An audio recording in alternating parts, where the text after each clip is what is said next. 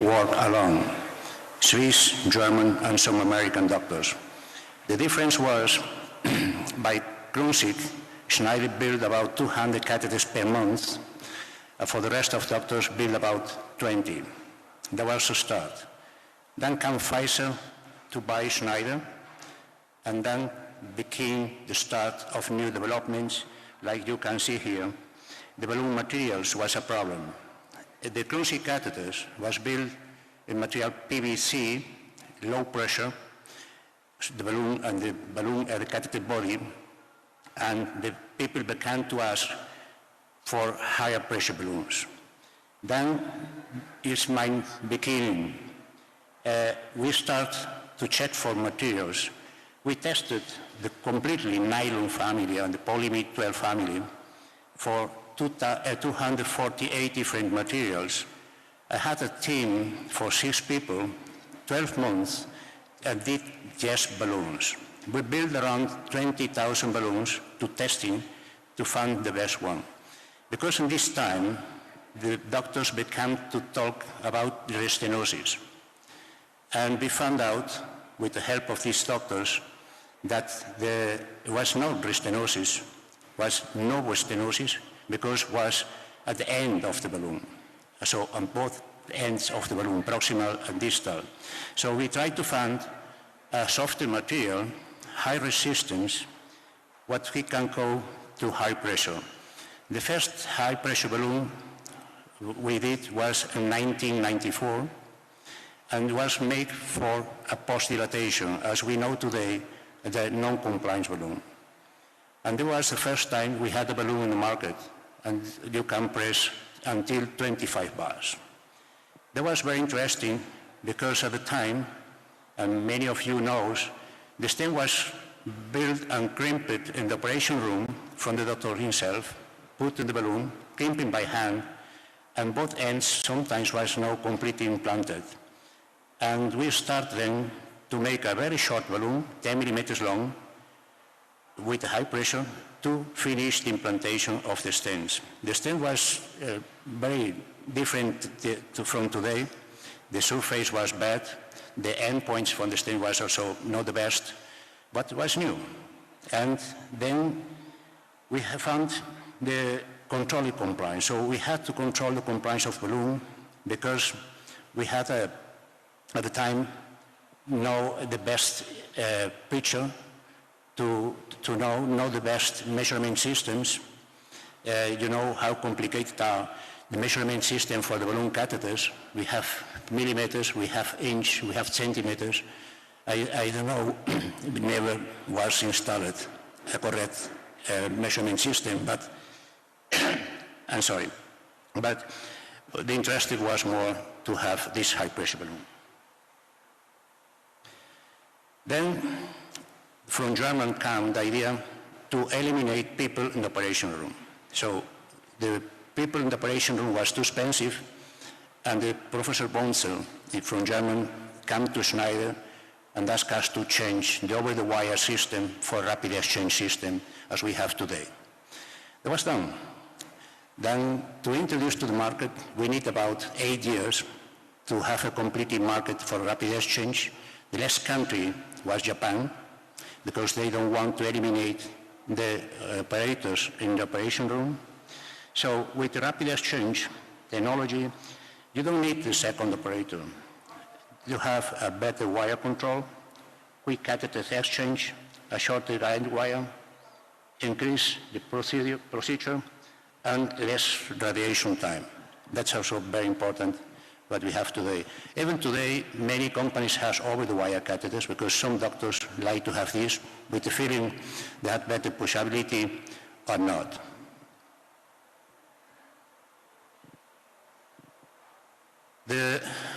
By the Krumsick time, until 92, the balloon catheter, the balloon and the shaft was gluing, so very difficult to assemble and very poor quality. And so a long space to glue, leading to a long, hard pieces of the catheter and lose flexibility. So Then the idea from many doctors, who we flow very well, was to find out why we have this dog burning and to create what creates the distal restenosis or stenosis. We found out the catheter has a long shoulder along with the 20 degrees. We found out we can make with 42 degrees as we have today, the Celeste design, we avoid the dog burning and the intima inflammation. As I say, the process of the gluing. The step with gluing was 3 to 4 millimeters long. You can imagine if you have a 10 millimeters balloon and you have from both sides 3 millimeters hard place, the flexibility will be very poor. Then we invent the laser welding. That today I think every company do these operations with the laser welding. But we have, you will see here a part of the welding. So we can have a welding point from 1.5 millimeters length. You increase the flexibility and maneuverability of the catheter. Then we found out also with opinion leaders, when all the most catheters, when you put pressure on the balloon, after 6-8 bars, the inner tubing collapse over the wire. So then the catheter and the wire during the inflation move together in the artery, and the tip of the wire can make small damages in the intima. In our case, we invented the innovative design features, material allow high pressure without increase the profile and dog burning. We have flexibility, and our wire is free under the balloon until 18 bars. Then that is the last invention we have here. We create a wall thickness with 8,000 millimeters. So we have an excellent wrap. We have better delivery. We have less trauma possibilities, better navigation, properties of design, and superior balloon material. So that's what we have here. This is one of the last design we did. This one company in India you have here. It's very interesting because we avoid a lot of things. With so thin balloon wall, we can have more pressure. We have better flexibility. We now create stress in the intima. We eliminate dog burning. So a couple of things that was found out during about 20 years develop and 20 years search for materials, design, and balloon form. And also create a form to manufacture the balloons. That's maybe our main point. We have a long history in manufacturing balloons to eliminate all these things that I said before. Okay?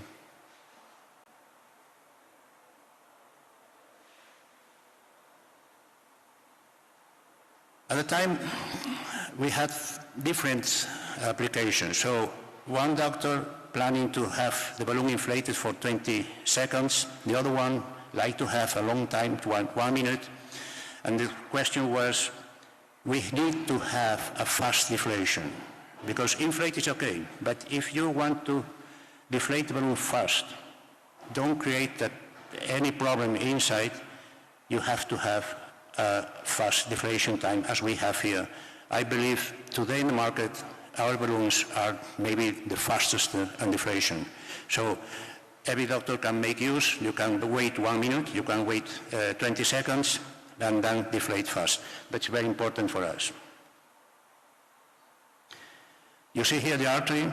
The artery is taper, even after the dilatation, and we work with it. With this outlet light, we can make this form what you see there. That's my presentation. Thank you. Was very happy to be here. Thank you very much.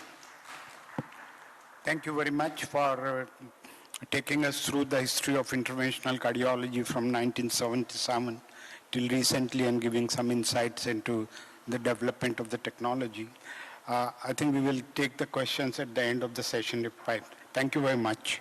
And we now move on to the next presentation, and that is ST elevation, STEMI intervention in a specific group of patients with chronic kidney disease, clinical considerations and outcomes. And the talk is to be delivered by Dr. Nitish Nayak from All India Institute.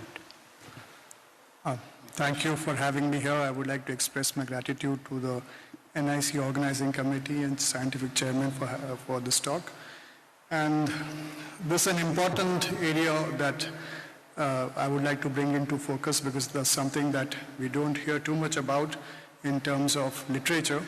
So let me take you on some issues relating to nuances of STEMI intervention in patients with CKD. Now, we should recognize that CKD is more prevalent than we would like to think. And by some figures, it's believed that nearly 1 in 3 patients of coronary artery disease would have some form of CKD, because CKD is not only a rise of creatinine, but it also reflects other parameters by which renal function should be assessed, but is frequently not assessed by us in the clinic. Now, we should recognize that if we were to look at data, we'll be surprised to understand that in STEMI, it's believed, at least from the NCDR Action Registry in US, that nearly a third of patients have some form of chronic kidney disease. And in NSTEMI, it's even more, nearly 40% of these patients.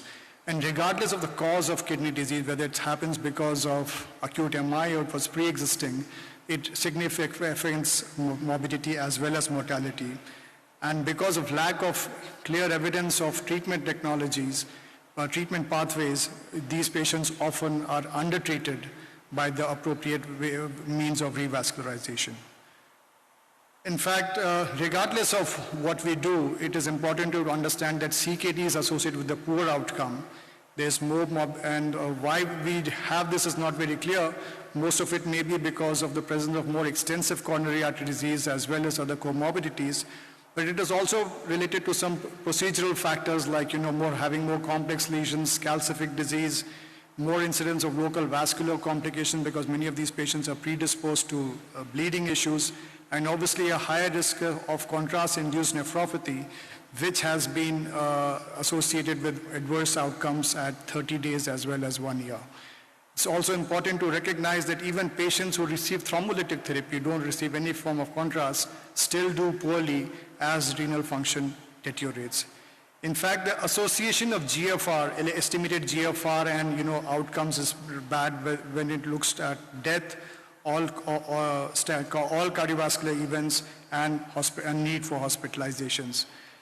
And while we continue to use eGFR extensively to understand and grade renal disease, it's important that we should also put into the presence or absence of microalbuminuria, because albuminuria does contribute to adverse outcomes. And if you go by the kidney disease in improving global outcomes classification, you need both eGFR and albuminuria to more accurately assess the degree of renal dysfunction and its effects on long-term outcomes.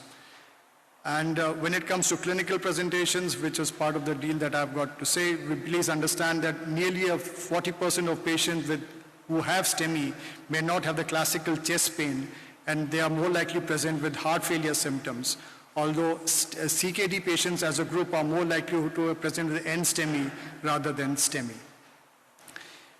And because there are more patients who are likely to present with STEMI, it is important, and NSTEMI, it's important to understand that troponins does have a role to play, but although I'd not like to focus much on this, remember that troponins levels may be elevated at baseline because of, not only because of reduced clearance, but more likely because of presence of extensive, some degree of chronic coronary inflammation.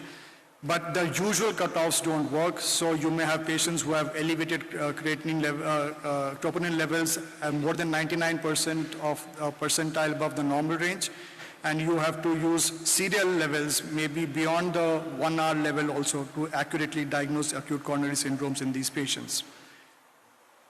I'll not delve much on treatments, but do understand that fibrinolytic therapy, we don't have clear evidence on how these STEMI patients should be treated, but do understand that as GFR decreases, renal or 30-day mortality increases, it's associated with increased risk of intracranial hemorrhage, although the rates of major bleeding events are not necessarily increased in patients with chronic kidney disease across renal functions.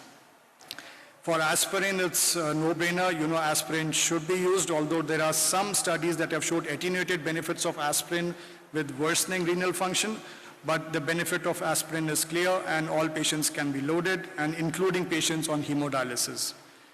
With regarding to additional antiplatelet agents like clopidogrel, you do understand that the data is limited. We really don't have randomized clinical data on patients who have undergone primary PCI. But because there's a lack of treatment, interaction of treatment with renal function, it should be considered in these patients and without any significant increase in risk in bleeding. So these are the trials that examine this, and we continue to espouse the use of clopidogrel for these patients. For ticagrelor and prasugrel, these drugs can be used and should be used, but in patients who are at high bleeding risk, you may pause to think whether I would really need to have these patients. Remember that all these trials that are there, like Triton, Tini, and Plateau, did not include patients who had got end-stage renal disease. So in that group of patients, you may want to pause before you want to introduce these two drugs. Regarding use of antithrombotics, well, unfractionated heparin is what you can use. Bivalirudin does not really give it too much benefits, nor does enoxaparin, but if you want to use them, you need to change your doses. For glycoprotein 2B3 inhibitors as a whole, the recommendations have been downgraded, but if you would like to use, abciximab is what you can use because no dose changes are required. With eptifibatide and darolutamide, you have to reduce the doses. Again, does it benefit the patients really? We don't have clear RCTs, you have only subgroup analysis. Data does show that it reduces events, but with the ischemic events, but increases the risk of bleeding events. So there is conflicting data and you need to individualize the use of this therapy. The most important thing is contrast-associated nephropathy, and I'll spend a few minutes over here. Remember, the definition of contrast-induced nephropathy is a more than 0.5 milligram deciliter absolute increase in creatinine from baseline values, or a 25% relative increase over baseline, and this typically happens within a few days after exposure, mostly comes down. But remember, all renal dysfunction that happens after contrast in patients with chronic kidney disease may not be only because of contrast, there may be other factors like drugs, hypotension, and thromboembolism. So you need to keep that in mind when treating them. And over the years, the nephrologists have made the diagnosis a little more stiffer. We used to generally say rise in creatinine by more than 0.5, but the KDIGO guidelines and AKIN guidelines have reduced that to a rise in serum creatinine by more than 0.3, or a drop in urine output to less than 0.5 ml per kg per hour for 6 to 12 hours, and you can grade that severe degree of renal dysfunction because that does affect outcomes as well into stage 1 or 2 or 3, depending on whether the creatinine levels rise up to 2 times or up to 3 times above normal. So it's important to understand this because in patients who have got pre-existing CKD, AKI has significantly worse outcomes, and as you can see, the morbidity and mortality rates are much higher as the kidney function goes down. In fact, if you look at this slide in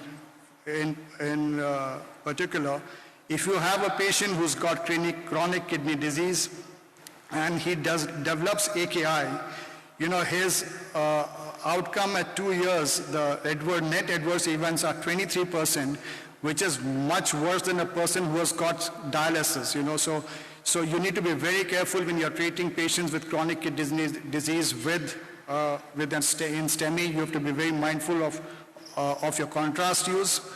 And other predictors that are associated with worse outcomes include cardiogenic shock, need for IBP, congestive heart failure, needing presence or absence of diabetes, and the need of diuretics, which can push the patient to AKI. So you need to identify your patient.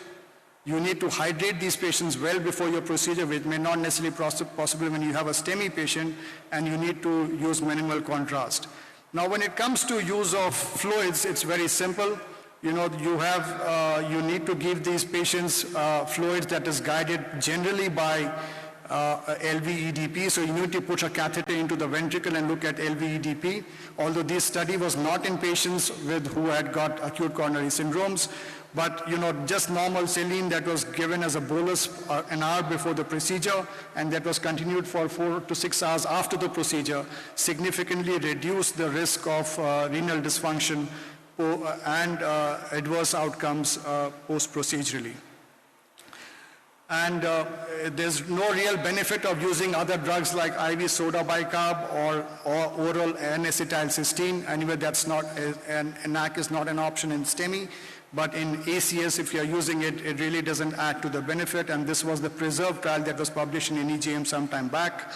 And it showed that, there were no decrease in the primary or secondary endpoints with use of either soda bicarbonate or N-acetylcysteine. So, in fact, this trial was stopped prematurely because for lack of benefit. So when it comes to the type of contrast used, you have to use isoosmolar or low osmolar contrast and use as low as reasonably possible. And what is that volume?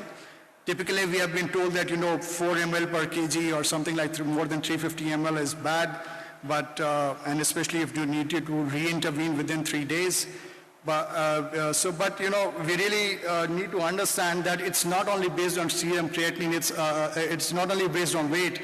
You need to estimate creatinine clearance.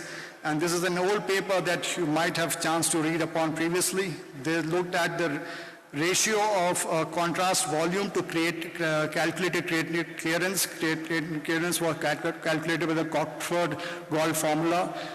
You can use the MDRD2. And what you can see is that as the deciles for that ratio increases, there's a sharp tip off once it increases, the ratio goes beyond 3. So if the contrast volume to calculated creatinine clearance is less than 2 or up to 3, the probability of having a contrast-induced nephropathy or nephropathy requiring dialysis is low. So for instance, if you have a patient who's got a calculated creatinine clearance of say 2, and you use a contrast volume of 60 ml, you are pushing your ratio to around 3, and that's not a great thing to do because that patient can fare poorly after your intervention procedures. You need to keep that in mind, and the clinical setting also matters because if you look at patients who have required contrast and have undergone a procedure for STEMI versus NSTEMI or elective procedures, in the incidence of contrast-induced nephropathy and nephropathy requiring dialysis is much higher in patients who have undergone STEMI, and the next is NSTEMI, and obviously elective as well as cardiogenic shock. And also matters beyond contrast are also important. So I'll just wind up. CAD and CKD are coexisting problems. And many patients with apparently normal serum creatinine may harbor chronic kidney disease. ACS is under-recognized and under-treated in these patients with CKD, and we need to use contrast rationally. Thank you. Thank you very much, Dr. Nayak, for giving us the nuances of managing patients of CKD during PCI. And we will go for 2 more lectures and then see how we go with time. Thank you very much.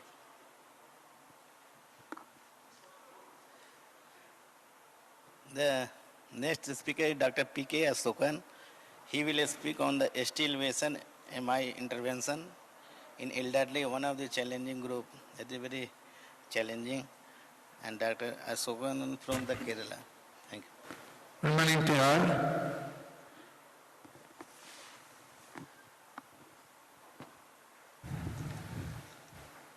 So STEMI intervention in elderly patients, clinical challenges and procedure outcome. Let me start with a case.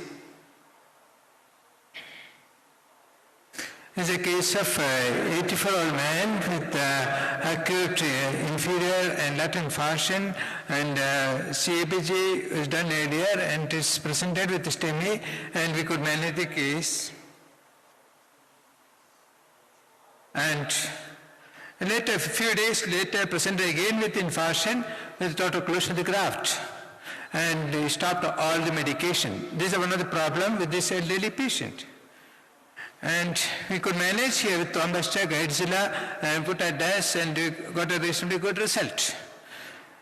So, what are the challenges? The challenges is mainly the age of the patient, whether sexagenarian, septuagenarian, octogenarian, nonagenarians, and centenarians, the risk varies. The PCI, actually there is no age limitation for PCI, doing PCI, and patients with a high risk, age presentation is a high risk for the outcome of the patient's in-hospital mortality is related to the age of the patient at which STEMI is occurring. For each 10 years, there is a 1.7-fold higher risk of the event rates in the hospital. So if patient age is more than 85%, only less than 55 patients are getting reperfusion therapy versus 85% where the age is less than 65 years. This is all data in 2014, and the medical treatment is associated with increased mortality among patients over the age of 85 years. And the PCI outcome depends upon the procedure risk, that is the iatrogenic risk, or the risk due to the intensive antiplatelet therapy, whether it's a bleeding or the thrombosis. And we all know that is, these elderly people are less represented in majority of the trials. In the daily priorities, the therapeutic decision based on a patient-centric should be a patient-centric approach, combining evaluation of both the patient's frailty, including functional or cognitive impairment, end-of-life wishes, balancing between the bleeding and ischemic risk. And this patient, 82-year-old man with, again, interval infarction, and you see that there is a procedure done with IVAS, and there is not much of calcium. We got a reasonably good result, and where the ML is 13.96 at the end of the procedure.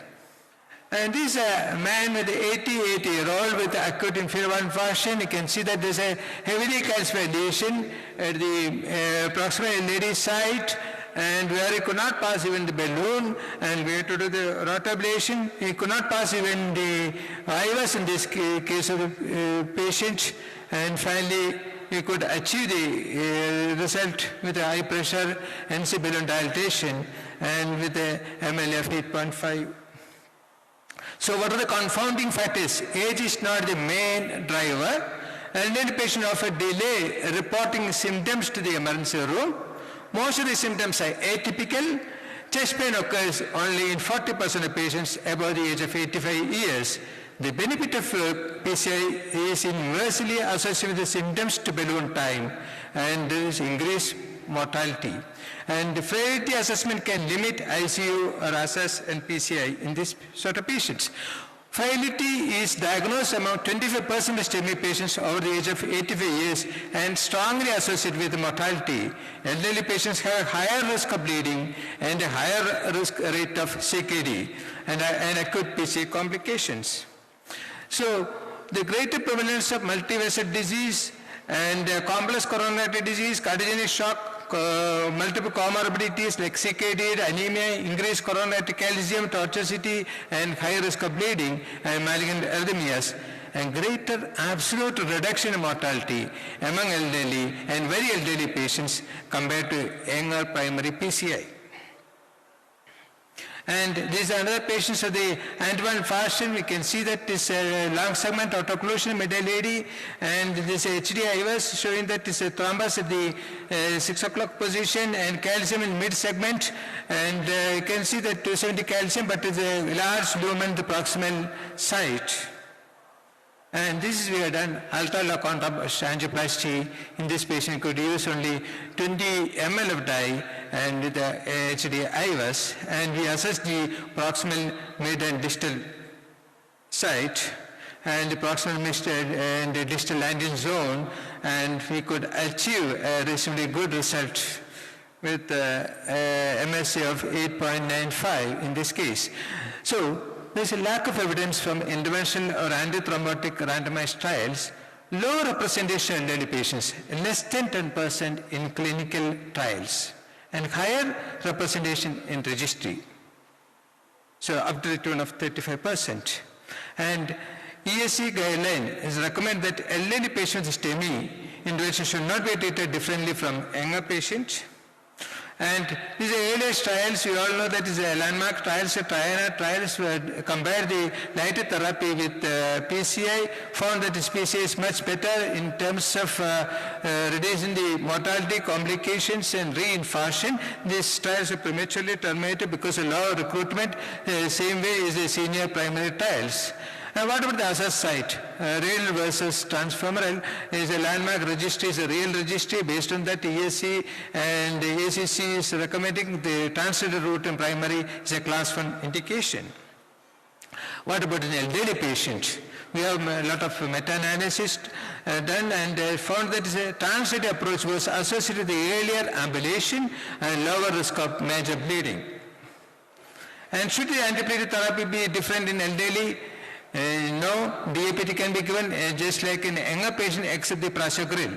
And there is a meta-analysis showing that is a benefit of more potent ticagrelor versus the clopidogrel, and it's only slight bleeding in ticagrelor group. Otherwise, benefit is more in favor of ticagrelor. Rate to risk reduction is 0.5 versus 2%.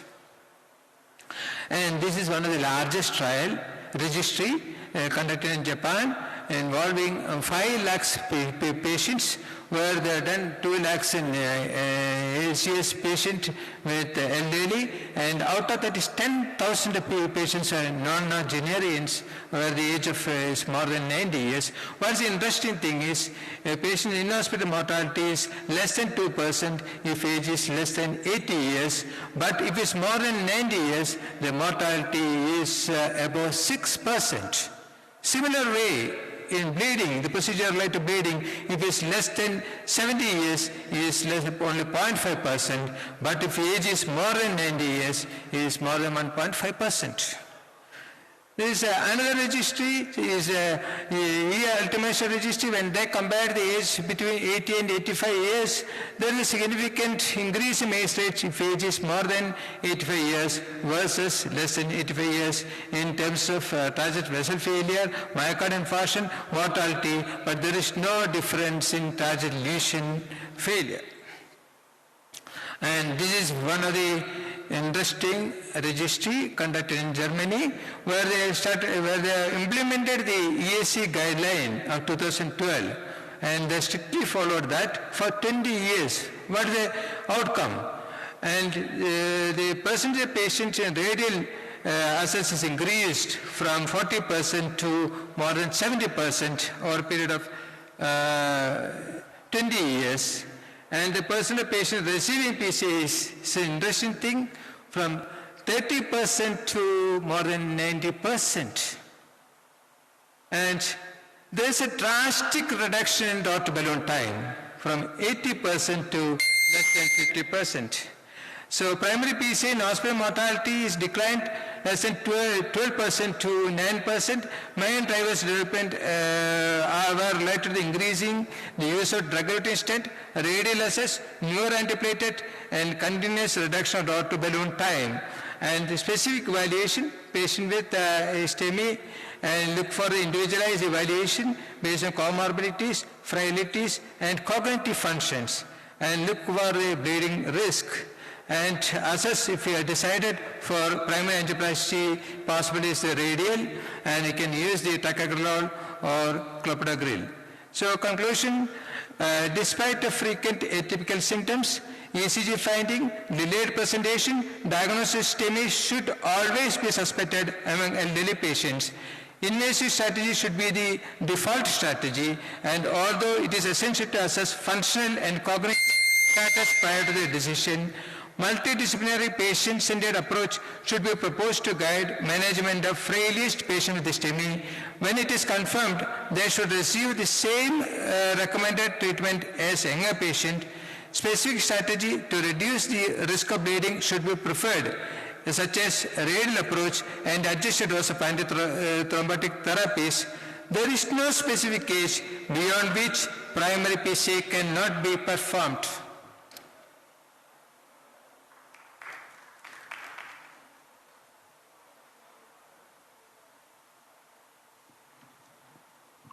Thank you. We will take question after the end of last lecture. Thank you. Now we have vulnerable plaque identification by imaging by Dr. Takashi Asaka. Welcome, sir.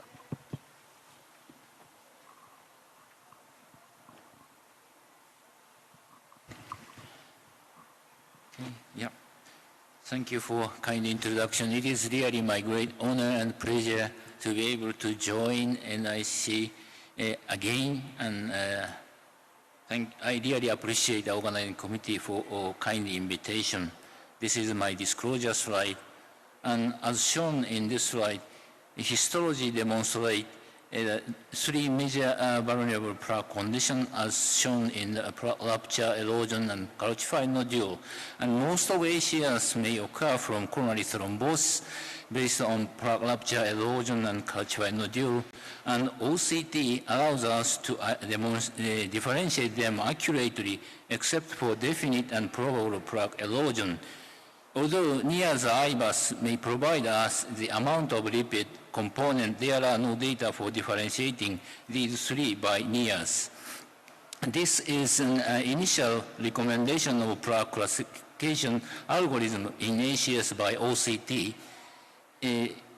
If you identify the disrupted fibrous plaque underlying lipidic, you can identify lipid plaque rupture, and this is calcified nodule and erosion and others. But we missed to identify lots of others. Recently, there are many topics about intraplaque hemorrhage, scarred and healed plaque. I will talk about healed plaque later.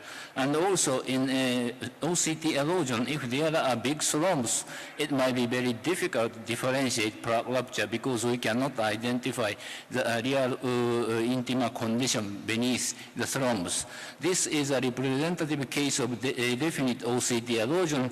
You can identify an irregular lumen surface with attached mural thrombus overlying a fibrous cap as shown this slide. And this is a representative case of probable OCT erosion. Underlying plaque morphology is not well visualized due to the presence of residual red thrombus without any detectable rupture. And when we compared OCT findings of these three underlying plaque characteristics, especially plaque rupture and erosion, you can identify the lipid-rich plaque with thick-4 and red thrombus is predominant in plaque rupture, and fibrous plaque with a white thrombus without thick-4 is prominent in erosion. This is another data showing the lipid-rich plaque and thick-4 and microchannel is predominant in plaque rupture compared with erosion or calcified nodule, as shown in this slide. Therefore, lipid-rich plaque identification is very important. This is NIA's Hybiz basis as shown in this slide, very complicated, but by LCBI demonstrated the content of lipid-rich plaque by yellow color as shown in this slide, and this is a longitudinal view, and max LCBI 4 millimeter demonstrates the maximum LCBI in each 4 millimeter segment in the limited segment. So median LCBI more than 43 or max LCBI more than 400 in non-culprit plaque is sought to identify vulnerable plaque by NIAS Hybiz. This is an LRP study done in Washington Hospital Center. If you identify the max LCBI more than 400 in red color, this demonstrates a lipid-rich plaque has a much significant event compared with a small amount of lipid plaque shown in this slide. We compared the OCT and NIAS Hybiz as shown in this slide. This is a representative case of OCT plaque rupture. You can identify plaque rupture here by OCT, and Hybiz revealed the plaque cavity, and also NIAS demonstrate large lipid core demonstrated as max LCBI 800, more than 800. And also this is a representative case of OCT plaque erosion. You can identify white thrombosis with a small amount of red thrombosis, no disruption of the surface of the intima. And OCT, Hybiz revealed the absence of plaque cavity, and NIAS demonstrate a small amount of lipid in the culprit region. This is OCT calcified nodule, and Hybiz revealed a convex calcium with irregular surface and NIAS circumferential superficial calcium, and NIAS identified moderate lipid in the culprit region. This is a comparison of NIAS max LCBI in these three conditions, and lipid-rich plaque demonstrated as high NIAS max LCBI is demonstrated in plaque rupture, and the plaque erosion, the max LCBI is very low, significantly low. That means a small amount of lipid. There, and cutoff value differentiate plaque rupture erosion by NIAS is around 400. And this is a new algorithm by NIAS Hybiz to differentiate plaque condition, calcified nodule, if you have a calcium, convex calcium calcified nodule, and if you cannot differentiate by OCT plaque erosion definite or not, if you use the NIAS, you can identify the plaque rupture and erosion by the content of lipid. And if you use this criteria, you can identify, differentiate plaque rupture erosion calcified nodule with a significant predictive value and negative predictive value more than 95%. And based on this data, NIAS OCT should be ideal to identify these vulnerable plaque as shown in this slide. We cannot differentiate by OCT image in this portion, but NIAS demonstrate the lipid. So recently developed deep OCT with NIAS is very wonderful. We can obtain a very deep image similar to Hybiz and lipid content by yellow color. And we followed more than 1,300 thin cap fibroid non-culprit region plaque. And if we identify the lipid-rich plaque with TIGFA, event rate is significantly higher. So lipid-rich plaque with TIGFA might be the vulnerable plaque, but you think the event rate is significantly lower. So we also thought the event rate is lower. We have to think about the identification of vulnerable plaque. Again, that vulnerable plaque is plaque prone to disruption, but not yet. And some may have a disruption, some may not. And in the case with disruption, some may have a clinical event, some may not. And there are several events, unstable angina or AMI or sudden cardiac death. This is a maze. We can easily identify.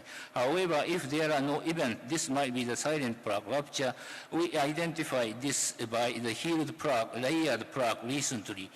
Okay, and because if there the thrombus amount is very important, even if there are plaque rupture, the thrombus is small, they will be a healed plaque. But if there are lots of thrombus, patient may have an ACS as shown in this slide.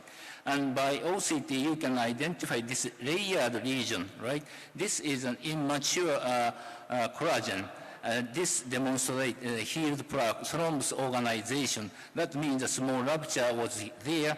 Therefore, some of my friend compared region with or without subsequent rapid plaque progression, and similar to the rupture or Tikva or macrophage, layered plaque is significantly higher, and also compared with percent diameter area stenosis and layered plaque frequency, significantly region may demonstrate lots of healed plaque. That means rupture healed may accelerate the plaque progression as shown in the right-hand side. And I finally tried to demonstrate other imaging. CT might be a very useful technique to demonstrate vulnerable plaque, positive remodeling, low attenuation plaque, and also ring-like sign as shown in this slide. This correlates with thin cap fiber ateroma by OCT. And my friend followed the plaque, positive remodeling and lipid attenuation plaque by CT, and it is predictable to demonstrate the prediction of the ACS, but it is not enough similar to OCT. Therefore, we did an emerald study with a Korean friend.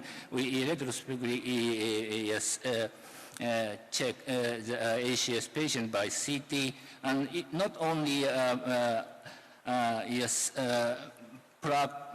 positive remodeling and also the adverse plaque condition. That means positive remodeling, low attenuation. If we take FFRCT, high gradient and high shear stress demonstrate if there are two adverse plaque component and adverse hemodynamic component, the event rate is significantly high. So I would like to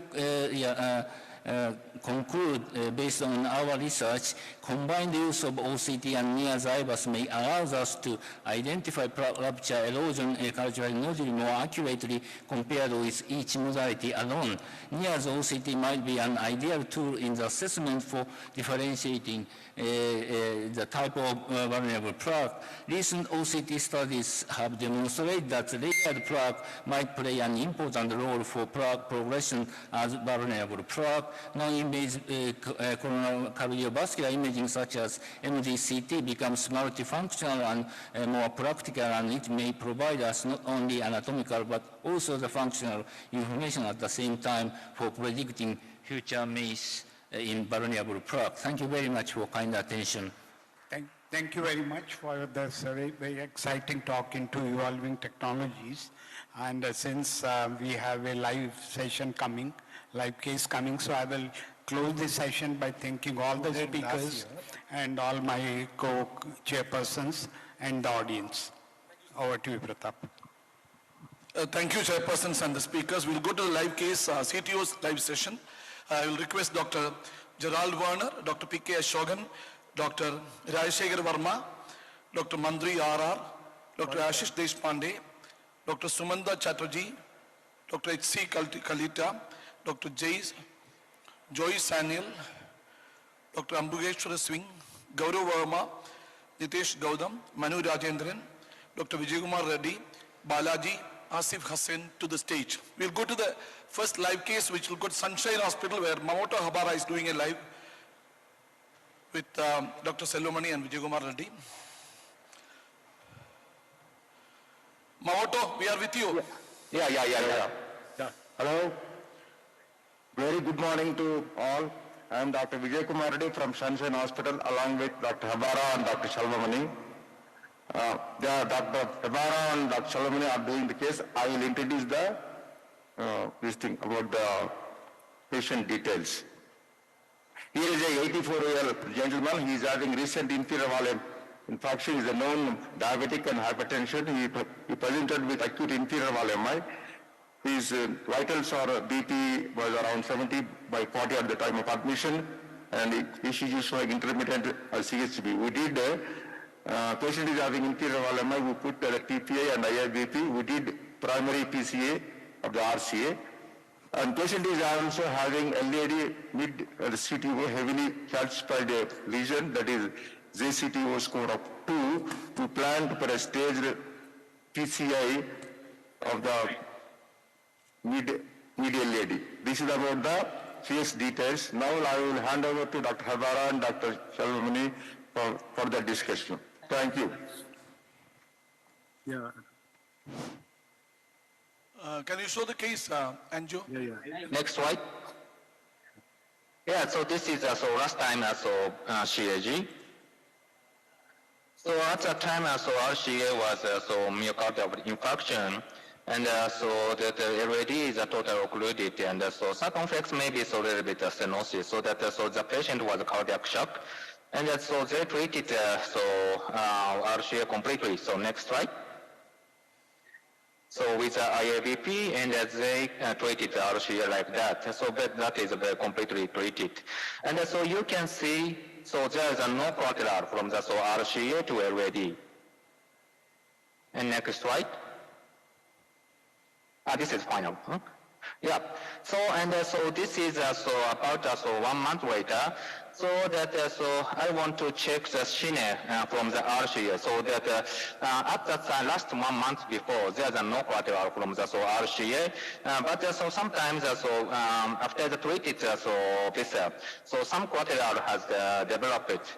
So that this is today's first shot of the our team. So this is the RCA diagnostic catheter. So you can see that some collateral is developed from the PD branch to the septal to the LAD. This means last one month back there is no possibility for the retrograde approach, but this time, so of course antegrade approach is mandatory, but if failed, so we can do the retrograde approach. And next. And this is our cranial view. So that when I see the septal branch, so two view is very important to focus to the RCA connection. So RAO caudal view is mandatory. But the connection to the septal branch to LAD, that is RAO cranial view is very important. So that two view we checked. So from the RCA, so that the connection was so we can see. So good collateral. And so next one. And so after that we check this today's shine. So this is just a little bit our cranial view. So this is a first shot. Okay, stop. No, Habara, what do you think that basically it is an LED CTO? We could see a faint channel or some soft tissue. You can see it distally, and there is a small connection. That is what we feel. Even though you have a retrograde connection from the RCA, it will be a first choice will be an antegrade attempt. That is what here. Dr. Gerald Warner is there. He is out. Yeah. Hello. Hello. Bara. I think what you demonstrated is very important. That when we don't see channel connections at this time of an acute coronary syndrome, we'll have to expect from such a large right coronary collaterals will be existent, and they will come back. It would be ideal to wait up to 2 to 3 months, actually, to have full collaterals visualization. But the collateral you demonstrated is a little bit unfavorable for retrograde because it's right at the distal cap, isn't that? Yes. Yes, that's right. So that to confirm that, so bilateral injection is important because there is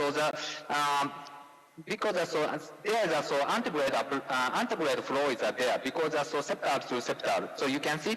So there is antegrade injection. So we can see the antegrade little bit flow. That is not a channel. So that is depend on the septal collateral.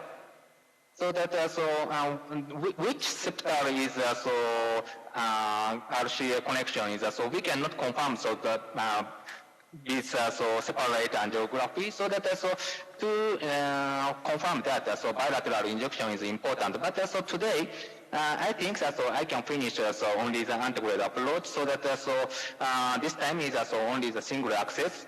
So that so my consider about so if failed antegrade approach, I set up bilateral injection at the time. This is my today's plan. Habara, actually your approach is actually antegrade. In that situation, your first plan is antegrade wire escalation, right? Yes, that's right. So first catheter, and can you just tell which microcatheter, which wire, for what purpose? Can you just tell that now? Yeah. So next scene. So I chose Caravel because so for the backup support, Corsair is better. But so inner lumen is smaller compared to the Caravel.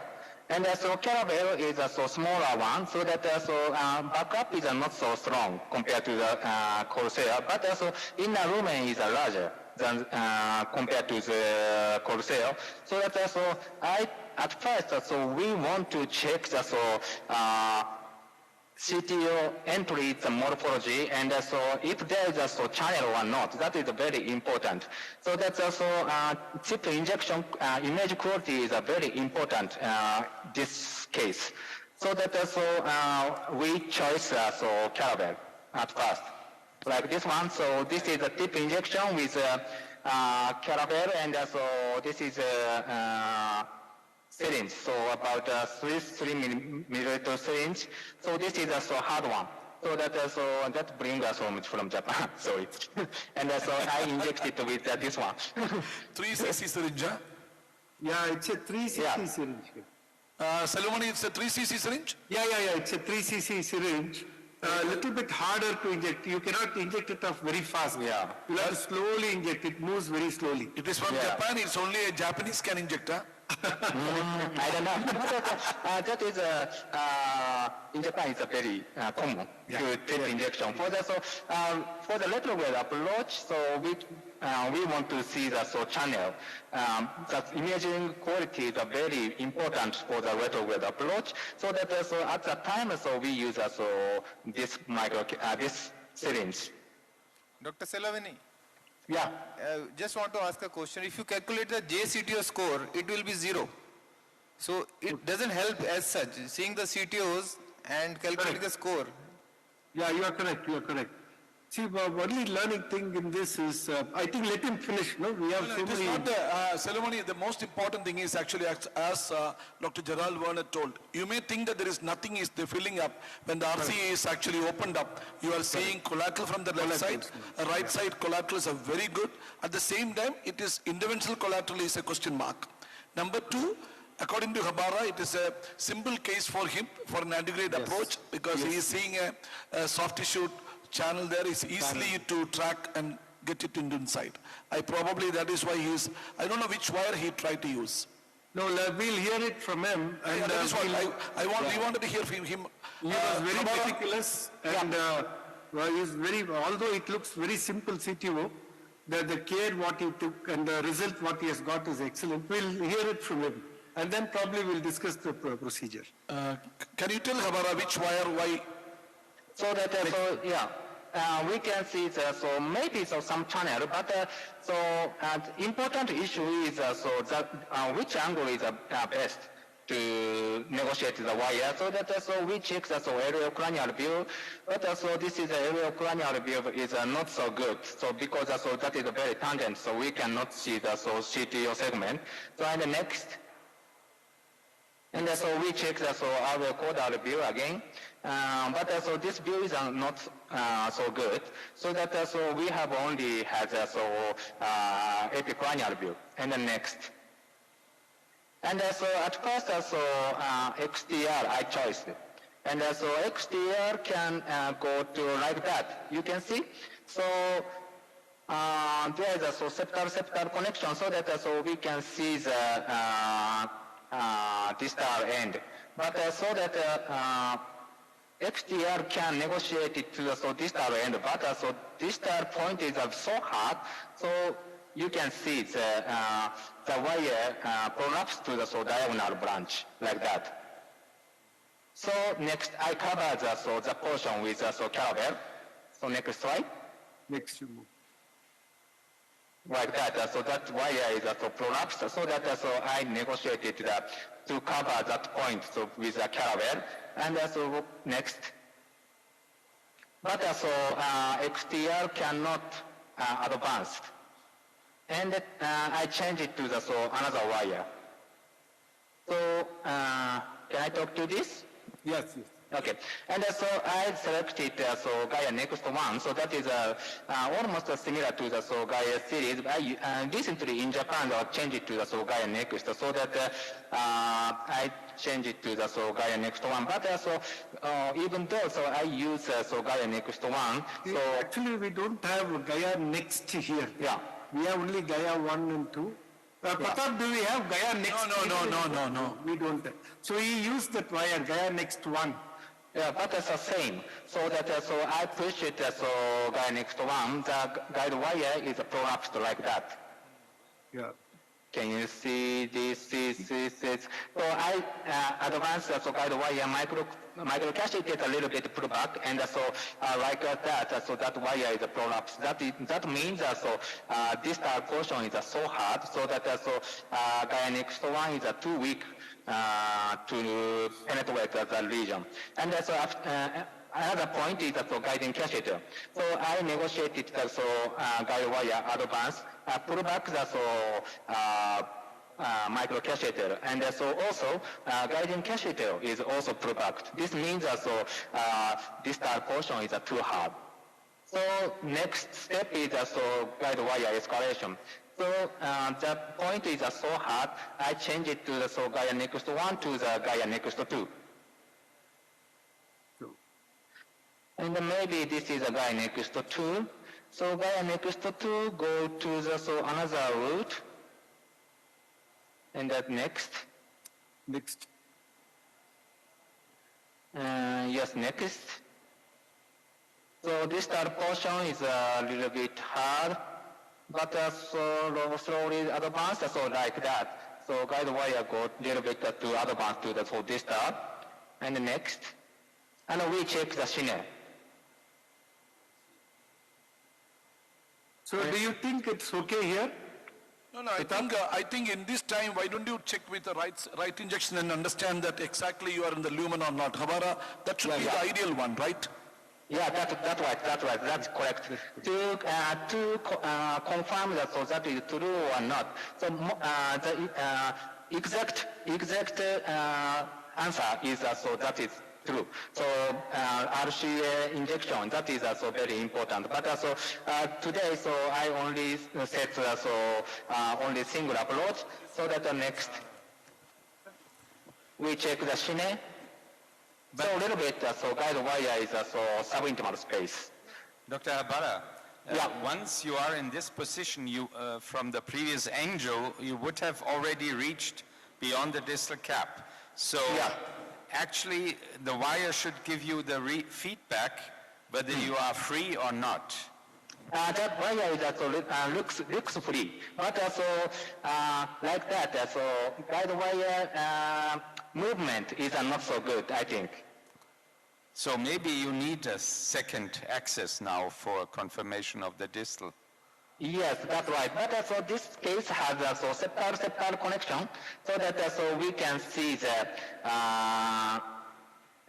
distal landing, and so that one point is at this point another access and confirm the angle and parallel wire technique is one answer, one choice. But I think entry is not so bad. I think so. The guide wire is looks very close to the distal end. So that anyway, one time I dilute the wire to the left side at this point. Then next. And next. Actually, Salomoni, whether you have to continue with this one or we have to go to the other lab and come back? Or? Yeah, just give us 5 minutes, we will cross it. And it's already, we'll show you next, Hugo. Okay. Yeah, next. See, now look at this.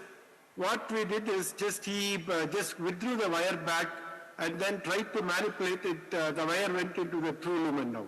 Now it looks very freely moving, and it is going down there. And with this Gaia next to, he crossed his lesion, and we reached the distal segment. Next. And now after this, the very important thing was to prepare. Next. Anything else from at this point now? Would you like to take the microcatheter inside and change the wire, or you want to do something here? If the microcatheter can go distally, it is okay, but by the distal lesion, if it is a tough lesion, I think it will not be easy to go. He tried to push the microcatheter, he did not go. It was backing up, so he removed the microcatheter and he took a one-size balloon and dilated with the balloon. And after the balloon, he again put the microcatheter inside and then changed it to the next wire. Next.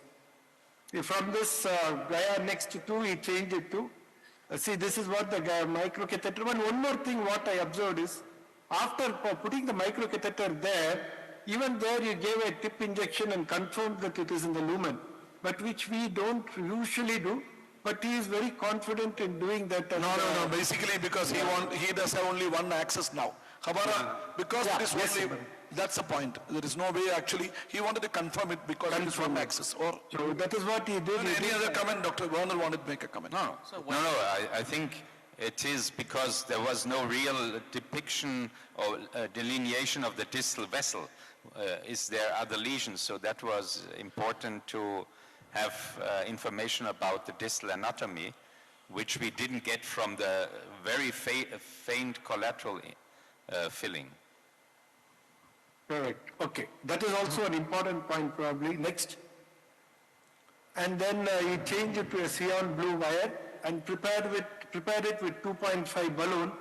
And now it was prepared and there was a flow established there. Then there was a question now.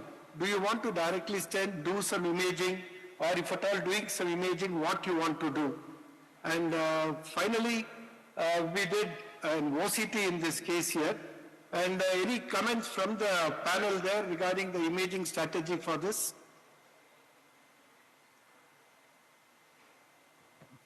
I mean, we say that OCT in CTOs is not favorable when you have dissection, but this seems to be a straight wire passage with not much false lumen, so I think contrast injection is okay. Okay. Yes. See, basically, even in OCT, what I do is, if there is a good flow, and then we prepare that lesion adequately. Many times what happens is, if you don't prepare it with a bigger balloon, at least 2 or 2.5 balloon, you may not get a good distal flow and it will be difficult for an OCT there. But here what we did is we prepared it with a 2.5 balloon and we have done the OCT. Can you see the OCT images there?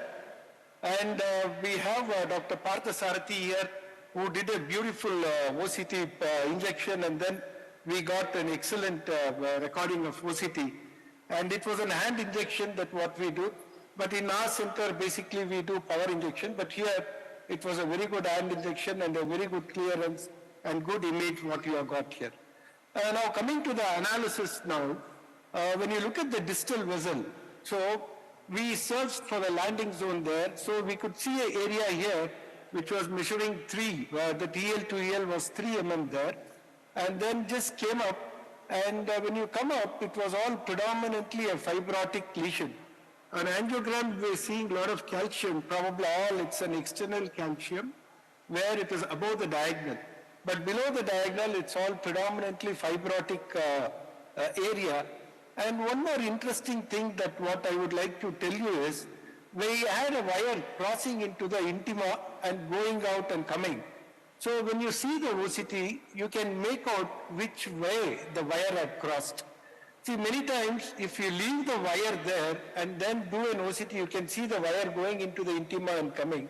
And many times we have seen that OCT catheter being in a false lumen also, which helps us in selecting the proper lumen to stent in the case of CTO.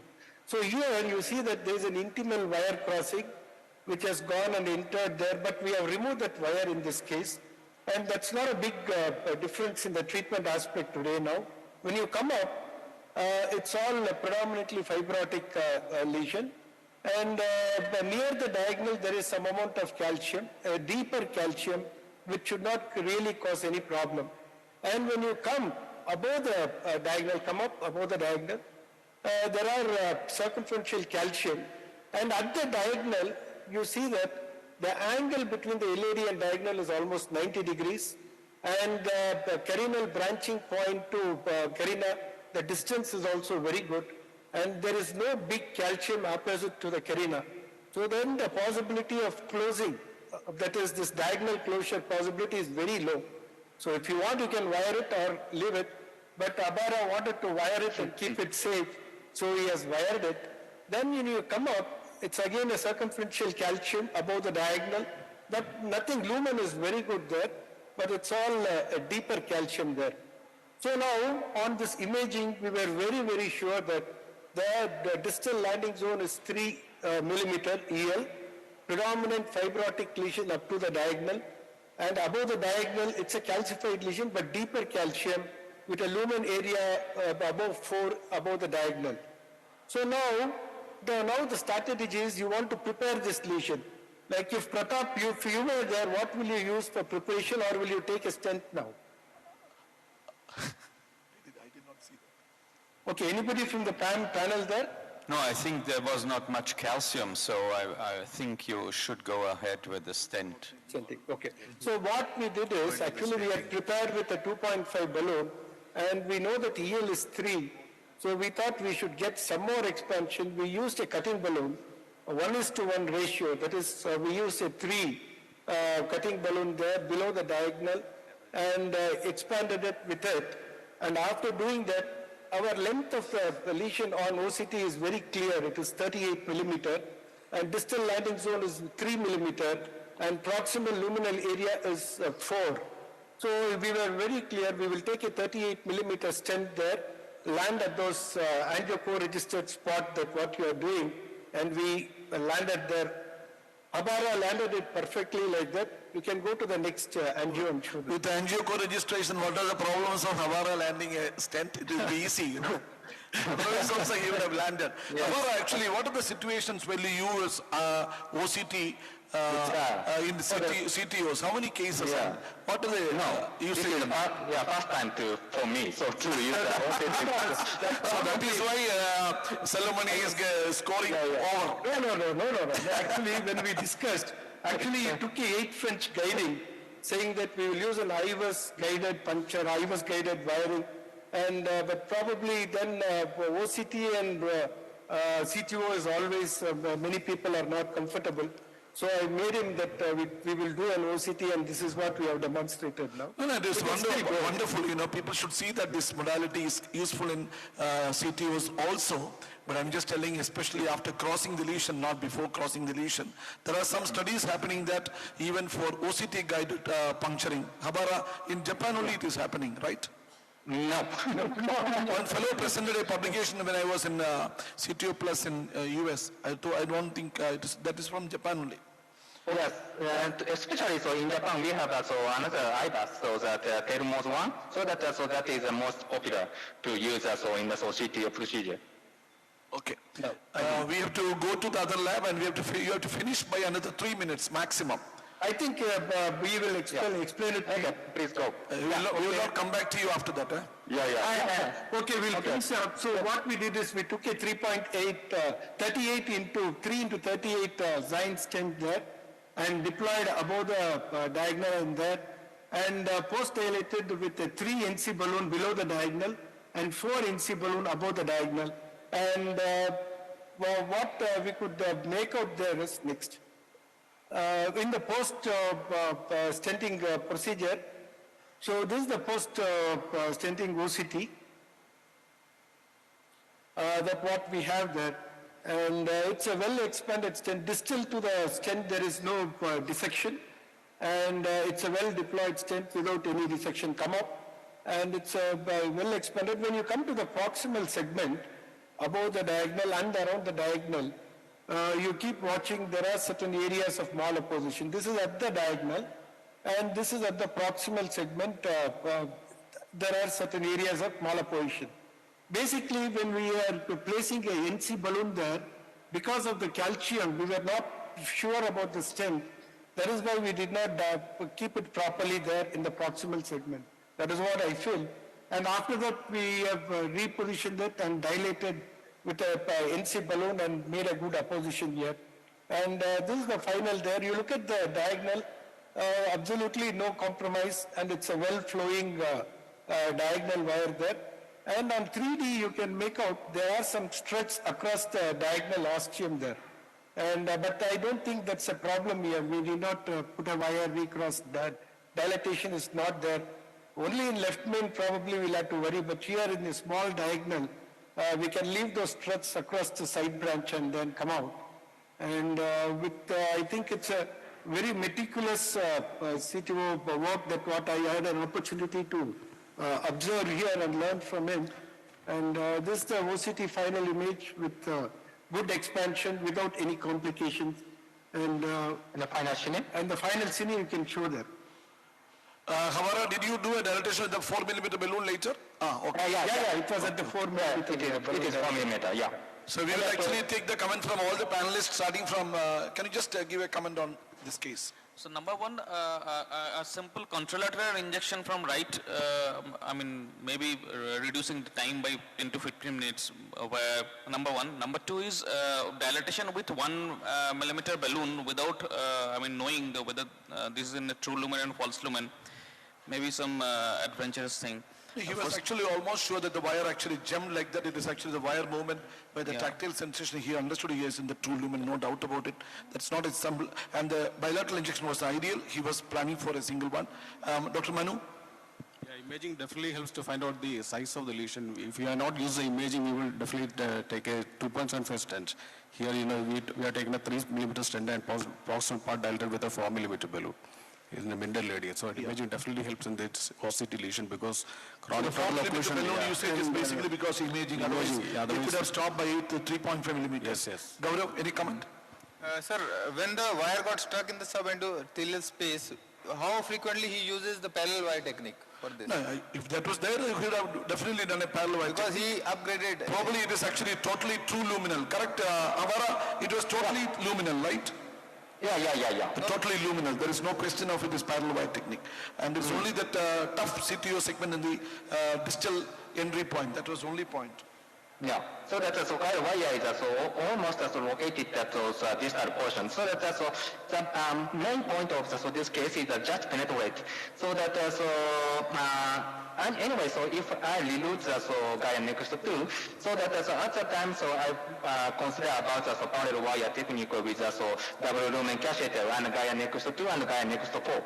And so at that time, I can set up bilateral injection. But fortunately, so guy next to 2 reload succeeded in this case. Thank you. Dr. Ashogan? Excellent case and well demonstrated the role of OCT and the near generation of the Gaya and the bifurcation lesion managed very well. And the message is tip injections may be only in distal if it's in lumen, otherwise to avoid it. That's also is. Dr. Verma? Excellent case, probably very simple for Dr. Habara, but for the average operator, it could be a tough case because what appears simple on an angiogram might often turn out to be really tough. Bilateral injections, probably, yes, most of the operators should still probably use Actually, that is the basic concept, when you do CTO, never take any CTO as a simple one. It is actually, it can turn out to be complex, so we should be careful about having bilateral injections. Any comment? Case beautifully done at the onset. The distal and proximal and distal mismatch looked quite frightening, but very well managed, and imaging helped us because without imaging 3.5 proximally at high pressure and most of us would have been happy, but imaging showed us that we can go up with a 4.0 to oppose the stent completely. Thank you. Actually, Habara, it was a wonderfully done case. Actually, Habara looks very young. He's looking like a 20-year-old man. He's a very senior experienced guy. He is a Toyohashi Heart Center, one of the largest heart center doing the maximum CTOs in Japan. He is actually the co-director there, and he is actually a friend to us. And with a short notice, he has to attend two live case demonstration tomorrow in Japan.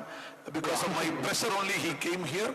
And thank you, Habara, for joining with us. And thank you very much for the wonderful display of a CTO segment. Thank you very much, Sunshine Hospital. Selumani showed how imaging can help us in CTO, even OCT, how OCT can do wonders in this thing. And all the team of Sunshine, we are thanking you, and all the people we can see. Ram, that fellow is standing behind the Madurai guy. This is Dr. Parthasarathi, and a very beautiful team here in Sunshine. The entire team were very cooperative and very good.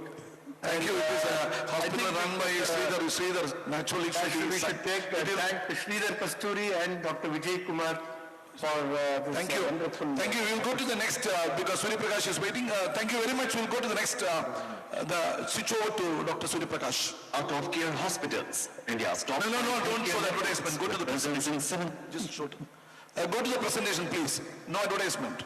Look, sir, you can want to tell something. Good morning, Doctor. Good morning, I understand, but don't advertise. You are not showing. Basically, we are against showing. I am the first person to tell that. Pratap, actually we had some couple of CTO cases, like a double CTO with a ping pong technique I planned, but looking at the session time is so short. You have a half an hour. Instead of Surya, full half an hour for you. It's only with you and Kapardi for next half an hour. Instead of that, this is a good case in Indian scenario. Dr. Werner, like people coming all over here, what is happening in India, like a young lady with BBS Rishnos, very interesting with so many things we can discuss.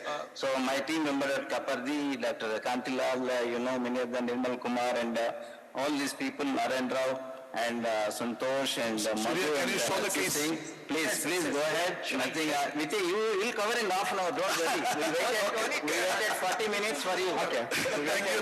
No. Basically, the other. Surya. You can wait for 30 minutes. Surya, the other case, they have finished everything and then kept the case. So we will finish 5 minutes before them. Okay, don't worry. No problem. Okay, Pratap. So now Dr. Kaparti will explain you regarding the case. Okay. It is a very interesting case. A young lady patient having a diabetes and strong family history of carotid disease. She underwent ASD surgical closure in 2007, and at 1.5 years back she presented with classical exertional angina with a single vessel disease, that is LAD, proximal tight discrete lesion, and the circumflex is dominant and the RCA is non-dominant. And at that time, she underwent, in view of positive for inducible ischemia. Can you show the presentation? Yes. Thank you so much. One previous angioplasty. Okay. This is a left coronary artery angiogram. And then very nice demonstration of antegrade virus collection. Next. Next. So we did the, this is the one. Because of the age and all these things, we put the BRS. At that time, and we put 3.5 into, because we did OCT guided BRS, 3.5 into 19 millimeter stent at that time, and during the post-dilatation, post-stent dilatation, patient has a dissection at the distal edge, so we have to put again 2.75 into 24 overlap with BRS, and then we finish the procedure with the TIMI 3 flow, which is OCT guided. And after 1.5 years back, recently, for last 1 month, she developed again typical classical angina, class 2 to 3, and we suspected any lesion. And the CT angiogram is showing almost the proximal BRS is patent, that is 3.419, and distal one, in the distal half, classically the patient has a total occlusion with a thin filling of the distal LAD. And this is the present angiogram. You can see that the circumflex is dominant, and LAD after D1, it is showing almost a total occlusion, and proximal you can see the overlap markers of proximal 3.519 and distal 2.75 into 24, and proximal stent is, that is BRS is patent, and distally after the diagonal, it is a ambiguous cap is there. You can see, appreciate both in caudal view and cranial view, And actually, Kaparthi, we cannot appreciate the markers. Can you just show them? Go to the other view. You can see the edge markers. Go to the other view. Please show the markers. You can see the can laser is there. Can you focus anybody? Anybody in the panel can appreciate the markers? Show the markers. Cranial view. Show the cranial view. Cranial view. How many years now we can see the markers, Dr. Pratap. Now you can see the markers. See the markers. cranial view. Surya, you have to freeze it, then only we can see, because it is moving. Freeze. Because that is very important. Yeah, now you can see. Now you can see. Please remove the contrast. Remove the contrast. Now you can appreciate. You can see that last. You can see the ring-like shadows, ring-like markers. Okay. Distally at the Day-1, when the LED is filling, one marker is there, and two overlap markers in the middle, and proximally at the osteoproximal LED, the other marker is there. Total overlap markers, distal and proximal. So this will be an excellent landing stone for actually you have a marker for the CTO's intervention, right? Yeah. So you say instead of marker wire, you can use marker of this type.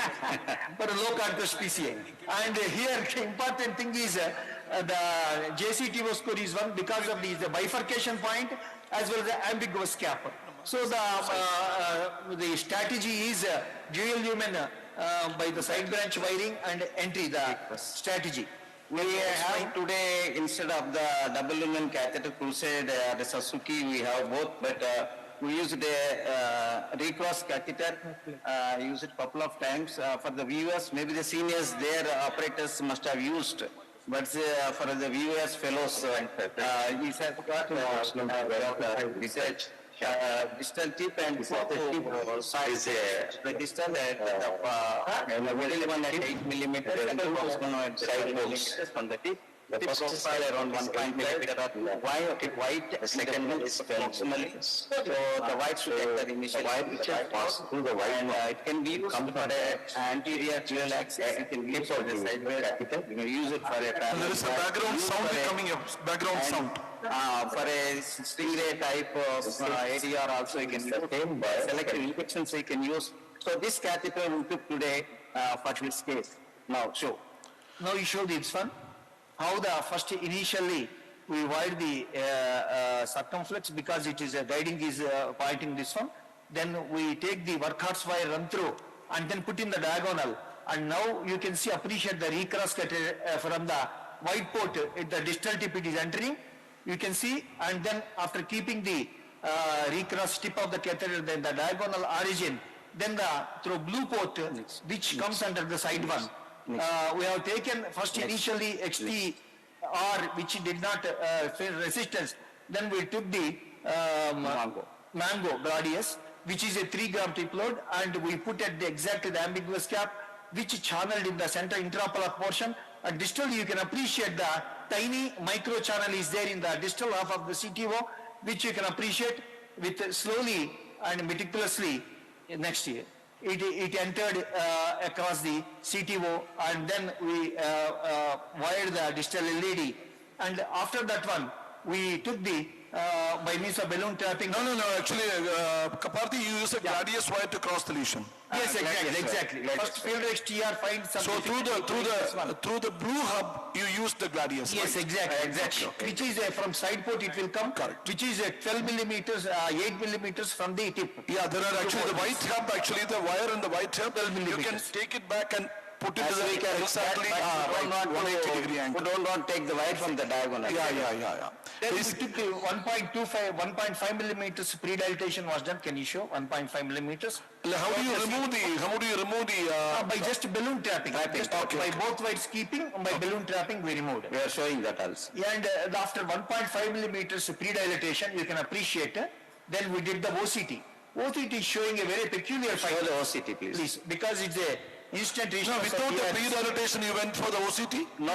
We pre-dilated with the 1.5 as Salomon said.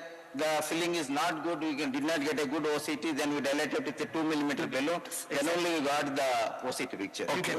We can appreciate. Because if the flow is the one which senses the lens, it will move. Without flow, the lens won't move, we won't get any images. That's why it should be adequate lumen. And in the OCTs, intra-block tracking is there, you can appreciate. show the OCT images, yes. You can observe. And very peculiar, distally. Are you able to watch Pratap OCT? Okay, I can see that. Yeah, we can see the OCT. So this BRS has the properties of 36 months disappearance. Now it is 18 months. So still you can see, appreciate the ice cubes like picture of the BRS studs. You can appreciate. Yes, and very peculiar distally. It's not fully absorbed yet. Yes, exactly. Because 36 months is the period for absorption. And the important is distally, the size it is remodeled because it previously meticulously done with 3 mm portion and dilatation. It is only we are getting a 2.2 to 2.3 distally where the reached CTO segment was there. And once in the proximal half of 2.75 into 24 BRS, the size is almost we are getting 2.7 to 2.75, 2.9. And proximal BRS is almost we are getting 3.5. And at the edge of the osteoproximal BRS almost we are getting 4. So, and another important point, once after opening, can you show the angiographic film? And you appreciate after the CTO segment and D2 diagonal, you are appreciating mycal bridge is there. And distally the vessel is diffusely sclerosis and diffuse disease is there. Might be the factor of restenosis, may be uncontrolled diabetes, because we meticulously at that time secondary prevention was given even with evolocumab. Then the LDL was maintained almost below 40 and 45, almost. Very aggressively secondary prevention was done because of in view of young premature atherosclerosis, but in spite of she get restenosis because of uncontrolled diabetes, and she had pregnancy also at that time. Now the 6 months baby is there. And so this is the Indian classical scenario of diffuse patchy atherosclerosis as well as the restenosis rates which are very high. Now we have seen the OCT, what we have done, CTO procedure is not that great in my view. Okay, we took little time to enter only escalation to 2 wires only. But this is a very interesting case and the OCT will guide us. What is the panel and the experts, their opinion, what the next step we should do? Dr. Surya Prakash, yeah, there is a significant plaque burden. So do you think any role for DEB here now?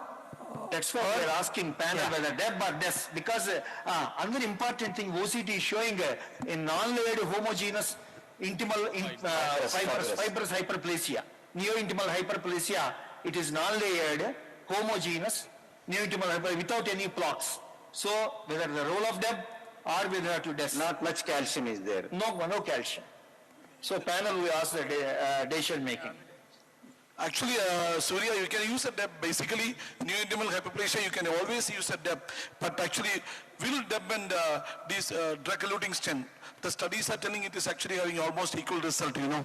So in this situation, since he used earlier BRS, actually now, what will be your choice? Because you wanted to avoid what we have done so far is we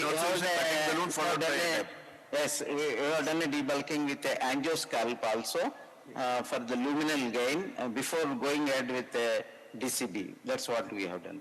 So mentioning, what about cutting balloon followed by DEB? We used it now. He used a scoring balloon.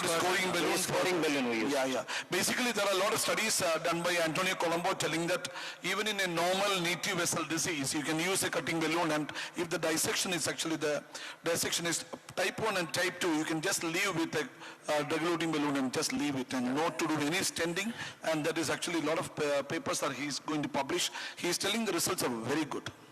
But this is a BMS restenosis. So there is a difference in BMS. No, I'm not telling the restenosis alone. I'm native vessel also. Resorbable scaffold is a scaffold. It's a scaffold. It's not BMS. Yeah, scaffold, not BMS. So there's a difference, BMS and DES and scaffold.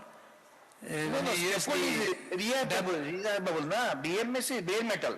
Whereas BRS is resorbable. Like I'm asking the strategy in BMS versus patient with destinosis or BVS. BMS is DES. Yeah. BMS is DES. Any difference? No, Kapaldi, that everybody understand. There are 3 situations here. One, if you native vessel disease in a plaque lesion, will you use DCB, cutting balloon followed by DCB, number 1. Number 2, a BMS with ISR, Will you do a cutting balloon followed by DB? And the last one is actually BRS, actually with ISR.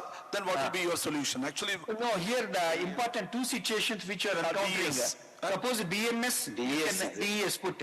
Whereas suppose in DES, whether it's the neointimal hyperplasia or neoatherosclerosis, if neointimal hyperplasia, DEB is almost equivalent to the DES. Whereas in case of neoatherosclerosis means you have to put the DES. That is what actually data telling that neoatherosclerosis, that DES is definitely better than, in this situation also it is a neointimal hyperplasia. So we always have a choice of just using a cutting balloon or a scoring balloon followed by DES, so that in the long term you don't have to use antiplatelet, dual antiplatelet for a long time, right? Yes. That is absolutely. You suggest one single long stent, OCTs, whatever given sizes, or relatively lower laps. Suppose everolimus we want to put. No, you are using a DE as a recording balloon, right? You said DES, no, we have already done the scoring balloon. No, this is the result after the angiosculpture. Okay, now what is your plan? Whether to use a regulating stent or a DCB? DCB? Engages. I will engage. How many? That's what you are asking. Panelists will start from the first one. What is your opinion? Will you use this is the end result muscle after bridge the. down there. Yes, exactly. The muscle bridge down there after the mid-segment. there is a muscle bridge down there in the mid to distal part of the Exactly. after the diagonal. So what should be your strategy in that part? So one that and before diagonal. No, Kapardi, let us hear from the panelists, each person's opinion, and then make a consensus. Okay. So in LED there is two parts, before diagonal and after diagonal. After diagonal there is a portion of muscle bridge we can see here, and before diagonal. So what is your opinion? What if you are operator, what will you do? So we'll concentrate on before diagonal segment only. After diagonal, only exactly. You'll be putting a stent. Leave the myocardial bridge. Putting a stent. Kapardi, he will be putting a stent. Yes, prior to the myocardial bridge. In this case, he will not use a recording balloon. DCB is not out of choice. Number one. Manu? Right. If the lesion is localized to the BVS alone, I will manage with just a DCB alone, not stent. But if the lesion extends beyond to the BRS into the de novo coronary, then I will manage with a different stent. So if the lesion extending beyond the BRS, wherever you put, he is preferring a stent. What is that? In the OCT is only at the diagonal level only it is there. Beyond that, the vessel is good actually. No atheromatous. In the angio also. So he is okay with DCB also. And Gaurav? Same sir. Before diagonal, a small stent because she is quite young. Again, she should have a chance in the future. So DB for the lower segment. Okay. The Ashokan? For the lower they segment. Have to take a decision fast. And the proximal portion is the stent. And another thing is regarding that myocardial bridge, you can do the physiological assessment at the end of the procedure. No, myocardial bridge actually there is no test now. There is no question if you don't put. But what physiological assessment? Will you put a DEB or DES? Yeah, I think it's before the diagonal is definitely standing. Standing, okay. Rambarma? The scoring balloon, it doesn't appear to have made much of a change in the I can't see any dissections or not too many dissections at least. So maybe he is not happy with your preparation of the lesion. Yes. We did Kapardi, but DEB is probably the better choice here. So okay. I would want to put a stent. Exactly. Actually now Kapardi, you are in a mess. 3:3. And preparation of the lesion is not sufficient. Then the NSI chairman will make the decision. No, I am with you. I will be having whatever your opinion. I am going to launch a single stent of yes. Long single stent is what so they are putting. I think what is opinion of Surya Prakash? Surya? I go for the stent only in this situation. Exactly. We want whatever happens, give a good end result with a wide lumen and good expansion and good pharmacotherapy and lifestyle modification. Yes. Okay. So I think I will take the opinion from the floor. How many people go for a DEB? Can you just lift your hand? Just cooperate with us, please. How many people go with a regulating balloon? How many will go with a stent? 38. How many will go with nothing? Nobody. So actually 99% of the people go with the Surya Prakash opinion. Always with the sun, nobody with the moon. Yes. Surya, you can go ahead now. So Surya and Pratap are together. So we do not want to overlap. So we want to take a 3 stent single, and then proximally we want to do part. So the most important thing is here, you should not take the stent down into the myocardial bridge. Exactly. Because if you put in the stent in the bridge, at the land of its fracture. that's the most important thing. If you are putting into the bridge, 100% this patient is going to come back with restenosis, or there is a stent fracture. Yes. Length of the stent, please. 38 we have taken. Okay. Then after that, you want to post dilating with the 3.5 millimeter balloon, right? Exactly.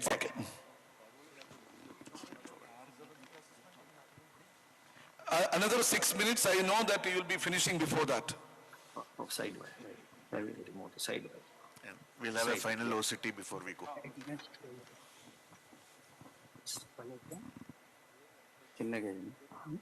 ఏమండి you have to go. Again injection. I'll give the injection. You tell. Still you have to about the చెప్పండి. Use of this. Dr. Pratap, this is Dr. Kantilal here. Chain. Treatment. Are you able to hear me? Yes, please go ahead. Yeah, the cath lab is been equipped with an standard radiation protection given by the Agnest company. It seems it cut down the radiation by some 91%. That is from the main operator, then to the anesthetist side, that is the head end, and to the echocardiographer side. And this being a young female, even she is getting benefited out of it. So that is one good part that we interventionalists will be having little bit more enthusiasm to do longer cases also. They have also shown the study at Sweden, shown that it reduces the risk of cancer, MIs, hypertension, and taking care of the reproductive organs by more than 6 times. And cancer also. What is the radiation dosage for this case? They are monitoring. They have a dosimeter. I'll just show you the dosimeter. Can you focus on this? So it's the tube which is emitting lesser Kandilal, for all these cases nowadays you are doing with your radiation dose came down drastically, right? They have put this here because our lab producing more radiation. I am doing CTOs little outside nowadays. So other thing is that this can be rotated entire country. They are doing, I think, some research work. You can, as an NSI chairman. No, there is no money with the NIC. So we cannot do any registry and all. Only one thing I just tell you that you can even modify your system. What is the opinion of Dr. Werner? You ask him. Werner is actually left. Werner is actually, radiation means Werner will jump into the discussion. So he has gone to do the live case. So they are claiming is almost reduction of 91%. But nowadays, actually, by adjusting our cath lab itself, earlier we were getting 7 gray in my hospital. Now it is 3, 2.5. I could do almost all CTOs. Still come down by 90%, and that will work out to be around 1 gray exposure. Basically, after crossing the lesion, you reduce the dose to 7 or 5. That will be ideal. Even 7.55 is okay. Not with 15 I think people. the stent is getting positioned, and that's it. 2.5. Yeah. So this is very important. Agnest is almost as interventional cardiologist, we should have this one. Almost 91% reduction of the radiation. So because we are a professionally hazard radiation, it gave me ultra low radiation PCA we can do with this. We have come across the zero contrast. Now it may come to almost like near zero radiation. 2.5. Okay, that covers it. We covered that. 2.5 this one. 2.5. 15. 12 this. 12 this. 12 this, please. 2.5. 38 millimeters is not sufficient. So you have taken 2.5 to 12. 2.5 to 12 across the diagram. Exactly. Yes. We have about 2.5 minutes to go. Okay, please. We'll do a part and the proximal portion also. Dr. Surya, while doing the case, we'd like to know what is your experience with the recross when compared with the other double lumen catheter? No, I have done a couple of cases. With the fourth case, this one done. I used many crusades, hundreds, and Sasuke also fortunately given by my Japanese friends. Okay, this only advantage is the over-the-wire system totally. There is no monorail that once you finish the job, you can take it out. You need not do exchanges with another micro catheter like that. That's one advantage. Okay. And there is another port, blue port, which is useful when you do a stingray. The hematoma compression is one more good advantage in this, which is not there in the others. And the tip is also low profile only, 6 French compatible. Soft tip. With a trap balloon, what they got, even a 2 millimeter trapping you can do. The two ports opposite to each other help with re-entry? Correct. Yeah, exactly. So that is the advantage. You can use as a proximal cap puncture in the bifurcation, please. Cost will be a limitation, I think. That is the cost is a limitation, 70,000. Okay. Still you have to come back. Still he is in the bridge actually. Local area. Same. Now you can do it, sister, please. Do it, sister. Do it, sister, please. Deflate. Yeah. Overlap the Now, OCT is good. Yes, good. Got that good point. OCT this one is actually done. The chasing time later. Yes, one OCT. OCT on this one, you can take. First time. OCT, please. Later we'll do this thing. Close it. OCT, please. OCT. Close. OCT, one. Now we are showing the OCT followed by post. We got only 15 or 18 seconds now. No, one OCT picture we are showing. Case. One OCT we are showing. Yeah. That's all. OCT can be appreciated. Then you can close. Then we will do regionally post and dilatation. We'll do.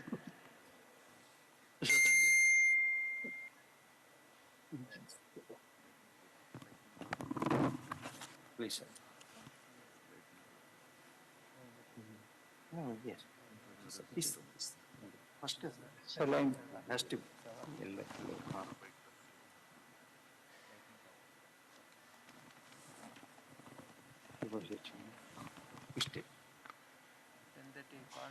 Yes, it's over. Just 1 second. 1 minute, please, Ashok. Ashok is very strict today. Pratap and Ashok very strict. They became National Medical Council members. Can Dr. Gajendra Dubey be ready for the lightning talk?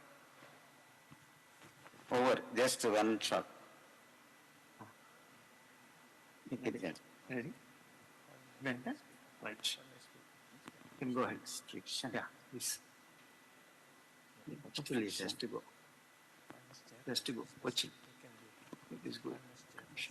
Yes, go ahead. Go ahead. Still, this. She. Welcome.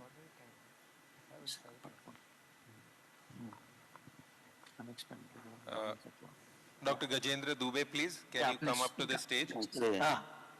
Salche. And ready? Okay, sorry. Salche. Ready? Ready. 1 minute. Ready? Okay? Okay? Yeah. Guide check the guide check. I think it's 1 second. next section. Thank you, and Dr. Ashokan, later. One second, that goes, the OCT run is live there with you. You can watch that. And the distal part shows good apposition. I think panelists can appreciate it and can comment onto it. And then we can get disconnected. I think. Okay, removed. Okay, you can appreciate it. Ashokanji. Yeah. Right. Okay. I think so this stent is well opposed. Maybe at some point you will be doing a pot where you will get a better result overall. So thank you very much. Thank you. And we would like to disconnect now. I would like to call Dr. Gajendra Dubey, please.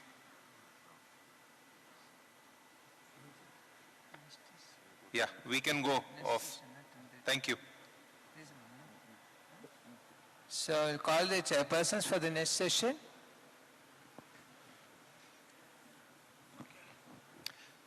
The chairpersons, Dr. Ajay Gopal, Dr. Satyendra Tiwari, Dr. Anil Dal, please, Dr. Rajpal, Dr. Samir Dani, Dr. V.Y. Subareddy, Dr. Ramesh Natarajan, and the moderators, Dr. Aninda Sarkar, Dr. Madhusudan Asawa, Dr. Pradeep Haseja, Dr. Praveen Shukla, Puneet Agarwal. Panelists, Dr. Bala Subramaniam, Dr. Yeram Srinath, and Dr. Sanjay Sharma, please. So, over to the chairpersons. Thank you. Thank you.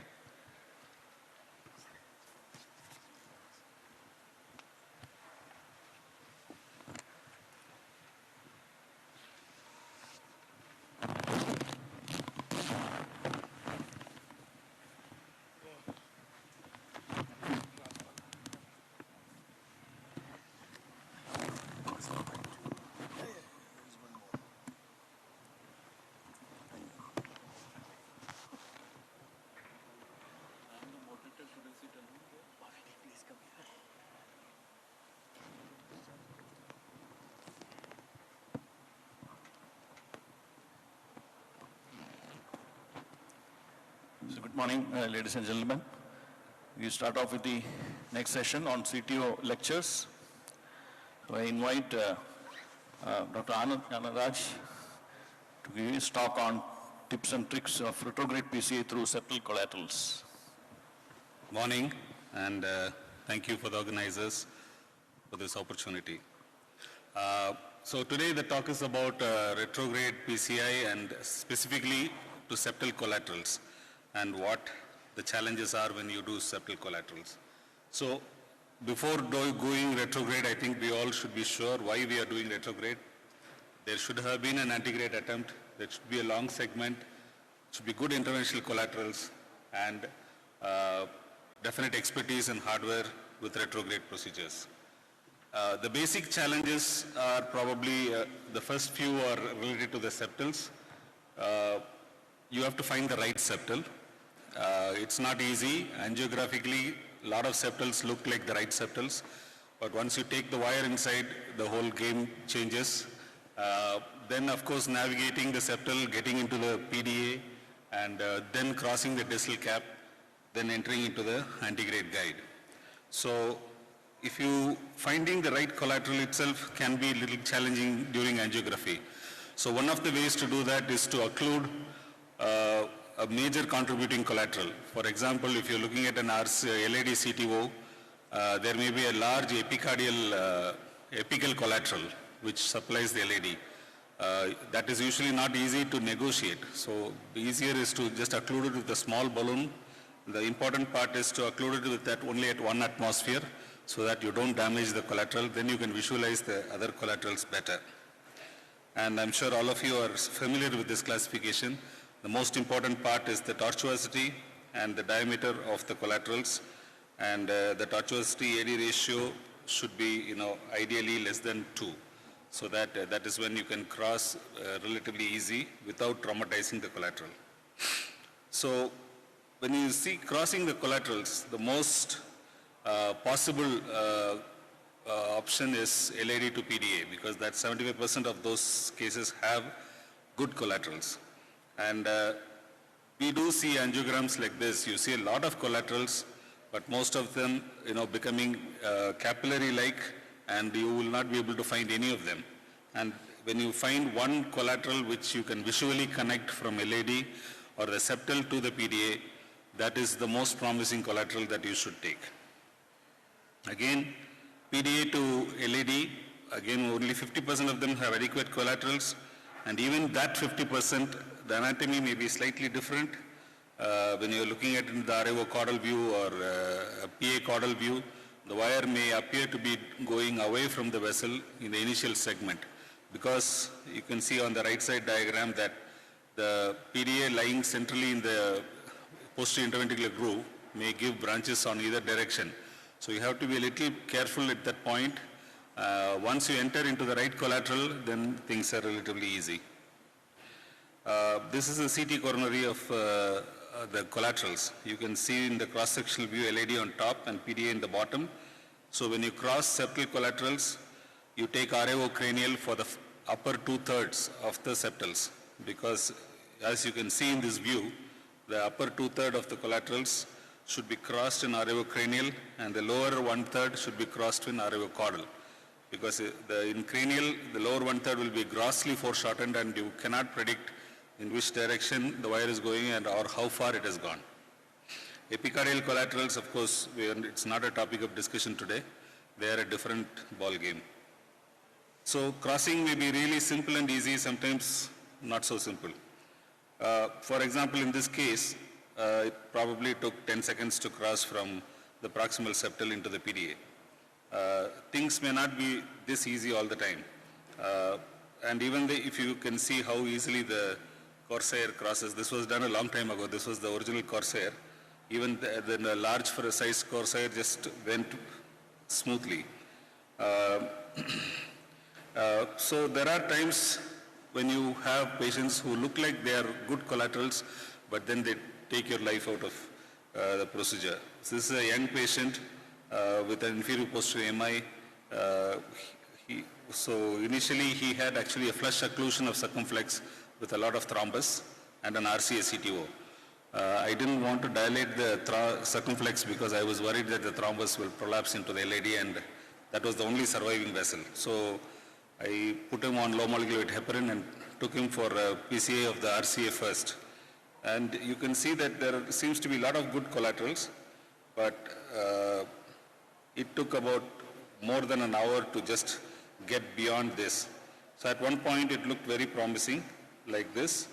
Then you take an injection, then you realize you are in a completely different plane. So the only option you have is to surf multiple times. Again, you see the wire looks like in a good position, but it's not in PDA. Then, of course, finally, after multiple injections and multiple attempts, this procedure overall took about 3.5 hours. And you can see here, now we are in the PDA, but facing the opposite side. So now turning this wire into this side is sometimes very tricky because the point of junction is sometimes a little vague. So you have to again take the wire, give a very sharp bend, and then go back. We have, of course, microcatheters, Corsair. Corsair Pro, XS Pro is, of course, amazing. It can go through almost any channel. Caravel, the less expensive option.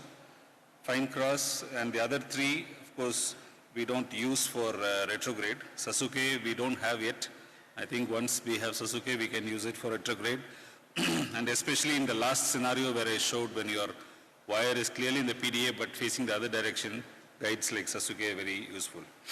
Sasuke has all these reverse wiring options, which is going to be quite useful, especially retrograde. Sometimes penetrating the distal cap is really hard. You go through the septals because you don't know exactly where the distal cap is, and crux can be quite a challenge if it's not a sharp tapering distal cap.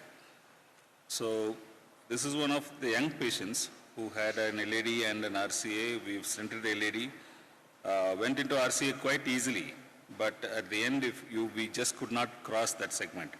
And it took a long time and multiple dilatations. A reverse cut was not fully possible because the balloon wouldn't go. So we had to do something like a granuloplasty and then finally enter into the antegrade guide. Then, of course, the problems when you cross septal channels. This is a strange patient who's a post-CABG, was admitted multiple times.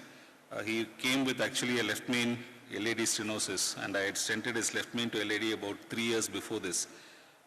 He was lost to follow-up, then came with severe LV dysfunction and refractory heart failure.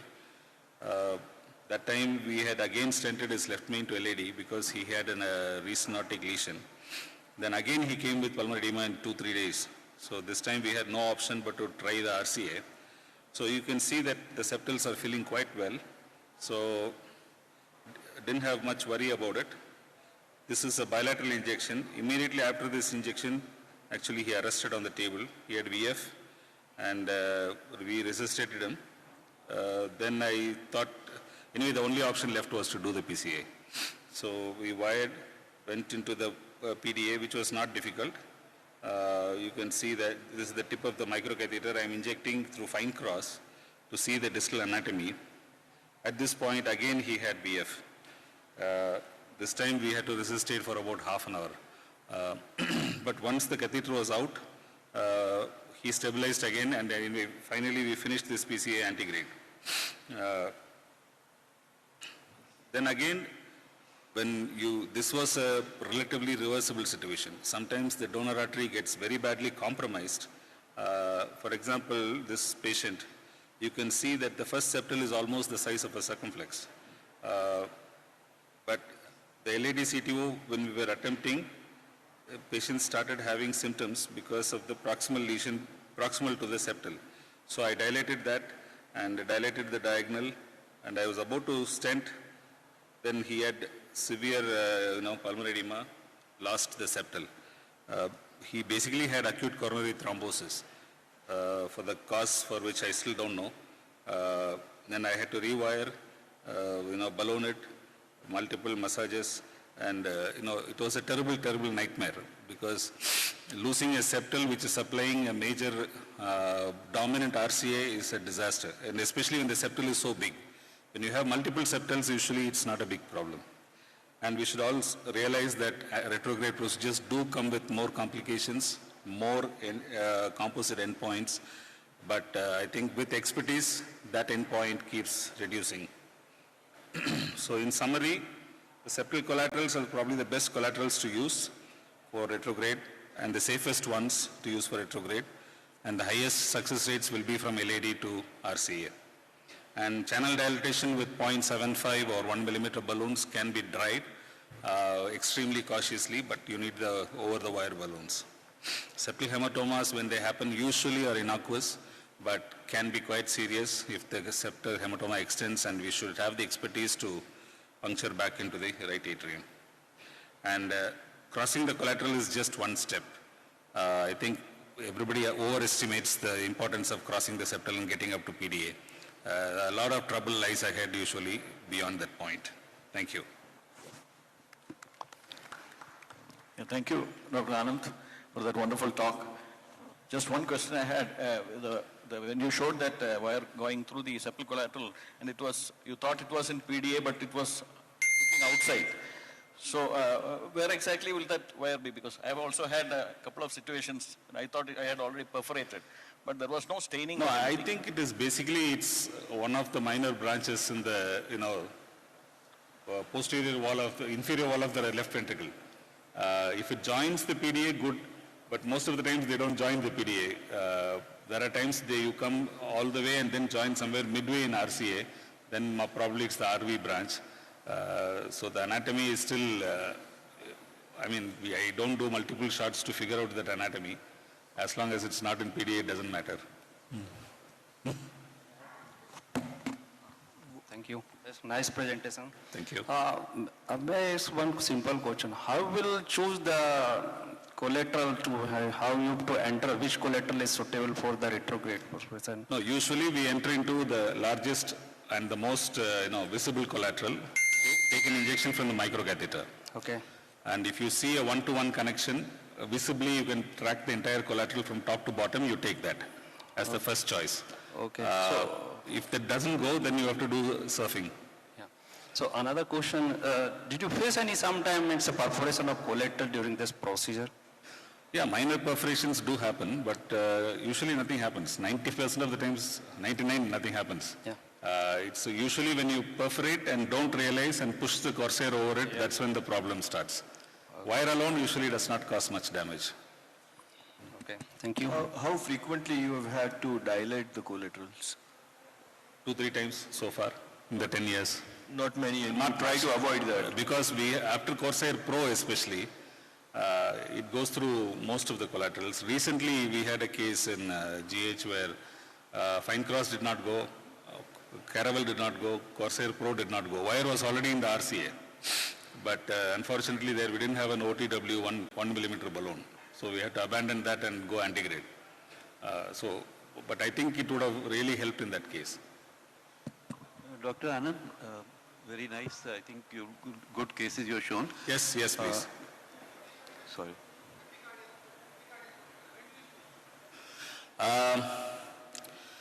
First choice is always a septal, but the thing is when you have good septals, you don't have good epicardials.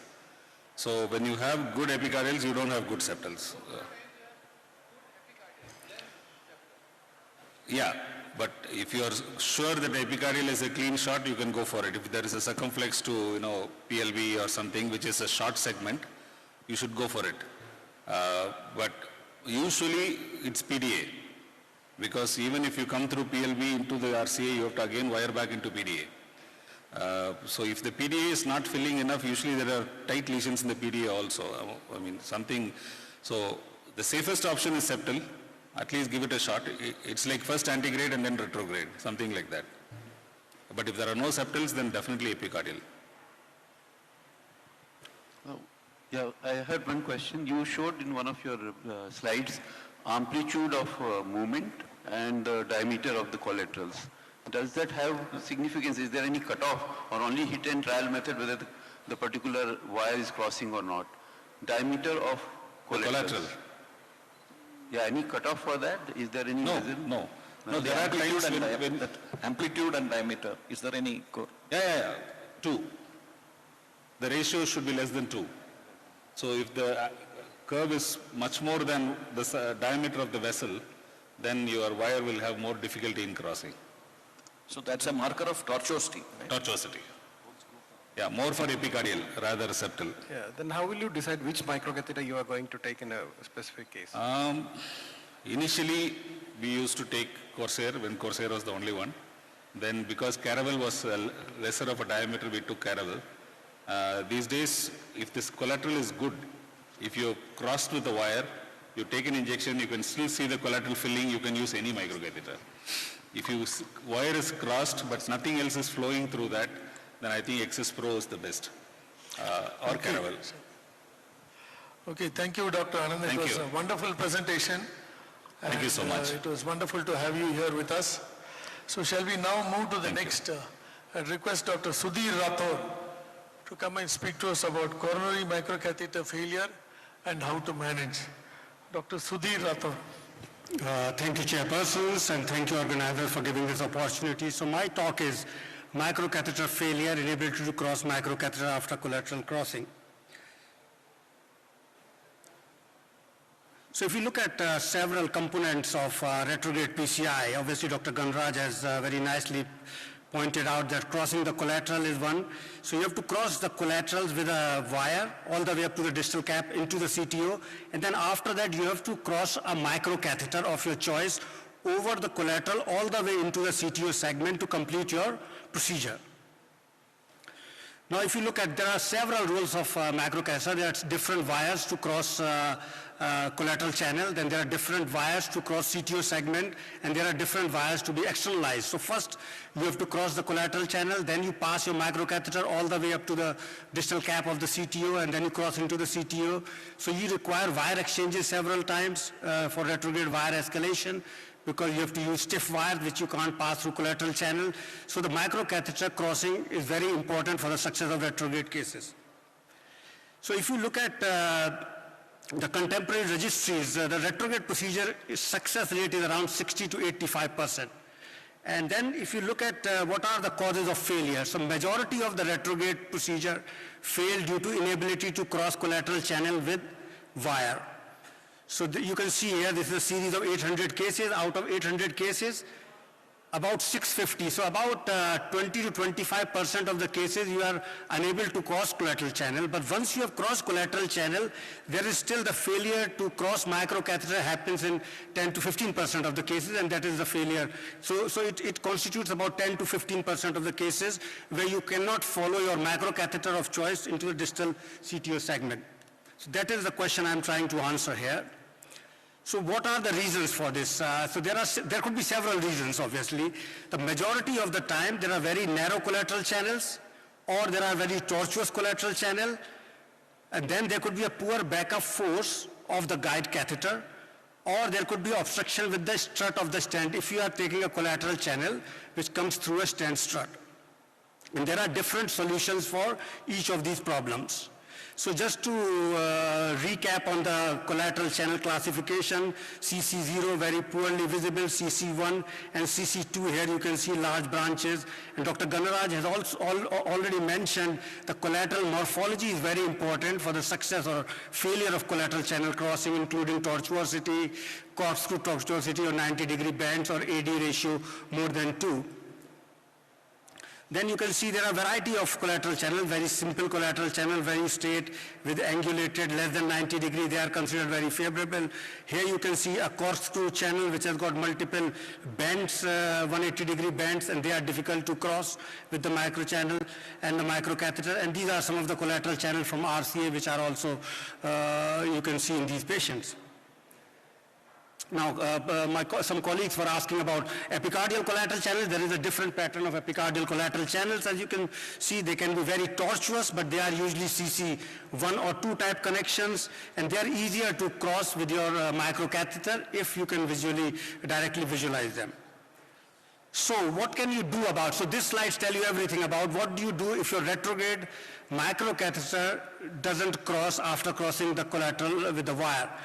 So you can pass wire as deep as possible, and then you provide gentle rotation to the microcatheter of your choice, whichever you are using. If that doesn't work, then you have to increase support, and I will tell you how to increase support. If that doesn't work, then you have to change different microcatheter. Sometimes you can use short microcatheter, 130 centimeter microcatheter, to dilate the collateral channel. They are better for dilation, and then you remove them, and then you take 150 centimeter microcatheter, or you can take a new microcatheter. And very rarely you have to dilate the microcatheter, as well as one of my co-chairperson asked about the dilating the collateral channel. If none of these things work, then there are other options. You can keep your retrograde wire. You can do a retrograde true lumen crossing, use the marker wire, or use another collateral. So how can you increase support? These are the ways you can increase support. So you should always take a supportive guiding catheter like AL1.0 for right coronary artery and EBU or extra support for left coronary artery. Then you can use a balloon anchor. You can use both antegrade and retrograde. And then you can use guide extension catheter. Now I'll show you with some examples here. This is a patient after successful collateral wire crossing. We were not able to pass the Corsair Pro through the left circumflex epicardial collateral channel into the RCA. So we put a wire into the circumflex in the LAD coronary artery here, and put a balloon at the low atmospheric pressure here, anchor the balloon, and then we were able to pass the same microcatheter. So that is a simple thing, and then we were able to take it into a distal vessel and complete the procedure. You see here in this case what happened, the wire crossed up to here, and the microcatheter was not crossing into the CTO segment, and the wire went all the way up to the retrograde guiding catheter. So what we did here, we passed antegrade balloon here. So sometime, and this balloon is in subintimal, so you can always anchor the retrograde wire with the antegrade balloon and then push your microcatheter up. And then once you decide that this microcatheter is not going up, then you have to look at the properties of your microcatheter, and you may like to change your microcatheter at that point. Now you see here, Caravel, you need to know 2 things, tip profile and crossing profile. The tip profile is smallest for Corsair Pro X, and the crossing profile is smallest for fine cross. Sometimes fine cross works better. And the proximal shaft caliber that provides you more support. So you can see here, Caravel has got 1.4 French, 1.3 Corsair. So Corsair Pro XS is the best available in the market at the moment, but sometimes the fine cross works well as well, and Turnpike is also very good microcatheter. Similar things here. You can see some of these catheters, you can transmit the torque as well. In some catheters, you can't transmit the torque, such as fine cross and Caravel, as compared to Turnpike catheter, Corsair catheters. But these are some of the good catheters, Corsair Pro X, and then Teleport, which is not available in India. Memba Flex is a quite good catheter with 2.1 French crossing profile. Again, the same things shown up here. So you need to know the tip profile, crossing profile both. This is another case you can see here. If you go back, the corsair was not able to cross the catheter, and then we changed it to fine cross. We were able to cross it distally. Sometimes then you have to dilate the collateral channel. Now, my advice is septal collateral can be dilated, 1.25, 1.50 balloon. Not much happens. If there is a dissection or a perforation, it will not cause any hemodynamic. Never, never, never dilate the epicardial collateral channel. You see here, this microcatheter was not able to cross. So we dilate with 1.25 balloon in here, and then we were able to cross the microcatheter. And sometimes you have to apply multiple methods. Here the dilator, we have to dilate the collateral channel as well and use the guide extension catheter as well to get the your guide wire going up into the distal contralateral guiding catheter. Sometimes you have to use both anchoring and dilating as well. Then you can always use a different collateral if that collateral is not working. That's why it's very important to choose the collateral carefully. Less tortuous, larger collateral. As you can see here, in this case of LAD CTO, there are multiple collaterals. Now, how do you choose the collateral? You have to look at direct connection, less tortuous, larger diameter to able to cross it. So we do a lot of surfing, and then you see here, we did a lot of surfing here, not able to cross. So if you able to cross also these macro collaterals or macro channel here distally, it might be very difficult to pass your macro catheter up. So you have to think a step ahead as well. You don't need to cross the macro channel only with the wire, you have to cross it with the catheter as well. So then you see here the multiple surfing we have done, but we're not able to achieve any good collateral. There was a connection, and then we found a collateral which was connected with less tortuosity, little bit proximal. So this is the benefit of surfing, and then we were able to pass this with the wire and the corsair and complete the procedure. Similarly, in this case, you see in RCA, LAD septal, selective injection, no direct connections, multiple collateral channels. So surfing has got some merits, but selective injection is good to isolate the collateral and identify a suitable collateral to be able to be successful, pass with both the wire and the macro channel, macro catheter. So this collateral you might try with the wire, and 90% of the time wire will cross, but majority of the time the macro catheter will not follow. So I think it is important to invest some time in isolating the collateral channel. As you can see here, we found a collateral channel in the LAO view, and in this here, little bit distal. So this is the benefit. Now you know this, you save time that this collateral is connecting and it is CC1 to 2, and then you were able to successfully, we were able to pass with the wire as well and with the macrocatheter as well, because once you pass the macrocatheter distally, you have to take this wire out. These are different wires which are used to pass the collateral channel. Then you have to use special wires to do retrograde wire escalation, reverse cart, externalize the wire. Then you take this macrocatheter into the guiding catheter as well. Similarly, in this case, you can see multiple collateral channels. If I go back here,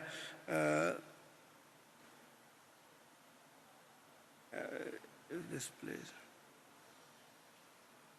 So see this here. So this explains you better here. So this is the collateral channel, not very good distally. As Dr. Ganraj has very nicely mentioned that the proximal part of the collateral from LAD is more visible in RAO cranial, distal part is more visible in RAO caudal. So you have to do injections in both views to see the tortuosity, because otherwise it's foreshortened. And then we are able to complete this procedure. Now, if you are not able to pass, sometimes you can just pass your wire distally, like here. You are not able to pass the macrocatheter, you can use a kissing wire technique. Kissing wire technique means the retrograde wire you leave in the distal RCA, and then you take your antegrade wire and you use the retrograde wire as a landmark. And in multiple views, you can negotiate your antegrade wire. Like in here, you can see this here, the antegrade wire and the retrograde wire here. And we were able to cross and complete this procedure. So this is the kissing wire technique required in at least 5 to 10% of the cases. Sometimes you can cause a retrograde wire crossing straight without crossing the, this case was done by crossing the balloon. The wire was crossed through the CTO, and the balloon was also transmitted through the septal collateral channel, and the procedure was completed. So you can do a retrograde wire crossing as well. So, ladies and gentlemen, in conclusion, macrocatheter won't cross. You have to increase the support first. If it doesn't work, you use different macrocatheter. If the different macrocatheter is not available and it doesn't work, you can dilate septal collateral 1.25 balloon, or you can use a different collateral. That's where the importance of identifying the collateral channel comes in. And if that doesn't work, you change your strategy. Retrograde wire use as a kissing wire, or you can go again back to antegrade and you do antegrade dissection re-entry, or you can do retrograde wire crossing and then cross the wire in the contralateral guide and anchor it there, and then you will be able to cross it. Thank you. Thank you, Dr. Rathod, for being bang on time. So in the next 2 minutes, we'll take some questions or comments from the chairpersons and panelists. Yeah. So great talk, Dr. Sudhir. And Thank you. I'm sure you can talk much more on this, only on this topic also. But do you have any workhorse microcatheter, the catheter which you go to, almost always, unless you have something to tell you otherwise? Yeah, so it's a very good question. So usually for septal collateral, I go with Corsair. And Corsair Pro X is good because septal collateral needs to be a little bit dilated before the things go. And then if it doesn't work, Caravel. For epicardial collateral, you can use either, but Caravel is better because you don't need a torque force for the epicardial collateral. You need more of a pushing type of force. Any microcatheter can cause, but Caravel slightly works better for me for epicardial collaterals. And Corsair Pro X is very good. But if it doesn't work, sometimes we go with fine cross as well. But you have to use 150 centimeter microcatheter. That's very important because you might use short. Now, why people say you use short if it doesn't go? Because 130 centimeter Corsair has got a better profile to dilate the channel. So you use 130 to pass the collateral channel, then take it out, and then you use 150, it will go, and we'll be able to finish the job for you. Do you ever use a fine cross microcatheter in case of septal crossing? Yeah, sometimes we use, but not as first choice, because it has got some razor effect, because the tip is not tapered for fine cross. So, but if the collateral is big, it will go, I think. It's not a major problem. But in difficult collateral, that can be a challenge sometimes. Thank you, sir. Just my question is there. No? Suppose we won't found is a very straight collateral or something is too much tortuous, then how it goes there? Yeah, so what happens, they're always tortuous. So once you pass the wire slowly, you wire of choice. Now there are different wires available. One of the speakers might speak on that. Suo wire is a wire of choice now. So once you cross... Which wire is more suitable for tortuous? Is Crosshair or Crosshair? Suo 3 wire is the most common wire used nowadays, but you can use Sion black also, Sion wire. But once you cross the collateral, then what happens, the small tortuosities become straight, and then you have to take the microcatheter gently. If it will go through it. So tortuosity doesn't remain a problem once the wire has crossed through it. But epicardial, the tortuosity remains a problem, so you have to pass... Because we can't dilate the epicardial collateral. No. It's very prone for the rupture or perforation. Yeah, so you don't dilate. What you do, you pass one collateral, one band, bring your microcatheter, then pass the second band, bring your microcatheter. So you have to keep taking your microcatheter band after band, and then you will be able to cross it to straighten the band. And epicardial can be straightened, and they are not prone for rupture if they are straightened. We have done in many cases. Okay. Thank you. I think I'm over time now. Thank you so much. Thank you. And we will go to the next talk, and that is by Dr. Sharath Reddy, Reverse Cart, When Do I Do?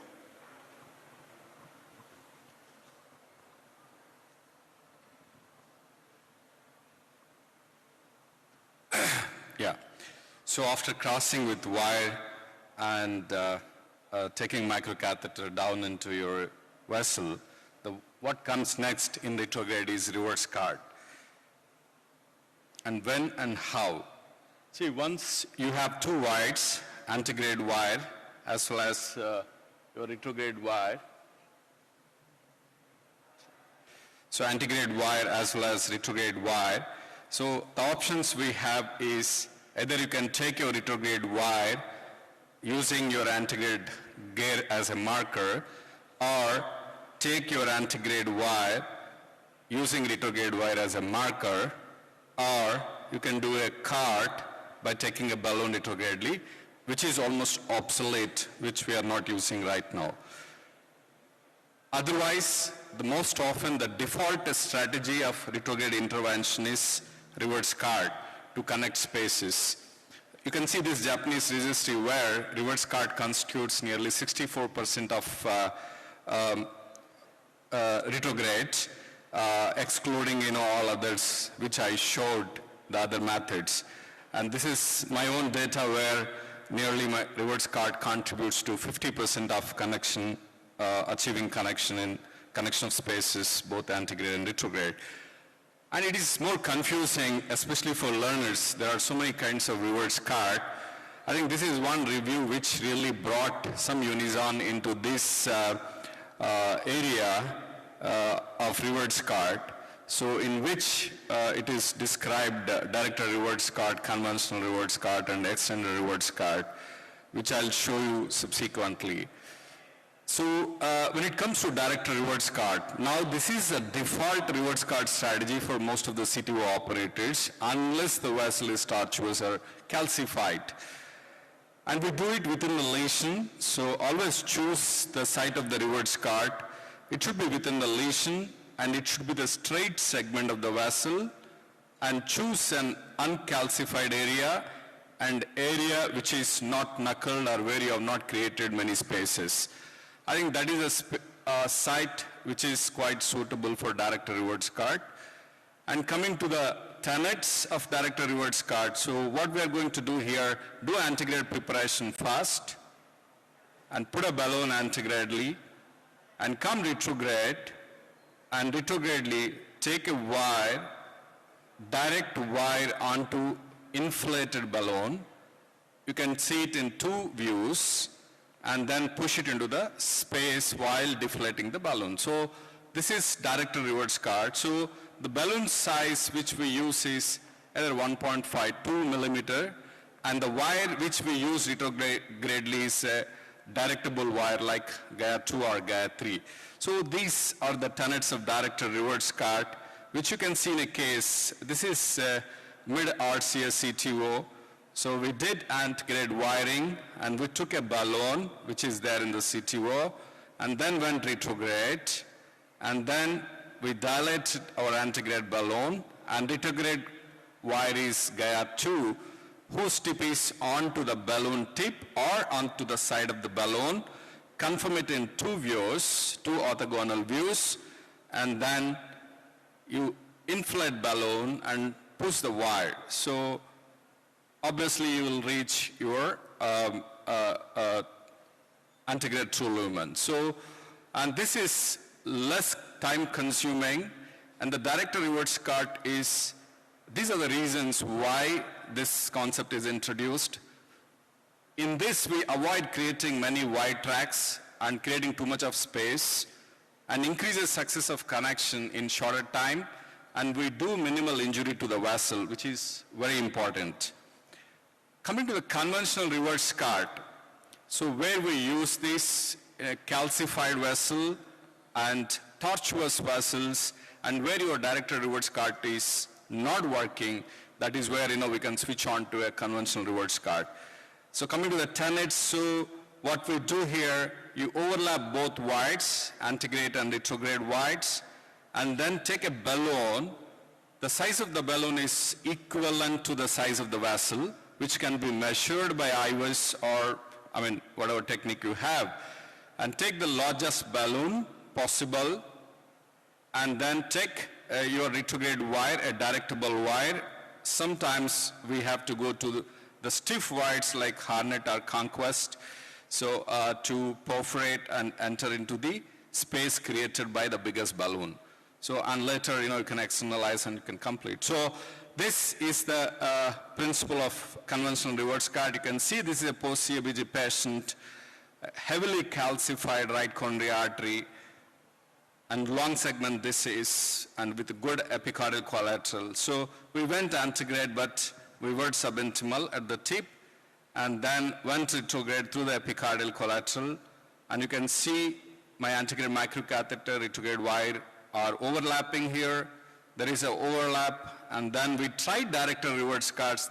That's what we do in most of the cases, but we failed despite directable wire, and then we switched to a conventional reverse cart. That's when we took the balloon which this vessel accepts, that is a 3.5 mm vessel, balloon, and then we directed retrograde wire, that is Gaia 2, onto that balloon, and then, we completed procedure. So you can see here, so where we actually failed with the direct reverse cart, there is a lot of chunk of calcium. That prevents you basically penetrating and coming back into the true lumen.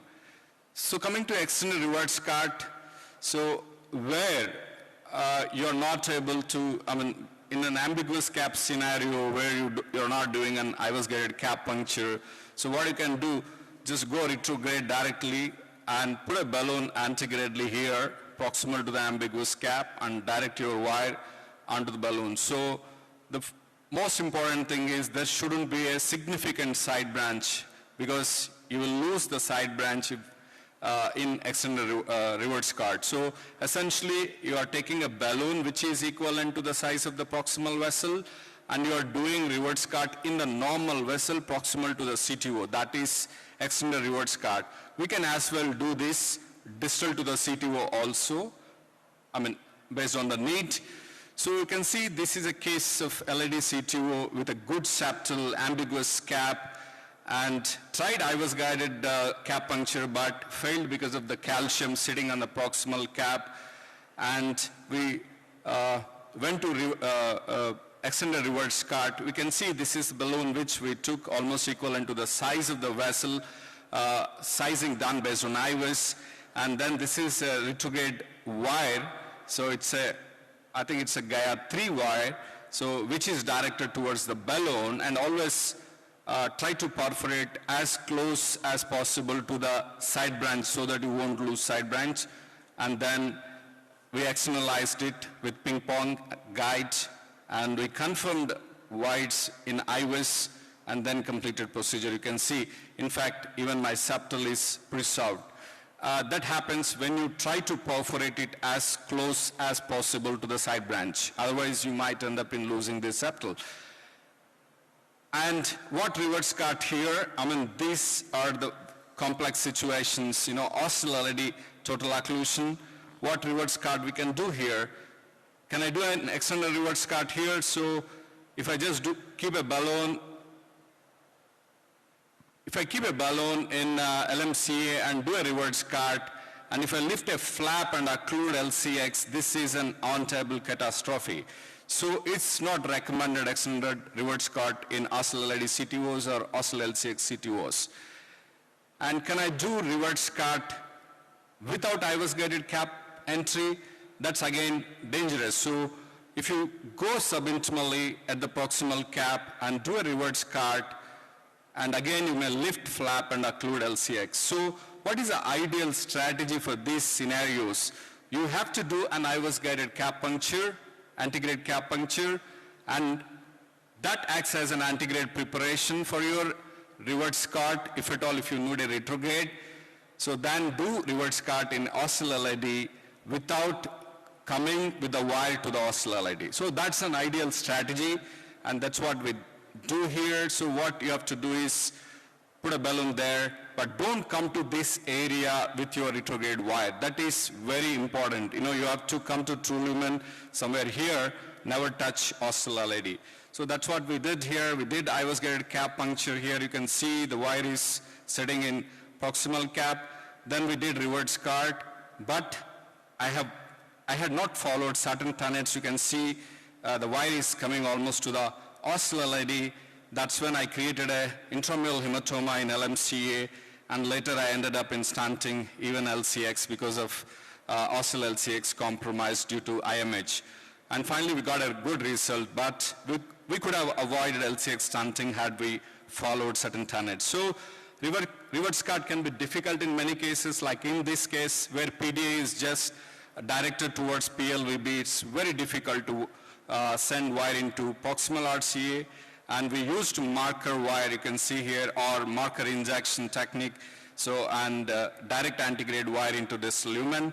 So, and in this case where, extensive CTO from ostium to PDA, again you can see the direction of PDA towards PLVB. It is very unfavorable. So we went ahead with ADR and completed procedure. Though we had a retrograde wire that didn't work, it acted as only marker for my ADR. So navigating within lesions, sometimes, you can see in mid-RCS CTO where you can see both antegrade, retrograde wides are divergent. So I couldn't converge both the wides despite repeated redirection of the wides. And you can see here, now the retrograde wire is divergent from antegrade wire. In such situations, you can use a knuckle wire, preferably retrograde. So use a knuckle wire, but never come with the knuckle up to the proximal cap. So always leave the pristine area where you want to do reverse SCART. Don't come with knuckle. So we did a knuckle. You can see here, this is knuckle. And then we did an extended reverse SCART and externalized wire and completed a case. And sometimes, like in this case, mid-RCS CTO appeared to be quite simple, but had a lot of complexity during intervention. So we went antegrade, retrograde, and unfortunately, I couldn't able to bring my retrograde wire out. Then I realized when I did IVUS, the wire entered true lumen here, again went into false lumen proximal. You can see here, wire is in false lumen. So we couldn't bring back into the antegrade guide. That's where IVUS will bail you out. So where the wire is in true lumen, send a guide extension there and externalize the wire. So that's what we did and completed case. So in difficult cases, we can use IVUS and you identify where your wides are true, where the wire is subintimal or intimal. If your antegrade is subintimal, retrograde is intimal. So you have different techniques for different positions of wire like this. And this is my data. So of different reverse SCARTs in my cases. And to conclude, reverse SCART is predominant method of connecting antegrade and retrograde spaces. Directed reverse SCART is almost the default strategy these days for most of the CTO operators, which minimizes space formation and vessel injury. And choose optimal site of reverse SCART like straight segment and no or minimal calcium. In cases where it is difficult, resolve ambiguity, and sometimes you can bring both wides subintimally by knuckling, and you can use IVUS, and you can use guide extensions, or you can change spot, move to more favorable spot, or increase retrograde wire reach, or sometimes you can scaffold, or now we can use ADR, or tip detection ADR, or facilitated ADR. Thank you.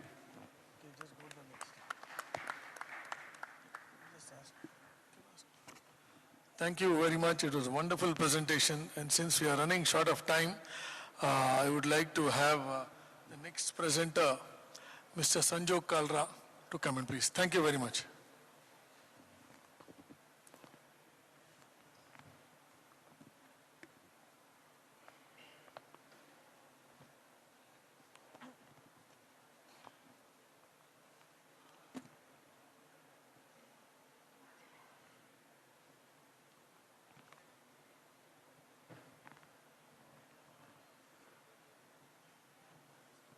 Thank you very much for the opportunity to speak. I'll just put a laser pointer up here.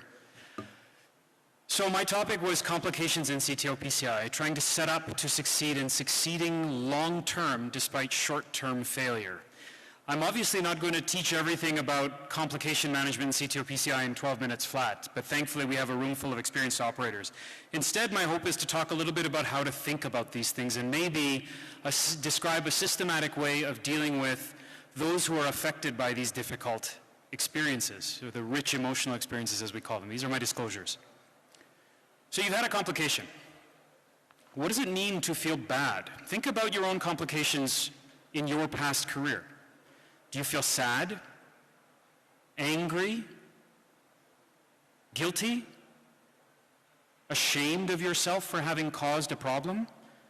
What does it mean to feel bad? What does it mean to get better? Is that a procedural concept, or is that you as an individual, or as an operator, or as a doctor, or as a father or husband, or wife or mother? How do we go from being bad to better? So we have to start to try to understand that problem by figuring out who actually suffers from a complication. Well, we know obviously that there's the patient. But what about us? Do we have any effects upon us from these complications? Let's look at this representative case. It's an 81-year-old, EF 25%, very symptomatic, lives 7 hours from the nearest cath lab. So this was his one shot. We've been following him along for a year. And you can see that he's got fairly bad disease proximally in the circ, in the LAD, and then he's got an RCA CTO. So we fixed his left system. We fixed his left system. He was a turn down, so we had to use relatively little contrast. And we came away with a reasonable final result, and then decided to go after the right. And so then we started going after the RCA CTO, which you can see here, lots of bridging collateral, so a recipe for trouble if you're not careful. We'd stented across the septals in the LAD because we felt that was the primary target. And then we got a knuckle going. And so we were very happy with this knuckle, but unfortunately, when we moved forward with that knuckle, you'll see where it went. So this was the V-gram to show that there's an infrabasal aneurysm, but this whole segment of the inferior wall is viable, which is why it made sense. Okay? So there's our final results in the left system. Not bad, right? Reasonable LAD, reasonable left main, good circ. And then we went after the RCA as described, and here's that knuckle I was talking about. So, you know what? It goes down the length of the vessel. I was actually really encouraged when I saw this. But unfortunately, or fortunately, we recognize we don't advance gear along wires until we know where those wires are. We see that this wire is clearly not in the main vessel. So the procedure was fairly long by this time. The patient was starting to get that bimodal vasodilatory shock, and we said it's time to stop. And we can stage this, there's time. So I delivered him to the CCU, and he looked stable. As you can see, the RCA here at the end of it had reasonably good control. There was no obvious leak within the mid-RCA system. But about an hour after he got to the CCU, he got hypotensive. And then the impella started to get suction events, which is always a very bad sign because it means there's either failure of the RV, or there isn't enough volume in the system, or there's tamponade. And so after about 2 hours arrival in CCU, when we kept on trying to resuscitate this with fluid, thinking in our head that this was probably all vasodilation post-long procedure, we realized that there was a rapidly expanding effusion, drained it, and ran back to the cath lab. And this is what we found. So there's our problem. So this was a rent in the inferior basal wall. This is a wire not across major perforation in the vessel as well as in the myocardium. So now we're in deep trouble, right? So how do we use this experience, this horrible experience where this patient who is already elderly and already high risk is dying in front of you to get better? Well, the reality of what we do is we have systematic analysis for a lot of the things that we undertake. We do these things on a hospital and on a divisional level to try to make sure that we review challenging cases like these so we can all learn from them, right? S-bars, root cause analyses, morbidity and mortality rounds. And so we can then try to approach complications with a similar sort of systematic analysis paradigm. So what's the systematic analysis paradigm that is nicely recognized and published for coronary CTO complications? Well, there isn't one, but what I started thinking about after this in these types of cases was, you walk through the forest or you walk through a garden, you smell the flowers. Sometimes you stop and think and realize something. This is the petals analysis. P is for the predictability of a complication in the context of a case. E is the event prior to the event that caused the complication. So not why did I knuckle, but why did I choose to go after the RCA? Why did I deviate from my surgical plan? What was the treatment deployed and what was the outcome achieved? This is the big data, right? This is what tells us a little bit about how the literature works and how well we are able to apply it. What's the advice for the next case? How am I going to do this next time, technically, to avoid this problem from happening? What does this teach me about me as an operator? That's the life lesson learned. How am I going to change myself and my practice to limit this type of a thing from happening again? And then sharing in support of peer review. This is the other piece of systematic analysis, making sure that our colleagues are aware and we are aware as a supportive team about complications that occur so that we create a culture in which we support one another. Now, petals, this analysis does not equal the acute management. The acute management is very different, where in this case, it was more act first, think second, right? So this was the acute management. We got a bunch of fat out of his leg. I put a wire into anything I could find. I plugged it with fat. I did a bunch of balloon tamponade, shut down the RCA, goodbye perforation. Okay, we were pretty happy with this final result. Hemodynamic stability was maintained. We managed to get a drain in. As you can see, we're okay. So what was my petals analysis here? Well, this was marginally predictable due to the infrabasal aneurysm. The recognition was that that's dead heart, and it's not going to seal or heal like living heart. And that's one of those finer points that often we might not consider if we're going after a fully viable mid to distal inferior wall, but recognize that the proximal RCA is probably where the vessel has infarcted a while ago, and that segment of heart is dead. So that's vulnerable heart. What was the event before the event? I hedged my bets on my procedural plan. I always go into these complex cases with a plan A, plan B, and plan C, as I'm sure many of you do. And so I thought to myself, we'll see how this goes. This may not be the right approach in very complex cases where down to when you put in what stent matters. The treatment that we employed, well, that worked, right? We used the fat injection in the balloon tamponade. It was effective. It was quick. It was the first step on the wire, not across perforation algorithm. And we recognized it a bit late, but we did recognize it. So what about my next case? So this is that piece about recognizing that dead heart isn't the same. And so next case, I recognize that if I see an aneurysmal segment on any wall, that's vulnerable territory. And I need to stay away from it except for in the most safe techniques possible, i.e. you bring the patient back staged when the EF is recovered a bit and do a nice retrograde that's planned, goes up subintimally, and then you poke antegrade using the retrograde wire as a marker, as we just heard. What was my life lesson? How am I going to be a better operator going forward? Well, I stick to my procedure plan now. I don't hedge my bets. I have a plan, I go for what I'm going for, and then I get out. And I make it clear that I don't get greedy. And the presence of MCS, we're a managed system, a managed healthcare system where money matters, that doesn't change this procedural plan. And then, of course, the case was reviewed in detail with a partner. That was tough because he said, don't do the CTO.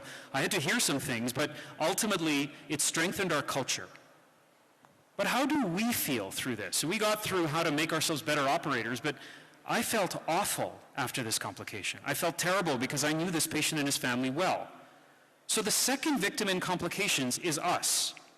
And the impact is not small because when you look at surgeons who go through complications, 60% of them feel guilt, 91% depressive emotions, 67%, 68% have anxiety after a particular procedure about going back. 42% of surgeons feel ashamed despite having tried to help someone. So this is kind of sad. And then when you look at how people cope, there's a large component that turn to things like alcohol abuse, drug abuse, and these kinds of very maladaptive things to get around these. So how do you as an individual manage you? Well, we don't have any systematic models for that. So here is another approach that we developed. I actually developed this with my sister who's a lawyer, so it was helpful in trying to get her perspective on how to protect ourselves from ourselves, but also a therapist, and thought about how to get actually through the complex emotions that we go through in these difficult circumstances. So one is recognize the discomfort you're feeling, take stock of it, understand that it's normal.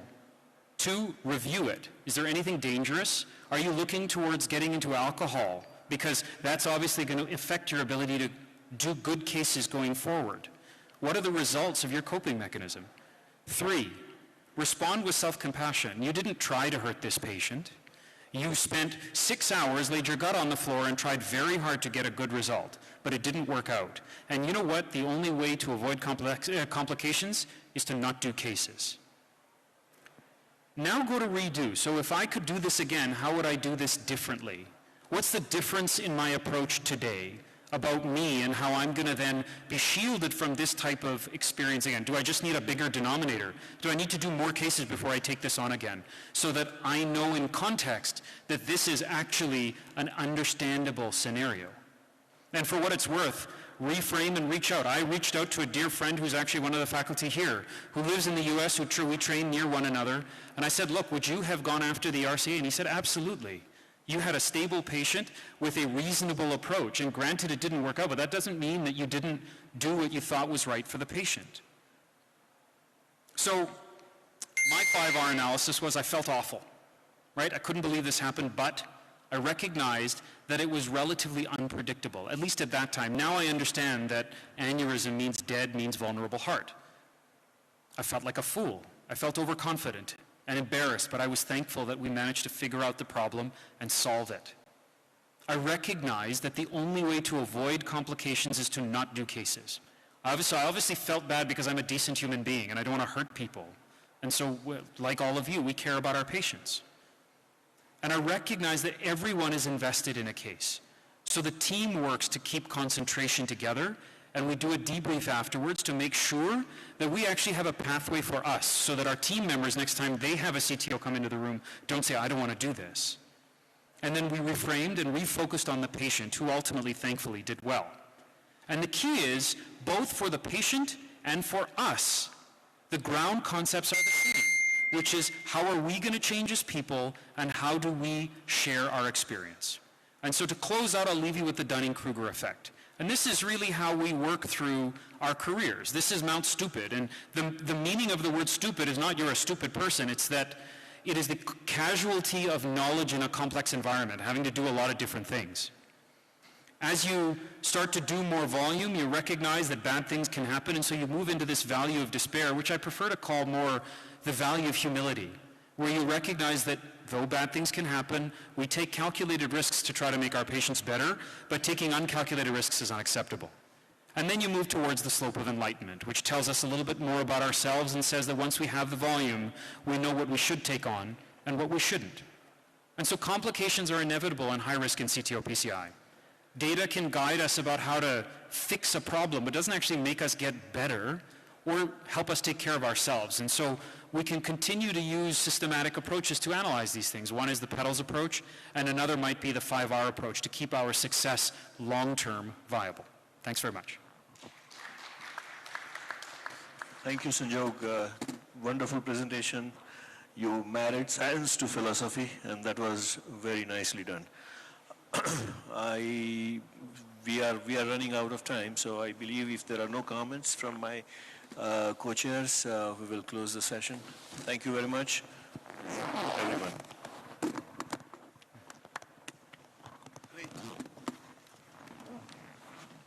I have to make a comment actually. It was a wonderful talk actually. I was telling Sharath and all, we should stop, we should think about whether to do all these complex cases and get a lot of pressures and pain. Samir, see you.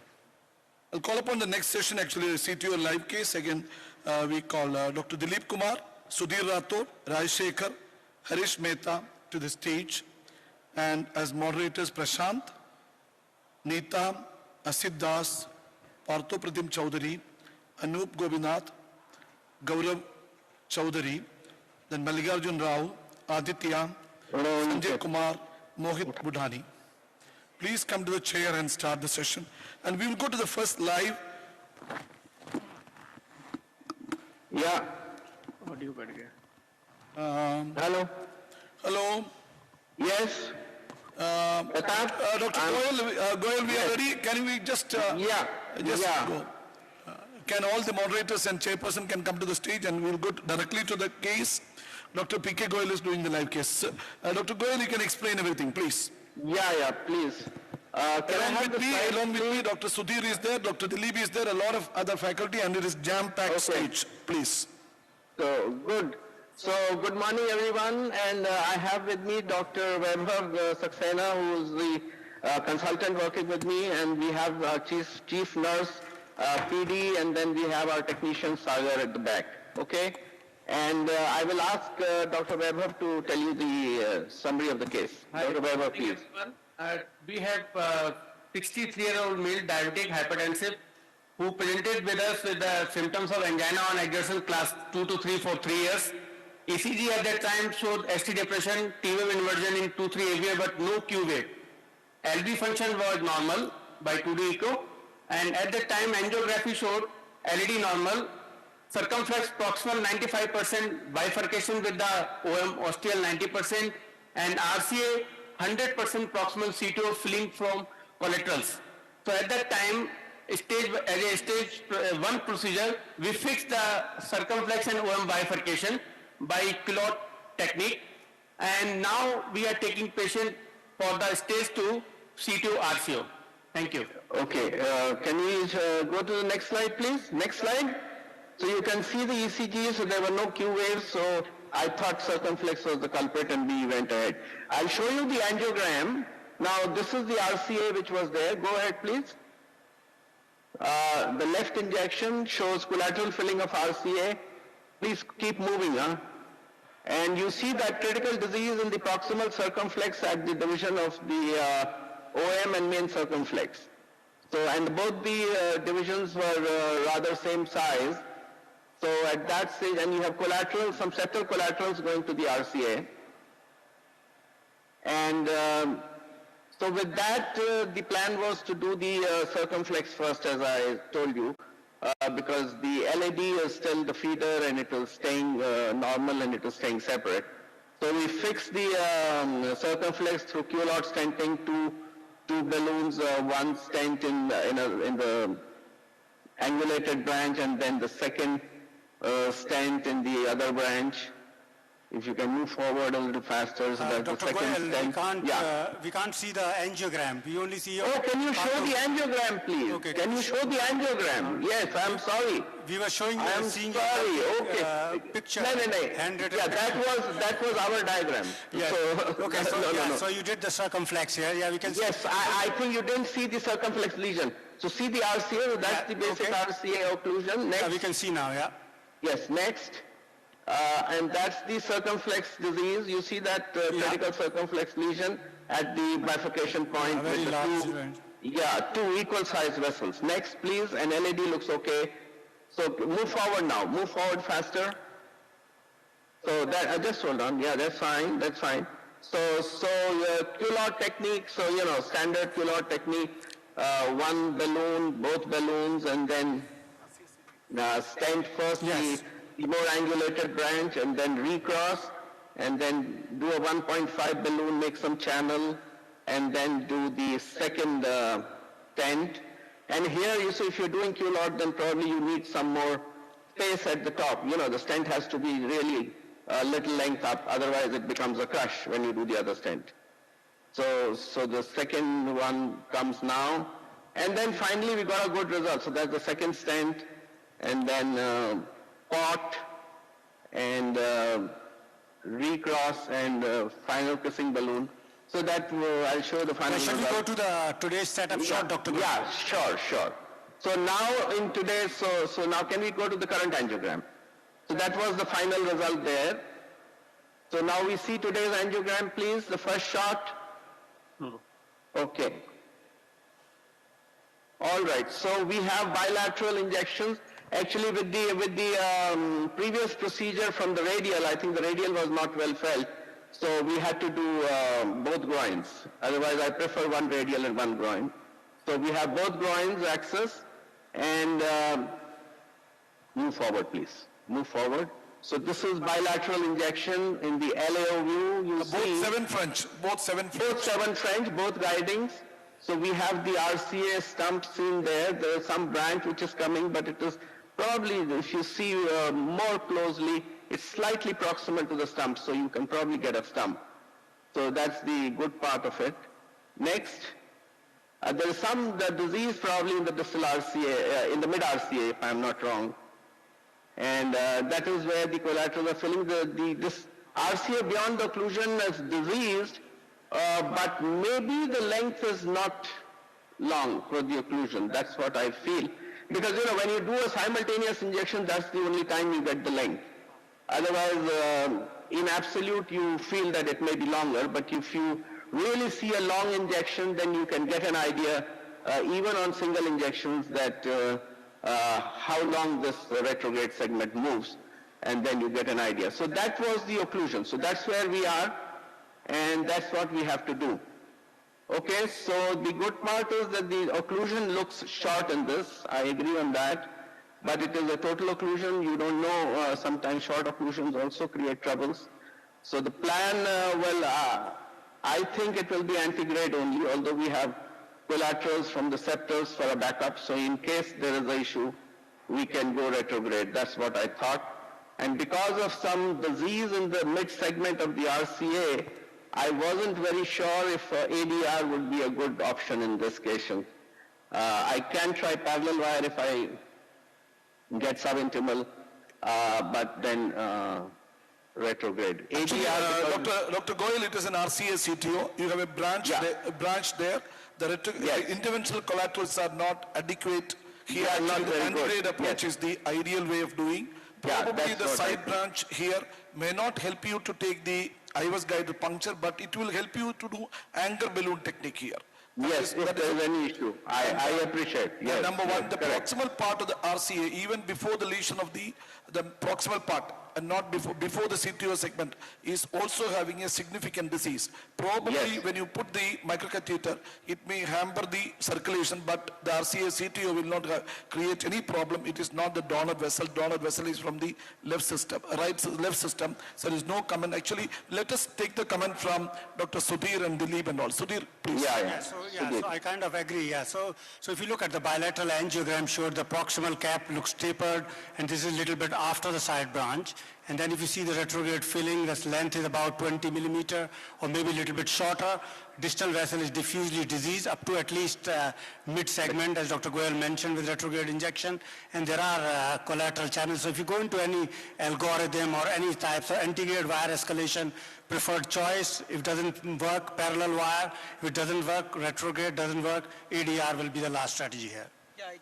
I completely agree with the opinions. It's a clear-cut antegrade case from for all of us, it looks like, and the interventional collaterals are not at all, what looks like appropriate. So, and there is a stump there, a tapering stump. So we should cross with choice of wire. We should discuss. I think, Actually, Dr. Goyal, in this case, normally we will take a microcatheter with a wire and keep another wire into the side branch. That is one choice. Second choice, I usually prefer, especially when you are doing a live demonstration, I will be preferring to take a double lumen catheter, keeping one wire into the side branch so that your access, actually your crossability of the CTO segment will be high when you take a double lumen catheter. That will be the best of the best, and people can choose anything. I think you would have taken a microcatheter that is fine cross. Already the fine cross is there. You have taken with a workhorse wire, and now you are going to take probably your wire of choice. I know you will take in plain XT. Correct. You know all my tricks, you know all my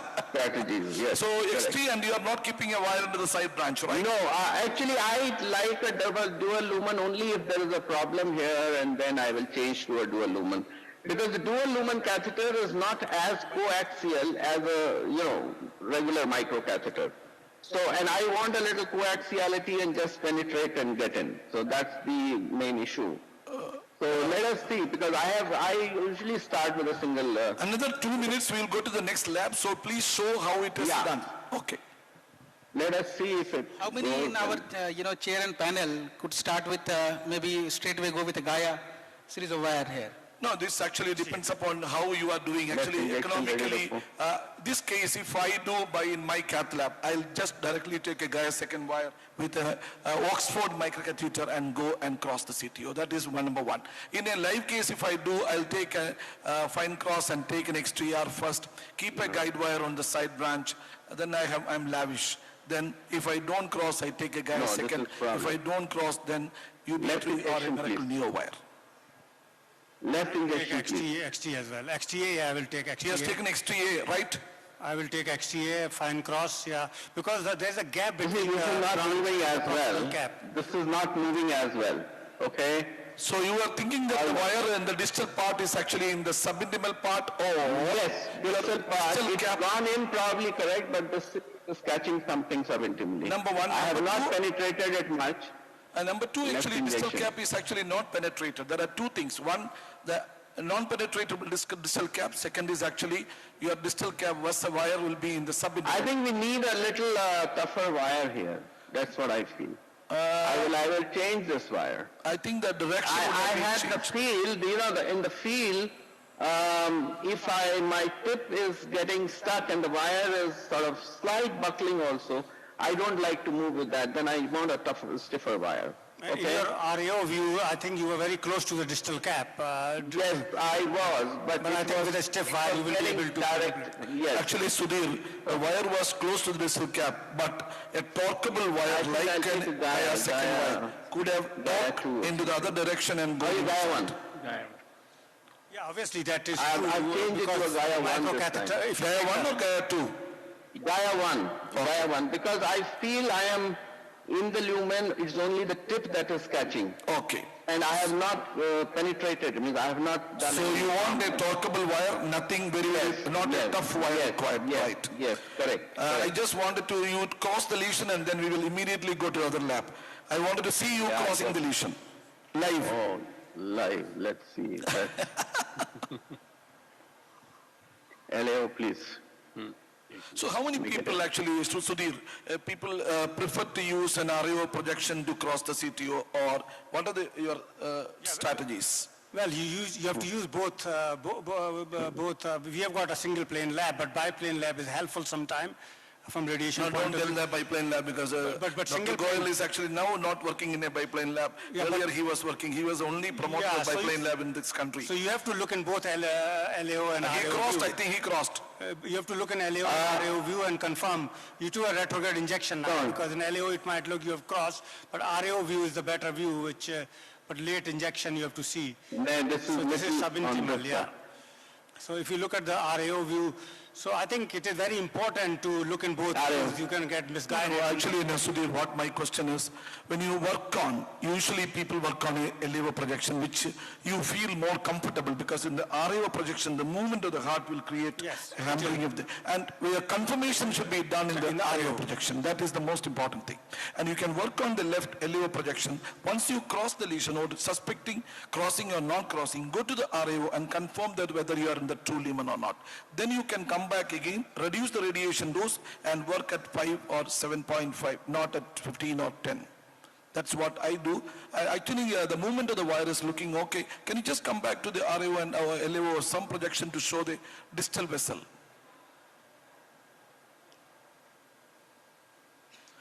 Left injection, please.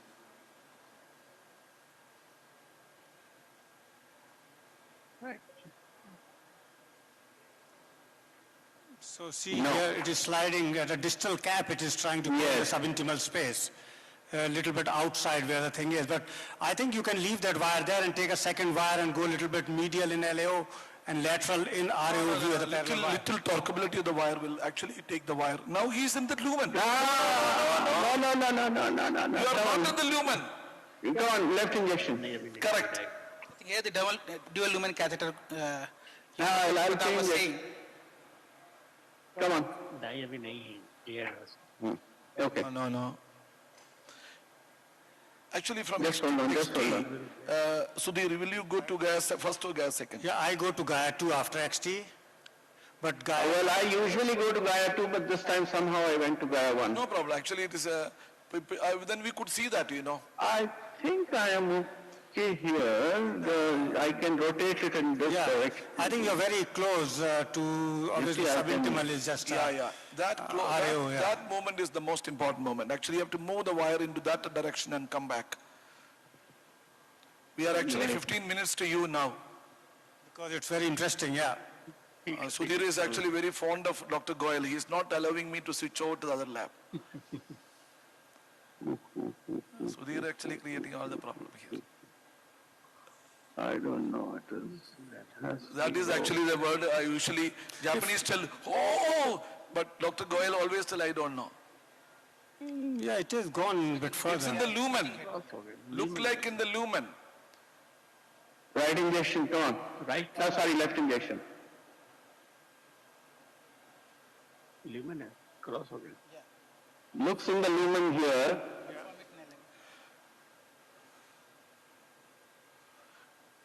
Actually, Dilip, in a situation like this, what will you do? If you are in the lumen, not in the lumen, whether it is, how do you confirm it? I think orthogonal projections clearly tells us, but the wire movement is not good, then we can take help of Hybiz. I think the wire movement is very important. The angiography can be misleading sometime, because if it is catching into, obviously that vessel is healthy. Now it is gone.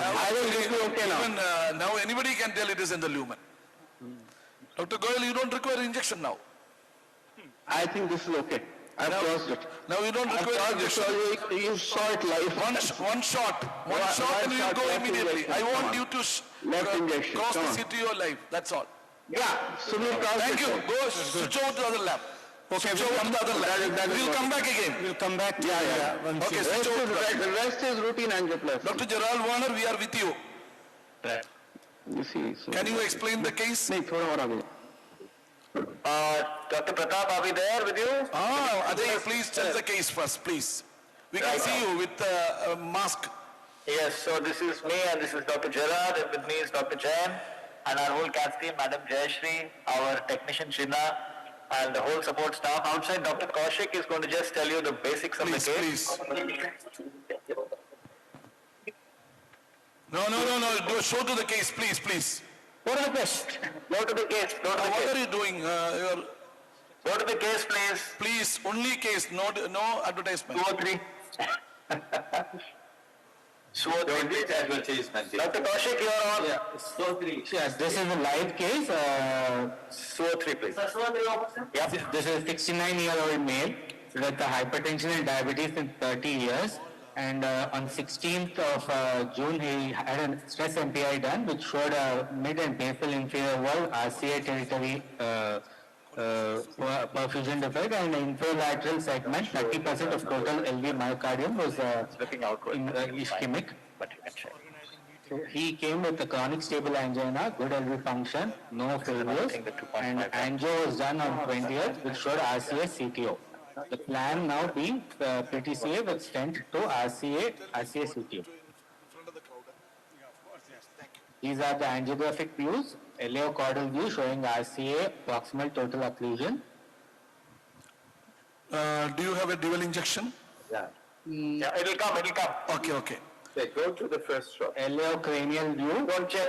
Retrograde flow into the PDA, PLV. Epicranial view. Already stented as LED. No calcium, that is. RAO caudal view. Go to the next. So, show us the first case now. Let's go to the room. Come to the live. Go to the first shot. Are you able to see us? Very good. Nice. All right. So, next, Chinna, show us the first dual injection. Next. So, Dr. Jalal Warner, can you explain what is the plan of action today and what do you think about the case? Well, first, I think Dr. Swami can explain that there was a previous attempt already where they really got very far. So, which determines also our strategy today because it was already attempted. So, the patient had an antegrade attempt and we were subintimal about 10 millimeters beyond where the occlusion is. Initially, the occlusion was right in the ostium, but we've managed some part of it. But we weren't able to get back into the true lumen. So we backed off and then decided to do a retrograde approach on another day because we needed the consent, etc.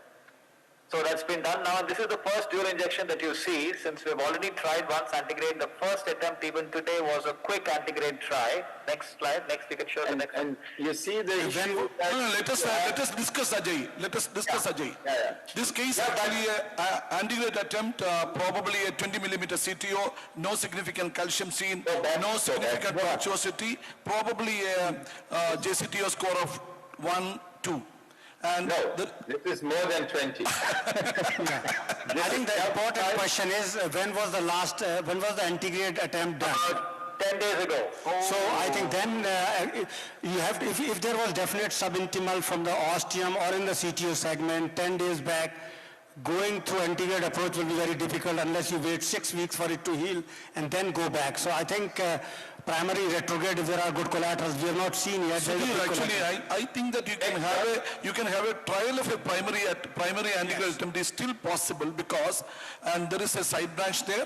Probably there are two situations. In this case, if I do this case, I may take a dual lumen catheter and keep a wire into the side branch and try one. Number two, or like an anger balloon technique, you can try.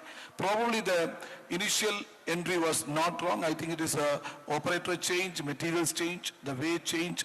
You may get successful. Yeah, I agree. Warner wants to speak something. Let him speak also. Please, we are allowing him to speak after this. No, you're not allowing. Please allow Warner to speak. Okay. Let's go back. There is a small issue with this patient. You see the left system, and we have a 7th French engaged, and it's dampening immediately. So that is a critical issue with the patient who is dependent. He has some ipsilateral filling of the right also, but the left system, we must be careful. The left main is certainly diseased. Yeah, left main looks diseased. Yeah, the whole left system is diseased. Next. Disease. So, of course, as Pratap says, we will always try to get an antigrade wire there. Even if we go retrograde, we need an antigrade wire there. So, of course, we will do the antigrade first with a fine cross, and I tried to feel the XT that went a little bit a funny way, but it was easy to pass the cap, so it was already kind of modified before, but we can go briefly, quickly forward. And then we get stuck. Next, that is the Field XT. It looks strange. Next, we switch to the Gaia 2. Next. This is the Gaia 2 also making this funny course. So at that point we said, this is now the Gaia 2. It looks a little bit better, but it's still off the course, as you see, in both planes. Next. So that's where we left now and said, parallel wiring is not so easy here because I'm not sure where is the deviation from the true lumen, from the true course of the vessel, and we certainly have collateral options. So you catch us right there. We haven't done the case yet, so not like a life in the box here. So next, I give you the shot into the collateral, and then we can discuss maybe briefly before we proceed. That is the first septal, a caravel, which is lower profile, and as soon as we have the caravel in, we disengage the left system to have no dampening. So blood pressure is good. So now, your choice of wire. I think we have to try a parallel wire technique. What do you think, Sudhir? First attempt should be a parallel wire because of the left system is actually diseased from the left main, and you have even distal LED is also diseased. So you should try one parallel wire technique in this case. You can either take with a dual lumen catheter, or you can keep the microcatheter wire there and take a microcatheter and with another wire. And the choice will be the first wire is Gaia second wire taken. Yeah, there is no Miracle Neo wire, which is actually a favorite wire of Dr. Gerald Warner. It is not there. So you can try with a Gaia 3 wire, or even UB3 wire is one other choice for the attempt to the, that is what is my personal choice. Sudhir? Well, yeah, so I think parallel wire, the problem in this case is that the proximal, if you look at the proximal cap and the distal cap from the retrograde filling, it doesn't look like a straight segment. It looks like they might be very tortuous because the way the wire is traveling, it is very, the thing is, if you can't get an idea about the vessel, course of the vessel, the parallel wire might be tricky. You can try it, but I don't know whether the wire has gone subintimal closer to the distal cap, or is it subintimal all the way from the proximal cap. No, but the XTA wire gone in a wrong way, but then actually the Gaia second wire, initial movement was looking very good, but the distal entry point was looking ambiguous. Actually now Dr. Gerald Warner is trying a retrograde attempt and trying the, taking the collateral, right? I have not forgotten about the parallel options. Sometimes we fail obvious collaterals, and then we have to go back to plan A1 or A2. But for us, I think the retrograde options seem to be... the collateral actually looking like a lot of angulation in the distal part of the septal channel. It divides into 3-4 branches, and every branch is actually having multiple angulations. That's why I start with the SUO. Gerard, have you done an RAO caudal shot for the collateral? That the first shot was an RAO caudal. We have done the plain one. Yes. Yeah, the proximal part is pretty good here. It's a very big septal with got hundreds of branches, and then the distal. So that was my question. How did you choose which collateral to go for? First collateral or which branch? No, we take the right hand branch. Surfing. The right hand? No, it's not surfing. I have my reference. But, there are so many options. So actually. What wire are you using? Cyan black. Suo 3. Start with the Suo, but if we don't progress, we'll have to kind of do another injection probably. Yeah. Maybe areo caudal at that stage might help because that will straighten the distal part of the collateral. We'll do that. Areo caudal. It's the rule to get into the septal areo plane, through the septal areo plane, outside, out of the septal caudal. Okay.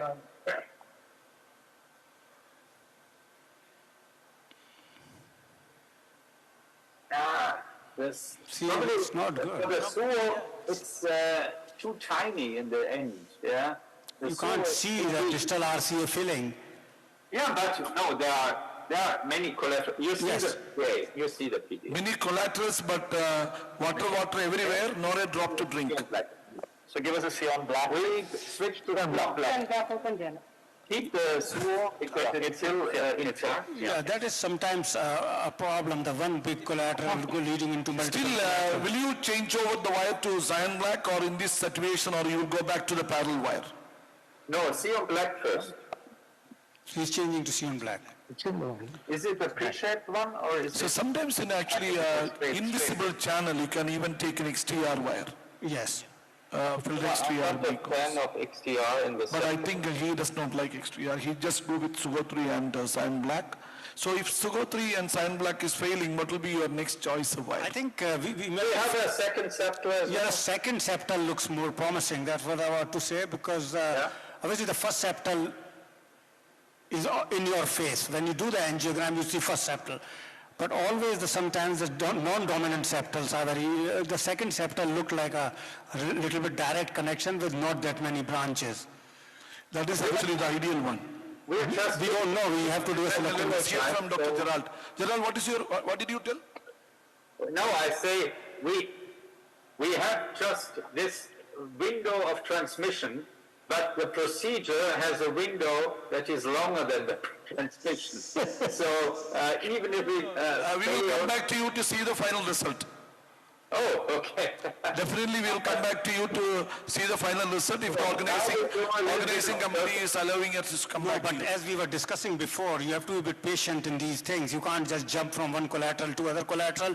You have to exhaust your options, just make sure that you're not working because obviously multiple collaterals, complications, everything. No, this is actually a little tough case because of the on this attempt actually within 10 days of, definitely it is not an easy way. And the wire actually... Yeah, but still the feeling is that there is too much resistance. This goes that wire actually, that is going in a different direction. That goes to the apex. That actually is... Take Suo 3, I think. Oh, okay. Go back to another option.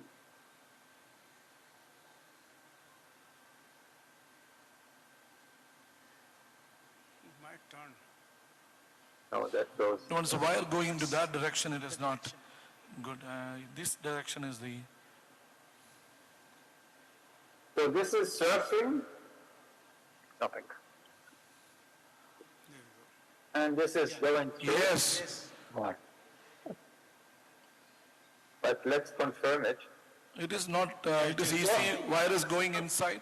So it's a cyan black wire, right? Go to LAO. Dr. Gerald, it is a cyan black wire. Cyan black. Guilty as accused. So that's nice, and it's a very difficult collateral. So it could be difficult to follow. We could also do. Hope the microcatheter goes. So that is the issue. You see that distal cap is pointing towards this way, and the antegrade wires are pointing other way. So okay, we are at least at that position, and now the next task is the microcatheter crossing. Microcatheter crossing. The microcatheter taken is actually. Then we are done. Then we are done. If the microcatheter does it, we are at the goal. So now we have the issue of the left main, and we need support. So this now we have the parallel. Yeah. So parallel crossing can be challenging here as well, because you see the micro channel was a little bit, you will say 0 or 1, I don't know. Not only that, Sudhir, actually you have to give a lot of pressure there, in that actually LMC, osteal disease, So it will be a little challenging, but yes, gone. No, gone. So it goes forward. So now I need to accept the challenge of the angulation. Oh, gone. That's the beauty of the caravel. That is why we are giving. I don't need nothing else than the caravel on the island in the Caribbean and the CTO. Or on Maldives. Hello. Go to Hello. Is that easy? Well, the important thing about the caravel is just not to turn it. I've never turned it. Push it and let it work with the beat of the heart. Yeah, let it work with the beat of the heart. So, the exposure should go to 7.5 now. Yes, sir. Yeah, okay. We are working at 17 minutes and we have 280 milligrams. That I was going to ask you at the last moment, not now, because definitely I'll ask about the radiation. But we did already my modifications. Unfortunately, the old FT10 systems, they have. Dr. Gerald, actually, will you change the wire now to cross the CTO segment? Retrograde. Yes, so which wire you are going to plan to take?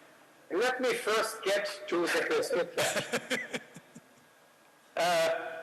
What is the time? I think we have 1 hour. No, 25 minutes more. 25 minutes more. Dr. Goel already finished? Goel, we are not allowing him to finish because we wanted to finish both together. Okay. So we are at a good position now. Let's see the orientation of the two wires. Let's just do a fluoro and move around.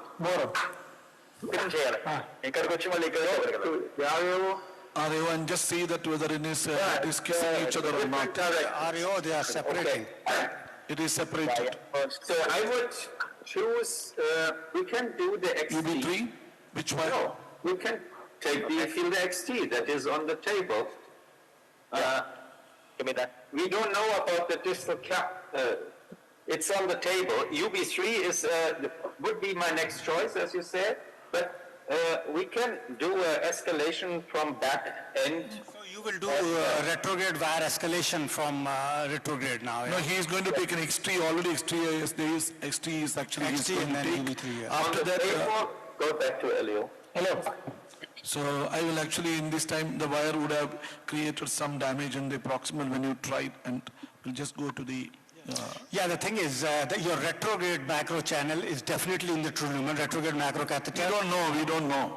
No, retrograde tip is 100% in the true lumen. True lumen. Yeah, antegrade, so you can see in the RAO, they are obviously quite separate, so you have to bring much closer. So it depends how this wire goes. Now it can be retrograde, but up to the cap. He has taken an XT wire.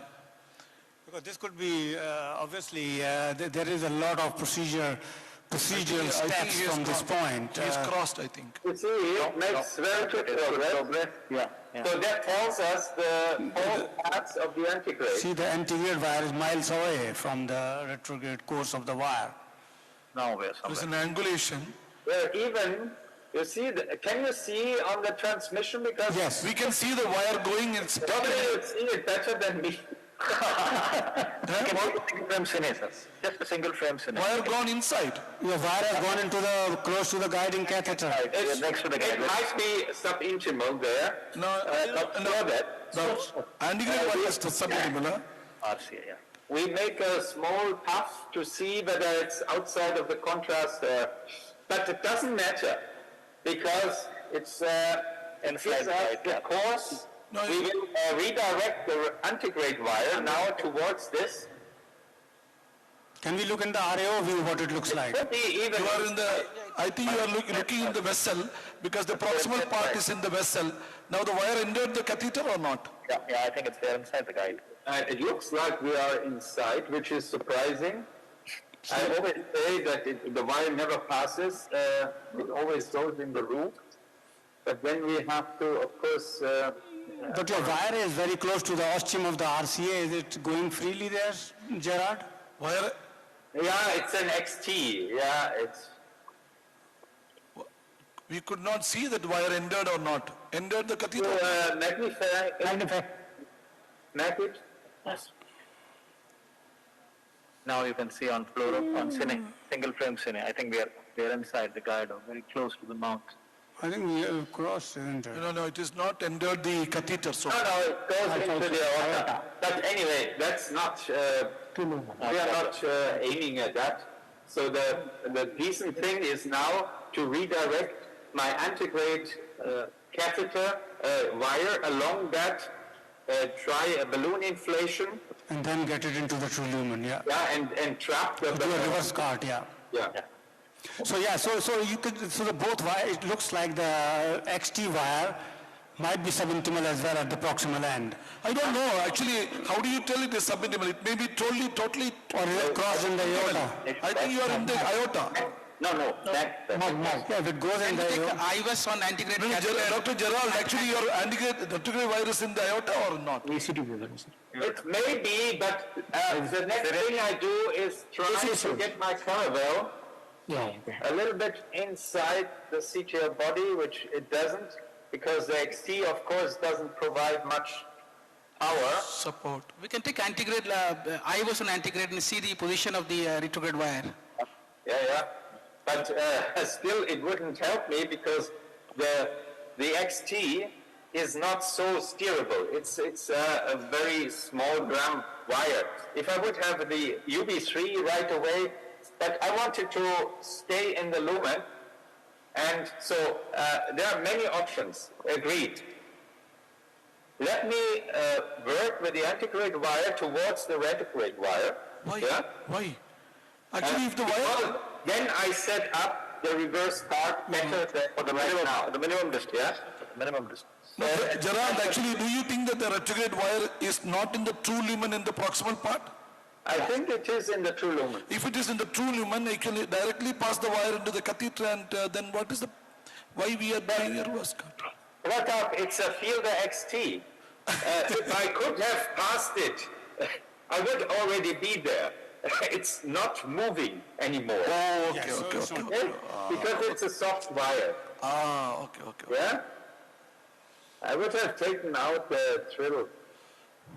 So I think we might have to do a reverse cart. So could we go to Dr. Goel's lab and then come back in 5 minutes? Yeah, we saw everything. You saw the nicest part, I think. Yeah. No, we wanted to see the wire going inside also. Yeah, that is, we can record that. The important thing was the wire passage here, because the collaterals were not... We'll go to the, just for 1 minute, Sudhir, when we can go to that. Yeah, we stay here for some time, yeah. The same thing. I think where the tip of the fine process is the place where it was. Which wire is in the antegrade wire now? Gaia 2. Gaia 2 only, okay. Yeah, it always takes the same false route. It's going straight, isn't it? Quite a bend there in Gaia. No, basically that's an angulation there, you know.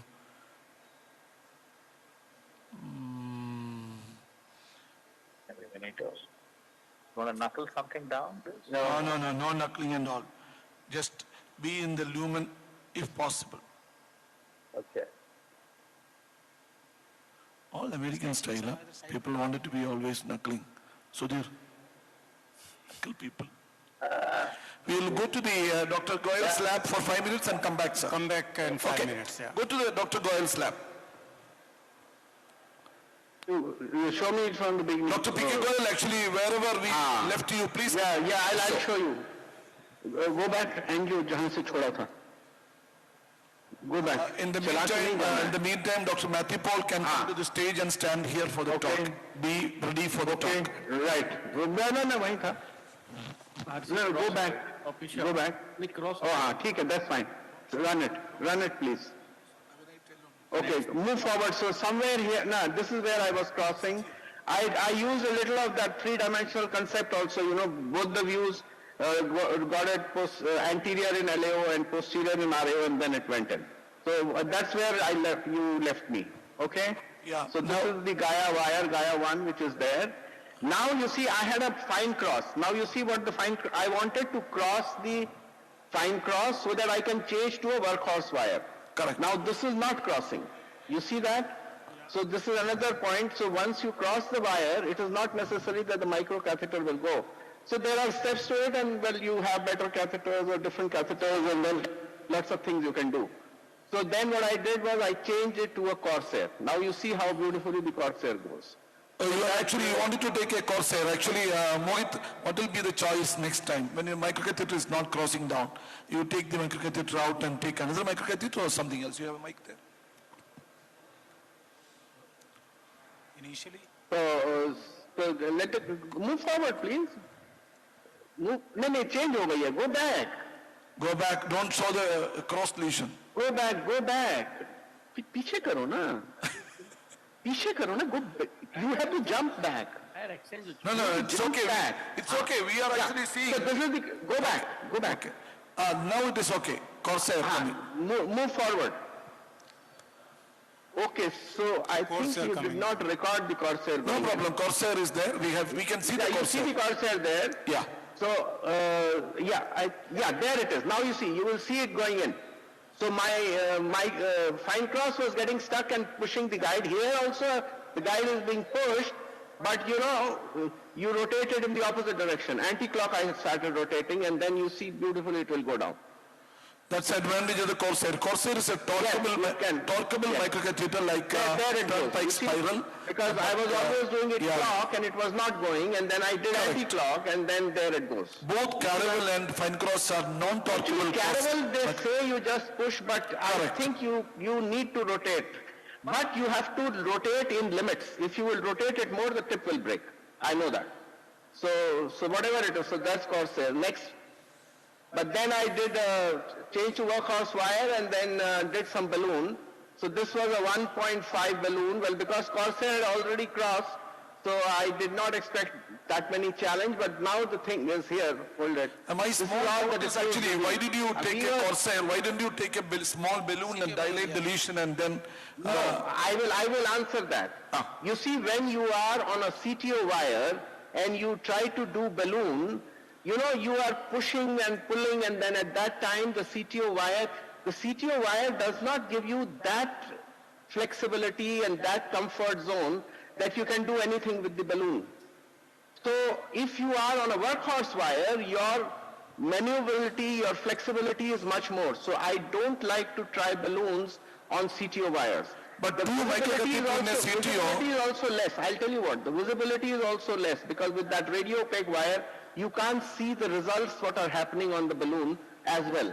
So I always, in principle, want to change it to a workhorse wire through a microcatheter, and that microcatheter also creates a channel for me so that there is now ease of passing balloons, and that's how I do. That's the standard way that we follow. But actually, you can take a smaller balloon and dilate. I know you can, but I don't. The microcatheter. There's two microcatheters in a CTO like this. It is expensive, Yeah, I understand that, but the workhorse wire can be an aux wire also if you so want it. Okay. Because the micro is already in, you change it with aux micro workhorse wire, no problem. Okay. So now the thing is, the disease actually is much more than what I had expected. We were seeing all that disease till the crux. I think Sudhir also agreed on that, and that was my opinion also. But now I see there's a lot of, maybe it is underfilled or whatever, a lot of disease distally, so now it's a question of balloon angioplasty and how to stent. So move forward please. So I did some multiple balloons, 2.5 along the main shaft, and distally I did smaller size because the vessel could be small and you could rupture it. So we did 2 at the crux and 1.5 distally to just get some flow through. So that's what I am seeing. And I am not very keen to chase beyond the crux.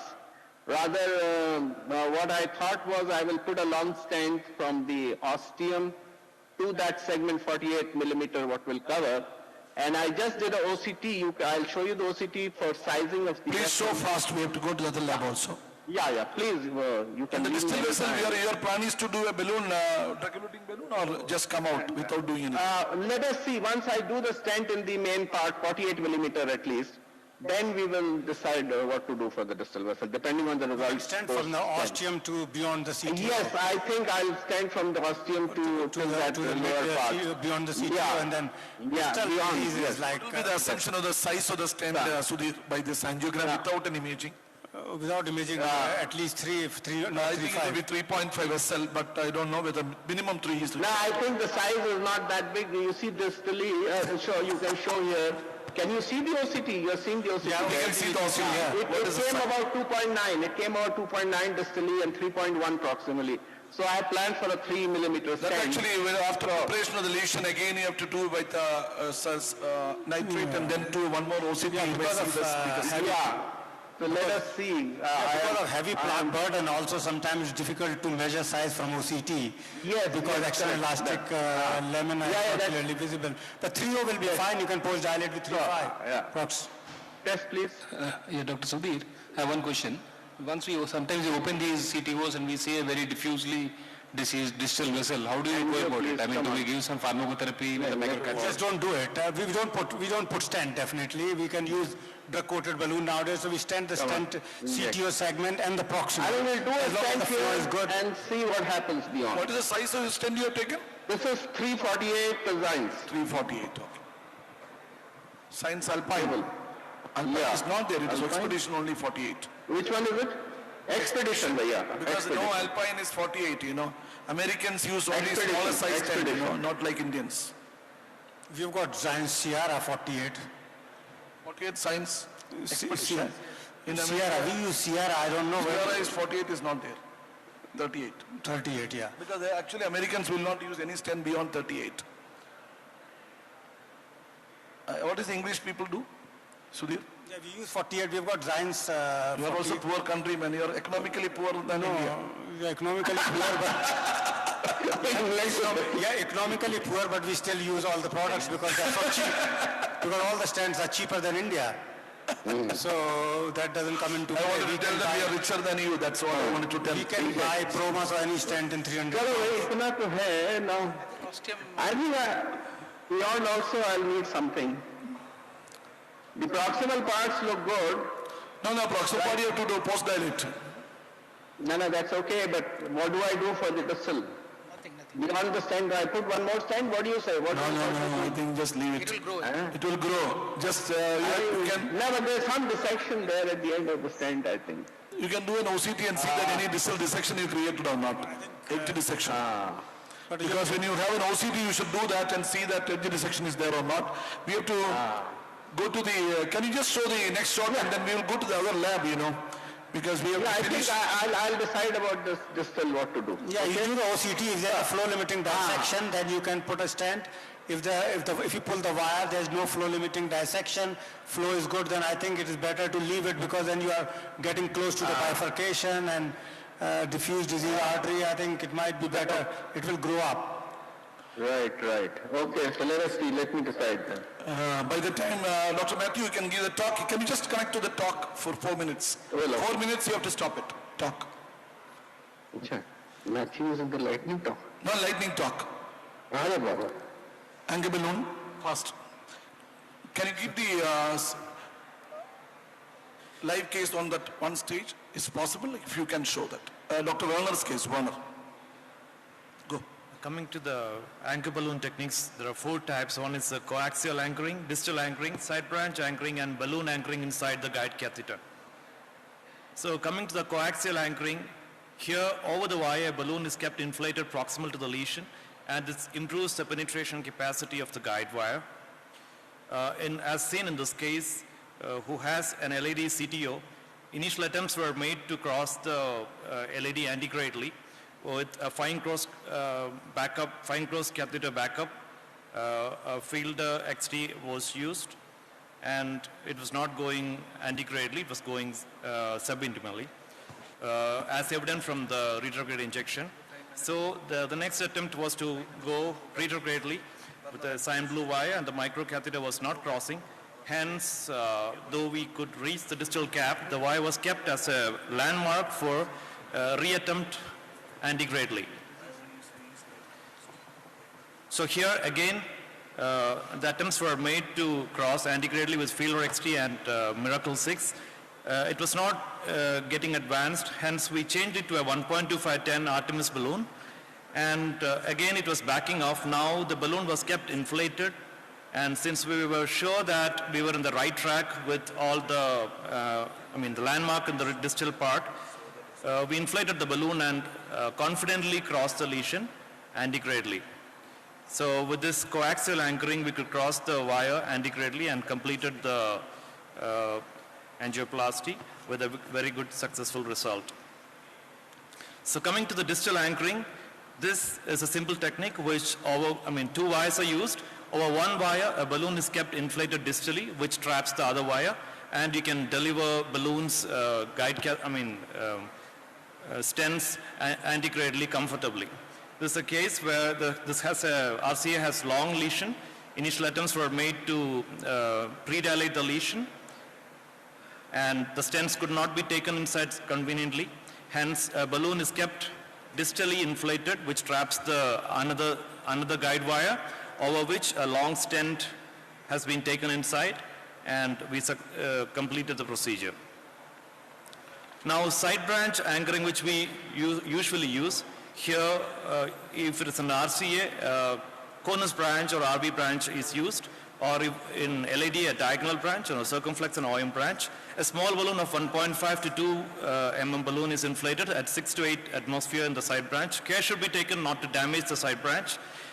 And with this anchoring, we can take balloons and stents comfortably inside. This is a pictorial representation of the side branch anchoring. Here, initial attempts to cross the lesion antegradally was not successful.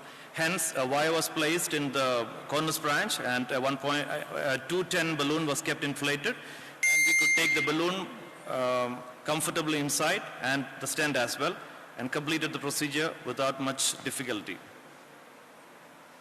So the limitation is we should be very careful not to damage the side branch. Now, balloon anchoring inside the catheter, this is done when we are not able to, like if you use a microcatheter, you have to remove it. To avoid a docking, you can just keep the balloon inflated at the distal visible part of the guide catheter.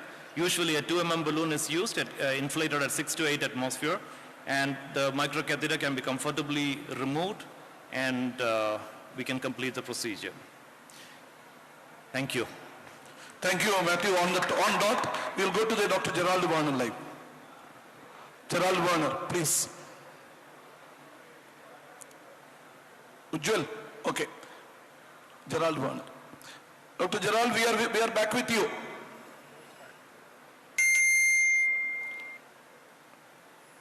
Gerard, we are with you. Fighting. So, go back a few shots. So, we realign the 1,000 units of effort. 1,000 units of effort. Let's show here. Yeah. So, I realigned back, forward. Correct. We have seen that much. That much we have seen. Now? Next. Next. So, now we realign. The Gaia comes a little bit more inside, and it's more better overlaying. Next. You see? Next. Oh my God. And right now we are, the XT didn't work, but it was very far. So I went to UB3. UB3 didn't respond at all nicely, and now I'm at the usual suspect, the Gaia 3. We have already dilated the 2.0. Now we are at the 3.0 balloon, antegrade and down.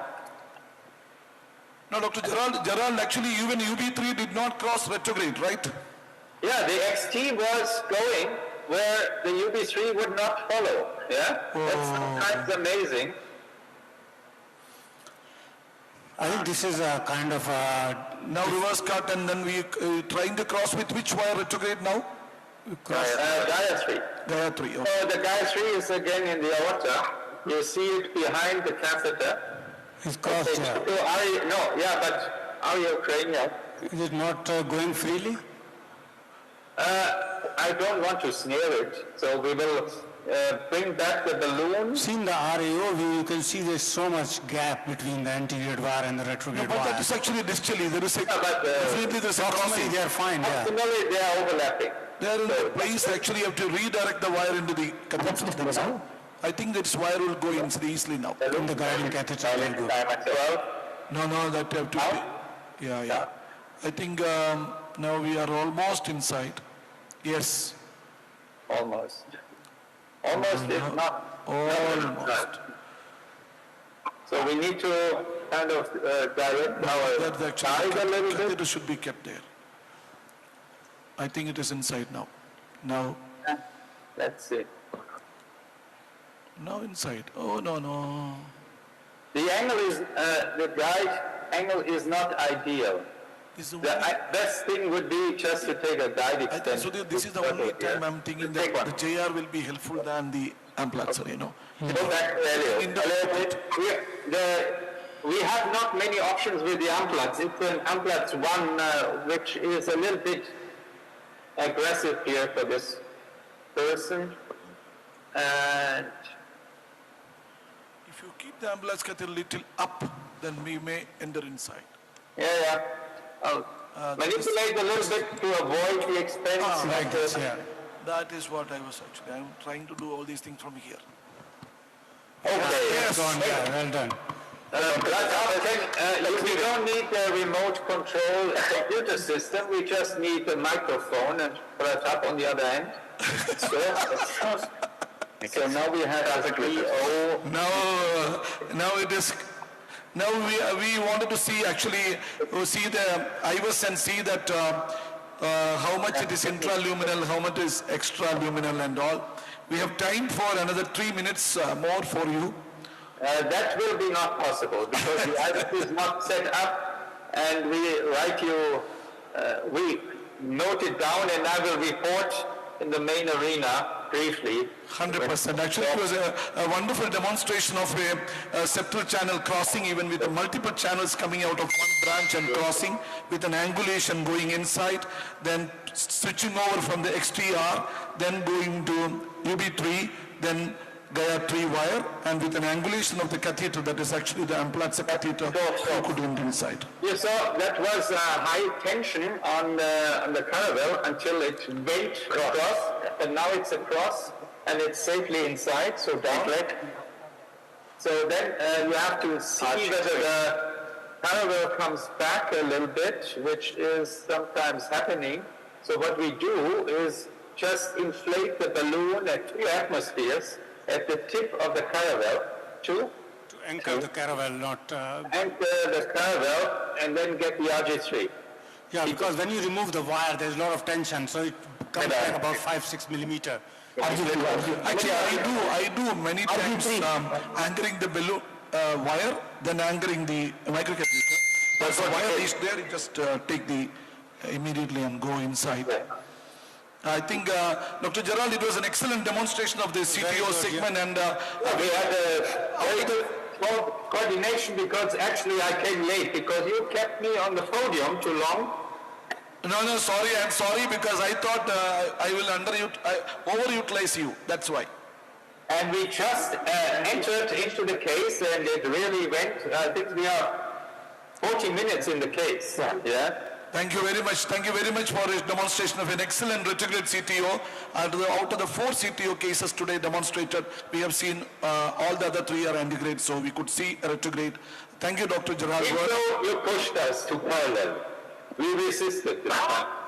Thank you very much. Thank you. We will actually go to the, we'll just wind up this session and we will see the final result after late in the some of the session from there. Thank you very much. We are winding up the session. I will call upon the next chairperson to this stage. Dr. Arilan, Dr. P.S. Banerjee, Dr. K.P. Balakrishnan, Dr. Jolsna, Dr. Eno Bensal, Dr. Kamal Sharma, Dr. Premanand, Moderators are Chandraban Meena, Milind Srivastava, Pravesh Vishwakarma, Dinkar Basin, Himanshu Gupta, Jitendra Kumar Jain, then Krishna Kishore Goyal. Please, actually, sir, you can proceed, and Dr. H.K. Bali will be the first speaker.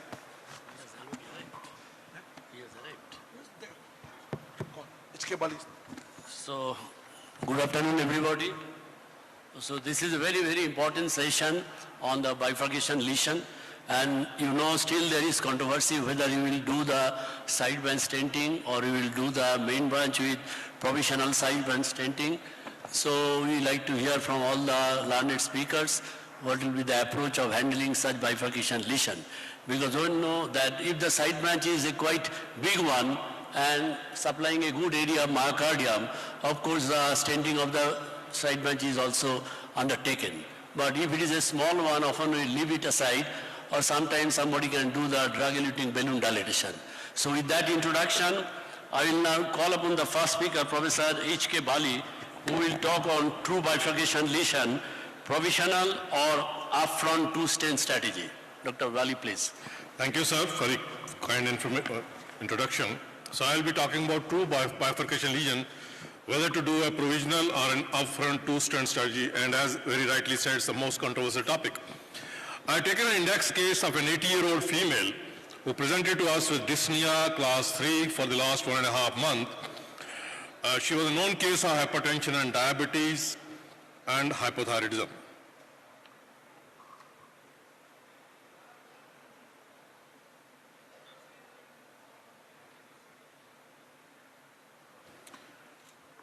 So, ECG showed a QS in V1 to V4, T-wave inversion in V3 to V6, and Q waves and T-wave inversion in 2-3 AVF. A 2D echo showed a global hypokinesia with moderate AR, severe left ventricular systolic dysfunction with an ejection fraction of 25%.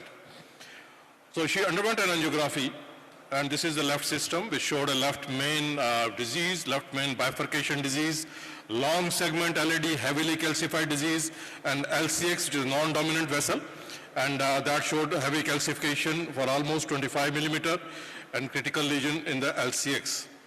And these are the multiple views of that left main bifurcation, a leocardal view, and you can see the bifurcation stenosis. And so this patient has a true left main bifurcation, Medina 111, circumflex is at least 2.75 millimeter, L6 lesion is 25 millimeter in length, bifurcation angle is about 70 degree, and LCX ostium is severely calcified and diffusely diseased. In addition, this patient also had a right corner critical lesion, about which I'm not going to talk too much today. So what is the treatment strategy in such a patient? So background, if we look at before the large trials came up, there were many small trials, Nordic, BBC1 and other, which have shown that provisional stenting is superior to two-stent strategy with a lesser mass and lesser complication over a period of time. And if we look at RCT, meta-analysis also, that also showed that provisional stenting is better than two-stent strategy in a left main bifurcation lesion. And this is what we had before the data came. And then we have a EBC study, EBC main, and let's look at that. 467 patients, 31 centers, and it compared provisional stenting with a two-stent upfront strategy. And it showed that when these were compared, at least 22% there was a crossover. Provisional group underwent a side branch stenting also, which is quite high. So that is what needs to be noted as we go further. And this study had a follow-up of 1 to 3 years, and it showed that provisional stenting had better outcome both in primary endpoints and secondary endpoints at 1 year and 3 years. So over a 3 years period, primary endpoints better with provisional stenting, and target lesion revascularization also better with provisional stenting. Now, the conclusion of this EBC main study was that there's a good outcome at 3 years with bifurcation left main stenting, almost twice as much TLR in the dual stent group, and only 20% patients, which is 1/5 of the patients, required a stenting in the provisional group. So it was also concluded that it is not necessary to decide the number of stents before you start the procedure.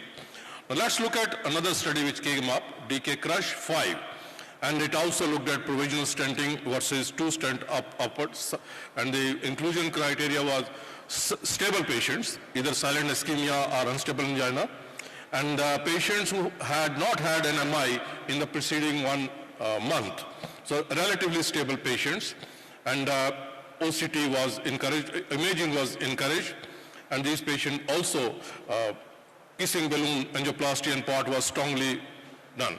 And these patients had almost equal distribution in both the groups, in the provisional and two stent group. This is important, that all the steps of DK Crush should be very, very closely adhered to and meticulously followed. Whether it is DK balloon, simultaneous balloon angioplasty being done, or first part being done, proximal crossing of the side branch with a wire, and final part. And what it showed, entirely opposite result to what we had seen with EBC main. It showed that two stent strategy using a DK Crush, and about 50% had imaging done, was better than a provisional stenting. And in those patients who had more complex bifurcation lesion, results were even more prominent. That it showed that there was a significant better results in primary and secondary points with DK Crush technique. The primary endpoints subgroup analysis also showed that upfront two stent strategy was better. Now we have 3 years follow-up on that, and that also shows that all the primary and secondary endpoints were better. So this DK Crush study 5 concluded that a planned DK Crush two stent strategy reduced target lesion failure at 1 year compared to a provisional stent strategy in patients with true distal left main bifurcation lesion. And then we come to the definition trial. And definition trial also compared provisional stenting with two stent strategy, and it showed better result with DK Crush over a period of 3 years, again showing the same results which we had seen with the DK5 Crush study. So 2018 guideline also showed that in true bifurcation lesion of the left main, double kissing crush technique may be preferred over provisional T stenting. It's also important to remember that in those provisional stenting where Baylor stenting has to be done, the results are far inferior to either provisional or DK Crush. So embarking on a left main PCI, imaging is extremely important. Imaging before, imaging during the procedure, imaging afterwards. In many patients these days, LV mechanical circulatory support would be required in this patient. 7 French guide catheter, radial guide catheter has changed the landscape, and the results are volume driven. High volume centers have better results with left main bifurcation. And imaging has shown multiple studies that imaging makes a huge difference to left main bifurcation angioplasty stenting. And that should become a norm in such patients. So coming back to our patient, this patient underwent a right coronary angioplasty stenting, and with a rotablator with 3 stents were put in, and then we did an angioplasty of the LAD and left main bifurcation under mechanical circulatory support, Impella 3.5, CP 3.5. A rotablator was used, the bed was prepared, and then we used a DK Crush technique to do first the LAD angioplasty stenting and then the DK Crush technique to do the left main bifurcation. All the steps were meticulously followed, and then we did an OCT run.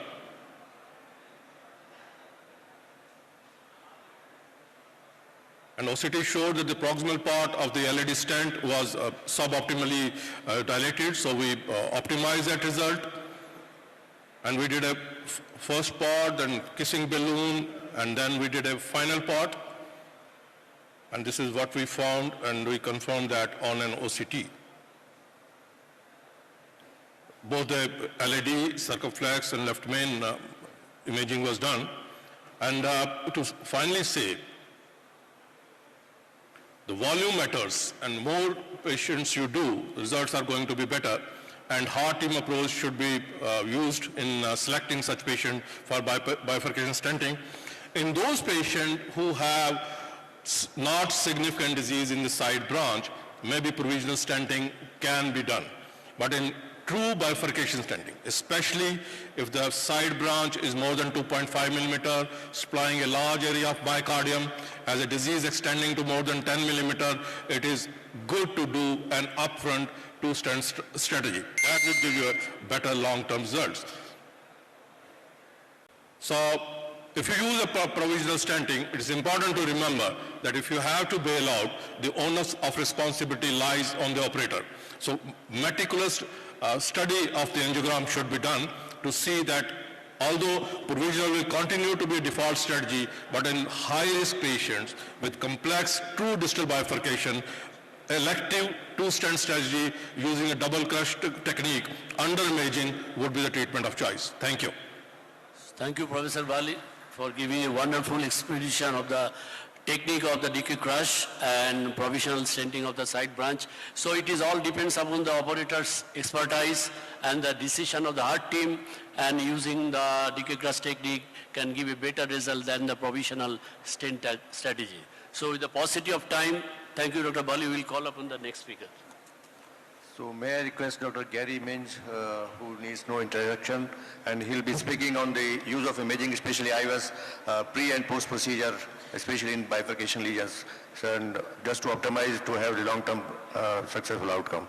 Professor Gary Minch, please. Thank you very much, and thank you for inviting me to the NIC CSI midterm meeting. So we'll first talk about distal left main bifurcations. You should always do IVAS from both the LAD and the circumflex back to the left main with at least one pullback to the aorta to determine the left main severity, the disease at the LAD and circumflex ostia, plaque composition, disease at the left main ostium, identify the landing zones, and measure vessel diameters. So for example, here's a left main distal left main lesion with pullbacks from the LAD and the circumflex. The lumen area from the LAD pullback is smaller. This is the true MLA. This is an artifact. We've also learned that the carina is spared, and regardless of the Medina classification, the distribution of plaque from the left main into the LAD and the circumflex is about the same. You cannot evaluate the LAD from the circumflex pullback. You cannot evaluate the circumflex from the LAD pullback. For example, here is that same example that I showed you before. Here is the LAD pullback. This is the circumflex. It doesn't look so bad, but when we actually measure the circumflex directly, there's a small lumen and a large plaque burden. So IVAS cannot be used to evaluate a side branch from the main vessel pullback or the main vessel from a side branch pullback. In terms of landing zones, we look to the LAD for the stent size. We look to the left main for the pot size, and the difference between landing zones is the stent length. The same thing is true in the circumflex. If you're going to place a second stent, we look to the circumflex for the vessel size and the distal landing zone and the length from the circumflex into the left main. In terms of deciding whether or not to use one or two stents when treating a distal left main bifurcation, we have the data from Sujin Kong of Asan Medical Center, and if the lumen area in the circumflex is less than 4 and the plaque burden is more than about 50%, you can pretty much predict that you're going to get jailing with an FFR less than 0.8 after stent crossover. However, other than selecting a one or a two versus a two stent strategy, IVAS is really agnostic as to the specific two stent strategy when treating a distal left main bifurcation. After implanting the stent, we look for stent under expansion, stent deformation, geographic miss, and complications, which is the major determinants of events. We will look at only at proximal edge malapposition, and you repeat as necessary after optimizing the stent. This is the only situation when malapposition is bad. You can see at the proximal edge of the stent large areas of malapposition also in the cross-section, and the reason this is bad is not because of restenosis, not because of stent thrombosis, but if the patient comes back, it's really easy for the guide wire to get behind the stent. How do you fix this? You measure from here to here, you size the balloon appropriately, and you only use modest inflation pressures. what are the outcomes predictors in terms of stent area? So the Korean criteria had a stent in the circumflex of 5 square millimeters, stent in the LED of 6, and stent in the left main of 8. But the Excel criteria are much larger. For example, in the left main, the cut point is really 9.5 square millimeters. And people have puzzled, why are these two so different? Well, there are two reasons. Particularly Korean patients have smaller proximal vessels compared to Western patients, but the Korean study had only short follow-up duration with a primary endpoint angiographically. So if we now look at the event-free survival curves of Excel and we only look at 1 year, you can see that it's a much smaller minimal stent area. Much smaller minimal stent area if you only stop your follow-up at 1 year. But if you allow the stents to mature with typical intimal hyperplasia accumulation, you need a much bigger stent area. We also look at stent deformation. This was never a problem with bare metal stents. Here is an IVUS image after stent implantation. It looks like the stent is underexpanded, both in the LAD and the left main. After kissing balloon inflations, in fact, the stent is actually smaller, and now where we had only one level of stent struts, we have 2 levels of stent struts indicating stent deformation. If you have stent deformation, the event rate is twice as high or more compared to the absence of stent deformation, and this must be corrected. In terms of deciding what to do with a circumflex after single stent crossover, this is data from Bangkwan Koo, and we used FFR, and we know that most of the time the FFR is absolutely normal, irrespective of what it looks like angiographically. Why is this the case? Because in general, circumflex stenoses are not associated with an FFR less than 0.8. A lot of this is eccentric vessel deformation with little increase in osteoplaque mass. The changes are focal, the vessel size is large, there's only a modest amount of myocardium supplied, and there are lots of artifacts. But if you have an FFR less than 0.8 compared to an FFR greater than 0.8, the event is 3 times higher if the FFR is less than 0.8 after single stent crossover. The question is whether you need to do 2 stents up front, or can you then place a stent in the circumflex when this happens. And this is data from China showing that the patients who have a treatment of the circumflex ostium after the FFR is reduced after single stent crossover do just as well as having the second stent placed at the beginning of the study. In terms of outcomes, there's really only one study that specifically looked at distal left main bifurcation. This is from Spain, and you can see that with distal left main bifurcation lesions, the event rate is much, much higher in the absence of IVUS compared to the use of IVUS, and this is probably 2 to 3-fold higher, and IVUS use was an independent predictor of events after distal left main bifurcation. So we've talked about left mains. What about non-left mains? Well, the IVUS algorithm is similar to left mains, but there's a few notable differences, and of course, there's much less data. And if you see here, again, the distribution of plaque in the LAD diagonal bifurcation is similar to the left main, is independent of the Medina classification, and involves both the main branch and the side branch in the vast majority of cases. Secondly, in assessing a bifurcation, the presence of main vessel disease will always influence FFR measurement in the side branch. So if you want to decide whether the FFR in the side branch is reduced pre-intervention, it's affected by the proximal disease, which is present in 100% of cases. Negative remodeling of the ostium in the side branch is present in almost all, and if the MLA is reduced by negative remodeling and not by significant plaque, after stent crossover, more than 80% show normal FFR post-stenting. So the main thing you look at the side branch is whether there's plaque or whether the lumen is reduced only by negative remodeling. And in fact, The predictors are obviously smaller than in distal left main bifurcation, a lumen area of about 2.5 and a plaque burden of about 50%. When you have the combination, the diagnostic accuracy in predicting an FFR less than 0.8 is 85%. In terms of what causes an abnormal FFR after single stent crossover, it's really plaque shift. Carina shift, like in the left main, has little to do with this. And in terms of the criteria for optimization, there's only one study, and this is from Korea, but not from Assam Medical Center. The left main, or so the main vessel, say the proximal LAD is 6 square millimeters, and in the side branch about 4.5.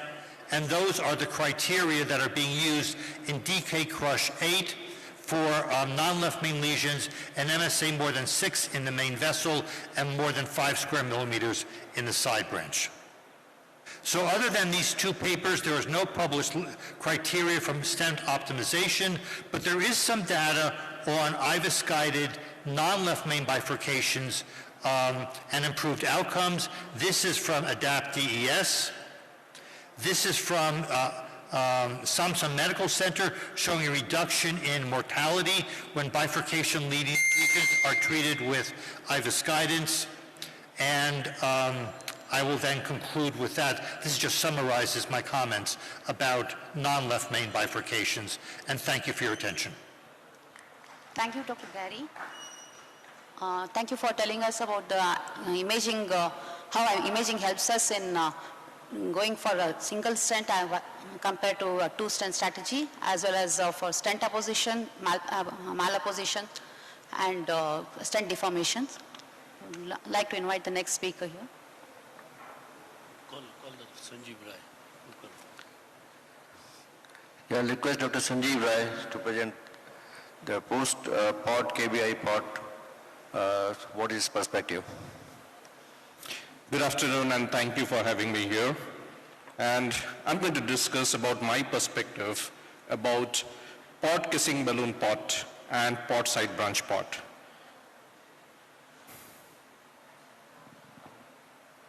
Can you please make the slides move?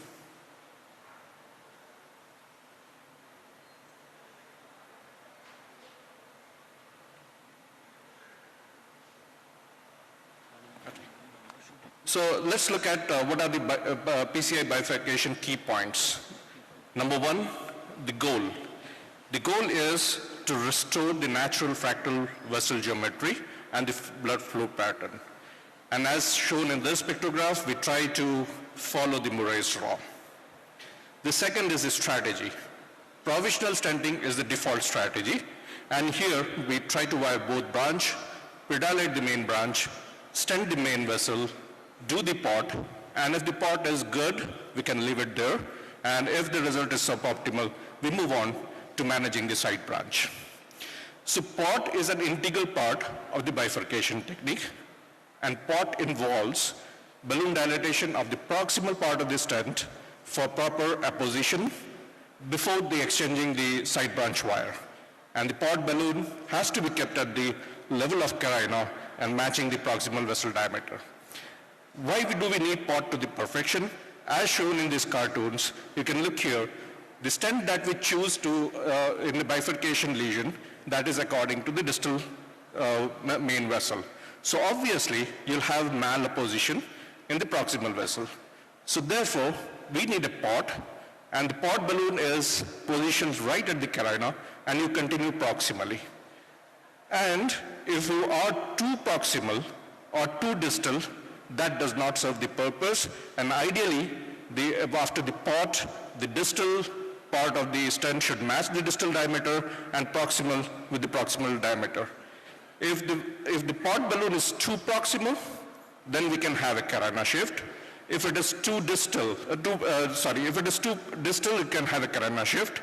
If it is too proximal, you have an incomplete expansion of the side branch stent, thereby making the wire crossing difficult. So what we need is a perfect balloon positioning, immediately proximal to the carina, reaching to the proximal part of the stent. Choice of the stent is very crucial. You need a stent which is conformable, which has a good side branch access, visible. Yes, we do with absorbable stents, but then visibility adds to it. The stent expansion capability should be known, and we should have a good radial stent. This is particularly true when you have a lot of mismatch between the distal vessel and the proximal vessel. So one should know the stent expansion limits, and that is more true when you are doing a left main bifurcation disease. We should also know the side branch access. For example, here we have a 3.5 millimeter stent, and you can look at the various makes where it can expand the side branch right from 4.4 to 5.1.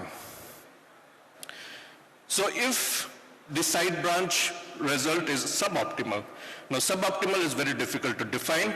It is either the patient has angina, ST elevation, compromise of the flow.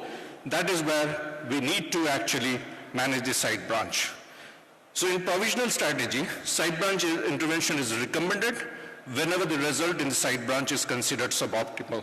And this could be either because of the plaque shift or the carina shift. In absence of suboptimal side branch result, again there is a debatable, we need to clear the stent struts because sometimes these floating struts across the ostium may result in a fenestrated restenosis. So how do we do that? So the options are, we can have a port kissing balloon port, or a port side branch port, or if the results after the port of these two are suboptimal, we can go for a bailout strategy with the second stent.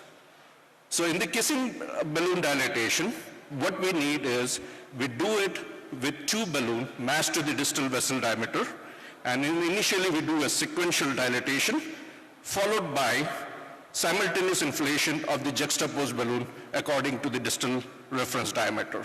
So here is a case example. This was a primary PCI, and you can look at the origin of the PDA. This is very, very angulated branch. So what is more important is just wire the PLV, balloon dilate with a low profile balloon. That will restore the flow, and it gives enough time for us to wire the angulated PDA branch. Once done, just position the stent. This was a direct stent. So just position the stent, dilated the stent, and if you look at after the main vessel stenting, what I have is a compromised ostia of the PLV, which is a huge branch. And remember, as Dr. Gary was mentioning about Kang's data and Ku's data, here this is a primary PCI. We can't do an FFR. So all I want is the side branch, a huge side branch, to be very clear of the struts. So obviously, even after POT, this did not resolve. So I do a distal wire cross, side balloons dilatation, then a kissing, and finally you can see here the results. Both vessels are nicely opened up and filling. So this was POT, kissing balloon POT. The second alternative strategy is to do a POT, and if the side branch result is suboptimal, open up the struts of the side branch, and then do a report. Now here, report, this is the final indispensable step, because when you do the side branch dilatation, you have a deformity at the malposition of the main vessel. So again, repeat POT is very, very crucial. So this is what the diagrammatic representation looks like. You can do it with very small size balloon. Just open up the struts, and you can see the OCT picture, how it clears off the side branch ostia from the struts. Now this is another example, almost similar kind of the last one that I had, but this is a stable angina setup. So I just wired the distal PLV, took a microcatheter, reshaped my wire, pulled it back, and let the wire prolapse into the PDA. So now I dilated the PDA, but the balloon was not opening up well. So I was guided, and you can look at here in the bottom, there was a calcium nodule and calcification. So prepped it with a Wolverine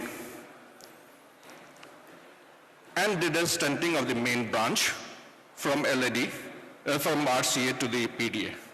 So all went well. Now the next, what I could see even before I could finish my case, we have a compromised flow in the PL. So immediately distal wire cross, just dilated the side branch, and you can see when I was dilating the side branch, my balloon ruptured, but the flow had been there, so just did a report and left it like that. Now this is usually the strategy when we have a smaller side branch, but the side branch port can be even applied to a larger branch, and this was the final result. So what are the advantages of side branch port? It is simple, it is a 5 French compatible, and the efficacy is mostly dependent on the positioning of the port balloon, and we can finally reduce the malapposition by, and maintain the circularity structure of the main branch. This is just my last case, and you can see here the LED diagonal. So LED is a calcified vessel, and you can see here in the OCT the calcium distribution, but it was almost like 180 degree. The diagonal was a huge branch. So again, we did the vessel pump with a Wolverine, stented the main branch, did port, and if you look at after the port, my side branch is again compromised, and you can see in the OCT my struts across the side branch. A distal cross, and then you can see here the side branch, and this was the stent boost enhancement are given there. So just as a side branch opened up and a report, and that's what the final picture looks like. If you look at in the center, the side branch is cleared of the struts, the vessel position good, and the side branch looks good, and these are the final angiography. So what is my perspective? Port, side branch port, or a port kiss port, this has been debated since the 14th EBC meeting. In a real world setting, port kiss port is the preferred strategy, as it is less likely to cause problematic stent deformation, a concept which has evolved with bench test. Most importantly, keep it open is the usual best approach. And if the side branch is not diseased and very minimally involved, we can wire both, do the main branch string and do the port. If the side branch flow is compromised, vessel small, we can do a port side branch port. If the vessel is large, preferably port kissing, but a port report can be an alternative strategy. Most importantly, we should use a stent enhancement, angiographic profiling of the side branch in a perpendicular view, and use imaging whenever possible. Thank you. Dr. Sanjeev, please, one question. So you have nicely described about the port kissing port. So only one question to you. Suppose the side branch is of good size, and in order to prevent the two-stent strategy, now what is your comment of using the drug-eluting balloon for the side branch? It is a nicely evolving concept that we can use in the side branch a drug-eluting balloon, but this is more so if there is a disease. So when we are just trying to open up the struts, we did not over-dilate or do it. All we need is that the side branch should be clear of the struts. But yes, if there are some minimal disease, we can use a drug-eluting balloon. However, there are no data, no trials on that. It's an evolving concept, and many of us do that in the data and real-world practice. Thank you. So we can call Kukuli now, because Kukuli is important. Another one is now Kukli. Okay. So now I am asking Dr. Florin Kukli, who will talk on role of drug-coated balloon in bifurcation stenting. It's a very, very important strategy. That's why I'm asking the same question, so that if we can reduce the number of metals inside the coronary arteries by using the drug-eluting balloon, and let us see what he says to us. Dr. Kukli, please. Thank you so much for the kind invitation to be here. It's a great honor for me. My role is to speak about drug-coated balloons in bifurcation stenting. This is the place where I'm from.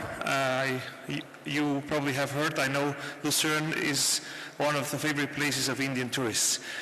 Very often you will have such a situation that you have a bifurcation with some disease, and it's always a challenge to discuss, is this a one-stent, a two-stent strategy, or a no-stent strategy? And very often we know that bifurcation stenting is not ideal because we all know if you put 2 stents in a bifurcation, usually you can count the months or the years until restenosis will happen. So that's probably not good. We all know it. We know also that 1 stent strategy is better, but sometimes you have to put 2 stents. And I think we somehow need to simplify bifurcations. Now, we also know that lumen in PCI means everything. If you have lumen, then you have good outcomes. If you have a bad lumen, you have a bad outcome. This is also very clear, and this has been shown by different studies. Now let me show you a case and challenge you a little bit. This patient is a 62-year-old lady who refused CABG. You will see the anatomy in the next slide. She has a non-STEMI, and she has a left main stenosis. And of course, we discussed it in the heart team and decided for CABG. But this is the anatomy. So now the question is, well, how can we solve this? Who of you would have sent this patient to CABG as well? Who thinks PCI is the best choice? That's a bit more for PCI, so luckily she rejected. Now, I think it's crucial in such situations when you do PCI then to decide to go for intravascular imaging. In this case, we see a little bit of thrombus, a little bit of plaque, but it's actually not heavily calcified, and this looks doable with stents. So she could have a good outcome. Now, how did I do this case? Well, on OCT I saw fibrocalcific plaque, a little bit of thrombus, which doesn't bother me. I knew the vessel size, and I think in intravascular imaging, as much as it's important to know the morphology, it's important to know the size of the vessels, because with size we achieve lumen. In this case, I went in with a Wolverine for LED and circumflex. I used a cutting balloon which was slightly downsized, so I sized it according to the lumen. Then, because she had a bit of slow flow in the LED, with a dissection, I decided to put a stent in the LED and then do a DCB in the side branch, in the circumflex, and you saw it was 1-1 bifurcation, and then we did final kissing. So this is how I treated it. Cutting of both and stenting of the main branch, and then at the end, DCB and kissing. This was the final result, which looks good. Also from the cranial view, looks also very good. And this was her OCT. Now on OCT we see actually the run on the left is from the LED from LED to left main. This is then the circumflex. You'll see a bit of thrombus, but we have actually a good lumen here. So we left it like that. And because this patient was treated with a PCI and we proposed a bypass surgery, we said, okay, we agreed to do a 9-month angiogram. And at 9 months, you can see this looks actually very, very nice. And even more importantly, we did OCT, and on the left side again, LED to left main, looks great. But even better, we can see here, look at this, the ostium of the circumflex. It's widely open. So I think we did a great thing for this patient, but that we did not put a second stent, because a second stent probably would have done bad to this patient, not good. Now, can we go further than that? Can we just say 1 stent and then DCB for the side branch? Or can we do something, maybe even 2 DCBs and no stent at all? This is a very young chap, 38 years old. He has familial dyslipidemia. He's also a smoker. And this is the anatomy. I'll show you some more pictures, but the question is 2 stents. Who is for 2 stents? Who is for 1 stent? Who is for no stent? No one is for no stent. Okay, let's see. So, basically you can see it's actually, every one of us would say probably he needs at least 1 stent. Here again.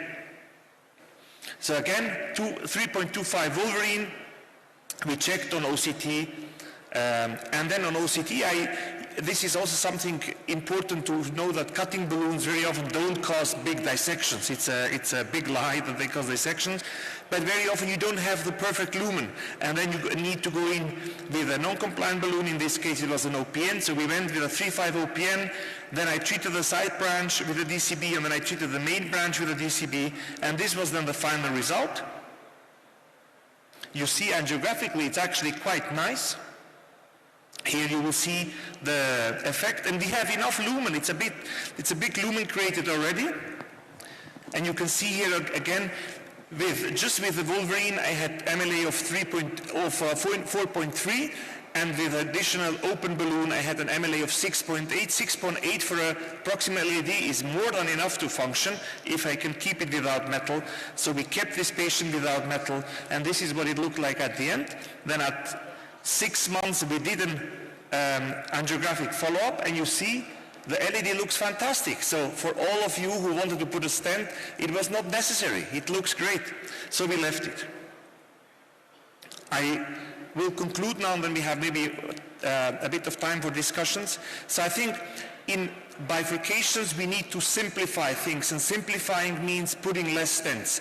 But we have to have a good result. So in order to achieve that, I think it's important to do a good lesion preparation, and the problem is that nobody actually knows what good lesion preparation means, because for one, good lesion preparation is using a non-compliant balloon at very high pressure, for the other is using a cutting balloon, for the third one is something else. I think we need to define what is good lesion preparation. The aim must always be to have enough lumen and to have no flow limiting dissection. And if you have lumen and no dissection, then you don't need a stent.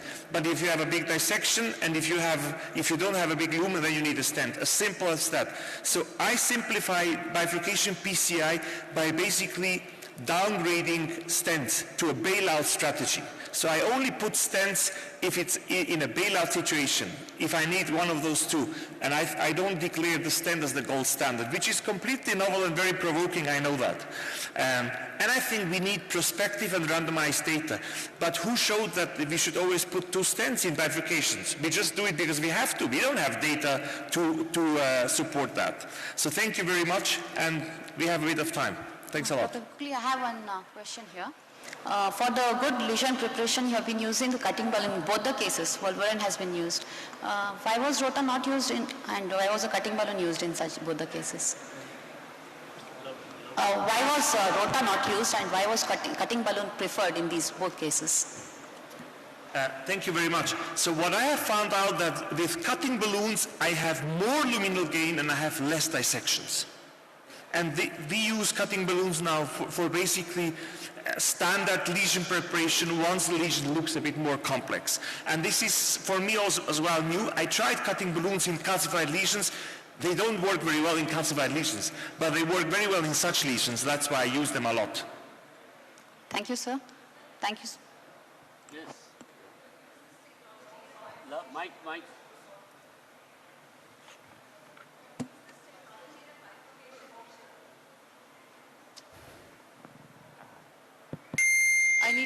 There are 2 things which come to my mind when I see your last case. One is that what was the longest term follow-up that you had with this patient? And in the second patient where you showed that LAD along with diagonal was there. Let's imagine that diagonal was not there and it was just an LAD lesion. Do we say that even in the absence of bifurcation, when we have lesions like this, we do a DCB and then leave them alone? Why just for bifurcation then? Why not in the absence of bifurcation? Say for example, diagonal was not diseased and it was just a usual routine LAD which had that critical lesion in the mid. Why not advocate DCBs for all the lesions? What's the long-term data? I mean, that's what comes to my mind. At the moment, we don't have a lot of data on using DCB for every lesion. I can tell you that I use DCB for all lesions I can.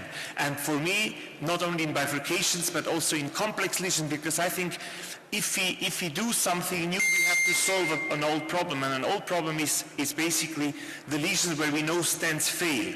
Bifurcations is one world where stents fail, so we need to get rid of them. And the other field is, of course, calcified lesions. I love DCB in calcified lesions. And in this young man, that lesion opened so nicely. I think even without the side branch, you should go for a DCB. That would open nicely even if it was not a bifurcation. Yes, absolutely. I fully agree. Good evening. When you are treating the side branch with the DCB, where will you keep the proximal end of the balloon? And the ostium or in the main vessel?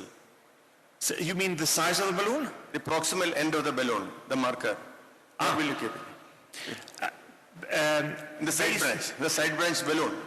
Yeah, I treat it like a normal case where I would not think of a DCB. So just open it the traditional way. The markers are basically, the lesion is between the markers.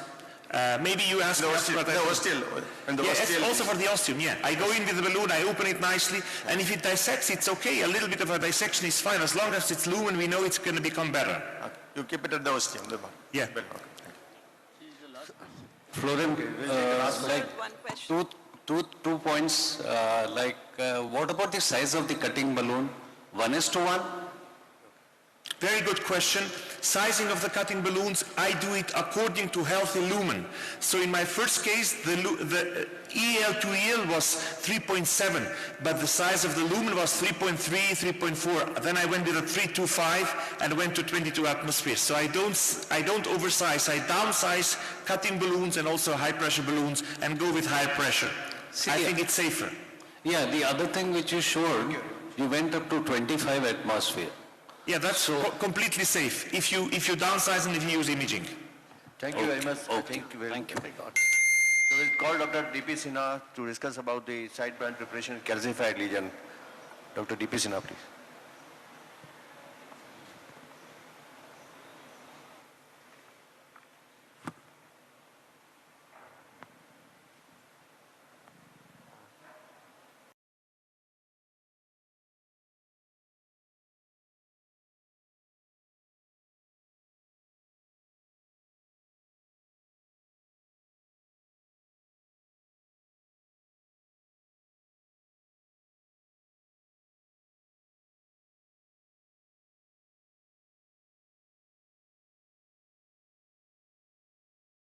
Calcification, its modification as applied to side branches. Now, how do I identify calcium? It is by either angiography or by intravascular imaging or by OCT.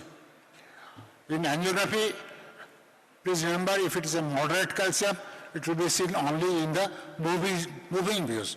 But if it is seen only in static views or without cardiac motion, it is usually severe.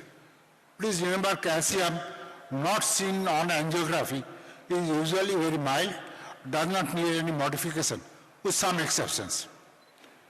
And intravascular ultrasonography, if it is a calcium mark is more than 270 degrees, it is considered severe, and its length more than 5 millimeters, it is considered severe.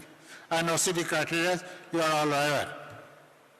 So we have a case, there is a severe calcification in the proximal and mid part of LED with involving the origin of a major diagonal branch. Now, why is calcium important? Because it causes under-expansion of the stent, it causes malapposition, it causes damage to polymer coating, and that leads to variable anti-proliferative drug effect, and that leads to increased mass. Sorry? So these are the various devices that have been used in managing the calcium. Either it can be the rota, or it can be the orbital atherectomy, or ELCA, or latest is the acoustic. Modification by, it can be balloon-free method by rotablation, orbital atherectomy, or by external laser coronary angioplasty, or it can be balloon-based by a modified balloon, which is either a cutting balloon or a scoring balloon, or a very high pressure balloon, or by intravascular lithotripsy. A rotational atherectomy has its advantages that it can be used to treat extremely calcified, non-crossable or non-dilatable lesions.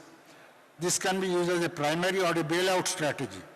Rotational atherectomy has been available over the last 30 years or so, and everybody knows its uses and disadvantages.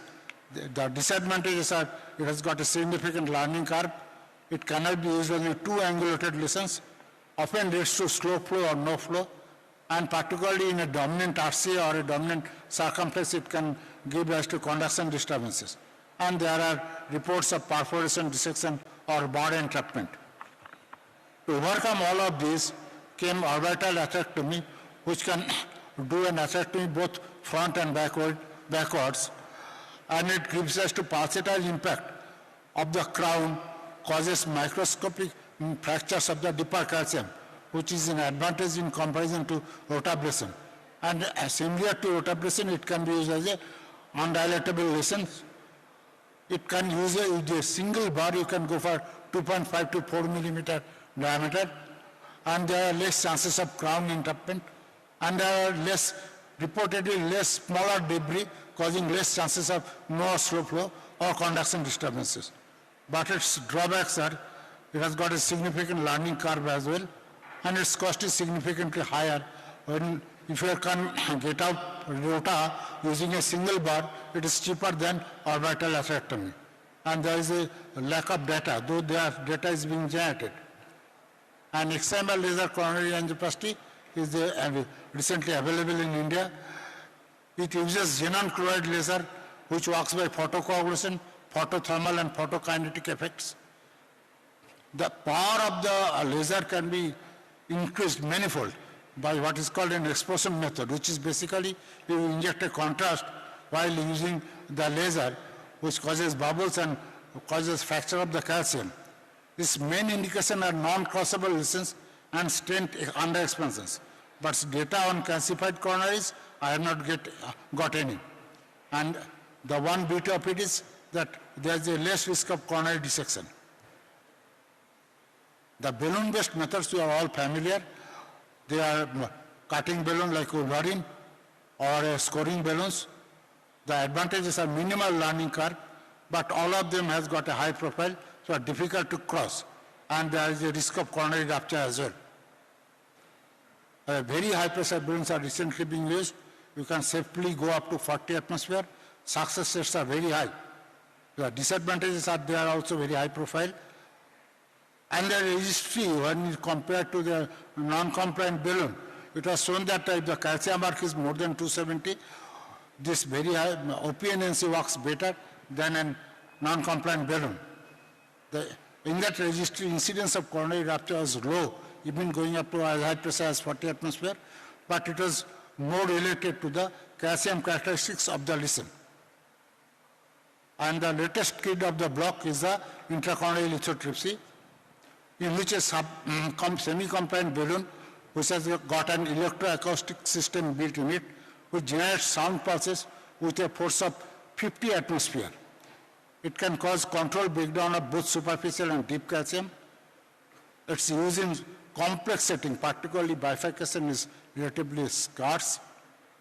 Its use is best exemplified in the underexpanded stent, and main disadvantages are it has got a reduced crossing profile and is difficult to use in diffuse or multivessel disease, particularly because of its cost. It has got a very good data so far as safety is concerned. Disrupt CAT3 trial, while compared to orbital atherectomy or rotational atherectomy, either the Prepare Calc or the Rotaxas trials showed that it's got a significantly less morbidity in the use of this IVL balloons in calcified lesions. But the Achilles is still there. IVLs have not worked properly in patients with bifurcation lesion. It has got a negative point. In bifurcation lesions, IVL efficacy is much lower than in a single vessel disease. You combine the different techniques like rota cutting or rotatripsy, but the data is not very much data is there. The approach is this, that you modify the superficial calcium by rota, and a deeper calcium can be prepared by a cutting balloon or an IVL. Now coming to our patient, what was done is this, that a rota was used to prepare it, then a cutting balloon was used. We have deliberately gone for a provisional stenting strategy. Of course, after using the cutting balloon, we had a significant long dissection, which was covered by 2 stents, and finally an OCT was done to complete the procedure. But what about the last part of the problem? What about the calcification and bifurcation? What kind of bifurcation should be considered? It has been recently been established that a side vessel which is more than 73 millimeter long and has got a lesion length more than 9 millimeter is a vessel you should worth preserving. And the presence of extensive calcium at bifurcation is a marker of poor outcome. The carina is typically spared from atherosclerosis, as you all know. The reduced compliance of the wall opposite to the carina causes carina shift because of lower resistance encountered by the inflated balloon. So this was the situation where a prepared calc trial which used rotablation to study the effect of rota on calcium, in a subgroup was studied in which 41% patients had lesions at bifurcation. But in that very advanced center, lesion preparation of side branch using scoring balloon or a rotablation was performed only in 6.3% and 2.9% only. Very procedural side branch compromise was higher in modified balloon group compared to the rotablation group, and side branch compromise was led to higher troponin I levels. So, how do we manage a severely calcified bifurcation lesion? You put in a double guide wire both in the main vessel and the side branch. If it is crossable, a rotoplasty or a modifying balloon or a lithoplasty, go for a PCI. If it is uncrossable, remove the side branch guide wire, do an atherectomy, and do a PCI DAS. So in summary, calcified coronary artery bifurcation lesions remain a challenge for the interventional cardiologist. Evidence regarding treatment of coronary bifurcation lesions calcified is minimal. Optimal plaque modification is the most important step prior to stent deployment. Provisional stenting is the preferred strategy for most bifurcation lesions. However, 2-stent strategy should be considered for bifurcation lesion compromised with a large side branch, supplying a large territory. More than 70% of the side branch stenosis and lesions more than 5 millimeter long. And lastly, I welcome you all to Kolkata from December 7th to 10th for the Platinum Jubilee CSI Con 2023. Thank you. Thank you, Dr. Sinha. It's a wonderful disposition of the topic, calcified side branch, and we all know the higher the calcification and more is the unsuccessful of the stenting procedure. So thereby still there is a debate and ongoing discussion will continue in spite of the advent of different devices including IVL, cutting balloon, etc. And still the side branch revascularization remains a provisional approach unless it is a big vessel and supplying a big amount of myocardium. So with this, I conclude this session and I request all of you to give big hands to all the speakers. Go on to the next session where we will have a live case from Jaipur, Eternal Hospital. Actually for that session to chair, Dr. Mahesh NK, Dr. D.S. Chadda, Dr. Girish Navasundi to the stage.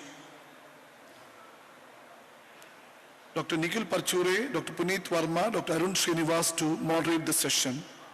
And you will have a live case here, followed by a talk by Dr. Sengotvale. We have to finish the total session exactly at 2:15, but we have to go to the live cases again. Mahesh, please. The podium is yours, but you have to give me the podium back exactly at 2:15.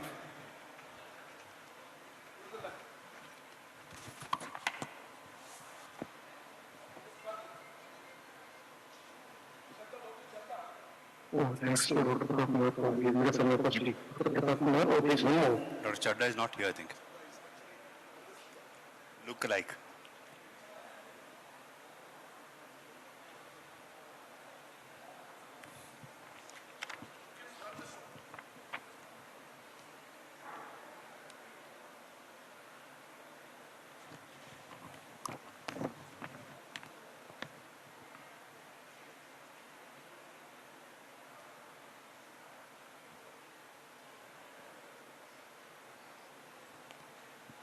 Actually, we have the live case from Eternal now. Dr. Pratap? We have the live case now, 1:30? Yeah.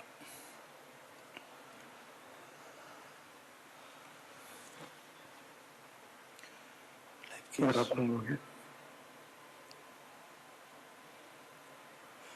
Dr. Jitendra, can you hear us? Yes, we can hear you very well. So I've been left high and dry. There's only one man on the dais, a lot of audience though. So please start and we will listen to your case. You've got half an hour. So we are visible and audible both? Both, thank you. Okay, great. So good afternoon everyone. Greetings from Eternal Hospital. This is Dr. Jitendra Makkar this side. And with me today, my colleague Dr. Sanjeev Sharma and Dr. Avnish Bhardwaj, our consultant intervention cardiologist, and I have Devender on my side, who is a cath lab in charge, Shaju, our senior technician, Dinesh, and many more. So many of you may be knowing as electrophysiologist, though this is my fortune and opportunity to be part of this exciting stent era of stents, including this absorbable stent. Very proud to say that the first Indian absorbable stent. So our lab is one of the highest volume center in this area of the country. So it's our pleasure to present you today a case of Miras, an absorbable scaffold. So for the case we had done angiography a day before, and Dr. Sanjeev would like to enlighten you about the case, and then we'll start with the case. Good afternoon, everyone.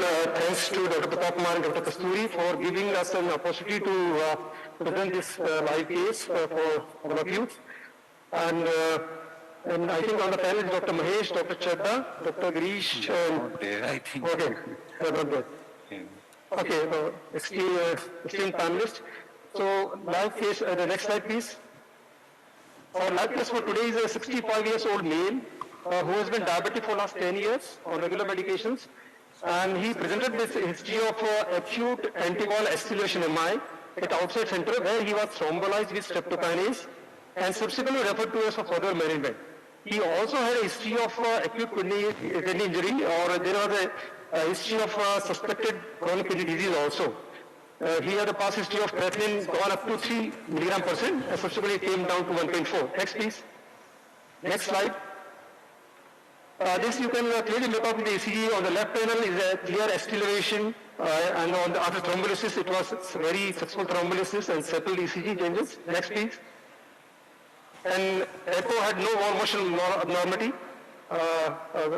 Post successful thrombolysis, early function is preserved. Mild mitral regurgitation, PA pressure was normal. Next please.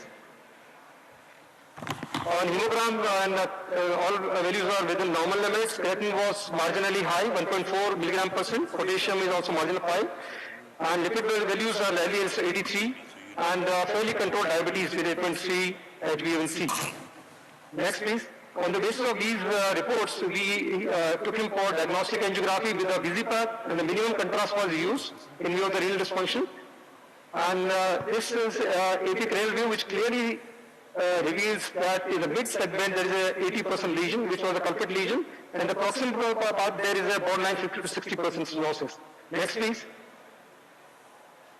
On caudal view, there is a early OM or Raymer's disease, 60 to 70%, and circumflex is a mild plaque, and RCA was also plaquey. Next please. RCA is a minor plaque. Next please. So on the basis of this angiogram, if there are panelists, we can discuss how to address. The culprit lesion is a LED, and OM is a borderline, RCA is a plaquey, so clearly goes for the PCI to the culprit LED vessel. So whether we should we should go for the DS or the BVS, BRS, this we can discuss if there are panelists. Then we can move forward. Yeah, Dr. Sanjeev, Dr. Jitendra, this is Dr. Sanjeev Roy here. And there has been a change of panel, and with me is Dr. Mahesh, Dr. Puneet, and Dr. Shiva. Yeah. So what's your strategy like? You want to do an imaging on the LED first before you go for another, number one. Number two, what's your plan for the physiological assessment of the intermediate lesions, be it the ramus, which looks around 70% or more, and then, of course, RCA and distal OM doesn't look that significant. Yeah. What's your strategy like? Yeah, you are right. RAMUS is good for doing an FFR for functional study, and that we might plan after this live case. But our idea was here to fix the LED, which is the culprit lesion. Though that also doesn't look very critical, but it is 80%. But yes, imaging we have already done here. I'll just going to show you. Now this patient had a high creatinine of up to 3.1 after thrombolysis. So at that center they deferred the angiography, and then we gave some fluids and all. Then the creatinine settled. So that is one issue in our mind. So actually we have done most of the say 90% mirrors with OCT help. But this time we thought, we have done earlier, and this time for live case also we thought that we'll do with the IVUS to minimize the amount of contrast. So IVUS, we just before getting live, we just wired the lesion and have done the IVUS. And we can then we can show the IVUS done. So this Shiva, was this IVUS done with the pre-dilatation or without preparation? No, without pre-dilatation. That's because great, because lesion it was was looking like not a very critical lesion. Exactly. So without doing balloon, we did that. So sometimes there is a fear that IVUS might reduce the flow, but since the stenosis was not critical, so we did it before ballooning. Yeah. So now we are going to show you the IVUS, which we did just now. This is in the distal LED, and diameter is close to 3 millimeter distal segment, and here it looks very healthy. As we pull back, here also it looks okay. This, what system this is? 40 megahertz or 60? This is 40? It's 40.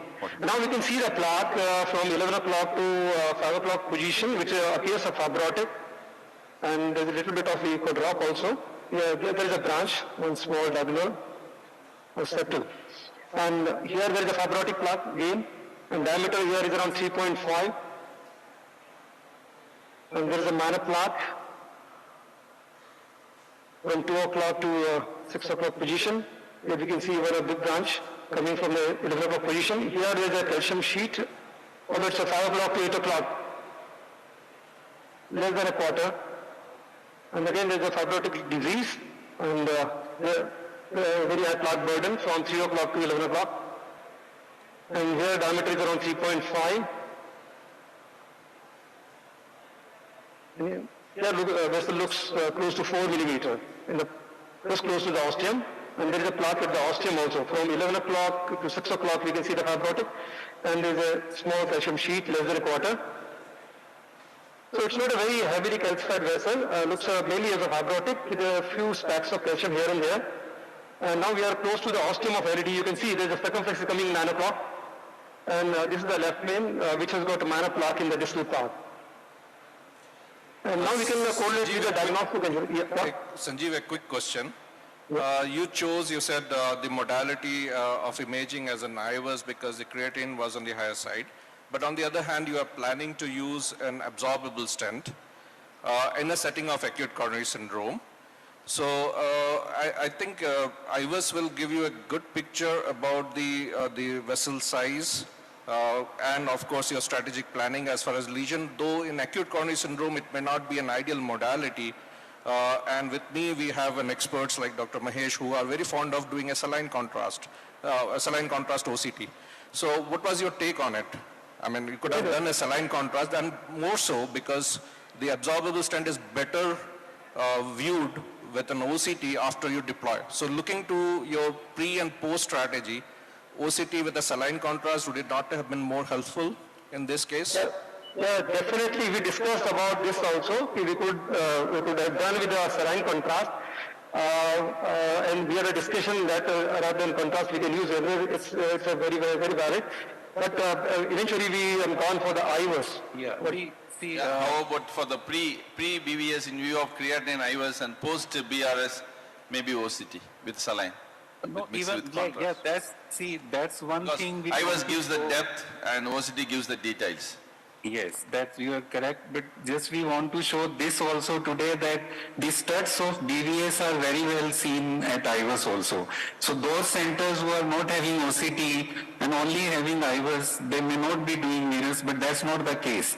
So earlier also in a patient with CKD, we did one case or two cases with IVUS.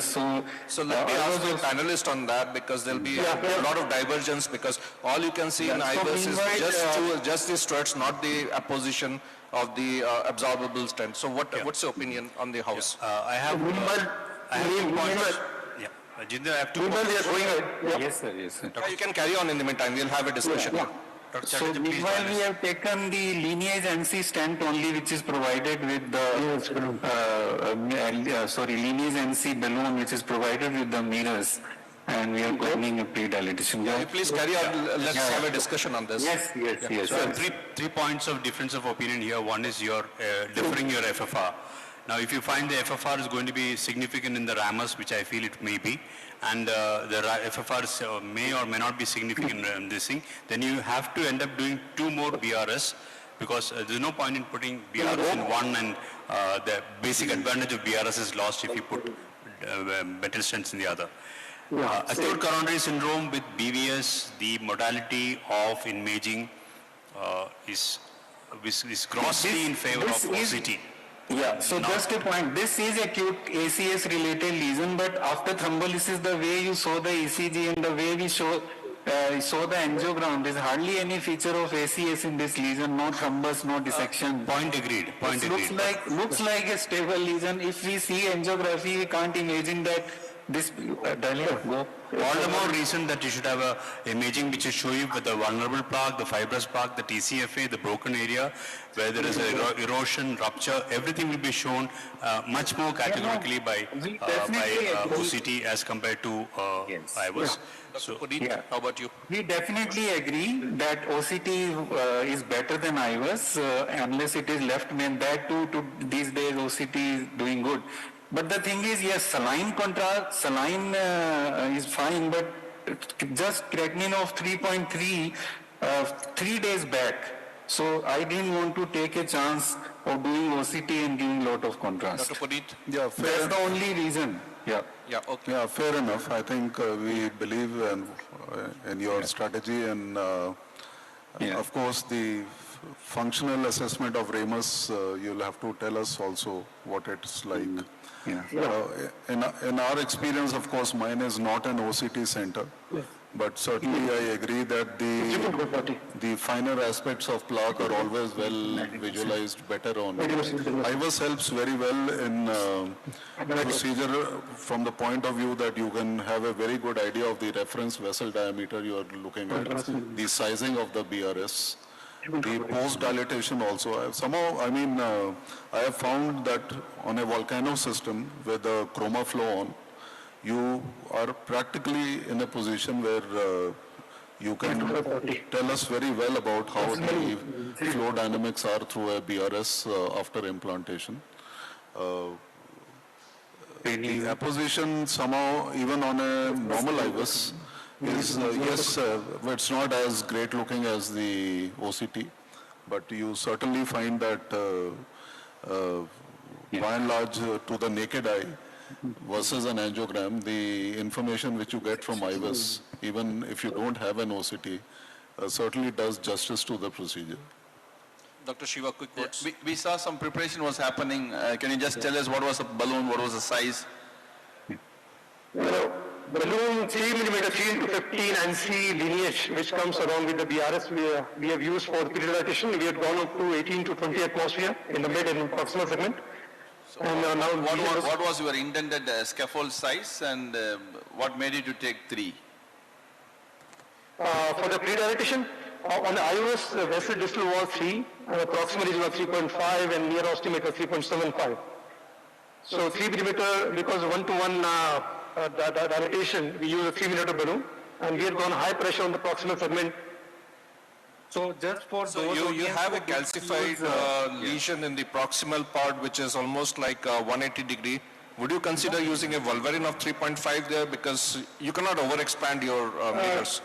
Calcium, all the time it was around 90 degrees. It was not even one quarter, more than one quarter.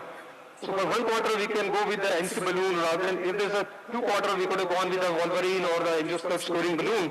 And you could see that this is the result in front of you after 3 millimeters. Even balloon opened up very nicely. Yeah. So now that there is no compromise in the diagonal ostium, so it looks fairly okay. Okay, sometimes people have a kind of a concern about how to preserve the side branch in the BVS, but with all of your experience, we can use this BVS for even for the bifurcation lesion and do the piercing balloon with a very good result. So looking at your preparation, I see your BRS is going to stay astride your big septal and diagonal. Any thoughts on those branches to protect? We assume that it's going to be patent. We have taken a 3.25 into 40 millimeter mirrors for this lesion, and we are going to cover from proximal to the mid part, and we will spare the ostium. We are not going to cover the ostium because osteal plaque is encroaching upon the distal plane also. So we just unsheath this mirrors. So talking about the side branches, so whatever mirrors I have used, if it's a significant disease in the diagonal, and if we think that provisional strategy or a dedicated bifurcation strategy is to be used, we don't use mirrors. But a small diagonal with healthy ostium, similarly septal, we don't bother. We use mirrors in these cases, and so far our experience has been good. And not even in a single stent, we had to recross the diagonal in all cases of mirrors. That's reasons being very simple, that we are taking simple, straightforward, non-calcified cases with healthy side branches by far. You don't even wire it, isn't it? No, I don't. Yeah, sometimes we wire, but we just remove just like another stent before doing the stent. Yeah. Dr. Jatta has joined us, another panelist here. Yes, yes. Yeah, just see the Good codal part. afternoon, Sanjeev and Dr. Makkar, Dr. Chadda here. Good afternoon. I just joined in. I think you should go ahead and just give the tips and tricks which you are using for deployment of this tent for the benefit of the audience. Yeah, so one thing is that if it is very tortuous, and we have to prepare a really very good bed. So it's not an ordinary stand, we have to give extra care to the bed. 1:1 dilatation, not a very tortuous lesion, not a very big disease side branch. And obviously we should know the distance between the marker and the edges of the stand, which is like 1.2 millimeter, and then another 0.1 millimeter to the balloon. So to the balloon marker. So balloon marker is uncovered, and there are 3 markers in comparison to the absorb, which had a single platinum marker. So it is very easy to see later on also this stand. And so in deployment, we need to keep this thing in mind, that there is a distance of 1.2 millimeter beyond the markers. So accordingly, we'll, distal we saw it was okay. So proximal, we don't want to cover the ostium, but just after the ostium, there is a plaque which we want to cover. So we want to minimize the contrast also. So we'll take an early decision. Yeah. And also to deploy it very slowly. Yeah. So that also we'll demonstrate. Just check. Yeah. I think we are okay. We can see a millimeter back. Yeah, it's okay. Maybe LU, go to more LU, yeah. Yeah, just see now. Just having text in it. Yes, looks okay. I think it looks okay, just beyond the radiostal plaque. We can go ahead. So your stent is about 0.1 millimeter behind the balloon marker. So that is a very important point to remember. And then at 1.2 millimeter, there is a marker. Scaffold marker of the scaffold. Total distance from the marker to the balloon marker is 1.3 millimeter. So it has to be deployed very slowly. The scaffold ends between the balloon marker and the scaffold marker. Exactly. So more closer to the balloon and less closer to the tent marker. Yes.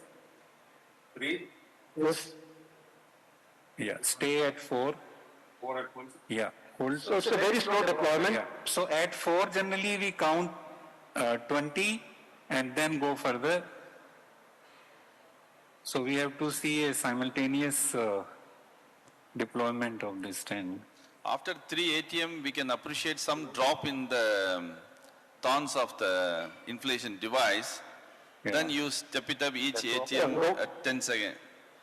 10 seconds. Yes. Takes. Dr. Bhattacharya, any proximal bed preparation did you do for the LED? No. Or was it only... No, we did the NC balloon, 3 millimeter NC balloon. The whole area which we have standard. So it is good to do that in case of mirrors, to prepare a good bed. Not only the lesion, but plaque nearby can also be modified. And in a 70% cases, we also use the angioscope scoring balloon or overall cutting balloon, as Dr. Roy pointed out. If there is a lesion is not being dilated with the NC balloon, but in this case it was a very well dilated and givenly at a very low atmosphere. And on Hybiz also we have seen it's a mostly fibrotic lesion and the calcium was just less than a quarter. So we had gone just with the NC balloon pre-dilatation for the bed preparation. Right now we are using mirrors for angiographically, less fibrotic and less calcified lesion than with, of course, with OCT and Hybiz, because absorb, we remember we used in some complex scenarios also later, but that couldn't work. Dr. Sanjeev, what pressures did you go up to? Gone up to 9 atmosphere. Nominal. Yeah. It's recommended not more than, don't go beyond nominal in this mirrors particularly. And so I think we post-dilate and do Hybiz and don't take many contrast shots. Yeah, 3.25? 3.5. Okay, give 3.5. The safer was 3.25 and for post-dilation we are taking 3.5 NC. So we can go 0.5 up in this case of mirrors, not more than that. Even that is only when there is mismatch between proximal and distal. We can go up to 0.5 up. It's a good thing that they provide NC balloons as a kit, and just for information who don't use it. So every time you get a NY balloon also. So the issue that I have faced is that even after you post dilate with the 3.5 balloon, if you do an OCT, you will find a lot of malapposition, and especially at the distal and the proximal ends, because the balloon is just short of the scaffold, and you have to bring the balloon out a little bit and then do a gentle dilatation so that you catch the ostium correctly. Yeah, the reason is that we go with the marker, but as I told you, it is 1.2 millimeter beyond the marker, and that is a closed cell. Correct. So it is important to dilate at the edges very carefully, because it is a closed cell in comparison to the middle stent, which is open cell. So we'll go just beyond the markers here. Just beyond the marker. I'll keep my balloon marker just beyond the marker. I think that's fine. Yeah, that's fine. Go up. Yeah. So the marker should be covered when you are inflating the balloon. That's why the reason you are saying that edges are generally left. What's the size of this post-dilation balloon? 3.5? 3.5 to 15 NC, and we had gone up to 15 atmosphere at the edge. So pre-dilated with 3 and scaffold was 3. Yeah, 3.5, yeah. 3.25 into 40. But yes, theoretically 1:1 dilatation is less and post-dilatation is 0.25 more. Yeah. After Hybiz, if required, we'll go with the 3.75 in the proximal segment. If it's look under, go ahead. 18, 20, 22. I think post-dilatation also we can do it slowly and allow it to stay. Yeah, that's very, yes, right. That's very important. You need to stay it because the absorbable stent will need time to expand. Yes, yes. So stay for at least 30 seconds. Yeah, absolutely right. So,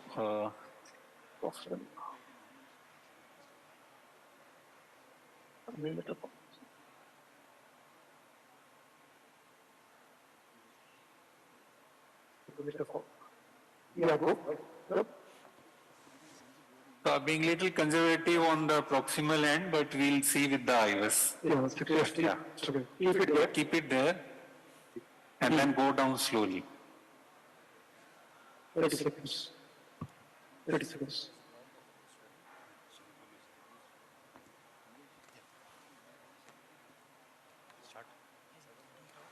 Now we can have IVS and then we'll decide. Dr. Sanjeev, we have a talk by Dr. Shengotavilu now, and we will Yeah, come back, we we will next come back, minute we will come back to yeah. you with the finished images and the finished... Sure. Okay. Yeah, go ahead with the talk. So we now invite Dr. Shengotavilu to give us a talk on MERS 100, a new paradigm in BRS technology. There is no requirement for introduction of Dr. Shengotavilu. We all try and emulate him, and just when we thought we've caught up with him, he'll do something new and different, and then we are again struggling to catch up with him. Your contrastless AVRs, TAVOs are really fabulous. Dr. Shengotavilu, all yours. Thank you very much. I think you don't believe him. He's talking too much about me. Thank you very much. So let me talk about MERS 100. I think it's one of the new revolutions, I would say, because, there is a lot of changes compared to the promises of first generation BVS. So we know that we had very enthusiastic to treat. Many of us took the absorb, but we all learned that we had a lot of scaffold failures, particularly at long term at about 3 years. And though the concept was very attractive, leaving nothing behind at 5 years, the challenges were in follow-up. But the promises remain. We know that it's a great option for future access, and a positive remodeling increases the lumen area, and there is a lot of advantages of having no metallic cage.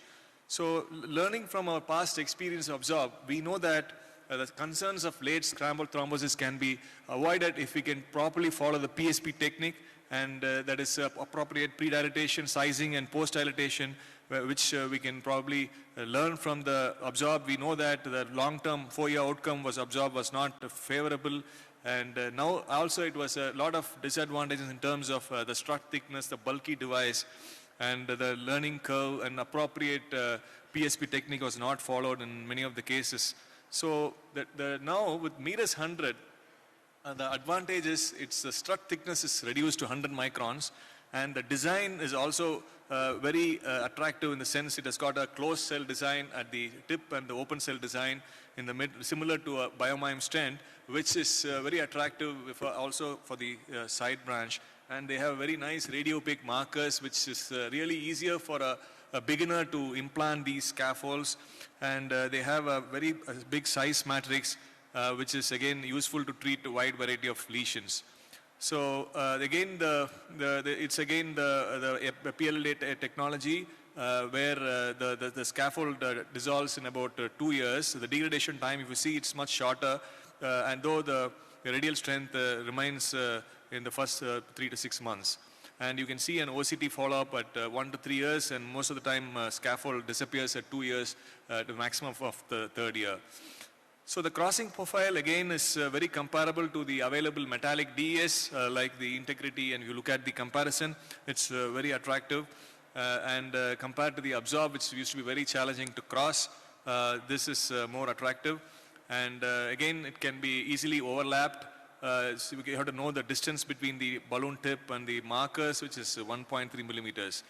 So as far as the data, it's very encouraging, though the follow both the MERS 1 and the MERS Extend trial has shown very nice results, and the 3-year follow-up of this, the first MERS 100 trial, which we were part of the study, which showed that the scaffold thrombosis at 3 years was almost nil, and the cumulative MACE was in 1 or 2 patients.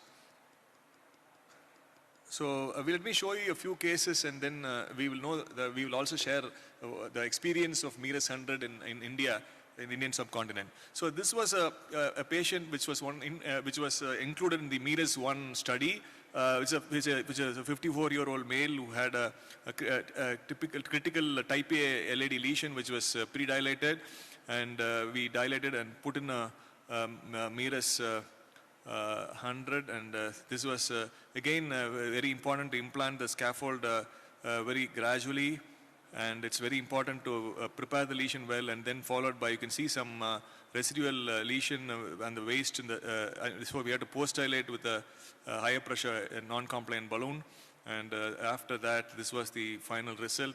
So this patient was followed up at 1 to every year up to 7 years. We have followed it up, and this was the follow-up patient. This was immediately after the procedure. We had a 5-year follow-up, And this is a 5-year follow-up with OCT. Again, I can just go a little forward, faster. So you can see the scaffold complete dissolved. You can see the lumen quite widely patent. This is the area where the scaffold was there. You can also appreciate the markers. So this patient was clinically followed up to 7 years and he's still doing very well. So it's again very interesting to know these scaffolds really work very well over a period of long time. And another attractive area where scaffold is useful is when you have a diffuse lesion like in this long LAD, where we can use, where we want to have a metal-free stenting. So here we used a scaffold proximally and drug-coated balloon distally. So this is again an attractive concept with the new data emerging and the re-emergence of drug-coated balloon, which we are now trying to use this kind of hybrid concept more often in younger patients who will probably be benefited over long term, and even in needs of any bypass graft later. This is a good option. So we decided to treat these with a drug-coated sirolimus solute coated balloon, magic touch balloon, and then this is followed by Miras 100 proximally.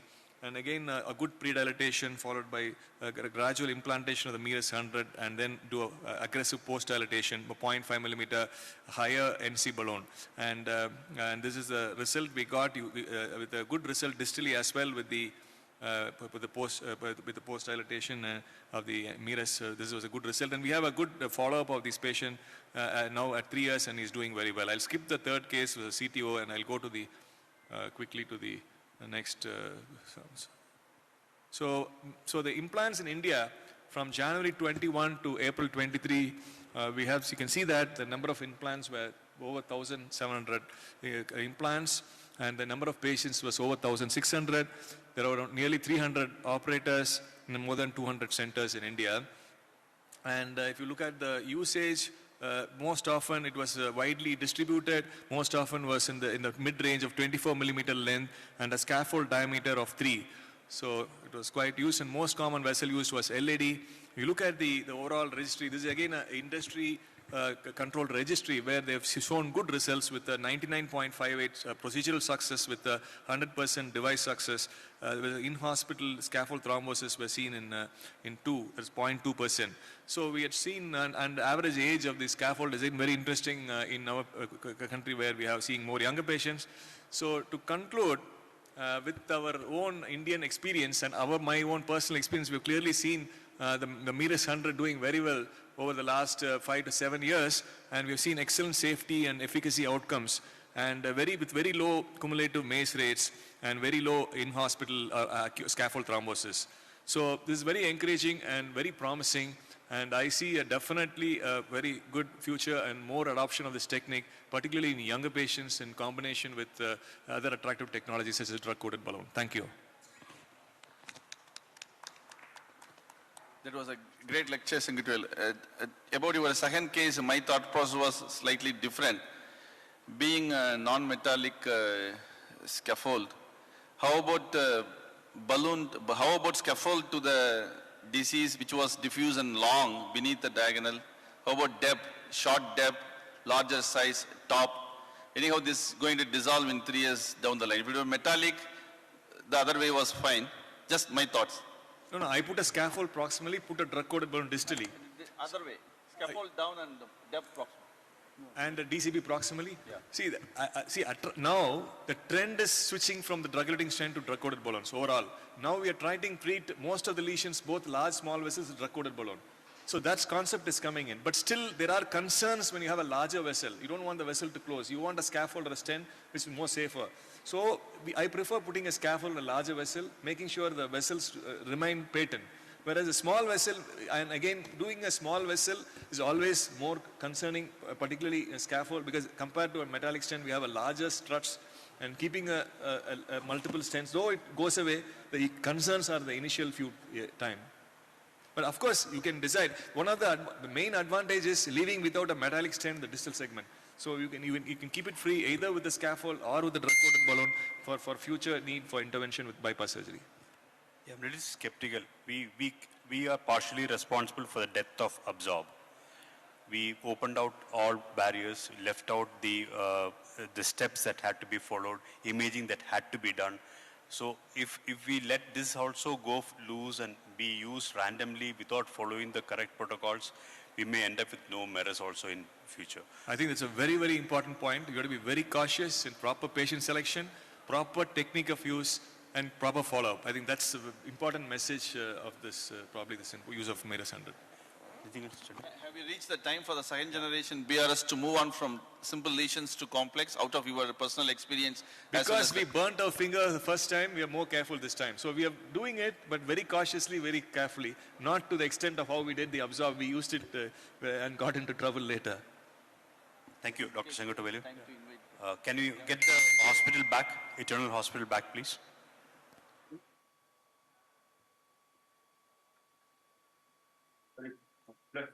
Yeah. Dr. Sanjeev, with you. We are right now.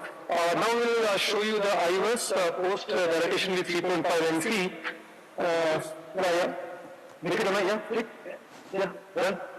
I think in the main screen you can see the IVUS pull back. Now the mirror threads are visible. In the distal segment, it looks very well deployed. This is the distal segment.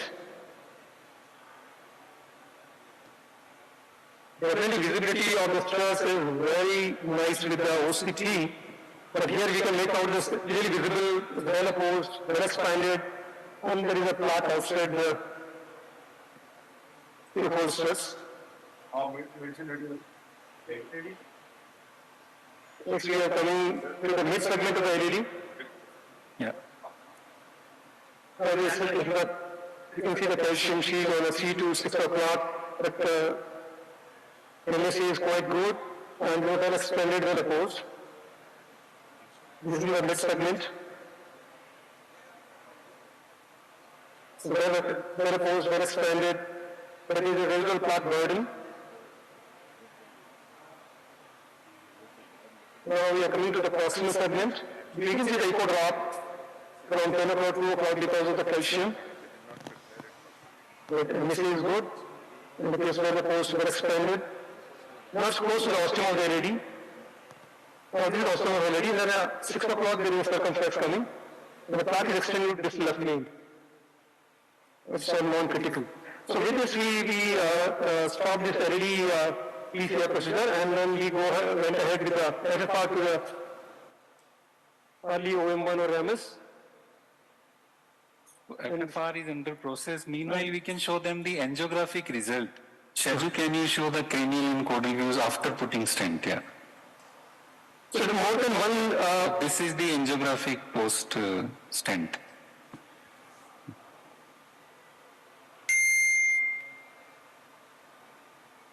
Suppose that post-deployment you are not making a cranial shoot because the IVUS was looking good. So just to minimize contrast, we have taken the final caudal view. And after that, we have done it's going on, your FFR value at 1 minute 38 seconds is 0.95. So it really appears non-critical hemodynamically. So how much contrast was used at the end of the day? 50 ml. How much total contrast? 50 ml of the bottle is 50. 50. It is close to 50 ml. Yeah. With EGFR of 25? Not EGFR, not 25, it is 62 years, and 30 is 1.4. It's close to 40, between 40, 45 it was. If somebody raises a concern of malabsorption here, will you do a OCT now? No, just like we saw in this IVUS, those small cute boxes are not seen as they are seen in OCT, but still we can appreciate that there is no malapposition in this stent. So I don't think we need to do OCT here. Yeah. Okay, so FFR to this early OM or MS, whatever it is negative. So we are done with the procedure here. Any comments or suggestions are most appreciated. Yeah. I think wonderful demonstration of image-guided deployment of the mirrors. Congratulations to you. Any comments by the panelists? Any final words, take-home messages by any of the panelists? Yeah, nothing else. Thank you, Dr. Very nicely Dr. done Sanjeev. case, and they have elegantly demonstrated selecting the right size, preparing the bed, which is very important. There was a little bit of calcium in the proximal part of this vessel, and since I joined late, I presume that part was taken care in the lesion. I was Lesion preparation. Yes, it was done. Yes, well prepared. This patient had CKD, otherwise OCT is the preferred modality because it shows you much more than IVUS. Yeah, no conclusion that IVUS is better, OCT is better, but IVUS can be used if there are contrast-related issues. Only thing which I would have done differently from you all is that I would have kept my post-dilatation balloon for a little longer, and I would have gradually gone to little higher pressures. I would have at least stayed for 20-25 seconds at each segment, because this stent takes a little longer to expand, and so you have to stay at the nominal pressures for a little longer. So yeah, point well taken. Pressures were good, but one could apart from more that, time. a very well done case, very educative case, and I think a lot of people are here and they will all agree that you all deserve a round of applause for a well-executed case. Thank you so much. Thanks to Dr. Shraddha, all esteemed panelists, and organizer Dr. Pratap Kumar for giving us an opportunity to present the case from Metal Hospital, Jaipur. And from all of the cath lab staff and Dr. Jitendra and myself, we thank you all. Thank you. Thanks to this gentleman who is lying on the table, he say you must introduce me as well. Thank you, everyone. Thank you. Thank you. I think Dr. Pratap would be happy we finished 5 minutes ahead.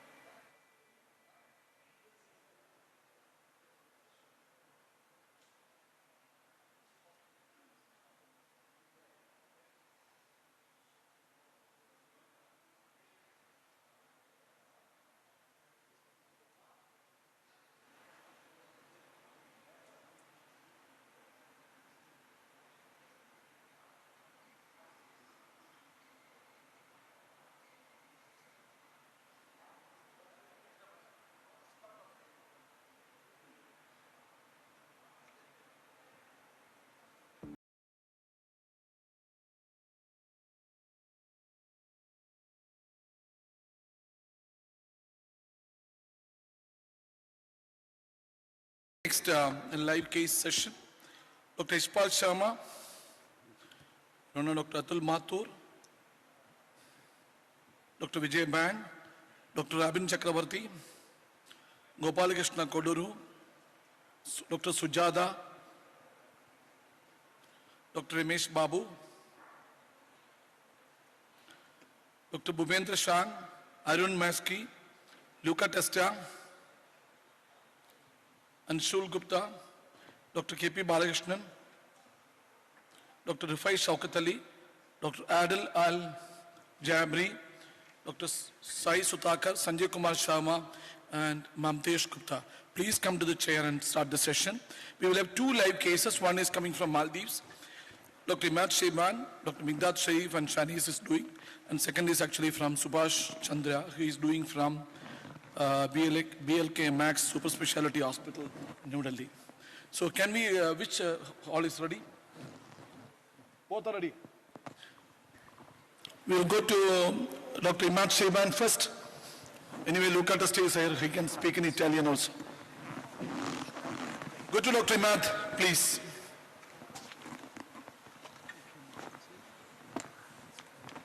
I don't know. Or BLK, so do you know? Okay, it's BLK. What do Dr. Subhash Chandra? Dr. Subhash Chandra? Good afternoon. Good afternoon. Yes, Dr. Julia. Julia, okay. Who is there? I am Dr. Subhash Chandra from BLK. Okay. Subhash. Is it Pratap? Yeah, please. You can start the case Pratap. and discuss everything. All right. All right, Pratap. So without much ado, Thanks, and I thank NIC, Dr. Pap in particular, for inviting us to do this live case for them on left knee symposium. I am Subhash Chandra, my colleague Vikas Sakam is here, and Mukesh Sharma is here with me.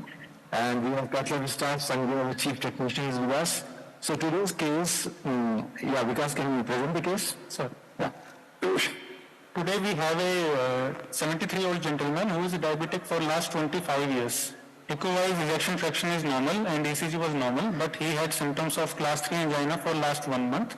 And we had performed an angiography 1 week back, which had shown distal left main with TBD, with a syntax score which is around 24.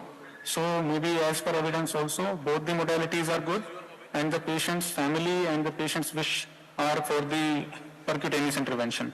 His creatinine is 1.2 mg per dl and GFR is 60. Should angio. Just have a look at the angio. Yeah. So he had right coronary artery which is dominant and had a plaque in the mid, which we'll address later. But on the left side, he has a distal left main disease which looks significant in angiography.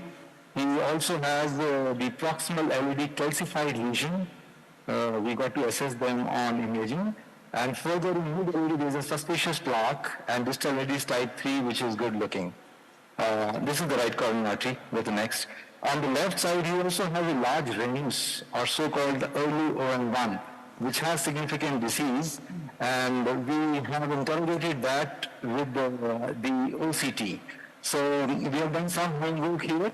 We chose femoral approach here, 7 French ED3 guiding catheter, and at the outset we started running the OCT for the LED as well as for the RIMUS.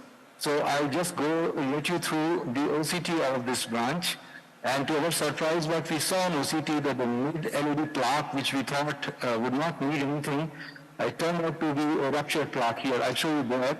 And we also got a chance to assess the calcium extent on the proximal lesion and deciding a tool likewise, whether it's a rotablation or an IVL or just a cutting balloon. So if I could let you through the OCT one. This is the OCT, please run it. And on OCT, what we see, can you see the OCT runs here? Go. I'm not hearing anything from there. Hello? Which is the problem? Hello. Yes, can you hear me, sir? Sorry, we can hear you. It's Dr. Rafai here. We can see the images very nicely and we listen to your history. Oh, thank you. Sorry. Thank you so much. So have a look at the OCT. This is very interesting. Of this LED, starting from the mid LED, which we are planning not to intervene, but to our surprise, we saw that there's a ruptured plaque and significant stenosis on that mid LED, which definitely needs something before we go on to address the left main. Go further. And then you see that there's an ectatic area on the proximal LED, which at best has some calcium, but no stenosis, so it would not require any intervention here. And thereafter we come to the proximal LED and distal left main, which clearly shows that there's a tight plaque here, and there is a chunk of calcium which is almost 180 to 270 degree all around, and the thickness being measured is anything between 74 to 86. So this is bothering me. This will definitely need some tool to crack this calcium, ranging from a cutting balloon to an IVL or a rotablation. Fortunately, there is not much linear calcium here, and it's a crossable lesion, so rotablation I'm not choosing here. The value functions are normal, but my choice here is going to be IVL for this case because of the circumscribed calcium, and the thickness of calcium is also pretty much, and it is intra-wall calcium. Then we come to the left main, and we get a chance to look at the size of left main, the plaque burden, and the characteristic of the plaque, which to me looks like a fibrotic plaque, not much calcium at this distal left main, and the diameters are coming as 2.7 to 3.1, which is tight stenosis, and the size of left main is anything between 4.5 to 5, and then proximal and ostial left main is normal. So that makes my task easier. I would possibly land my stent in the mid shaft of left main or somewhere in the proximal left main.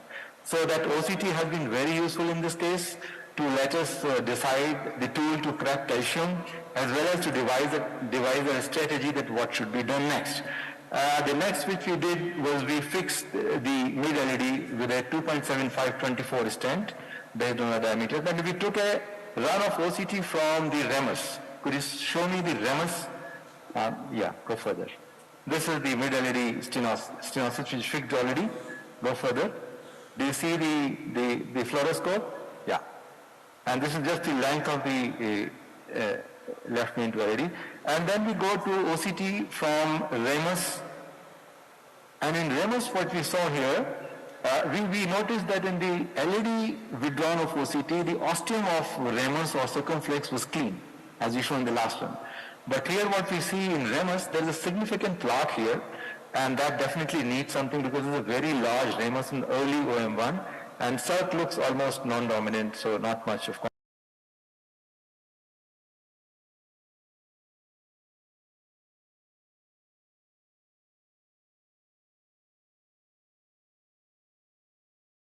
because the ostium was seen as clean on the withdrawal of LED to left main OCT. So from here we move on. We are going to show you live the IVL of the proximal LED calcium, which the arc was about 270 degrees. Any questions from the expert panel? Because I see there are a lot of experts on this panel. Dr. Anshul is here, who's an expert on OCT, and Dr. Mathur is around, and a couple of other my senior esteemed colleagues are there. I would be happy to seek their opinion on this.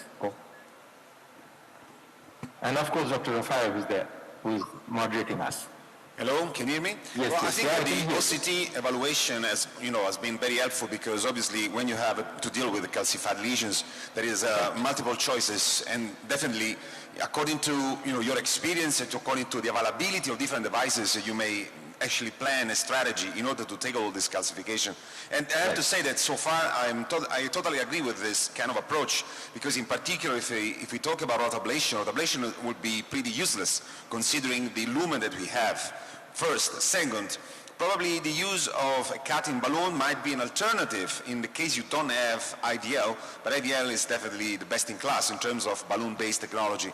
So I think that the real challenge here is to understand whether you need to stop putting your stents, considering that there is very diffuse disease. But I completely agree with you. Except with the fact that that you will never find a spot that is healthy.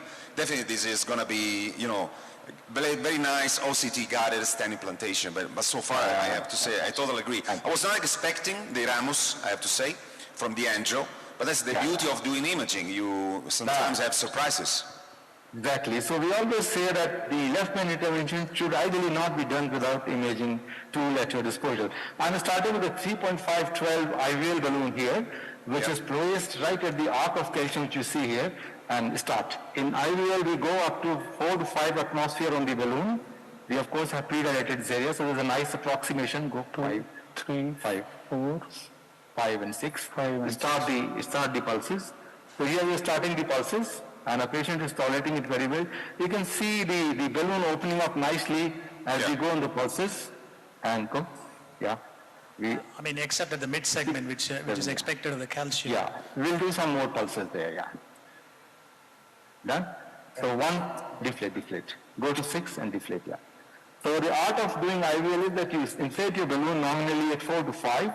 You deliver 8 pulses, and thereafter you inflate it to 6 or 7, and then deflate it. You got to see that how much your patient is tolerating inflation, because it usually lasts for about 20-30 seconds. Go further.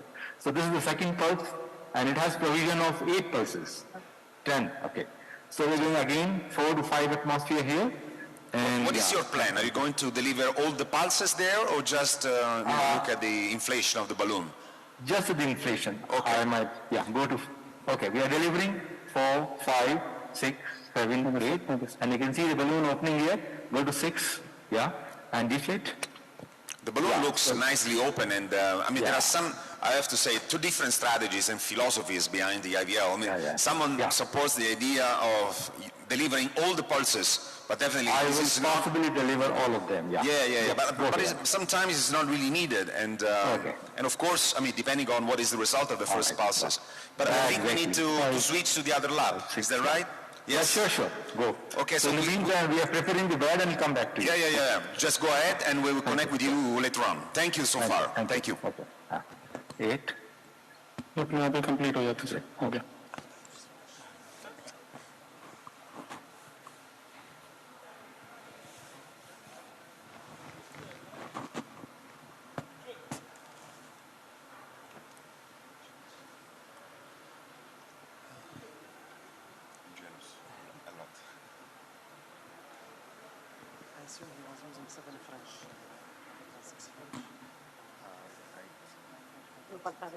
Sir, we are live. Live? Yeah. Hello? Oh, hello, can you hear us? Yes. Oh, no. Okay. We got some issues with the connection. We cannot see you. But anyway, please go ahead and introduce the case. Okay. Good afternoon to everybody. Good afternoon. I will let Dr. Shanice to present the case. Please go ahead. Hello and welcome to National Cardiac Center, Maldives. Welcome. We have Dr. Can you hear us? Please. Yes, we can hear you, but get it onto the main screen.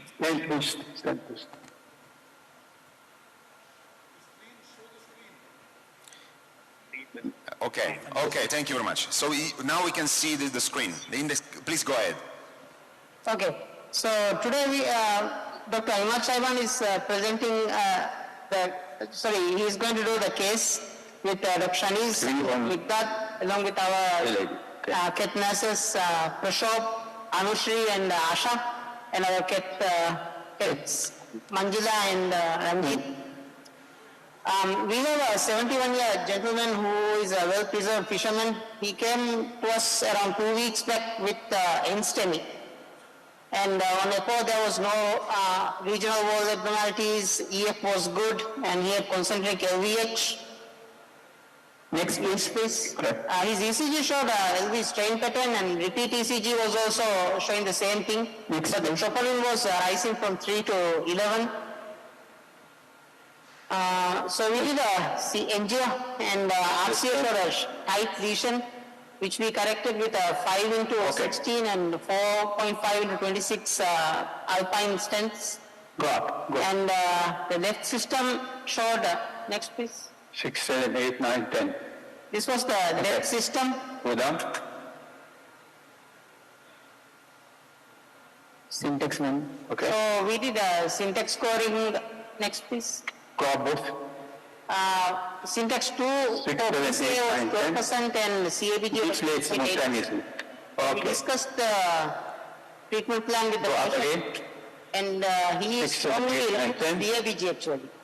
Okay. So we have opted for PCI to the left system. Now this is... We started a while back and already did a little bit of work. Okay. Don't go like that. Can we play the first angio again? Yeah. Okay. So, go back to today's first one. Now I'll show you the first angio of today. You see the screen? Yes. We can see it. This is the angio, left side. You see that there is a diffuse disease on LAD, distal left main, diagonal, big marginal, and the ostium of circumflex, of course, very tight lesion as well. Actually, I would say that a kind of a patient like this is mainly a surgical patient. I think bypass will do much better, but we discussed that with the patient as well as with the surgeon, and the patient not agreed to go for surgery, so we decided to go ahead with angioplasty. All right. Now, this is a very complex anatomy, as you can see. We have more than 3 bifurcations to take care about. And difficult anatomy, particularly the axis of circumflex, as you can see, it's retrograde axis within very tight lesion on the ostium of circ. So the first step was to take intravascular imaging because there also was some calcification in mid-LAD, proximal mid-LAD, and this was done, and I will show you what we have done before, the first run. The catheter of OCT was not crossing the lesion, so we took first image. Can you show the image on the screen, please? Yeah.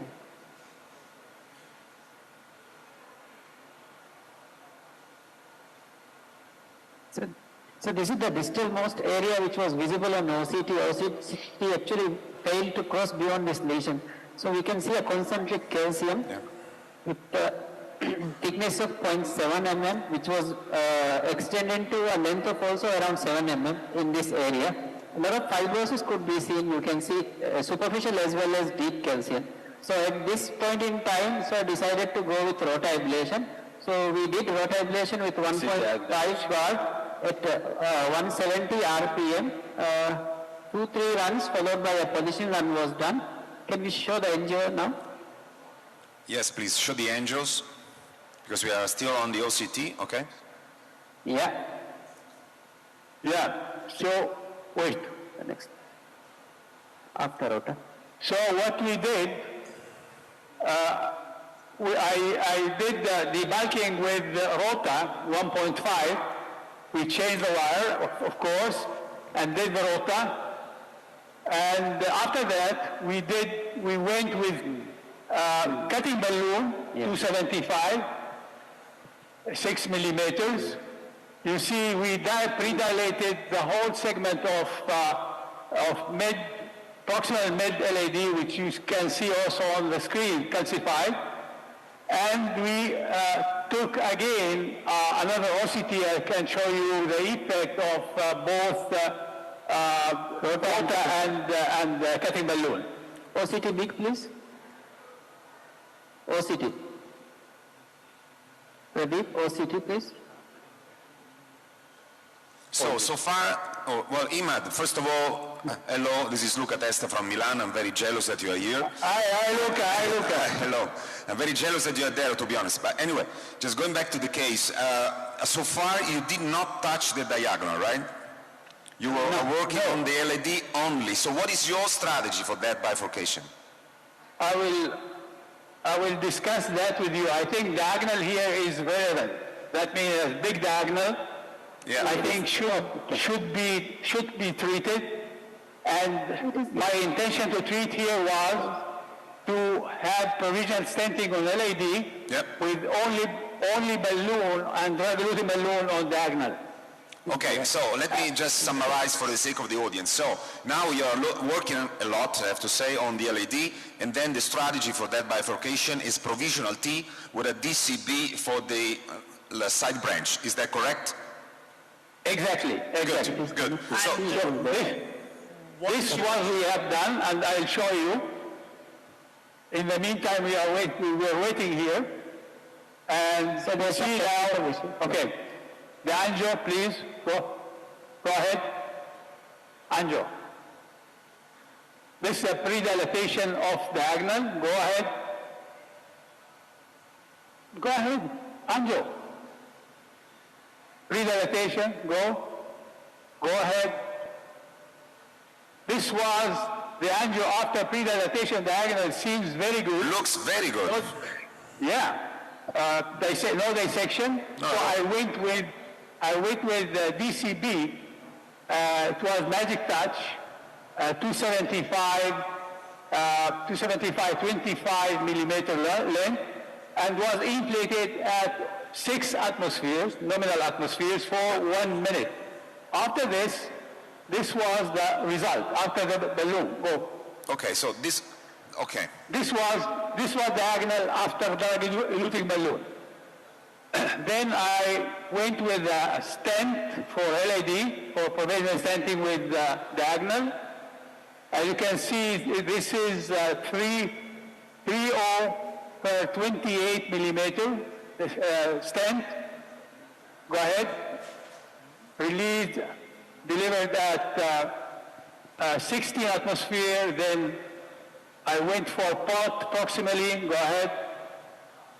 Exchange wire, pot, okay, dilated only the strut, very low pressure, and then now you can see something hazening there, some hematoma outside. So I lift it, and I lift the wire there. I went to circumflex to treat distal circumflex and distal left main, and waiting to see what will happen with diagonal, whether I can leave it like this or I have to stent that, because it's very important diagonal.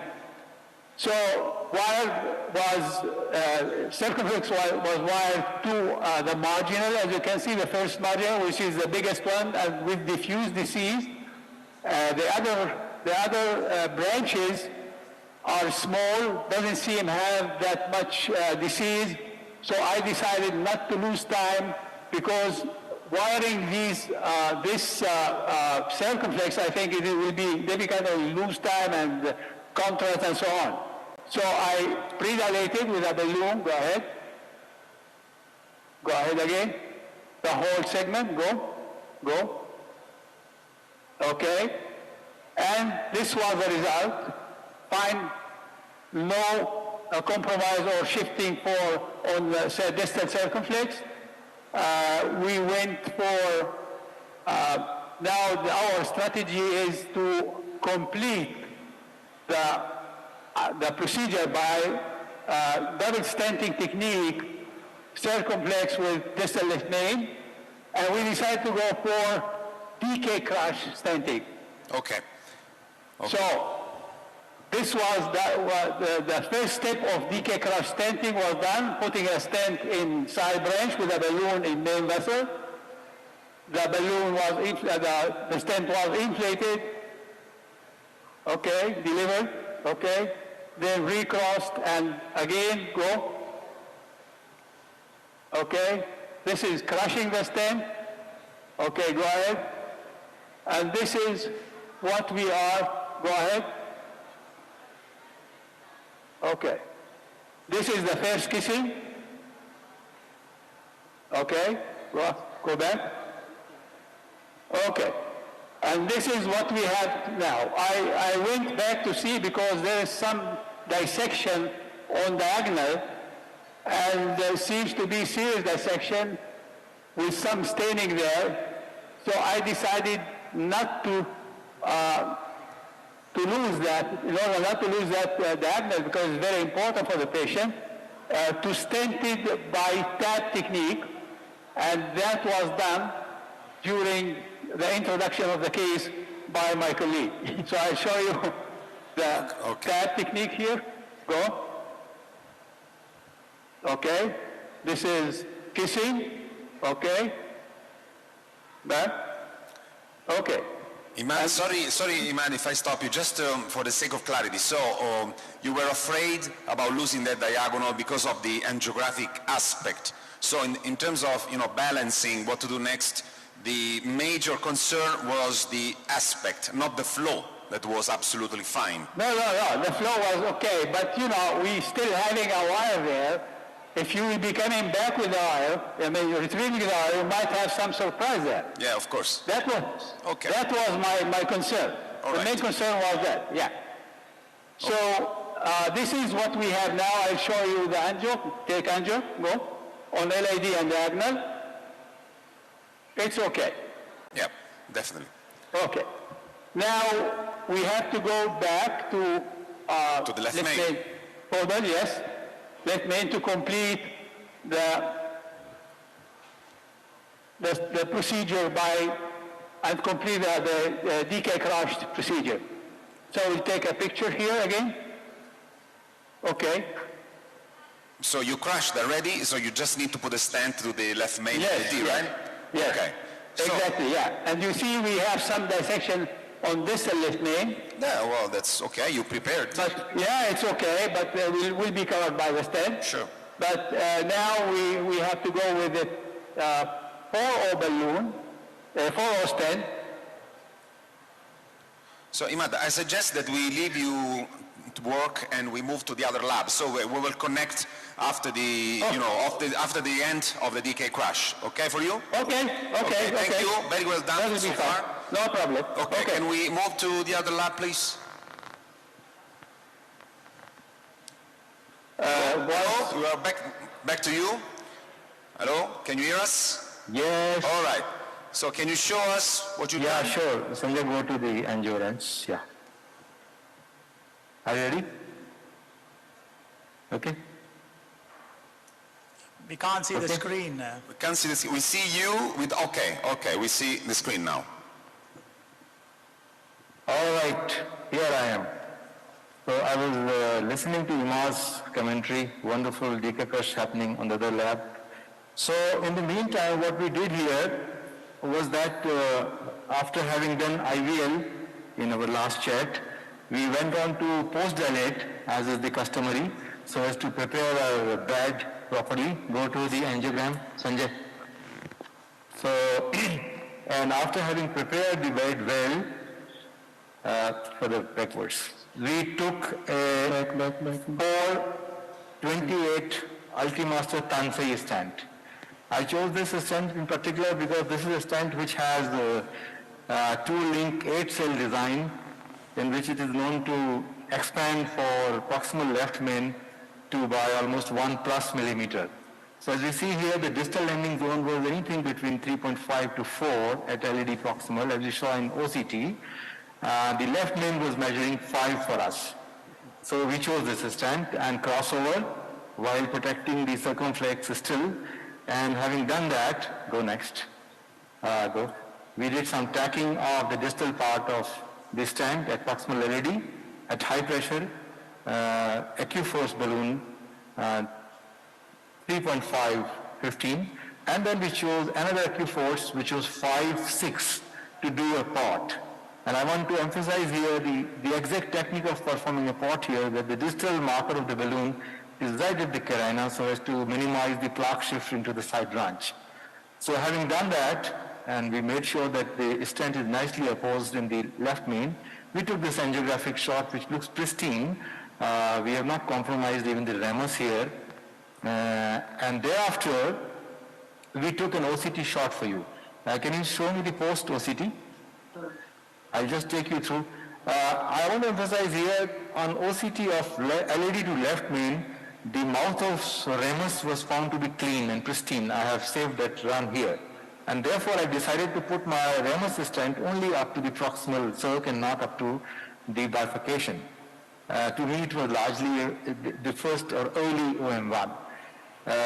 And therefore we chose not to follow a conventional two-stent strategy here. Rather, I'm working on a provisional stenting from crossover left main to LED. And nevertheless, I would assess my side branch also, that how it looks on OCT. Let me take you to the final run of OCT post-stent LED left main crossover. Can you show me the screen? Do you see the screen of OCT here? We see it. Yeah. Yeah, the stent is nicely opposed. Yeah. Can you run it? Okay. Yeah, run it. Yeah. Okay. You see the stand, there is no place for any malposition. Your comments, please. That's the distal stand for your information, mid-LED. And then we come to the tectatic part of LED. And finally we come to the stand, the proximal stand, which starts here, nicely opposed, not a very great run. And it comes here at the ostium. Okay. And finishes here. Can you go back to the, to the part that looks, looks red on the bar? Here? Yeah, back. More distal, please. Because distal. The other way, left. Go left, please. I think that's probably the clearance issue. Yeah. Okay. So this is clearance issue here. Okay, that's interesting for the audience. In particular for our younger colleagues. Sometimes when you do the OCT, you see this kind of aspect. So you see that the software is giving you a wrong information because it would mean that it's malapposed, but it's not. And this is really interesting in terms of educational, And thanks for showing us this. Because obviously for an expert it makes little sense to check. But for a beginner, I would say, for young colleagues, you need to check because there is a red segment. That red segment is supposed to be, highlighting a malposition. So you always need to check. And then you evaluate what's wrong. But it looks very good. Yeah, it looks nice. The left main is nicely opposed. Yep. So I need your suggestion that what should I do for the angiographically, can you run the angiogram, last angiogram? The angiographically, Ramus mouth looks pretty good to me. Do you want me to reassess it by any modality, like any physiological Just let me method ask you a or... question. Did you dilate the stent struts towards the ramus or not? Yeah, I've already done that. I have made sure the Ramus is KBI, I nicely guess. opposed. I did post-dilatation also. I finished the task. Now I see that there's a very small gap remaining between the left main stent and the mouth of Ramus, which will deliberate. Yeah. So because it looks clean on my first OCT run. So what's your suggestion about that part? I think we should leave it because according to the definition, I mean, you fulfill the criteria, definition criteria. If it's a clean ramus and it's like what EBC main say. So if you have a good flow, there is good reasonable, there's no stenosis, so they don't need to do anything for that. But my only point is we didn't see a kissing inflation at that segment. If that is done or not is the question. No, kissing was not done because it was not a bifurcation stenting. It was a provisional stenting in which the ramus stent is placed just beyond the ostium or at the mouth of ramus. Therefore, that's what I wanted to highlight here, that in rare circumstances, you can change your plan based on your imaging.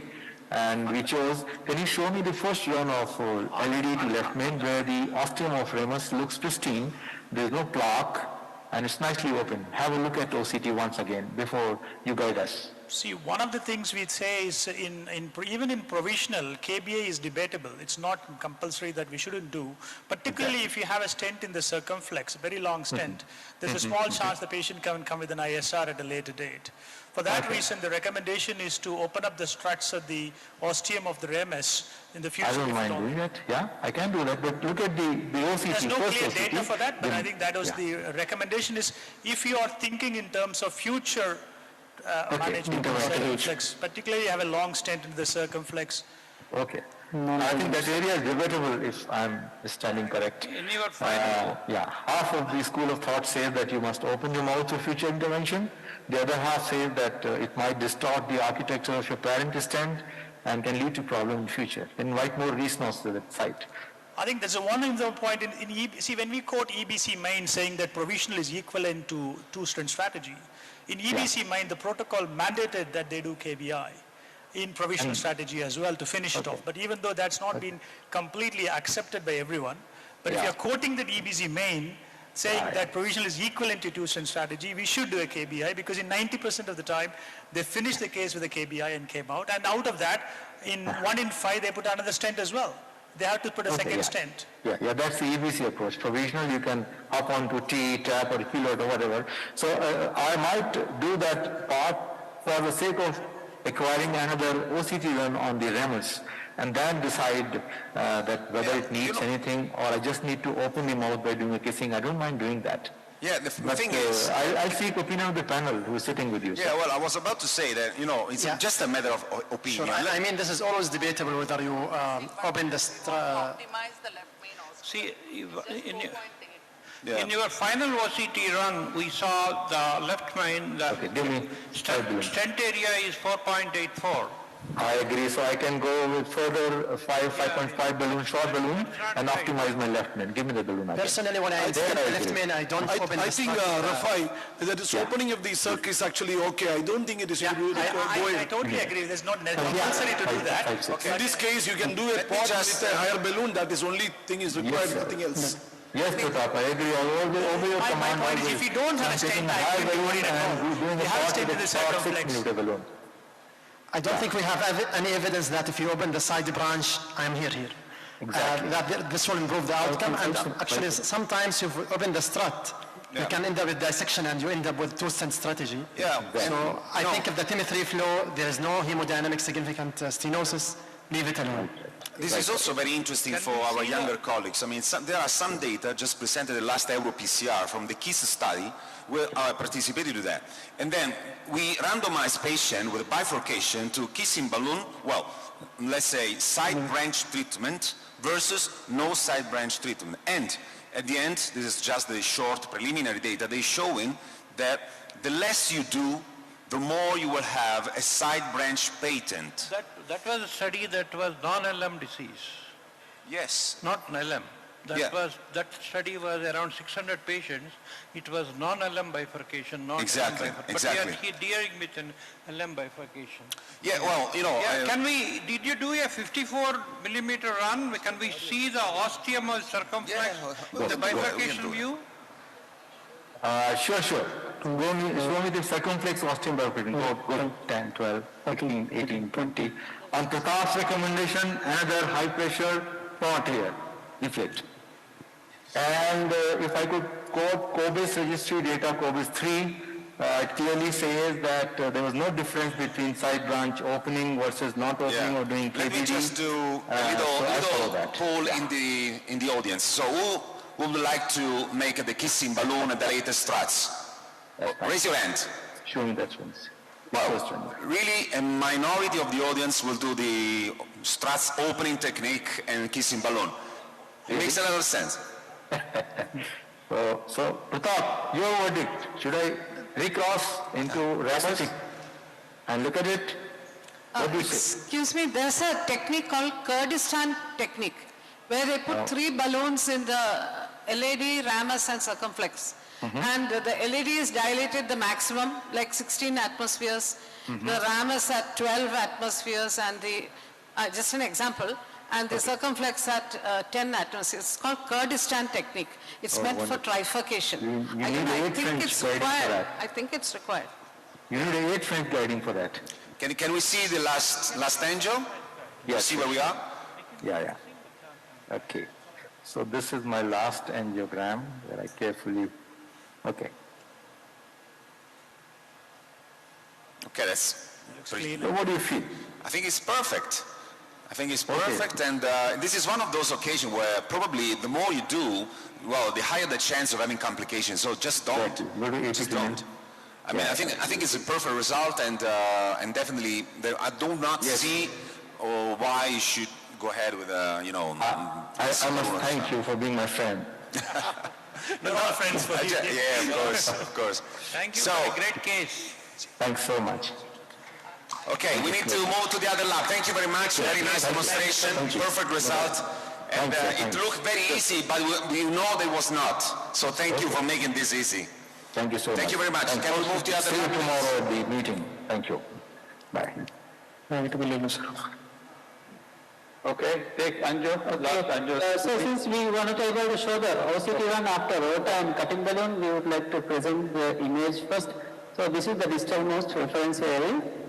You would see a lot of cuts and epic aorta breaking calcium as well. Very good. Excellent. Hello? Can you hear us? Yes, sir. We are able to hear you. So please, before showing us the OCT, please tell us what you've done so far, because we left you that you were about to put the stent in left main LAD. So can you show us what you've done? Yes. We can show you. Go back. Because this is also very educational, in particular for our younger colleagues. I mean, this is a DK crash demonstration. This was a stent to complete DK crash. Yes. Okay. Yes. This is 4/0/2028. Okay. Minimal overlapping with the other stent in proximal LAD, reaching the ostium. Good. And then recrossed to circumflex. Yep. Post-dilated in LAD with long compliant balloon at high atmosphere, that means 20. Yep. And coming back, I did the second kissing inflation. Yep. Go ahead. Go back. Go. This is second kissing inflation, kissing balloon inflation. 275 in circ and 3.5 in LAD. Okay. And final pot was done with 4.58 millimeter balloon. All right. And this was the angio, last angio. Go. Okay. I see that the circumflex is relatively in trouble. No. I think why the marginal is perfect. There's a little branch there with a. We take another view. Okay. The guy does not fully engage. Maybe that. We take another view. It seems to me that Oh, it's There is some slow flow in slow flow, in the very small circ. Yeah. And I leave it like this. I will not do any other thing. Yeah, of course. No. I totally agree. Yeah. This is Yeah. just a branch that goes in. But the main branch is okay. Yeah. The flow is slow, but I think can recover as well. But anyway, I am going now for final OCT. Yeah. I'd like to show you the effect of cutting balloon and rotablation on calcium in LID before going for the final OCT. So, please, OCT, please. So, just tell me, just one question. There was a discrepancy in the size between the left main and the LED here. Personally, I would maybe like to use dedicated left main stent like Megatron sometimes, which you can sometimes inflate it at higher pressure and give you kind of good inflation in this discrepancy of size. I have I have to say that this is personal view. I mean, in particular for left main or very large vessel, the Megatron is a kind of dedicated device. So it's basically meant for that. But we also have to say that available DES, third generation DES, they can always be post-expanded 1 millimeter more than nominal, all of them. Point is that not all of them can actually keep the structure if you post-dilate 1 millimeter more than nominal. Differently from the Megatron. The Megatron, you're always sure that even if you post-dilate 1.5 millimeter more, the structure and the scaffolding force will be exactly the same. So I agree with you, depending on the availability, of course. Maybe they don't have it, but I also would say that this is not very, very large, because in the range of 4.5, so you can use whatever you want, whatever is in your shelf. And also, to be honest with you, we don't have data so far showing that a dedicated device will be better in terms of follow-up. Patient. So, Luca, Megatron is not available in India. I don't think it will come for next 1 year also. SkyPoint and Megatron is not coming to India. Okay. And also our left mains are mostly 4.5. We very rarely you see 6 or 7 like European. Yeah. One of the things I have to say from an European perspective, having this kind of dedicated devices for large vessels is important, but it's also absolutely mandatory that you have very large non-compliant balloon to post-expand. And this is one of the main concerns, because I know a lot of people all around the world with the availability of the DES, but without the appropriate balloon. This is not a very large anatomy, so you can use honestly whatever you want. And Imad, can I ask you which kind of stent you decided to put for the left main? It was Science 4.28. Yeah. Pretty conventional, I have to say. 4.0 is absolutely one of the most used for the left main. Based on measurement done on OCT, of course. Yeah, but this is one of the major points, I think, in this procedure, because honestly, every time you use the OCT or imaging, anyhow, you have a more, let's say, accurate sizing of your DES, but also you are more accurate in terms of post-dilatation that you are doing for the left main.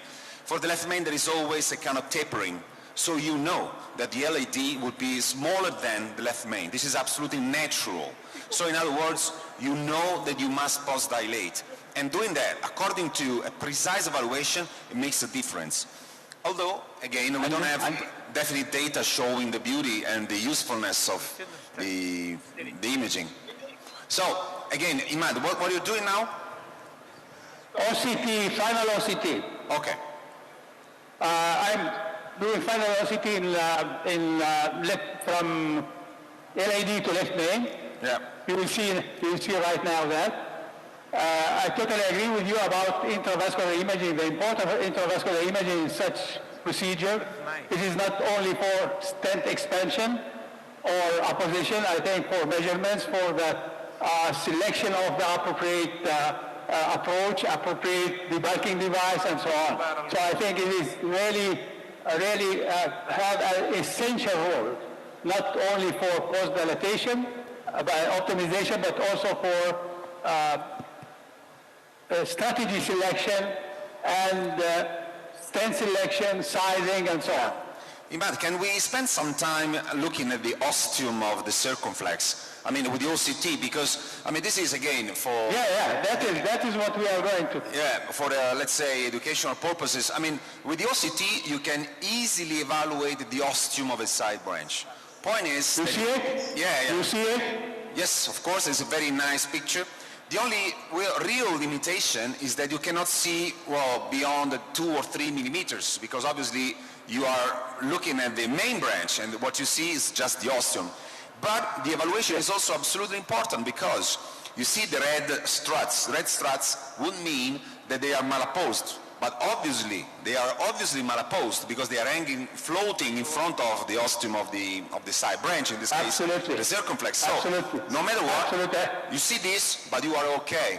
And also, with this kind of evaluation, with this fly-through reconstruction with the OCT, you can also appreciate whether you really and truly post-dilate the distal or the proximal strut. Can we make a comment about that? Imad, do you believe in this? Distal strut? Well, actually, we do not have actually any clinical data on that. Yes. We have something coming from bench testing, but I think you will never be sure where you are crossing based only on angiography. And I think it is not even, there is no rationale to use OCT just to cross proximal or distal.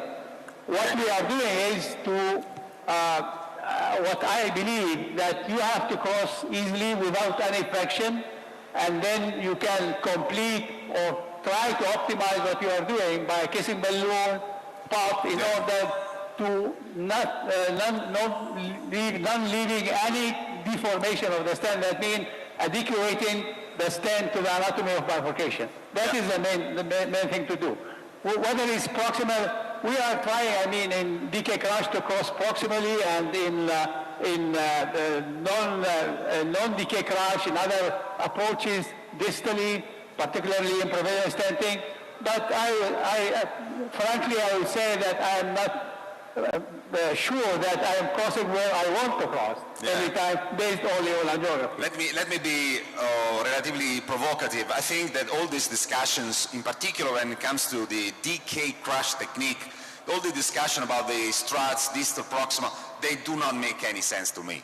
The point is that with the DK crash, you're basically covering, and this technique is meant to definitely cover the ostium of the side branch and reconstruct a new carina, well, keeping in mind what is the original anatomy. So in other words, either you cross into the distal or in the proximal. It makes no sense if you are following all the steps. Someone suggests that you should do the imaging every time after DK crash, which is really impractical, because we know that in real life no one is using Hybiz or OCT quite enough, I would say. But this is very nice demonstration. And as you can see there, two struts, the two stents, but very well dilated and very well respected in terms of anatomy. So this is very well done, Imad. Very well done. Because you said it's provocative, I would like to argue with that, because in DK crash, the problem is if you have the side branch ostium is fully opposed, particularly when you pull the stent balloon back and go high pressure, your idea of distal crossing may not be a problem. But in some cases, if the ostium of the circumflex is not fully covered, if you go distally, you may crash that stent with your kissing balloon. I think that's one of the main reasons. Will you do a cert to LMCA run and show that whether the ostium is okay or not?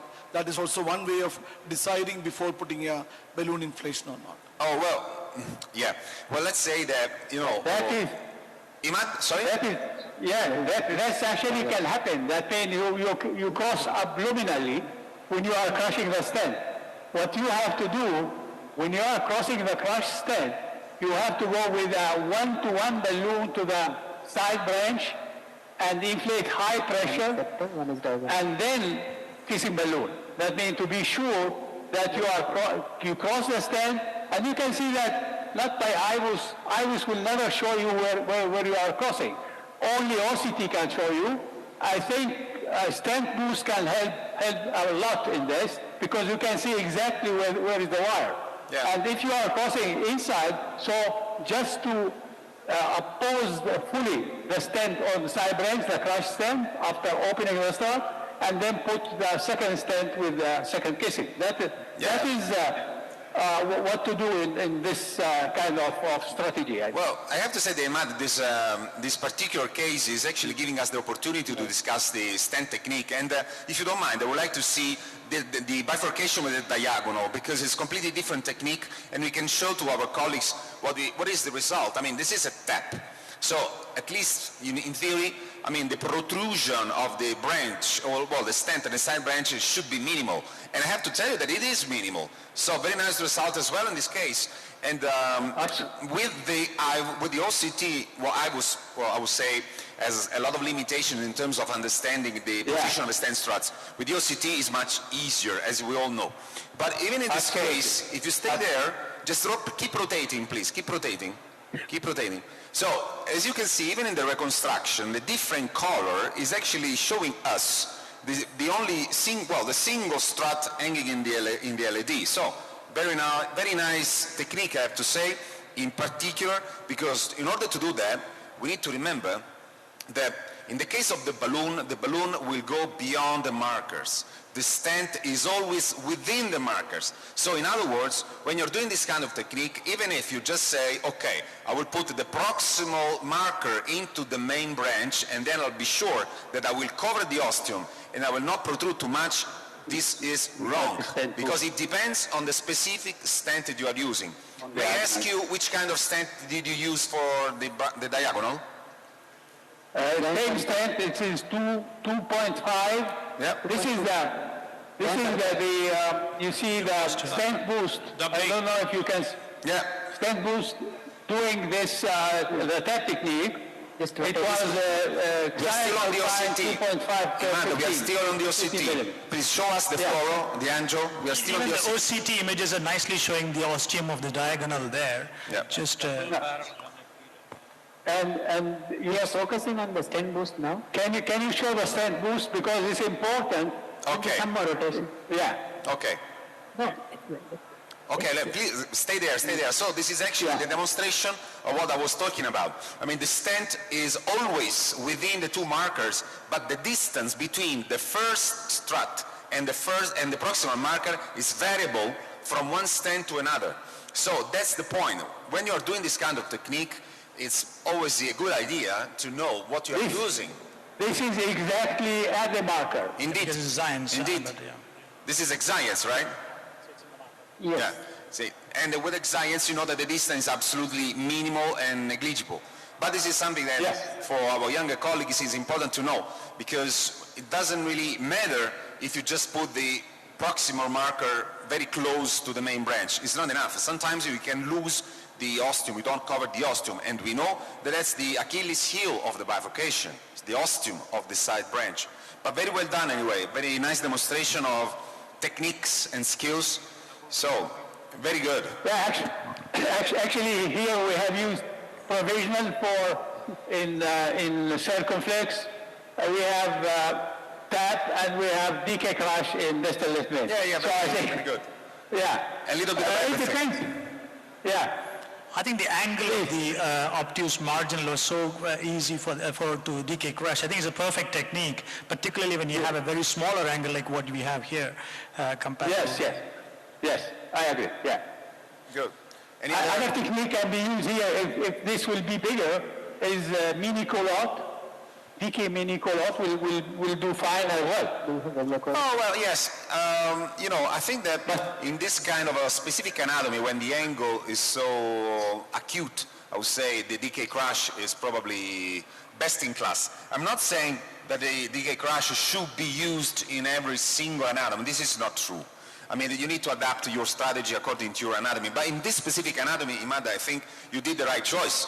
Because even if you do a culotte, well, maybe with a culotte, but the size was slightly different between that is the main reason. I mean, there is a big mismatch between the diameter of circ and the diameter of left main and LAD. Yeah. So I cannot open any stent, small stent, up to 4.5 without the stent. No. I mean, as we said before, you can try. Culotte will not be done here. I think DK crush is the right strategy here. in this specific anatomy in particular, I'm honestly and personally not convinced that decay crush is the single technique for every left main. This is absolutely not true. What I do believe is that depending on the angle and depending on the skills of the operator, because of course there are some operators who are more prone to use one technique instead of the other, but ideally we should be able to use every technique, two-stent technique. Absolutely. In this case, I totally agree with you, Luca, because I think there is no optimal technique for everybody. I think every technique has pros and cons, and you should be familiar with more than one or two-stent strategy. Yeah, at least. Definitely. The thing is that sometimes it's not that easy to, to teach to our younger colleagues, junior colleagues, because you need some volume, you need some experience, and dealing with the left main bifurcation, or even in this case sometimes trifurcation, is not that easy. But you made very easy. I mean, it was very easy in your hands, Imad, and thank you for this very nice demonstration. Let me ask if there are some other comments, questions. Excellent. I want to congratulate Dr. Ahmad and his team. Very nice case. We learned like bifurcation, different technique, a tab and decay crush. I would only recommend maybe in these cases using Hybiz for me personally because of the assessment of the ostial left main. Because with OCT, maybe using OCT, you cannot assess the ostial left main. Whereas in Hybiz, maybe you can more further evaluate the left main ostium. Yeah, actually you are right, but I think there was another very important concern about calcification and which strategy we have to use, whether we have to debulk with which kind of debulking, and this will be much better defined by OCT rather than Hybiz. So that is why we choose this Hybiz in this OCT in this case. And for the coverage of the ostium, I think it is also easy by stent pulls to be sure that you are covering the ostium as well. Yeah. So I think we've done.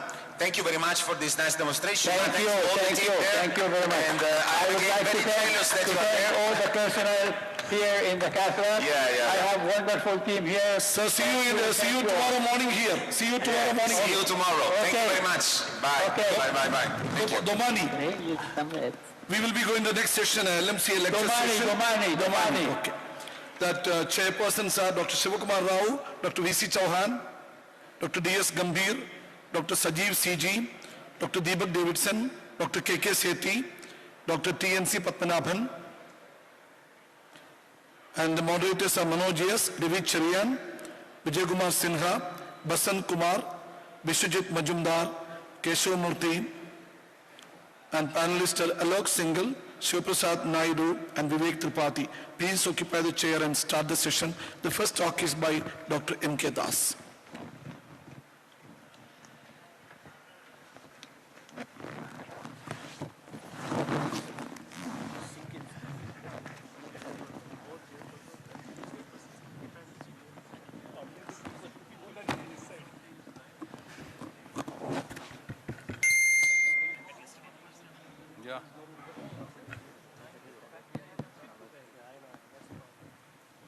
Dr. Das, please. Okay. Left main stenting versus bypass graft surgery, a comparative review. Respected chairpersons, moderators, and panelists, we had intent, discussion, demonstration, and experience very recently, just before a few minutes, how to tackle the left main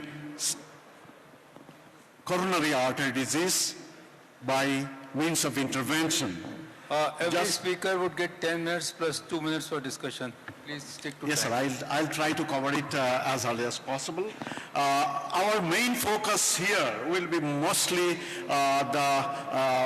walking down the memory lane, how it started, how the left main intervention started. So my topic today is left main stenting versus CABG, a comparative review.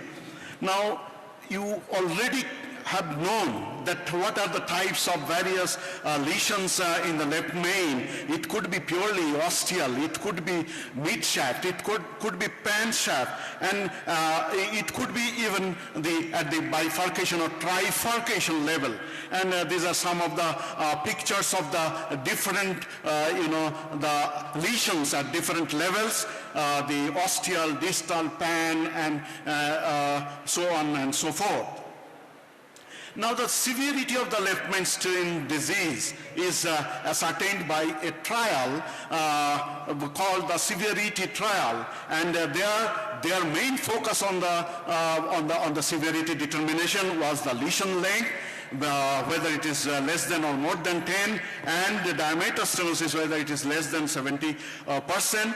And when it is more than 10, it is severe, and when it is more than 70%, it is severe. Along with that, if you have two other things in the form of multiple bifurcations, thrombus containing, then various valve lesion, and also the vessel length is more than 25 millimeters, severe calcification, bifurcation angle more than 70% or less than 70%, bifurcation angle less than 45%. These are all complex lesions. Now, if it is not, then it forms in the group of simple lesions.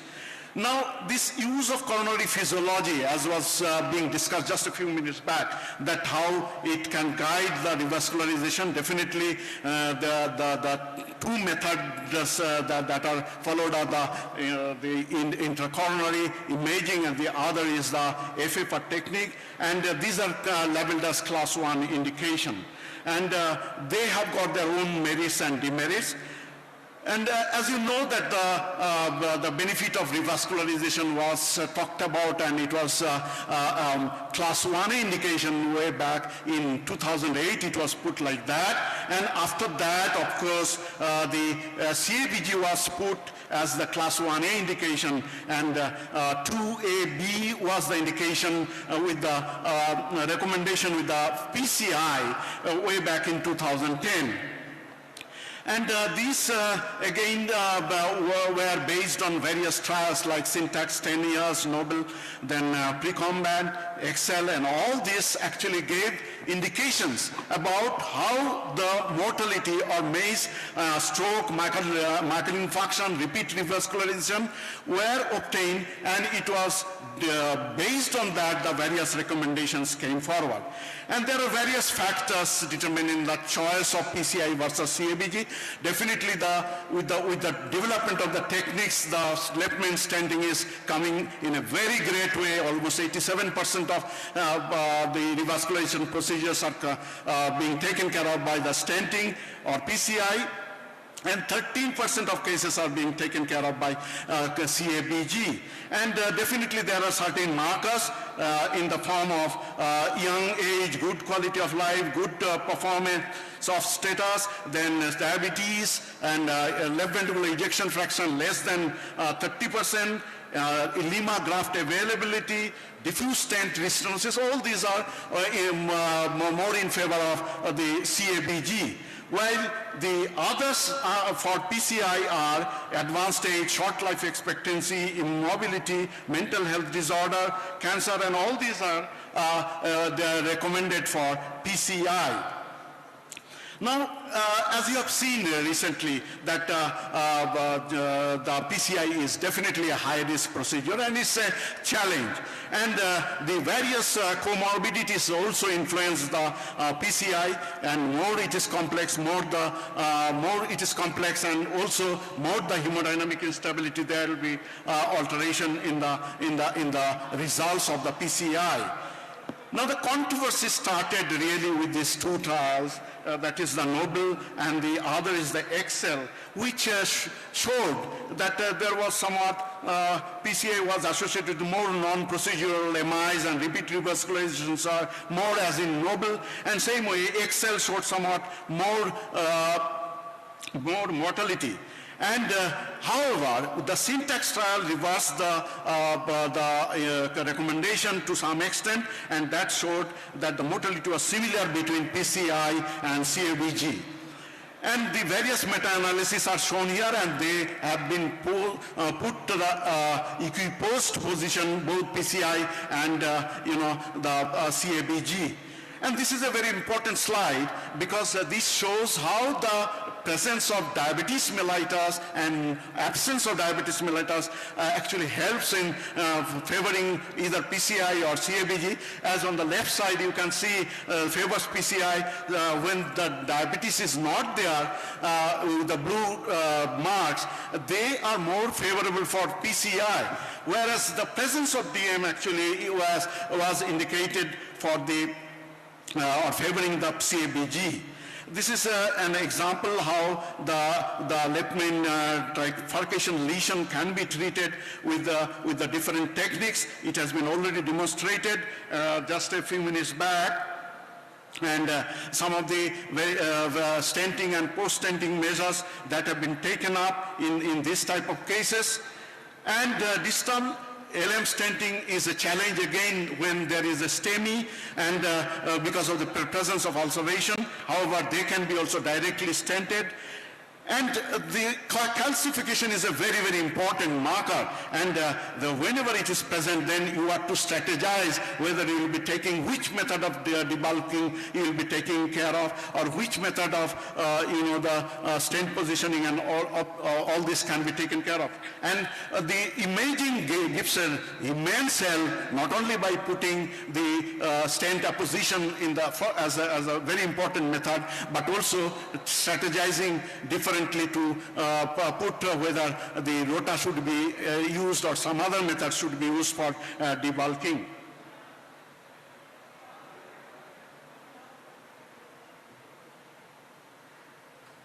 Yeah, this is to show the utility of the coronary physiology with the help of imaging. And in case of stably ischemic heart disease also, the strategizing can be done by putting an algorithm. But one important facet I would like to mention here, that heart team approach is a very, very important thing which should guide us to treat the left main stenosis. And without the heart team approach, we should not progress with the revascularization process. Now, again, to improve mortality between the two procedures and following the various trials, then the indications were made that CABG is very, very helpful in left ventricular dysfunction with left main stem disease, and especially when left ventricular ejection fraction is less than 35%, and this is a class 1 indication.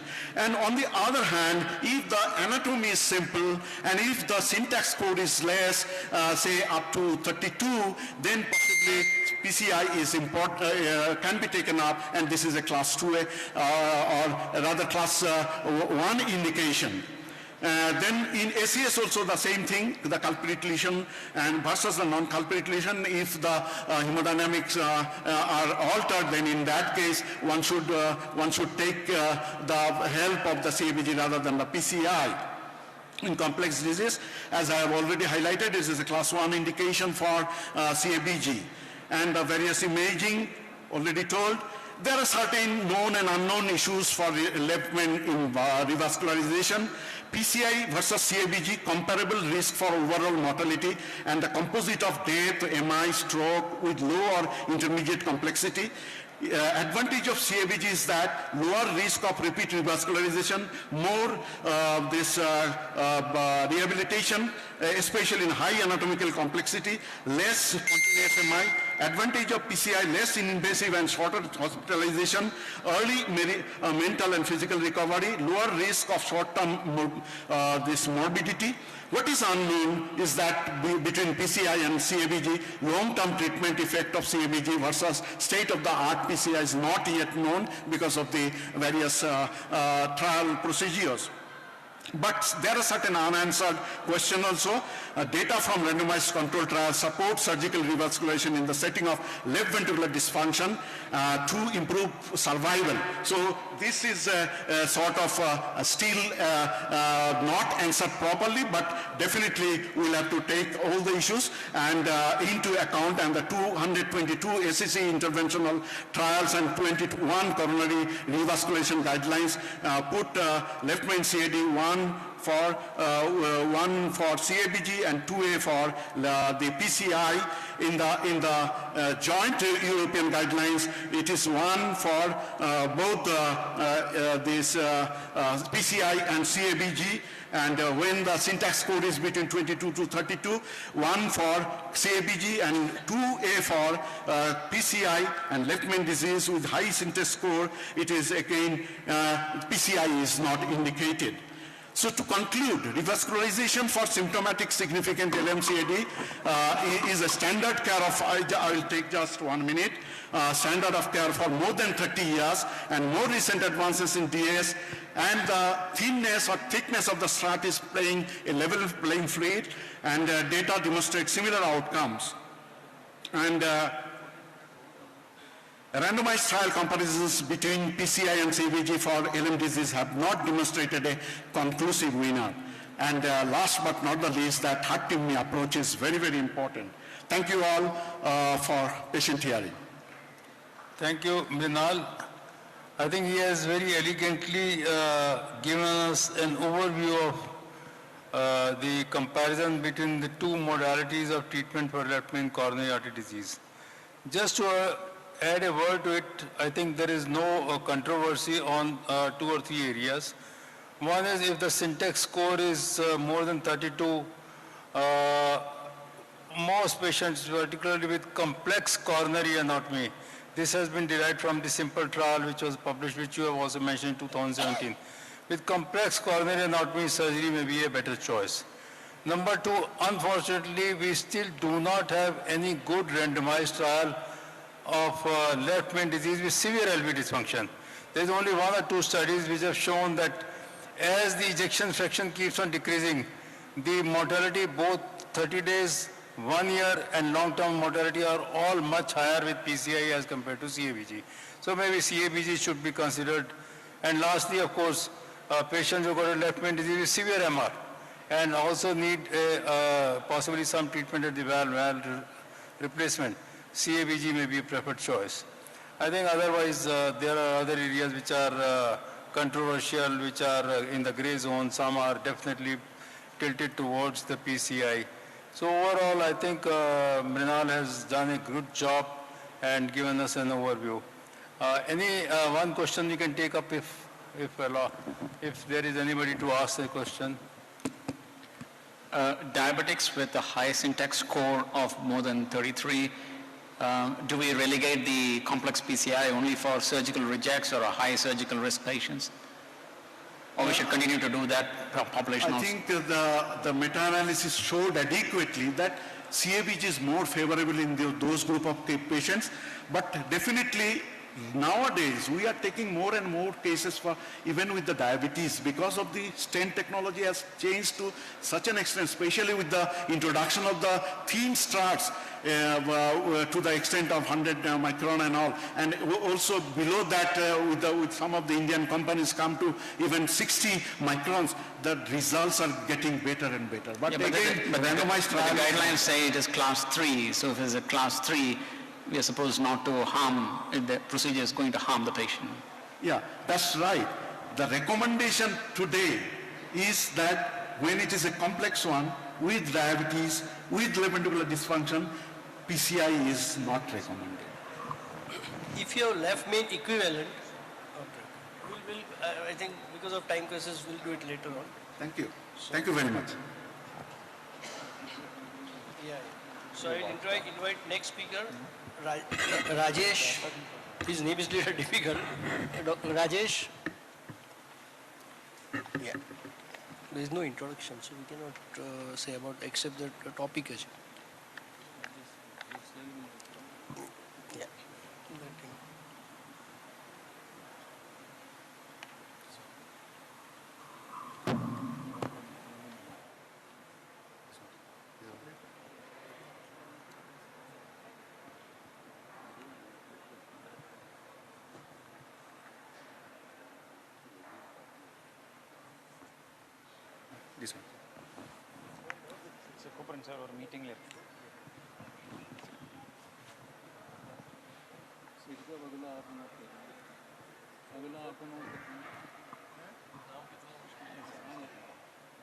Respected chairpersons and colleagues, it's a great opportunity to be here.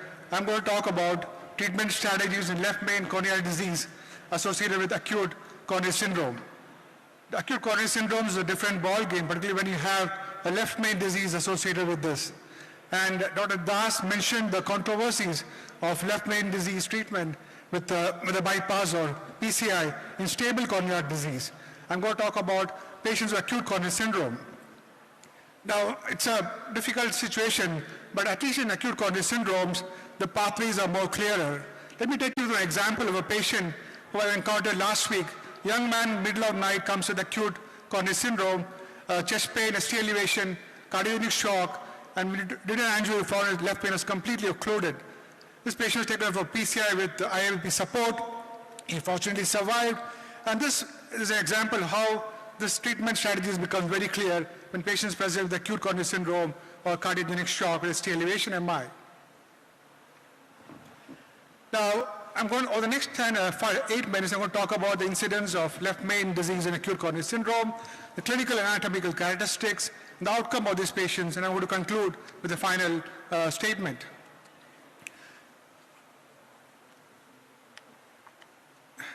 Now, all this about in patient acute coronary syndrome, the data is less clear. We don't have randomized studies comparing treatment strategies in acute coronary syndrome, left with the bypass or CABG. Most of the data comes from the registries. The most important of these registries is the GRACE registry, was published in 2009. In GRACE registry, the incidence of left main disease in patients with present acute coronary syndrome was 4%. As you know, the GRACE registry, patients were triaged with left main disease to a PCI arm, a bypass surgery arm, and a conservative treatment arm. A majority of patients did also have ST elevation MI in the GRACE registry also. Now,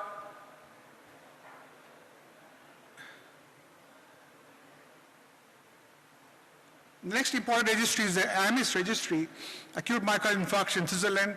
This is published again in 2010. This compared left main PCI versus non-left main PCI. The patients were presented with ST elevation MI, primary PCI were triaged into the primary left main PCI arm and the non-left main PCI arm, and they found that the incidence of left main PCI was about 5.2%. Now, the incidence of left main lesions at coronary angio is about 10%. Left main lesion is an important factor of negative prognostic connotation.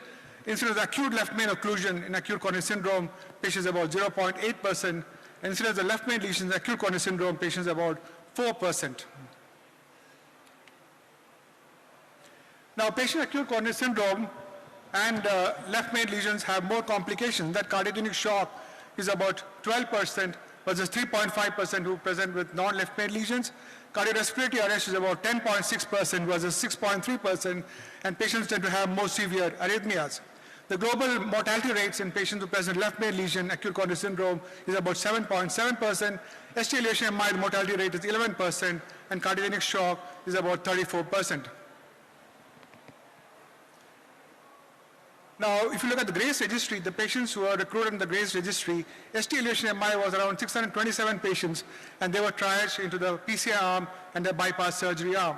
If you look at the AMIS registry also, ST elevation MI comprised about 348 patients, and the cardiogenic shock was about 12% in those particular registry. If you look at the AMIS registry, if you look at the patients who presented in the AMIS registry, majority of patients who were triaged to the PCI arm were, the left main PCI arm had more history of resuscitation prior to admission, cardiogenic shock at admission, more dyspnea, more use of intra-aortic balloon pump, and more use of vasopressors. If you look at the NCDR registry, about patients who presented with unprotected left main and ST elevation MI, the incidence of cardiogenic shock was about 60% compared to patients with non-ST elevation MI, the cardiogenic shock was only 30%. If you look at the GRACE registry, the in-hospital mortality of PCI was 11%, and the AMIS registry, the in-hospital mortality was 11%. This goes on to say that patients who present with left main disease have more severe disease and have more complications as far as cardiogenic shock or other complications are concerned. This is a small study. We looked at 48 patients present ST elevation MI and non-ST elevation MI, and they found that the location of distal disease was more in the distal left main compared to the ostium or the proximal body of the left main. This makes the whole thing more complicated. If you look at the Graves registry, patients who presented were trashed. The PCI arm were elderly patients about 75 years of age, had a new onset ST elevation and left bundle branch block. Majority of them were in class 3 or 4, and majority of the patients had cardiogenic shock also. This goes on to say the patients who were trashed with the PCI arm had more severe disease and were presented in a severe situation. If you look at the AMIS registry also, if you look at the in-hospital death of patients who presented with acute coronary syndrome and who were in the Graves registry, patients who had in-hospital death, the cardiogenic shock and death also was more in the patients who were trashed with the PCI arm. Whereas if you look at the AMIS registry, patients who are triaged to the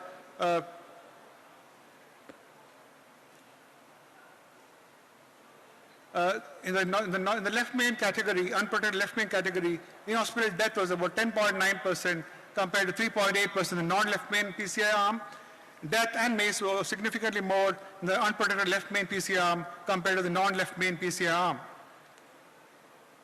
In-hospital death, if you look at unprotected left main and a combination of other vessel PCI, the complications more in the in-hospital, in the unprotected left main and other vessel compared to unprotected left main PCI alone. If you look at in-hospital death in elderly patients above 75 years, the in-hospital death, the MACE and shock was significantly more in patients who are unprotected left main PCI and age above 75 years. So what are the independent predictors of in-hospital mortality? Cardiogenic shock at admission, history of resuscitation, a Charlson score of more than 2, and left main treated disease, and age per 1 year increase, heart rate and systolic blood pressure were independent predictors of mortality in this particular AMIS registry. If you look at patients who present acute left main ST elevation MI, the mortality, whatever happens, is in the first 30 days. A 5-fold increase in mortality in patients who have left main ST elevation MI compared to non-left main ST elevation MI. But after 30 days, it tends to even out. Most of them have the same course if you compare left main PCI and non-left main PCI.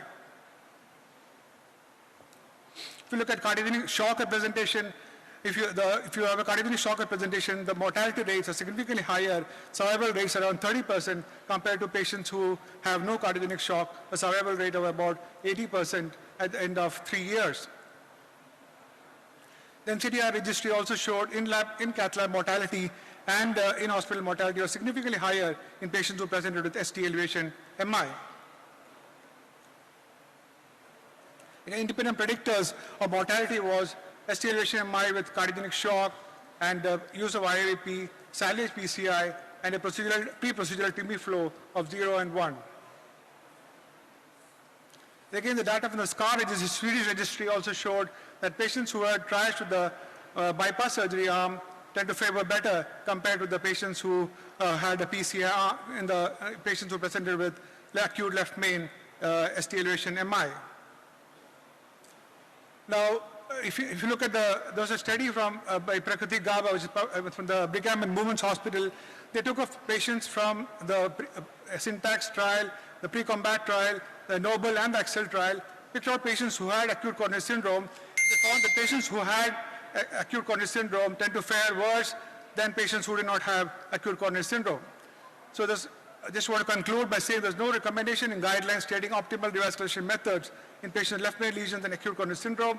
There are few randomized studies and data from registries which show that in selected patients, left main PCI would be a better option than patients who present with then bypass surgery.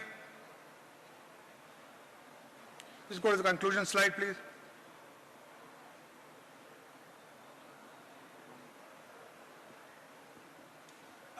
unprotected left main lesions are responsible for 4 to 6% acute coronary syndromes. 70% acute coronary syndrome lesions affect the distal left main. The preferred PCI strategy is provisional stenting. PCI is the current strategy for left main associated ST elevation MI, particularly in case of cardiogenic shock. For non-ST elevation MI, CABG still remains the main alternative. In-hospital mortality for unprotected left main PCI varies between 8 and 40%, lower for non-ST elevation MI and higher for ST elevation MI. And the most important condition predicting in-hospital death or mortality is cardiogenic shock. And in-hospital mortality by isolated unprotected left main PCI is twofold the overall acute coronary syndrome mortality. It increased to fivefold in cases of left main PCI associated with other coronary segments. And among survivors without cardiogenic shock, one-year outcomes are similar to patients undergoing PCI for other vessels. Thank you very much for your patient hearing. If with the permission of Chair, may I ask a question, sir? There have been two recent registries. One is the Egyptian and Ptolemy. Oh, okay. Yes, please be brief in your question. Yeah, just a brief question. There's an optimal trial which says that deferred stenting in patients who present with acute left main occlusion. So they basically dilate the lesion, achieve a TIMI-3 flow, because achievement of TIMI-3 flow post-procedure carried the maximum benefit in left main stem lesions. So deferred stenting and fourth-day stenting these patients, this trial is still undergoing, and the belief is that putting a stent in an acute left main disease can be associated with more distal embolization and more reperfusion injuries. So what are your comments, the optimal trial? I think you should look at every patient as an individual patient. If you think the patient has a huge thrombus load, it's better to defer stenting rather than do a stenting and end up with no reflow and a further complicated situation. I think every patient has to be taken as an individual shock, patient. Unloading the patient and deferred stenting, these are the upcoming things which probably... I have just one quick question for you and then we'll close this talk. See, the technique of doing left main angioplasty has evolved over the last 15, 17 years with considerable increase in the experience of the operators and all that. So has been the case also with the quality of the stents that are available today with which they were 15 years ago. So do you think that over a period of time, the results of the left main bifurcation have changed in the setting of ACS, let's say, vis-a-vis a non-ACS situation? Absolutely. I think with the use of imaging, with the use of better quality stents, and the outcomes of patients can be more predictable and better. Because some of these data are not very recent, on the left main bifurcation or acute coronary syndrome, and they are a mixed bag of patients, that has been, reported over a period of time. Right. So one of the very recent data in 2023, the Egyptian registry and the Ptolemy registry, they found that using even the two-stent technique was equivalent, and even the bifurcation techniques. Okay, thank you. One final question is that, do you think that you have an STEMI with an ACS, okay, and left main, what do you do? I think the best thing is to take him to the lab and initiate... You have to stent it, because you can't do a CABG, anything like that. No surgeon will touch. That's why I mentioned the first patient example I mentioned. Thank you. Thank you very much, Dr. Rajesh, and it's my pleasure to invite our next speaker. Is Dr. Matthew here? I haven't seen him. Matthew, so we can skip to the next one then. That gives us some leverage about time, since we are already delayed by a few minutes. The next one is long-term clinical outcome of osteal LAD disease. Dr. Sandeep Singh. Sandeep.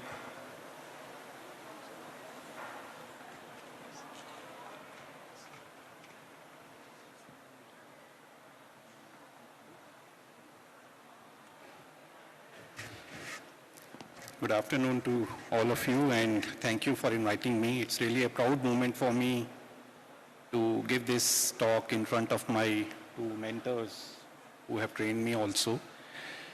So my topic is long-term clinical outcome of osteal LAD treatment.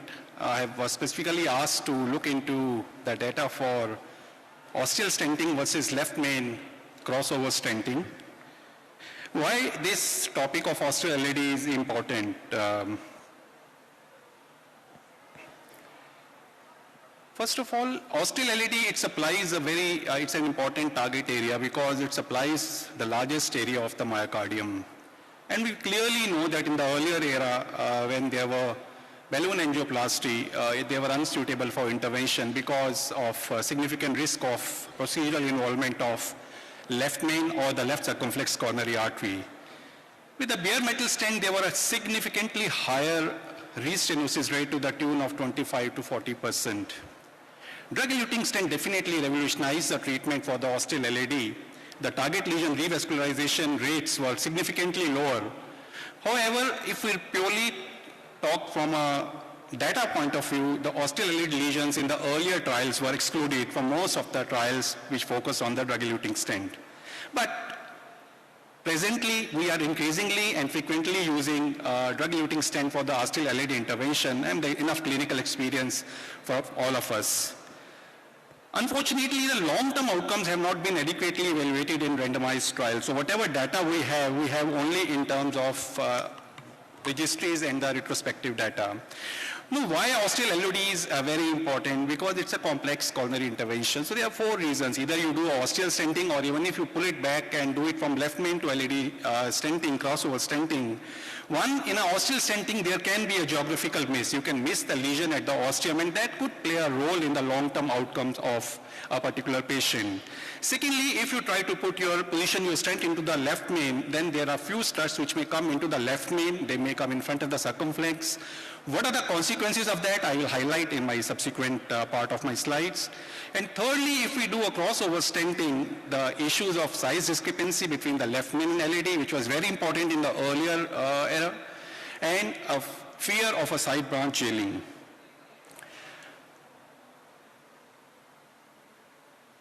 Can you go to the next slide? Yeah.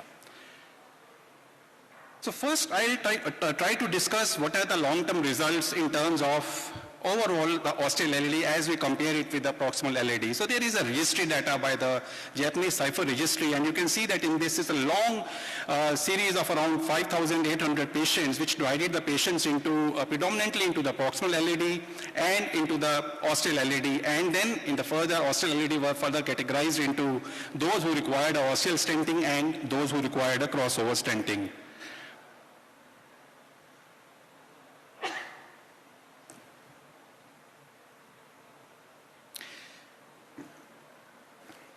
So if you can see that the target lesion revascularization and a death or myocardial infarction did not differ between a proximal LAD procedure and an ostial LAD. That gave enough confidence as compared to what was happening with the earlier era of bare metal stent to proceed with doing ostial LAD procedures.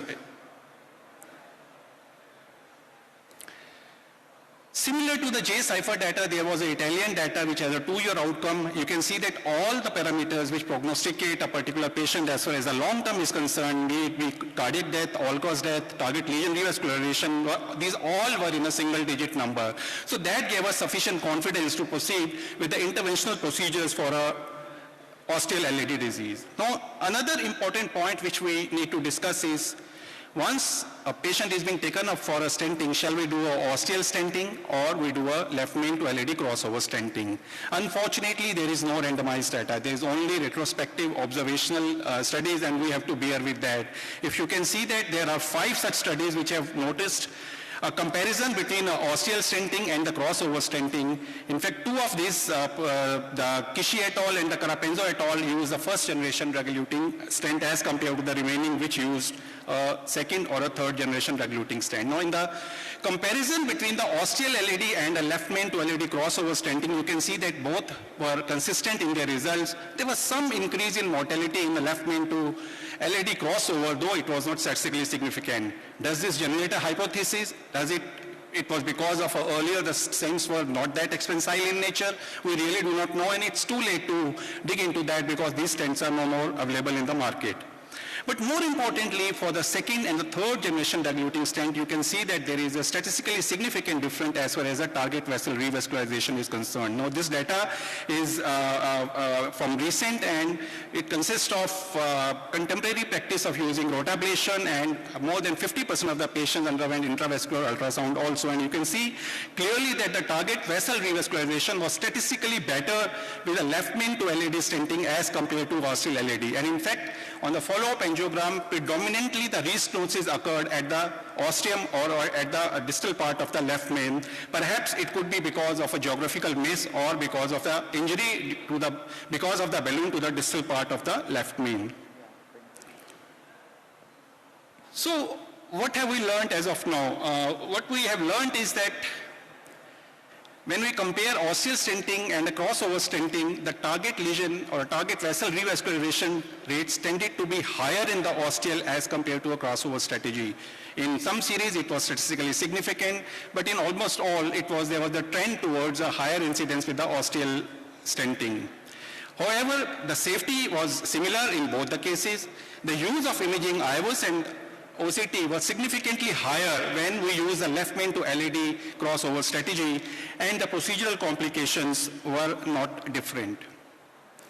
Now this takes me to the last part of my talk, that what are the factors which can influence the long-term outcomes in a patient who is undergoing ostial LAD procedure, be it a ostial LAD precise placement of a stent, or be it the left main to LAD procedure.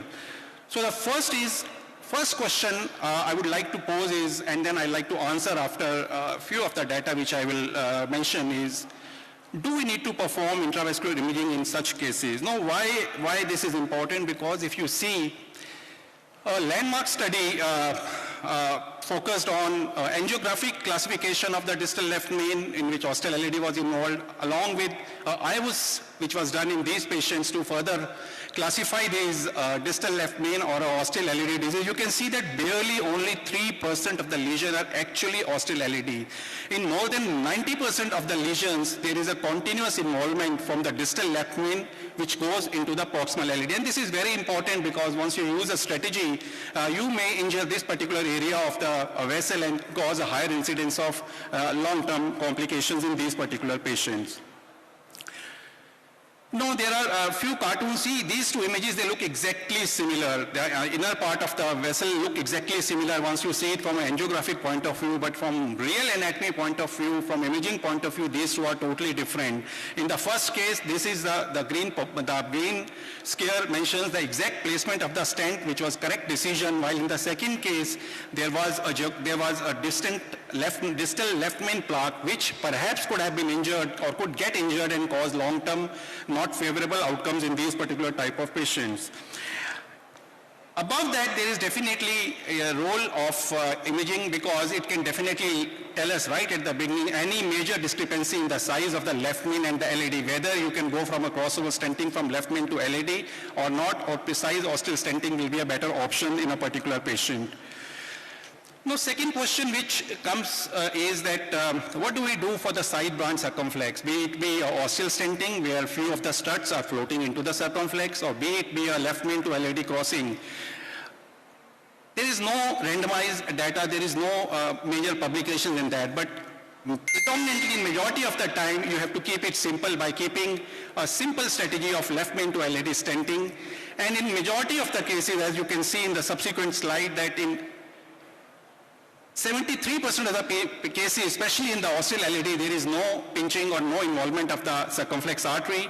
In 17% of the cases, there may be some involvement, while intervention is required only in 3 to 5% of the cases. So in predominantly cases, you have to keep it as simple as possible. In fact, the angiographic involvement of left circumflex artery and the functional involvement of the left circumflex artery, they don't go hand in hand, as you can see over here. And it's only those who have a long-term bad prognosis from a circumflex ostium was those who had a poor FFR from functional assessment of these particular lesions. Third question is, do we need to do POT in every case in the crossover stenting? The answer here is very simple, and I will not spend time. The data is extrapolated from the left main stenting, that yes, every case, especially when you are doing a single stent strategy from left main to LAD, the POT has to be done because it has consistently been shown to improve the prognosis as far as the long term is concerned. And my last is that you have to choose the stent properly. There are some stents which can be stretched or expanded up to a particular sizes.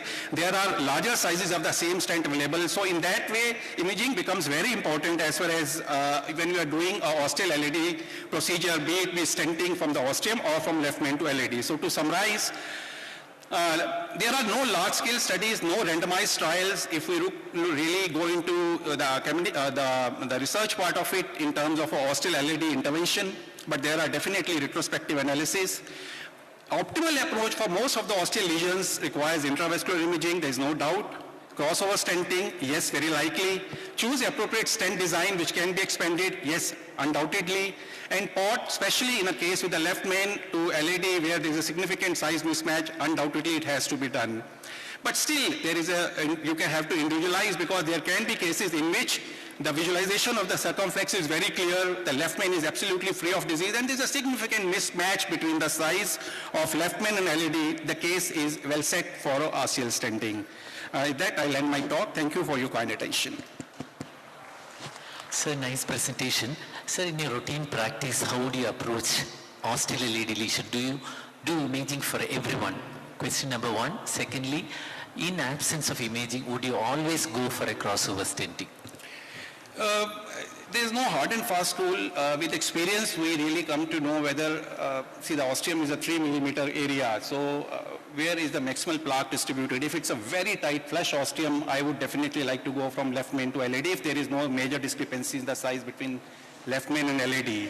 But if there is some area of scope and imaging is not there and we are 100% sure that there is no distal left main involvement, circumflex is clean, one may think of going with the ostial LED stenting with the second or third generation stent, as I mentioned. Slightest of doubt, you would do crossover? Yes, definitely. Yes, it is.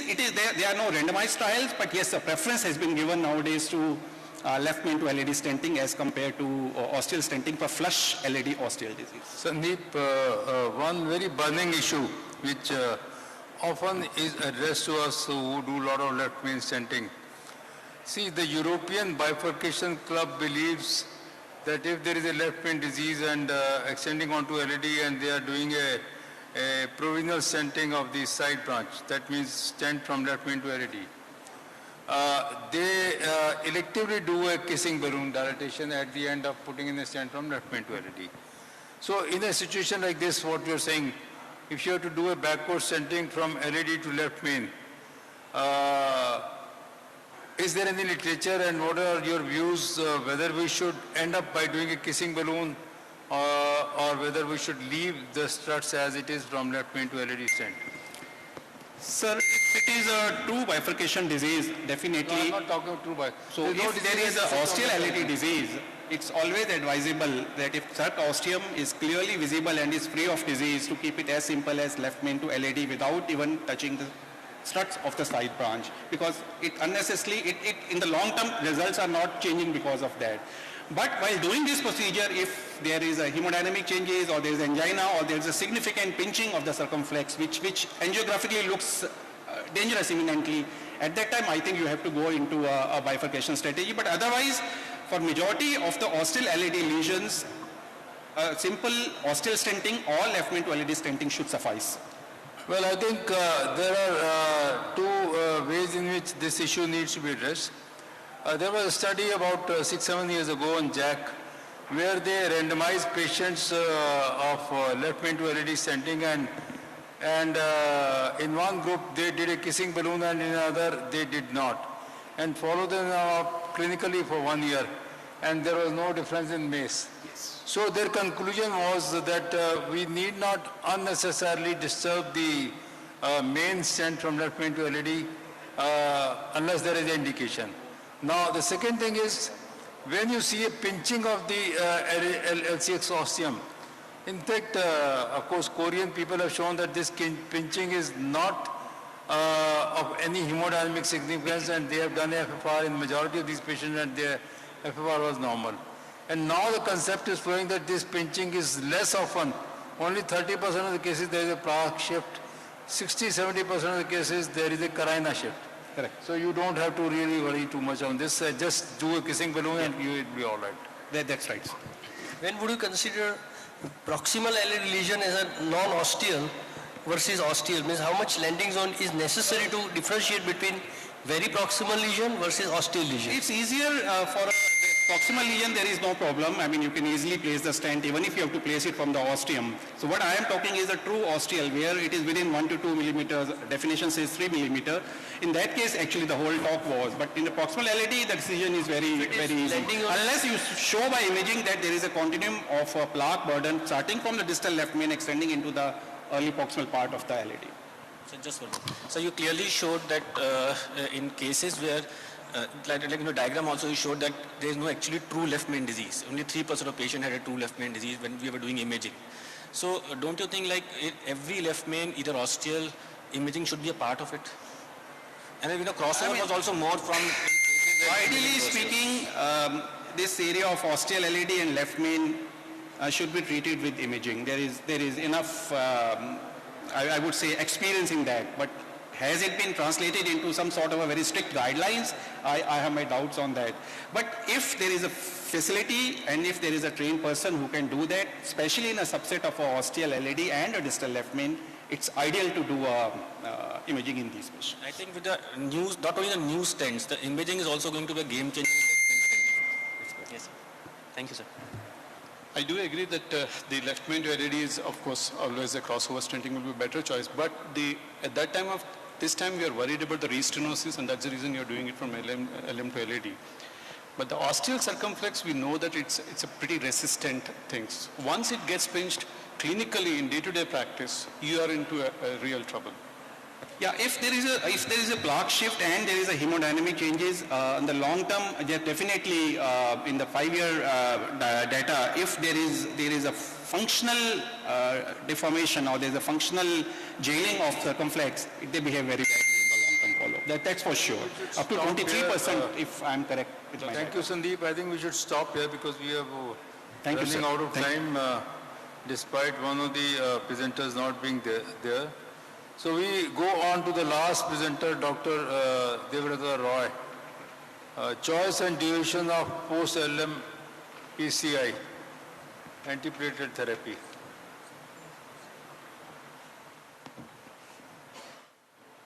Over to you, Dr. Roy.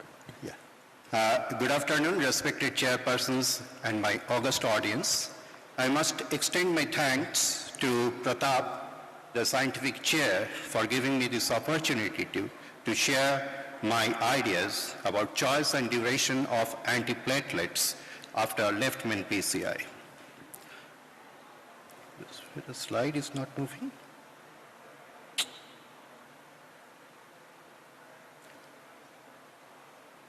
Yeah, sorry. So as we all know, PCI is now an accepted modality for treating left main lesions, and what has made it possible is mainly the advancement in stent technology in terms of scar thickness, drugs, and polymers, increased operators' experience in using imaging techniques, and stent optimization protocols, and of course adjunctive drug therapy, of which antiplatelet takes a central role. Can I have this is not moving properly.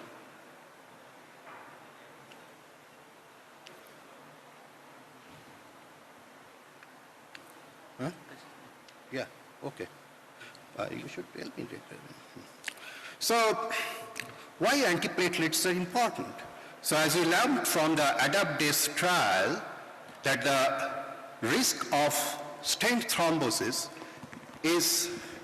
increases over time or is maintained over time at least for 24 months, if not beyond, if you have high platelet reactivity. And this is more so if you have acute MI. And this is a trial done on patients with acute coronary syndrome and left main lesion. So quite expectedly, the COMET registry had showed that you have a lower rate of net adverse clinical events, cardiac death, MI, or stent thrombosis with no excess risk of major bleed if you extend the DAPT beyond 12 months. However, in this trial, only 7% they had two-stent strategy, which underlies that they might not have taken more complex lesions. So again, we have data from another Korean registry where 700 left main bifurcation patients have been treated with two-stent strategy using new generation DAYS, and most of them received a DAPT comprising of clopidogrel and aspirin. And what the trial has shown that if you interrupt DAPT less than 1 year, then there will be a considerable increase in ischemic risk, ischemic events, which will far outweigh the beneficial effect on bleeding events. This is a more recent data from Fuwai registry from China of around 4,000 patients who had no adverse event in the first 12 months after index PCI and was continued on DAPT comprising mainly of clopidogrel and aspirin. And this has shown that definitely continuation of DAPT beyond 12 months, it decreases your ischemic risk without any excess risk of bleeding. And the result is consistent across various subgroups, irrespective of clinical presentation, high bleeding risk status, lesion site, stenting strategy, or stent types. So what happens if we switch over to a triple antiplatelet therapy by adding xylostazol? So again, another trial from China, which has shown that definitely this is a safe strategy as far as bleeding is concerned. However, it won't improve the long-term clinical outcome. So far, so good. But let us remember one thing. Bleeding is a serious event after PCI and is associated with a very real danger of increased mortality, especially if your hemoglobin drops by more than 4 grams. And as you can see from this slide, if you consider patients with high thrombotic risk versus high bleeding risk, on the slide on your left hand, it has shown that if you have a high bleeding risk, the shorter DAPT not only is preferred to decrease the bleeding risk, but also the ischemic risk. So we have several risk protocols to detect the high bleeding risk, like the BARC and the precise DAPT, and also DAPT and PARIS, which assesses both ischemic and bleeding risks. Now, what is interesting, if you have a patient like the left main, patients with left main lesions who have both high thrombotic and high bleeding risk, it is very interesting to note, as shown by Wang in 2020, that the adverse events, major adverse cardiac events in such patients are mainly driven by the high thrombotic risk and not the high bleeding risk. And this is further emphasized by Chiarito in 2021 in his first ever study on left main lesions with high bleeding risk, which has shown that continuation of DAPT, again mainly clopidogrel and aspirin, though it decreases the bleeding risk, the ischemic risk doesn't differ whether you use DAPT or use SAPT. So what is how you address high thrombotic risk in patients with high bleeding risk? So as the Tourette complex trial has shown, where 15% of the patients had left main PCI, that if you switch over to a SAPT with a potent P2Y12 inhibitor like ticagrelor, after initial 3 months of DAPT, you have an acceptable reduction in thrombotic risk with no excess major bleed. Of course, the shorter DAPT has been made possible with several advances in stent technology, as I've shown here, in polymers, in drugs, and in stent thickness. Now, what do you do when you face a patient, left main patient, with high bleeding risk? So you have a patient who has both high thrombotic risk and high bleeding risk. And there are certain models that has been developed to assess thrombotic vis-a-vis the bleeding risk. And this is one, the ARC high bleeding risk trade-off model. It is pertinent to remember that both bleeding and thrombotic events, they often have common predictors. And here in this model, you have 8 predictors for thrombotic risk and 8 predictors for bleeding risk. And 4 of them, that is the smoking status, hemoglobin, EGFR, and complexity of procedure, then can predict both. But what is more interesting to note that again, in this trial, it has been shown that even in such patients who have a high bleeding risk, the major adverse cardiac event is mainly driven by the thrombotic risk. And in fact, the mortality from MI or stent thrombosis is 1.9 times higher than that of the bleeding events. The second strategy, of course, will be to de-escalate either to a single antiplatelet agent or to a lower dose of P2Y12 inhibitor, and it may be unguided or guided by doing platelet reactivity or genetic testing for CYP2C19 loss of function. And a meta-analysis of around more than 20,000 patients with such guided APT protocol has shown that there is a definite reduction in MACE as well as minor bleed. So to conclude, left main disease itself is a marker of severe disease, and 1-year mortality is high. It is 14% if you have high bleeding risk and 4% in non-HBR. And TAPT, mostly the clopidogrel aspirin combination, can be continued more than 12 months in low bleeding risk. Those who have both high bleeding risk, we have to remember that both the ischemic and bleeding risk are almost 4 times higher, and you can choose a potent P2Y12 monotherapy. Ticagrelor and prasugrel both have equal bleeding risk, though ESA React 5 has shown that prasugrel might be associated with a lower ischemic risk, and especially in old age and those who are frail, prasugrel may have some advantage. The rates of target vessel vascularization and stent thrombosis, they are independent of bleeding status, which is very important to note, and they are more linked with procedural issues which will necessitate more liberal use of intracoronary imaging and probably radial access. So physician-tailored antiplatelet therapy using several models should be used more frequently, and last but not the least, therapy should be individualized. So we should utilize 5W1H for antiplatelet therapy of the left main PCI. We should answer what, who, where, when, why, and how. Thank you. Yeah, thank you very much for concluding in time. Is there any question? Because we are almost completed at the right time. See, would you consider a threshold of left main angioplasty low if patient has high bleeding risk? I think, sir, what I have demonstrated in my lecture, when we are considering any left main patient, it will be the main driving factor will be the high thrombotic risk. As we have seen that high bleeding risk itself, if you don't optimize your antiplatelet therapy, the outcome may not be good. Of course, if you go for surgery, that might be an option. Might be. Any question coming from here? I think in that case we can conclude this session.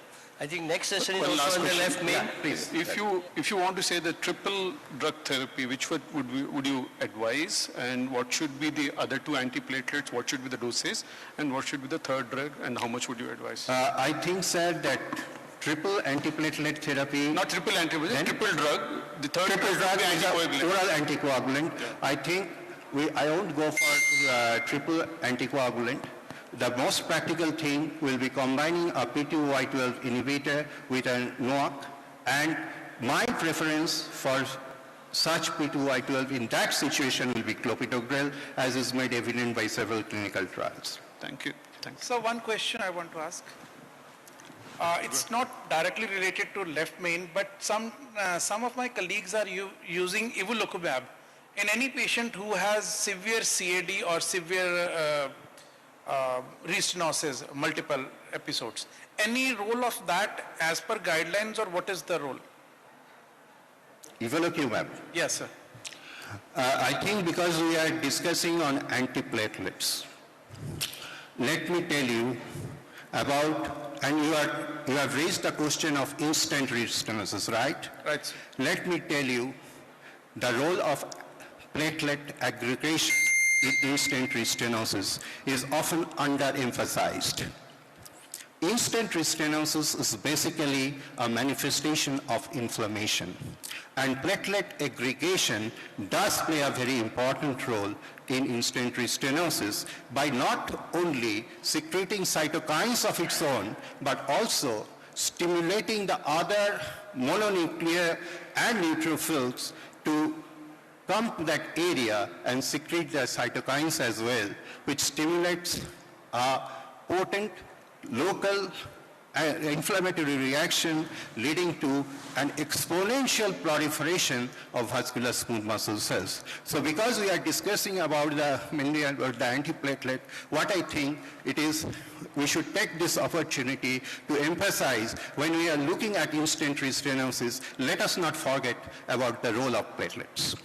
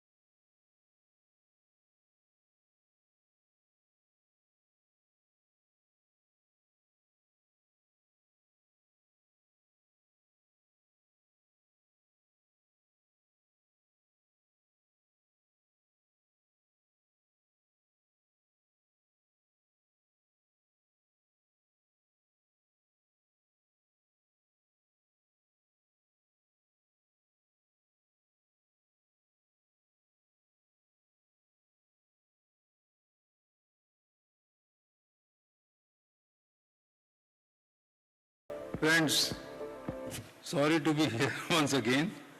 Unfortunately, some of the persons who have been assigned the talk to carry on with the session are busy in some other sessions. So let's go on to LMCA live case session 2. Am I right? This is the session. Okay, for this session I invite the chairpersons Kirti, Nikhil, Sandeep Bansal, if any one of them is here, then Dr. D.P. Sinha, Ravi Kumar, Anil Pudar and S.C. Mandal. Please, let's not waste time. If any one of them is here, then please come on to the dais. And panelists are, moderators are Arunachalam, Saile, Vishal Sharma, Kashinath, Praveen, Ravi Gupta and C. Raghu.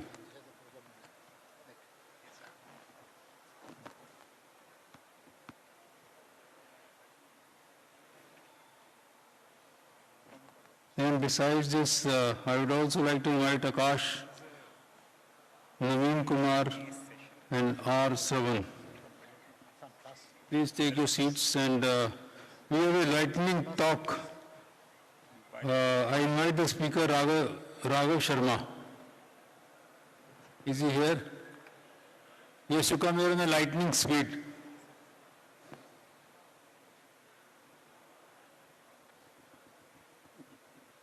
Is Dr. Raghav here? Okay. Okay, so I'm told that we will first go with the live case.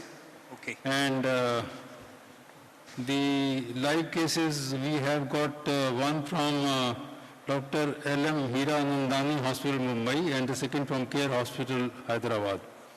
And the operators are A.V. Ganesh Kumar, and the second operator is Antonio Colombo. So over to the centers for live transmission. So where are we going? We first go to?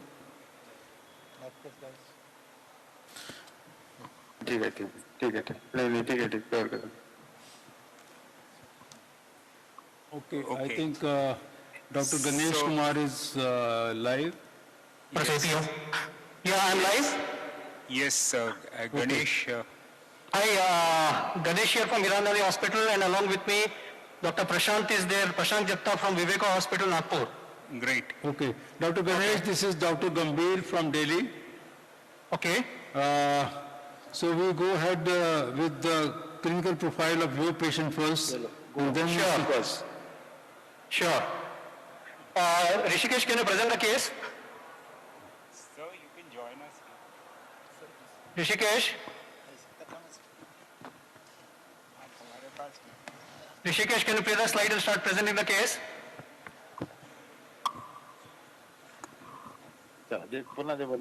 Rishikesh is not audible.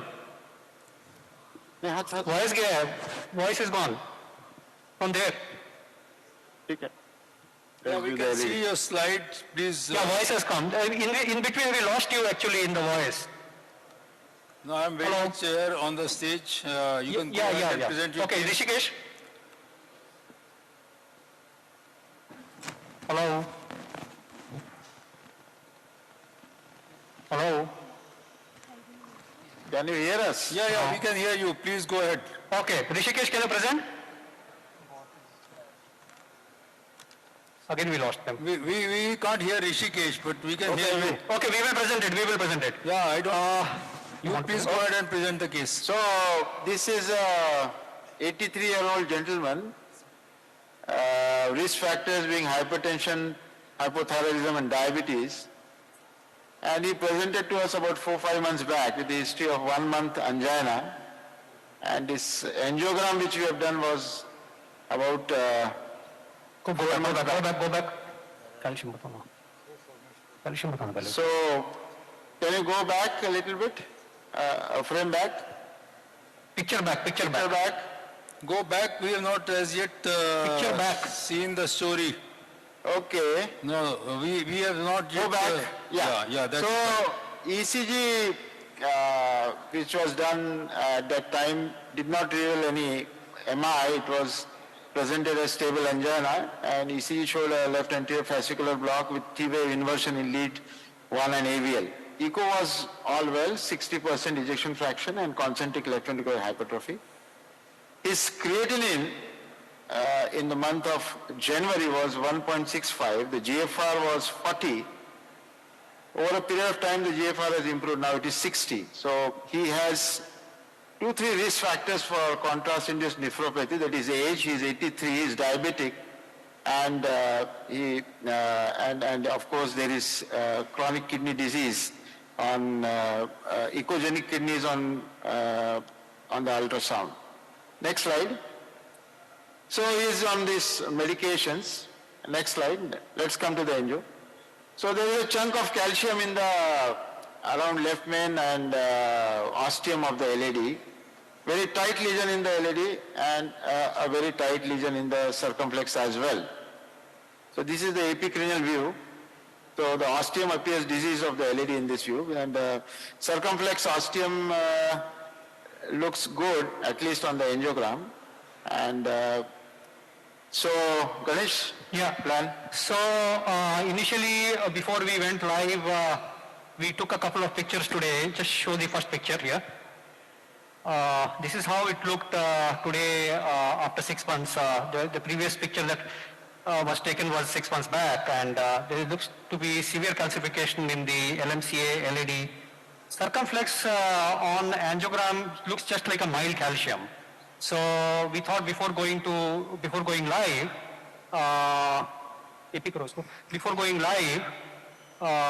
we thought we will just wire and do an IVUS and see how things are. And next picture. So we put a couple of wires, one down the LAD and one circumflex, and we were trying to do the IVUS. The Boston HD IVUS couldn't cross the lesion in the LMCA, understandably so because of the calcium. We took whatever it is, we studied the left main and the ostium of the LAD, and there was a ring calcium in the ostium of the LAD with a minimum lumen area of 3.75. And of course we didn't study the lesion, and there are calcified nodules in the proximal LAD. And before we do the IVUS study, we thought we will predilate the circumflex. So we took a 2.5 balloon, and the balloon could not even negotiate the ostium of the circumflex. Can you stop here for a moment? Yeah, sure. Can you show us the IVUS picture before you really show us the... Okay. Can you just run the first IVUS, Sandesh? Can you focus on the IVUS? Yeah. This is the first IVUS. This is above the lesion of the LAD. Yeah. So this is basically a proximal LAD, and you see the calcium, there's a dense calcium, almost 270-degree calcium. And this is the ostium. You see calcium from 11 o'clock to 2 o'clock, and again from 4 o'clock to 6 o'clock. Left main, there is a nodule, but the minimal lumen area of left main looks all right here. It's almost like 9, 10. So you can say it's more of a disease-free left main with high calcium there. This is the IVUS that you wanted to see, and this is the ostium of the LAD. Yeah. So strategically, there is no way that we can do the PCI of the LAD without involving the left main here. So the plan would be to, whatever strategy we use, to use a stent from the left main into the LAD. Okay, what about the IVUS in the circumflex? Yeah. So that's what, when we were trying to go for the IVUS to the circumflex, we wanted to predilate because IVUS won't cross, and 2.5 mm balloon would not even cross the ostium of the circumflex. Next picture. Are we on fluoro? Go back to fluoro. Okay, next. So we took a 1.5 high pressure alveolar HP balloon, and that we managed to cross, and we did a couple of dilatations to almost 20 atmospheres. Next picture. And then the IVUS couldn't cross, so we thought we'll do a laser here. So we used 80 fluency with the 80 rate of laser here, and tried to, because we were not sure how much calcium is there, we didn't really want to jump into rota right away. So we did a laser here, and post-laser, next. Post-laser we could take our 2.5 non-compliant balloon, and we did pre-dilatation at 20 atmospheres here. It did just give away some waste, but as you see, it's not a satisfactory dilatation. And after this, we did an IVUS. The IVUS could easily go through. Can we have the IVUS run of circumflex? Yeah, IVUS run of circumflex. Yeah. So this is the IVUS run of circumflex. Unlike what we saw on the fluoro, there seems to be quite a bit of calcium almost involving 270 degrees arc. And the initial plan was to leave the ostium of the circumflex, but what we observe here is the circumflex. You see the ostium having nice nodules from 12 o'clock to, this is the polygon of confluence. So the ostium of the circumflex is having nice nodules from 12 o'clock to 2 o'clock, and we thought there is not a good landing zone for us to put a stent sparing the ostium of the circumflex. So post this, we thought it was so hard to cross the circumflex, so we went ahead and did rotablation of the LAD artery with a 1.5 rotabur at 150 to 160,000 revolutions per minute. It was not difficult to do the rota of the LAD. And post the rota, we did the IVUS after pre-dilating with a 2.5 mm balloon. Let's have the IVUS. Yeah, so this is the IVUS image before we went in after the pre-dilatation of the LAD. And there is a small diagonal branch that is going to come now. And above the diagonal branch, there is angiographically also, we thought there is a disease-free area somewhere here.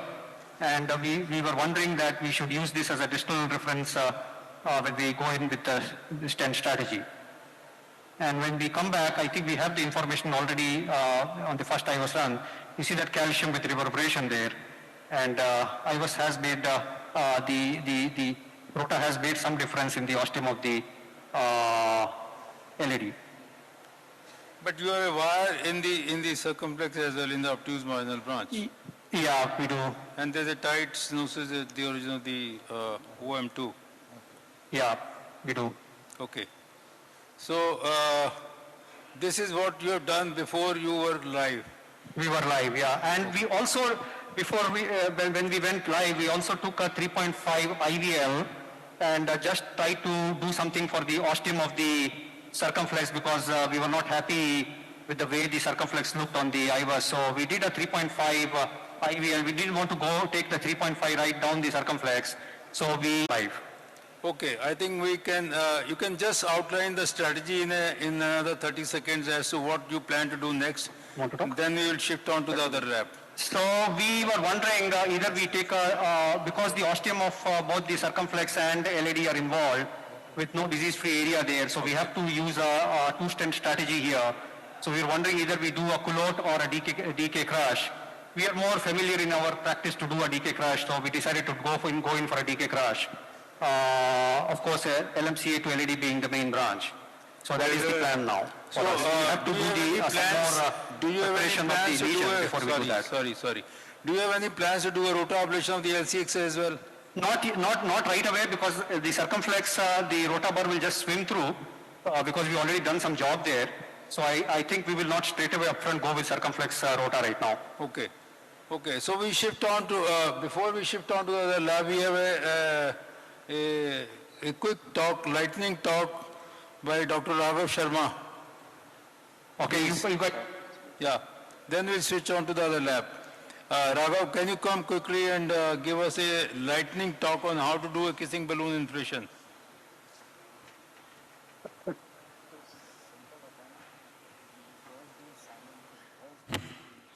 Good evening, everybody. Thank you for giving me a chance to present. I just want to say it's a very, very basic talk, but very important though, because we mostly make mistakes in big. So this is a buffet of bifurcation stunting, MADS, where preferably you go for provisional stenting. A means tap, modified T stenting, T is like V stenting or SKS, and side branch S, where we are doing mini crush and crush. So this is what is basically the case selection criteria based for these things. So when and how to intervene in a side branch. Side branch without severe calcification or long significant lesion do not require pre-dilatation. There are two registries, TULIP and SERV. Pre-dilatation of side branch is not a predictive factor for strut rewiring success and not a predictive factor for side branch angiographic success. Side branch pre-dilatation can cause dissection and increase the risk of recrossing a more proximal strut with subsequent poor side branch scaffolding. through a dissection plane and therefore increase the chance of potentially unnecessary side branch stenting. So this is just a simple diagrammatic representation where if you see without pre-dilating, you have a stent just near to the carina and it is easy to recross rather than creating a dissection entering into a false lumen and then entering through the proximal stent. Now, this is another diagrammatic representation of proximal stent crossing. See the stent distortion seen in the picture if you cross and dilate the proximal stent rather than doing a distal stent. So, which is very important. Now, why POT? POT technique has been proposed by Oliver Dermont during EBC 2007. So optimization of stent and deployment of proximal to the carina by using a short or half-size bigger balloon or spherical balloon may help to access the most distal stent during wire exchange. So this is just a simple diagrammatic representation. If you see the struts before POT and after POT, it makes your side branch access more easy and easily crossable. So main branch stent diameter should be selected according to Murray's law. We all know that, which is very basic. It is strongly suggested that we select main branch stent diameter according to distal reference in order to decrease the risk of side branch occlusion and then increase the stent size proximal to the carina by using POT technique or final kissing balloon inflations. So this is how a carina shift happens, and if you are using an oversized stent, not looking at the distal diameter, just a small diagrammatic representation. So basically we are doing final kissing balloon to prevent main vessel stent distortion and proximal expansion. Long-term benefits of FKBA are still unproven in provisional stent strategies. So the criteria is if you have a TIMI grade flow which is less than TIMI grade 3, or you are having an FFR which is showing value less than 0.75, or you have a 75% of residual stenosis in side branch, you should think of intervening in a side branch. So points to remember, do not dilate side branch until significant stenosis is there. Always decide stent diameter looking at the distal vessel. What should be done to improve wire crossing across the stents? Thank you very much. Thank you, Dr. Raghav. I think to summarize what he has said, and we need to remember is number one, the size of the balloon when you do a kissing balloon dilatation. It should be equivalent to the size of the distal vessels. It should not be bigger, it should not be smaller. Number two, you have to first do a sequential balloon dilatations at high pressure. One artery, let's say you're doing left main, one artery first go up to 17-18 atmosphere, keep the balloon deflated on the other artery, then you inflate the balloon to the 17, 18, 20, whatever you think is appropriate in the other artery, then pull both the balloons back a little bit and then do a simultaneous inflation at an optimal pressure of 10, 12, 13, 15, whatever is appropriate, and finish off. These are the three important steps. So with that, I think we thank Raghav, and we go on to Care Hospital. Dr. Antonio is waiting for us. Dr. Antonio, welcome to India and welcome to NIC Meet. I'm Dr. Gambhir. Dr. Gambhir, this is Dr. Surya Prakash here. Yeah. We welcome Dr. Antonio Colombo here to the NIC and Care Banjar Hospital. We are all feeling great to see Father of Interventional Cardiology here doing great work. Hand over to Dr. Antonio Colombo. Okay. So let's start with the history first. Yeah. Good evening. This is the case history of this patient. She's a 61-year-old female, and she's a known hypertensive and a diabetic for a long time, more than 10 years. And she sustained inferior wall MI 1 year back and underwent a primary angioplasty to the RCA. 2.5 into 40 millimeter DES stent was placed from ostium to mid RCA. And then stage procedure was done to the LAD 2.5 into 32 millimeter DES at a different center. She was asymptomatic till 1 month back, and she developed again recurrent angina. And her LV function is normal. ECG is showing RS complex in the inferior leads. And then check angiogram was done outside. Just show the angiogram. Angio. If you see the LMCA is normal, circ is normal. Next, LAD stent is patent. And this is the problem in an RCA. You see that there is a critical in-stent stenosis from ostium to mid RCA. And there is a severe damping with the catheter also.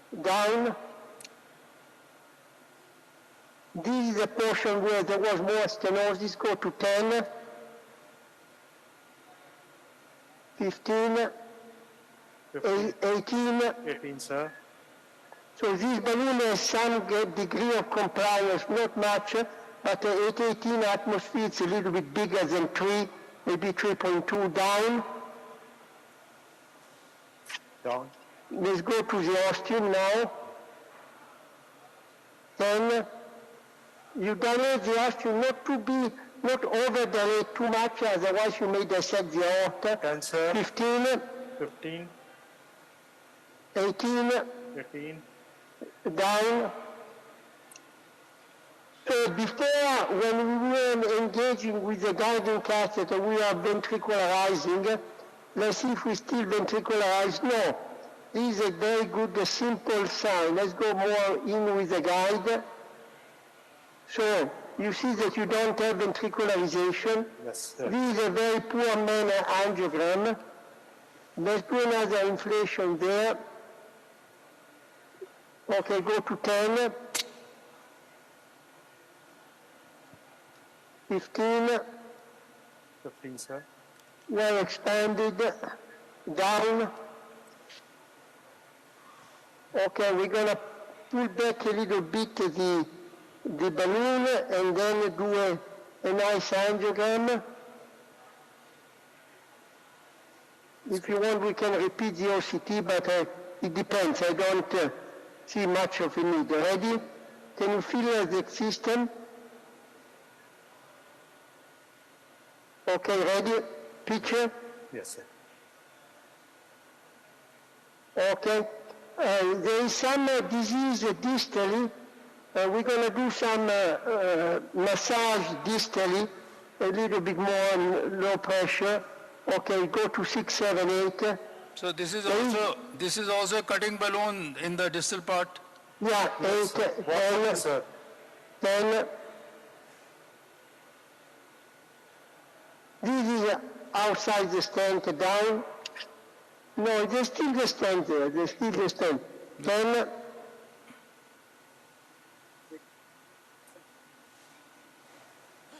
12, 14. 14, sir. 16. 16, sir. Down. Can we see exactly where the stent ends? Can we do a stent boost? Stent boost. Okay, tell me when you're ready. Ready?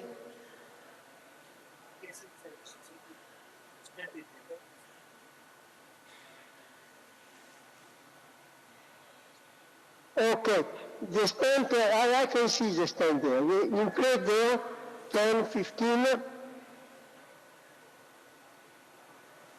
Sir, 15. 16. 16, sir. Okay, down. Okay.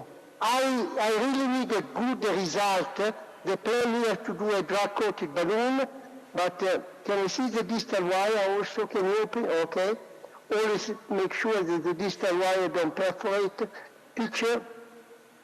Ready? Picture.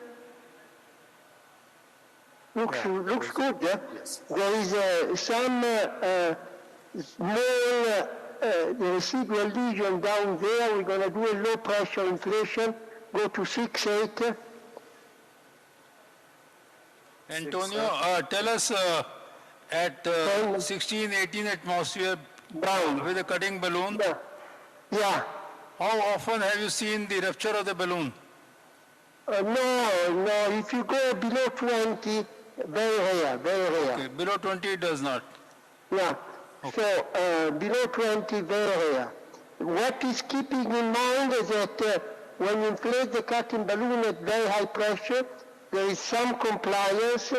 So you have to take into account the vessel size. Otherwise, you may rupture the vessel. This vessel is a 3A, maybe a little bit bigger, and we did, let's see the pressure, and we did not inflate the balloon at very, very high pressure. Okay. It's on. Sir, here, this is open. Okay. Let's take a final picture, and then... Some NTG, sir. Some? Nitroglycerin, some. No, it's okay. Let's flash here. Okay, that's good. Let's do a flash here. Okay. Let's fill with contrast. Let's take a final picture. Why don't you put some nitroglycerin and then take a picture? Okay, if you want, but okay. Okay, the result is very nice. It's good enough to do a DCB. We're going to use a 40 millimeter long magic touch sirolimus eluting DCB. We're going to keep the balloon inflated for 2 minutes.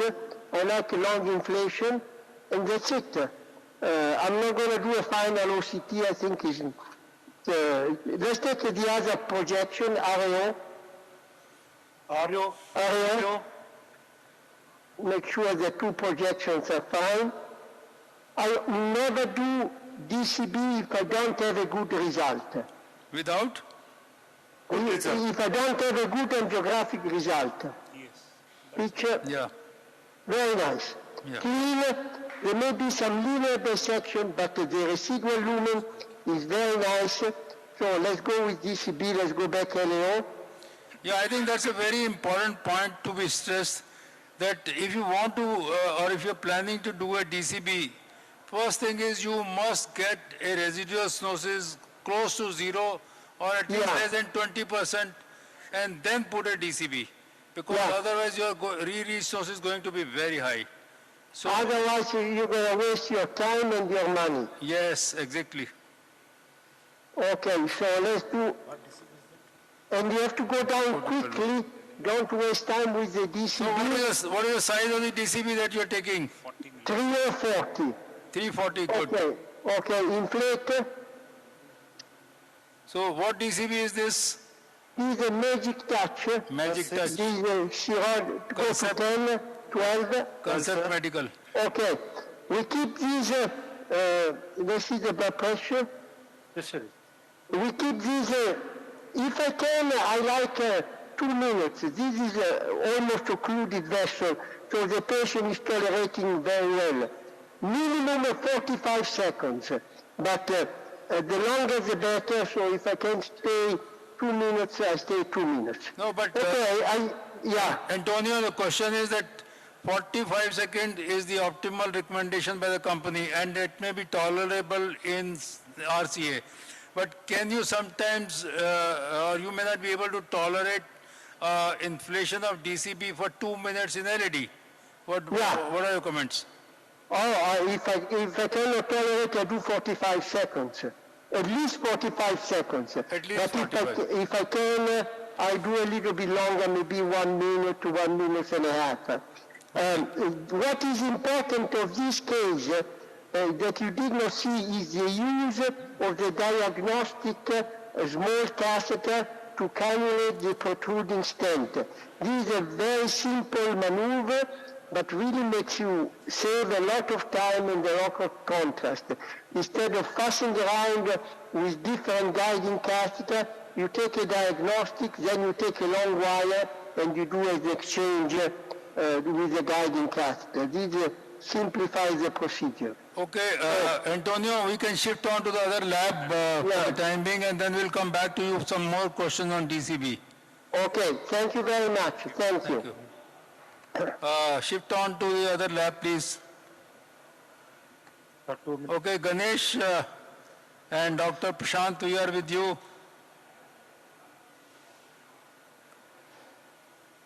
So at that time we left you saying that the rota burr might just swim and come out.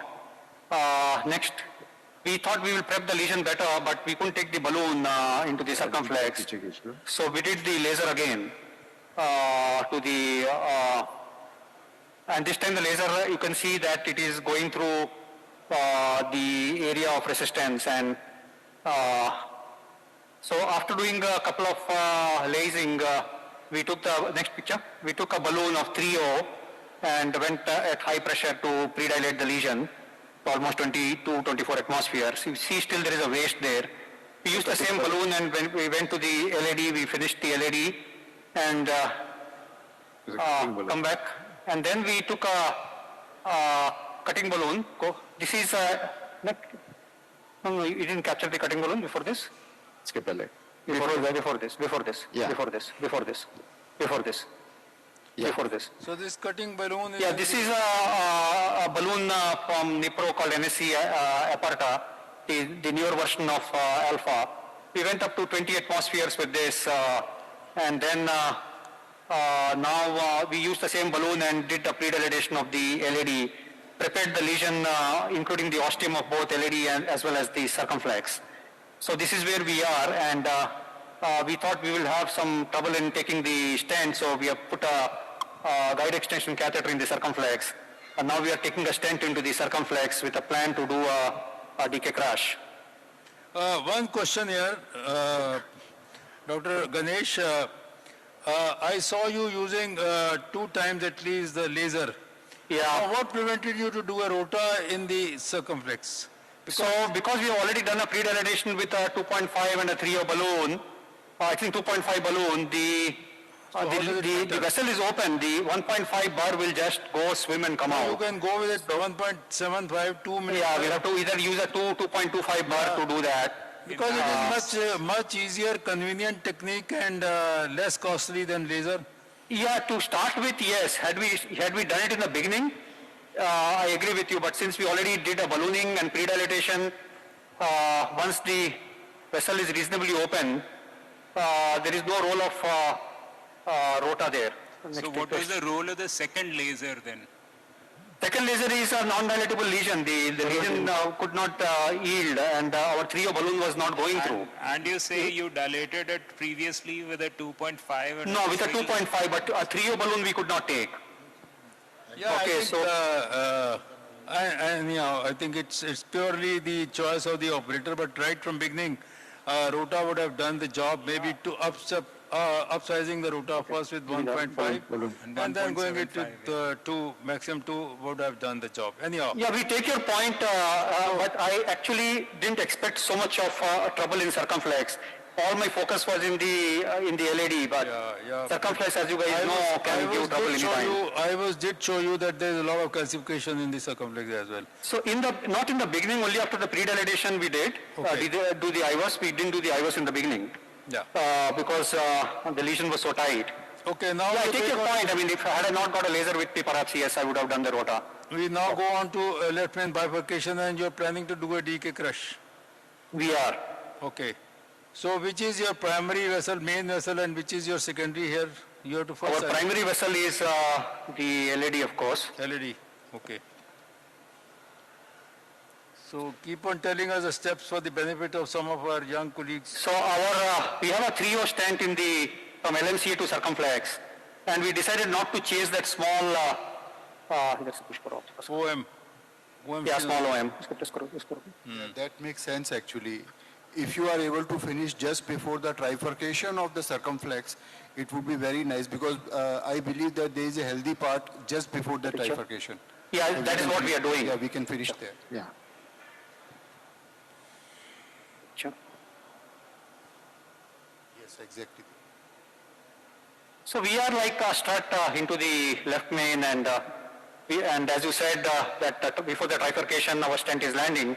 So this is where we are going to deploy our stent. And what is the size of the balloon you have kept in the left main to LAD? To start with, it's a 3O, but we will upsize it later on and crush it further with a 3.5. Now it's 3.5. Now it is 3.5. Now it's 3.5. To crush the stent in the circumflex. Yeah, so okay. Deploy the stent. Yeah. So now we are deploying the stent in the circumflex. Yeah. 1, 3, 4, 5, 6, 7, 8, 9, 10, 11, 12. Bas karo. Down. Now I still see some waste in the balloon in the... Yeah, we will pull the balloon back and give a little high pressure. We don't want a distal dissection, so we'll pull the balloon back by a... No, you could possibly at this stage go with an NC balloon. Before you deploy and go onto the LED, you can put an NC balloon here and go onto high pressure in the middle part of the stent and 2, 4, 6, 8. Get the ideal...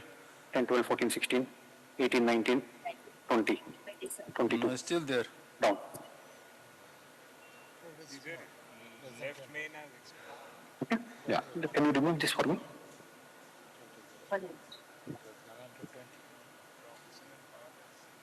NC balloon से dialect करना क्या? बस घूमने का नहीं sir.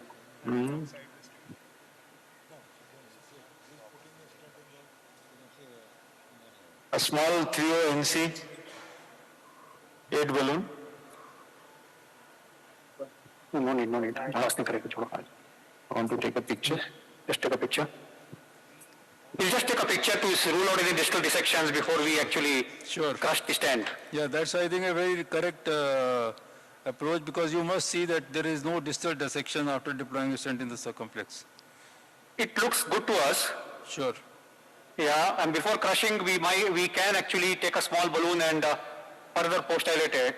Look, we have done a lot of preparation of this lesion with laser, cutting balloon, pre-dilatation with 24 atmosphere balloon. I mean, even if we take a non-compliant balloon, I don't think we are going to get a better MLA in this stent. But if you guys want it, I can just take a small non-compliant balloon of 3O. I would like that a small non-compliant balloon and go on to the 3.5 actually.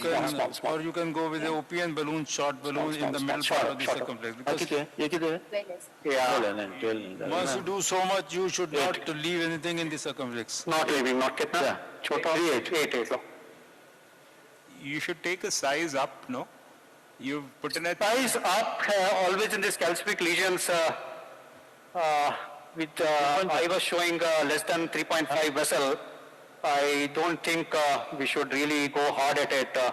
Rather, sizing it 1:1 and going hard at it is better to avoid the risk of perforation. I mean, if we achieve, I'm sure when we do an IVUS, you will see the MLA will be more than 5 or 6. So trying to get an absolute zero residual lesion should not be the aim in such hard calcified lesion. The fact our balloon crosses so well, so this is what 3O size balloon. This is a 3.0 non-compliant balloon, 3O into 8. This is where the waist is. I just did a stent boost. Go ahead. 2, 3, 4. 6, 7, 8. 10, 12, 14, 16. 18, 20. 24. 26. 28. That's enough. I think we'll accept this. Yeah, you would have to. I mean, I am not a real big fan of OPN balloon taking one size up and trying to do things. That's I think fair. If you're not very conversant with this kind of balloon, fair enough. But I think with this balloon you have done enough, and the lesion seems to be resilient. 4 का balloon निकाल के उनको 4 8. You want to remove the wire here? Okay. Can you want to crush it? You want to remove the wire? Yeah. Remove the circumflex wire. Now, why do you want to remove the circumflex wire? I generally do that way. Okay, you should that crush where it is first. Crush the stent. Okay, go. 2, 3, 4. Then go up. Going up, sir? 6, 4. After pushing, you can. Once we have ruled out a distal dissection, slipped. Once we ruled out a distal dissection, there is no role of keeping the wire there. Slipped. Here is it, no? Okay, 2, 3, slowly. 2, 4, 5, 6, 7, 8, 9, 10, 11, 12, 13, 14, 15, 16, 17, 18, 19, 20. 20, sir. Down. This is a 3.5 balloon? Or This is a 3.5 balloon. Now we'll take a 4O balloon. So is there some bradycardia? Yeah. There is bradycardia because the occlusion was already in high karo. He's okay. Get me a 4O balloon. 408. And dilute give a little bit of dilution in the contrast. What balloon? Regular balloon.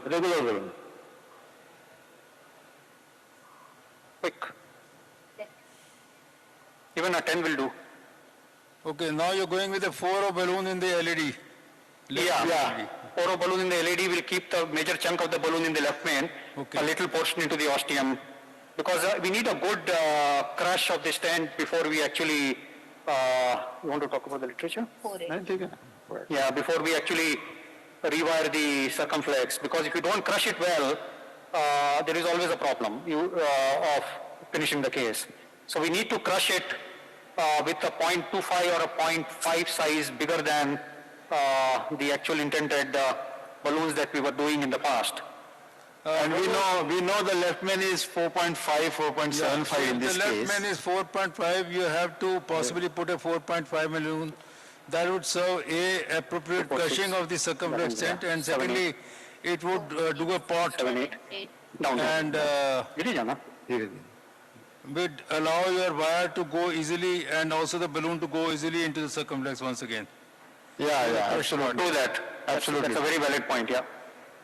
There you go, slope 2. So we are going with a 4-8 balloon now. 3. Okay. 4. And 5. 6, 7. 8, 9, 10. 11. Enough, down. So circumflex wire now. Wire is here only, under here. Needle बनाए. Needle लगेगा under here. Needle लगेगा ना उसमें नहीं. Okay. Okay. So now the next step is to pass a wire through the crushed part into the circumflex once again. Yeah, we'll not take a picture. Any tricks to be proximal? Yeah, we need to be proximal. No, any tricks for that? Any tricks for that, Prashant is asking? No, I don't have any tricks. No, not only any trick. I think in the previous case, there was a very lengthy discussion. And unfortunately, I was not here. So I will give you a scene without contrast. So you see I feel it's proximal. Just have a look at it. I'll just increase the fluoro to normal. Okay. And anybody's guess. I mean, can you increase the frame rate a bit so that you get a big? How much it is? It is definitely not distal. I can say maybe it's made. Now, do you in your routine practice do a OCT at this stage to confirm whether it's proximal or distal? No, we don't. No, you don't do. So that is, there lies the intelligence. What is that? What is the intelligence? Because you do 5 times OCT and every time it crosses through the distal part. So 5 times OCT means you have wasted enough time. Yeah, there is no way we are going to do OCT here because of the CKD 1.5. 1.5. Because of the CKD the patient is having, we are already even without CKD, I think it is, I am not very impressed. Now let me ask a question from you and possibly some of my other colleagues here on the dais can answer. Is there any study in the literature which tells you that if you cross in a DK crush or any mini crush, proximal versus distal, is there any difference in the maze at 1 year? Tell me that. To me it is not, so hence I don't give too much importance to it. Yeah, so therefore, none of us are aware of any study and I think there is no such study. So I think if you put in so much of efforts in crossing into circumflex, whether it goes from the proximal or distal, it is I think enough that you have gone into the vessel and that should be enough. Otherwise you keep on confirming 4 times OCT, it goes again and again through the same and you waste a OCT catheters 2 times, 3 times. Open करने के पहले LED में balloon डाल देना. Anything non-distal is fine. 350 balloon देते LED से. Yeah, though classical word use is non-distal. Yes. हाँ 3.5 balloon. Actually, it is very hard to take a distal. I mean, invariably, you have to try hard to go distal in the first. It is not difficult, but if you pull out the LED wire and gradually rotate, it will still go through the distal. But I don't know whether it makes any difference or not. 4, 6, 8, 10, 12, 14. This is a high pressure 1.5 balloon just to open the mouth. 10, 12, 14, 16, 18. We can go up to 18, 20 atmospheres here, down.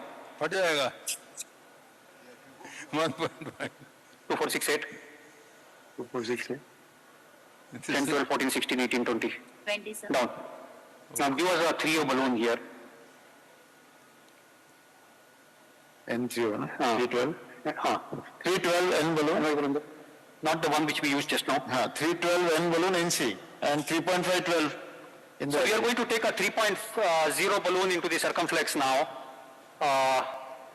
And then we'll take a 3.5 in the LMCA to LED. And that will be our first case. Yeah. Okay, I think in the meantime we shift on to the other lab. Okay. You keep on putting balloons both in the LED and circumflex and do a kissing.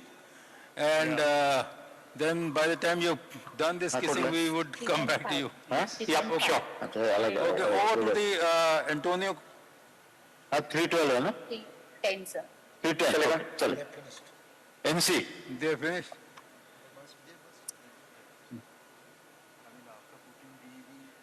Yeah, there is nothing left. Okay, I think they have gone for a cup of tea after putting in a DCB. Okay, I think there is a point here, Dr. Ganesh. Yeah. When you're going to pass a balloon and you have passed a 3O balloon into the circumflex, me particularly, I always keep a balloon before I open up the struts or the crushed part of the circumflex stent. I keep a balloon in the LED. Because Yeah, we do it for the, not for the 1.5, when we are using a 3O balloon. Not for 1.5. Balloon is a must. I'm saying But for 1.5, we generally haven't faced any trouble. No, I'm not saying for 1.5. I'm saying for a bigger size balloon, then you have to do. Yeah, sure. We are doing that. Just listen. Before you open up this balloon, you should keep, or I at least keep a balloon in the LED, and then open up the balloon in the circumflex. Absolutely. Point taken. That's what we are doing now. We have just parked the balloon down into the circumflex, but we're not going to open the balloon. Okay. Yeah, Dr. Gambhir, I agree with you because in one case I had a problem. I dilated the circumflex balloon and then I had a great problem putting the Yes, that's what I want to show that. Absolutely. Anti-greatly, then sometimes putting in a balloon becomes a problem. Becomes a problem. So now we will dilate the circumflex. Yes, exactly. That's a point which is for the Open the benefit of circumflex. people who are new to DK crush. Go ahead. 2, 4, 6, 8, 10, 12, 14. 6, 8, 10, 12. 14, 16, 18. So that is a classical kissing balloon. You first do a sequential dilatation, first on one side, then you take the other balloon and inflate it at 16, 18 atmosphere. 6, 8, 10, 12. 12. Tell me, sir. Okay. Down, both down. So our first kiss is done. Okay. And then you do a simultaneous kissing at 13, 14, 15 atmosphere. Yeah. Okay. So that is done. Now the next step is to put a stent from left main to LED. Yeah. Yes. Hey, Hybiz, what is the length of the, from the island to the left pin? What is the length, Sandesh? LED, what is the length? Give us a 24 stent. 3.5 24 for LED. We are using a 3.5 24 synergy stent into the LED to left main. That's what the length showed us, that on the point, there is a small island of no disease in the LED. So we want to target that landing zone and come right into the left main, maybe almost up to the... Remove the wire, na? The circumflex wire. Normally they remove करते हैं, पूछ लो एक बार.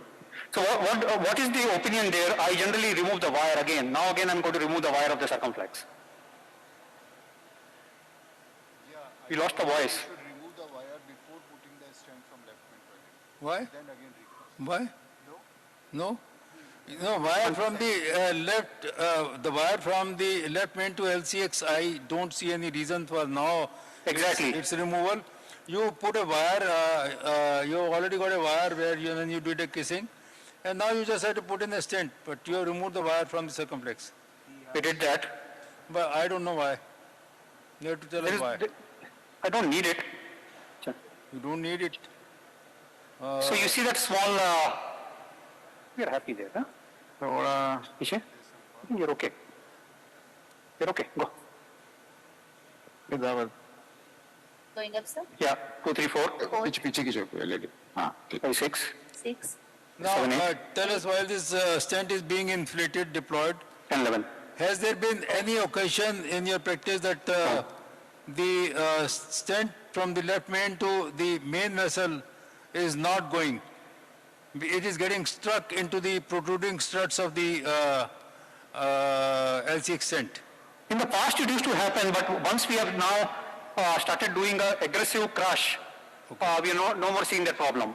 Okay, so I think this point again needs to be emphasized, that you have to do an adequate crushing with an optimal size balloon, Optimal size means optimal to the diameter of the left main, so that when you're putting a stent from the left main to LED, sometimes even a single strut which is protruding may not allow your stent to go from left main to LED. And then you may have a little, tough time. You may have Prashant has a point. That is the importance of crushing the first stent, that is a side branch stent, with the size of the left main balloon. Yeah, that's what I said. Yeah. Okay, wire for the circumflex. So this is a 3.524 stent now. Okay, so you now have to recross. Yeah, let's post LED before we do anything else. Give me a 3.5 balloon. Do the second part.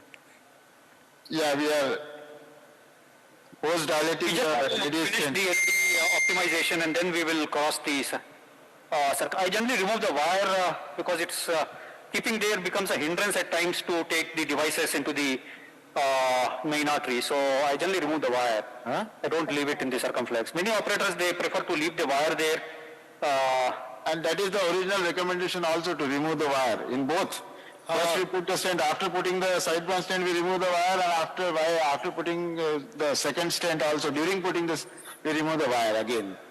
That is I think the recommendation. this thing may vary from individual to individual and operator to operator. I, for one reason, do not remove the wire. But I think there's a point in what you're saying is that this wire now does not serve any purpose. No. So you may remove, you may not.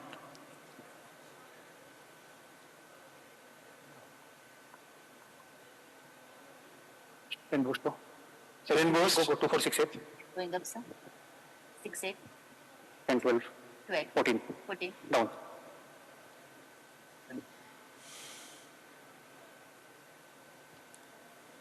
So this is a 3.5? 12 balloon, yeah, at high pressures. Okay. Now that is something which you have to avoid. The guiding is getting sucked in. I know. Yeah. And that is something which has to be kept in mind, that this may cause a longitudinal distortion of the stent in the left vein. Fortunately, your stent is not coming up to the ostium of the left vein. Open किया ना 10, 12, 14, 16. Yeah. But if you have a stent coming up to the ostium of the left vein, then this may certainly cause distortion. So now the stent is not till the ostium of the left main. Yeah, so very short left main. Therefore, you have an advantage. Yeah, the balloon is quite sticky, and being a calcific lesion, the guide, it needs to be, point is very well taken. The guide suck has to be avoided. Next, wire lock. Check कर लेना एक बार कितना left में कितना stent है. Do you have enough space for the pot? How much stent is protruding into the left main? So we have around 6 mm protruding into the left main. I can take we have a pot balloon called as alveo pot balloon, which has a 4 mm and a 6 mm in it. I think I'm told that the time is over, and so I think by and large you've done the case. You only to do a pot. And then finally... okay, let's give a pot balloon. Give a pot balloon. Second casing. 4.56. Which is not a big job. 4.46. But looking at the original circumflex, get prepared for a restenosis there. Okay. Yeah, because primarily there is a nodule at the ostium of the circumflex. That is the only Even if you leave no residual stenosis, you always get ready for the restenosis. Yeah, but only point here is circumflex to start with, except for the nodule in the ostium, there wasn't much clot burden there. So I'm hopeful that maybe we'll not have the restenosis. Let's manifest. Let us hope and pray that he doesn't come back with a 99% at circumflex. Yeah, true. This is the pot balloon that I was talking about, 6 mm pot balloon. So this doesn't have a waist, it doesn't have shoulders on this blade. Okay, I think okay, enough.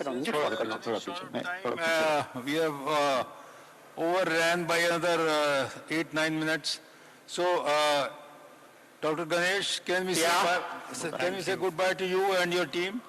Thank you. See you guys tomorrow. And thank you very much for an excellent presentation of DK Crush and the use of laser technology, and how do we do step by step the DK Crush. I think very well demonstration. Thank you so much. And thank you very much all my co-chairpersons. And I hand over the mic to the organizers. Where are they?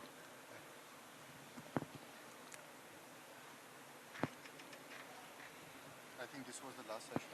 Ma'am एक और है 5:15 to 6:15. मैं भागूं भैया.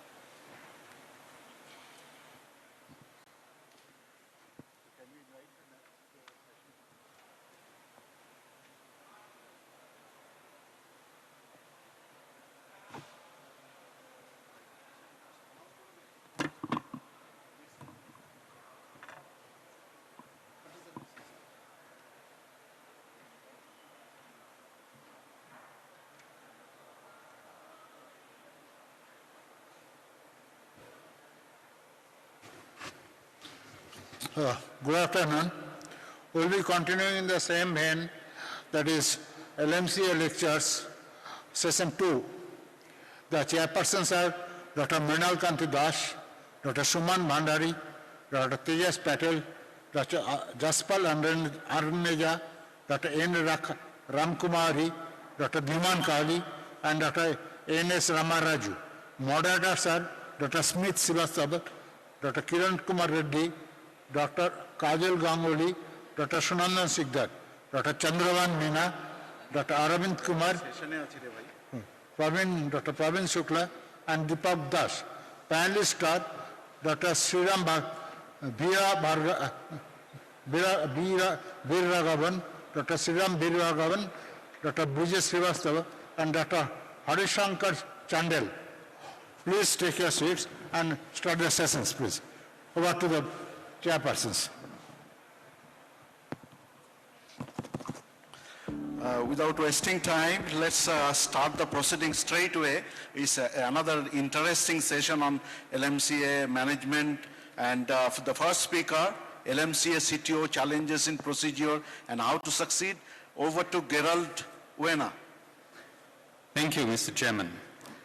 That is a strange topic because it's actually a colibri of a colibri.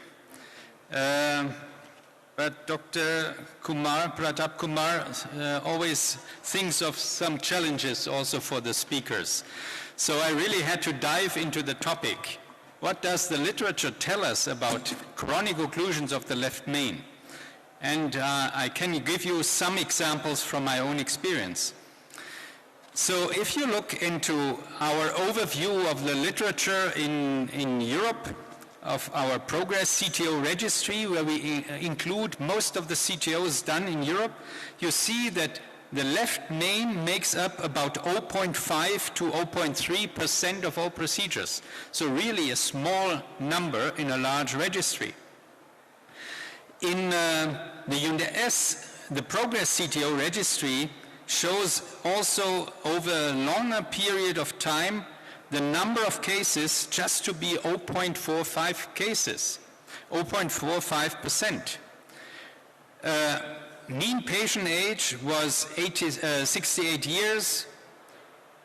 Most of them were a lot of diabetic, hypertensive, and 85% of them were post-CABG. So they were kind of protected left mains.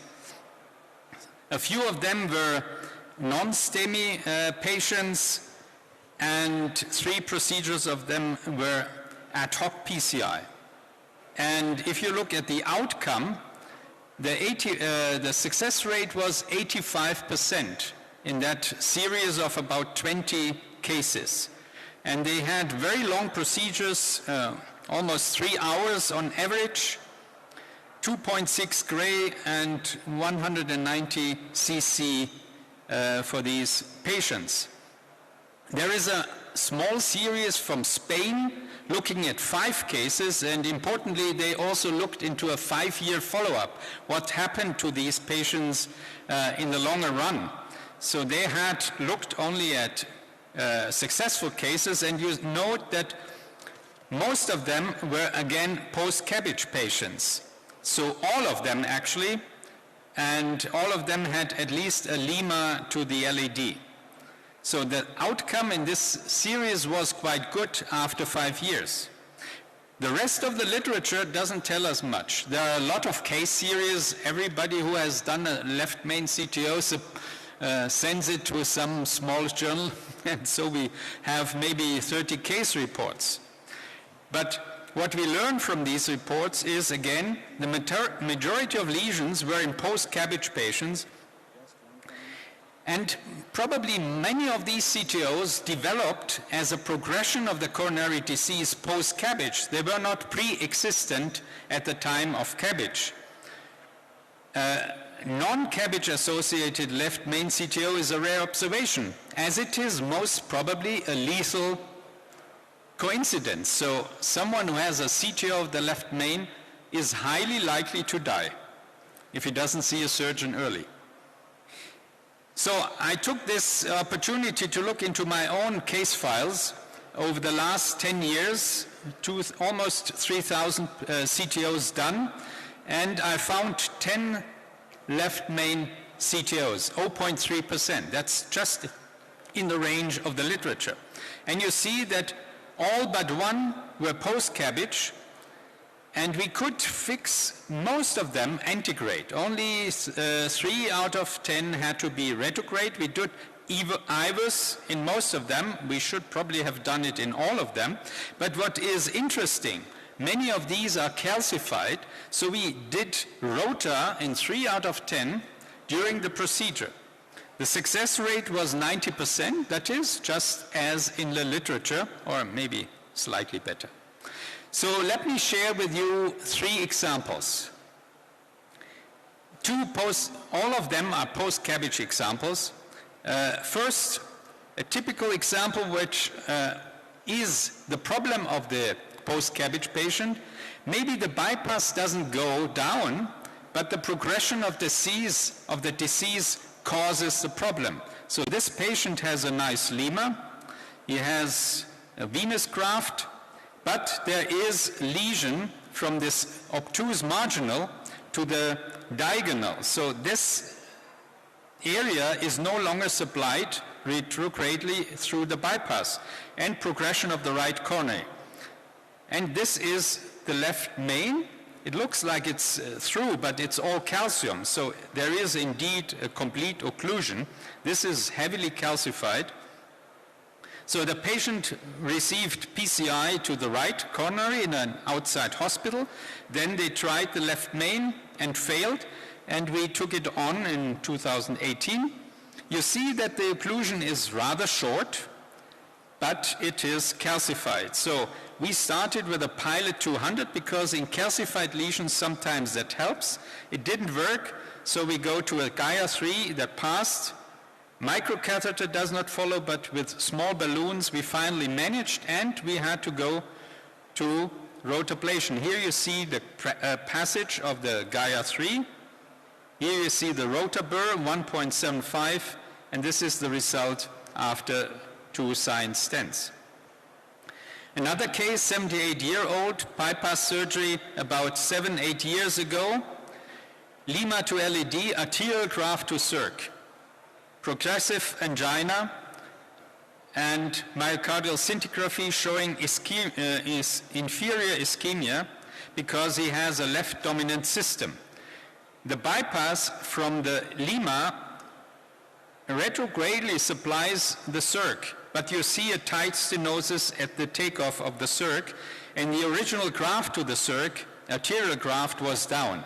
So this is an option, for example, to go retrograde with a marker, but I hesitate to go through the Lima that is really keeping up the men alive, so I prefer to go antegrade here. And we enter here with a first Fielder XT, no passage, then Gaia next second. You see the Gaia next second taking a rather big bend, but going to the distal vessel. And our target is not the bifurcation, the left main. Our target is left main to circ, because the bypass to the LED will last until his last day of the patient. So the target is the circ. Again, we need to do rotablation and come up with a very nice result. And finally show you an example That was a real challenge because this is again a post-CABG patient, a 70-year-old female. She had bypass surgery with lima to LED. However, the lima was gone. So actually post-CABG unprotected because failure of the surgical intervention. And the funny thing, as happens, she develops ischemic cardiomyopathy, and someone thinks instead of fixing the problem, which was the left main occlusion supplied only by the right coronary, she gets a resynchronization device which doesn't help.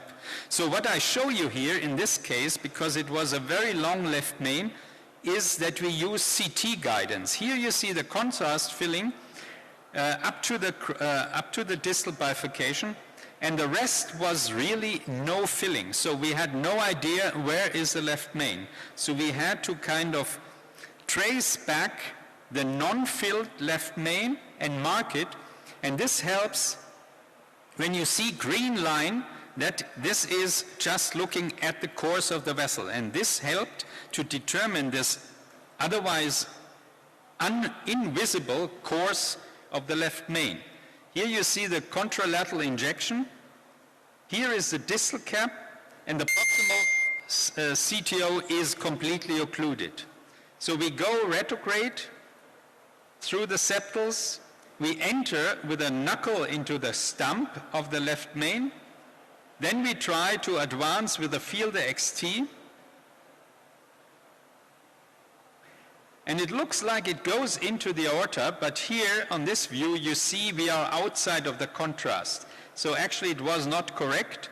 We had to do something that we usually don't do, inject into the lesion, but it looked like we are on tracing on the right course. We needed a stiffer wire. We advance a Gaia 3. Let me just give me 5 seconds more, or 10. To pass through, and then the Gaia is free in the aorta, so we snare it and finish the case. But the problem here was the occlusion was very long, so this is a 3-0 stent. You don't have a 3-0 left main, so we go IVUS and increase and put a non-compliant balloon and puff.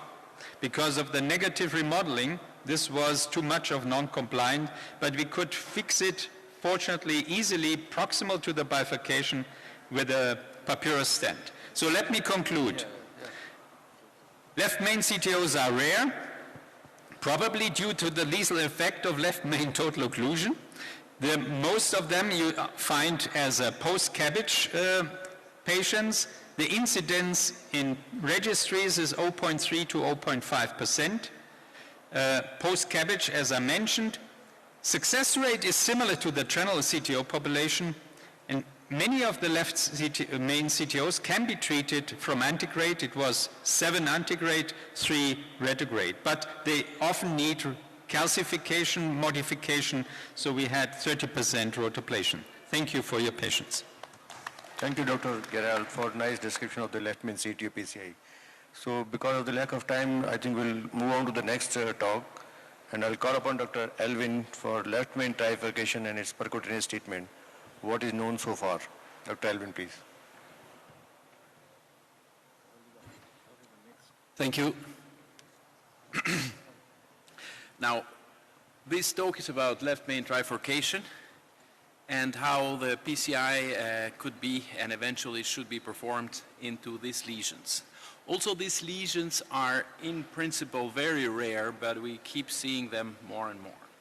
Now, to have a better view on what the anatomy and definitions and the prevalence of this are, is that basically we talk of a true bifurcation when we have a ramus intermedium that can originate from the left main or from the first 3 millimeters of the LAD or circumflex.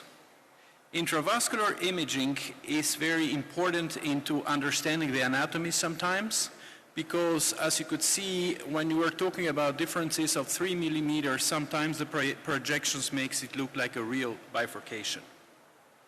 Left main disease is usually defined as a proximal LAD or distal main branch, let's say proximal left main, distal main branch, or the LAD with a stenosis more than 50 within the 5 millimeters from the carina, or with a 50% stenosis in the side branches, ramus, circumflex, that have at least a diameter of more than 2.25. Now, as I said, from the all left mains, the prevalence of a real left main disease, a left main trifurcation, is 10 to 15%. So we're talking to 10 to 15% of something that is about already has a low prevalence of 5%.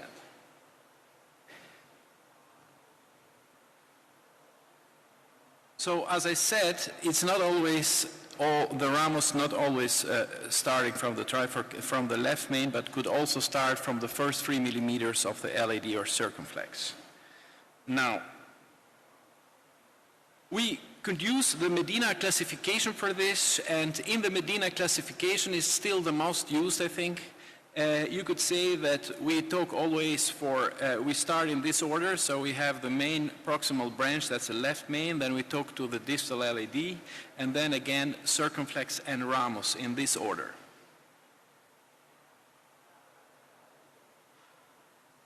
There are other classifications about this, and now Medina I already told, there is the Shamas classification. Another interesting classification is the Ludwig classification, where he uses letters, and the letters are, first of all, put there if there is a stenosis of more than 70% of this branch. So in this bifurcation that is shown here, you have a B and a small d, and the d is small if the vessel is less than 3.5 millimeters. Now, there is a lot of theory over the angles and the flow and so on, but I think to make this easy, one thing is very interesting, that when we're talking for a real bifurcation, the angle between the circumflex and the LAD is on average very, very close to 90 degrees. And that is very important because that makes splitting of the treatment, I will show you in the next slides. You can split this treatment from a trifurcation in two types of bifurcation treatment. Now, it is important to show also that, let's say it first of all, that left main trifurcation, a real left main trifurcation, even if we accept that there is no disease in the rest of the coronary disease out of the trifurcation, still is associated with a high syntax score and therefore is in principle, let's say, surgical territory.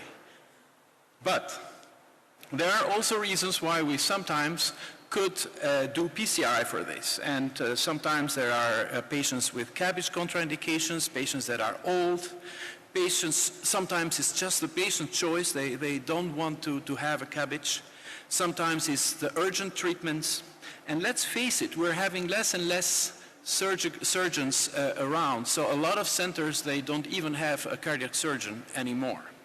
So in this situation, this is where we're getting more and more of these cases also because the patients are getting older. Anyway, let me be clear. All the available data is in favor of surgery. However, in the Excel study, we have some data that similar results could be achieved in trifurcation as with bifurcation.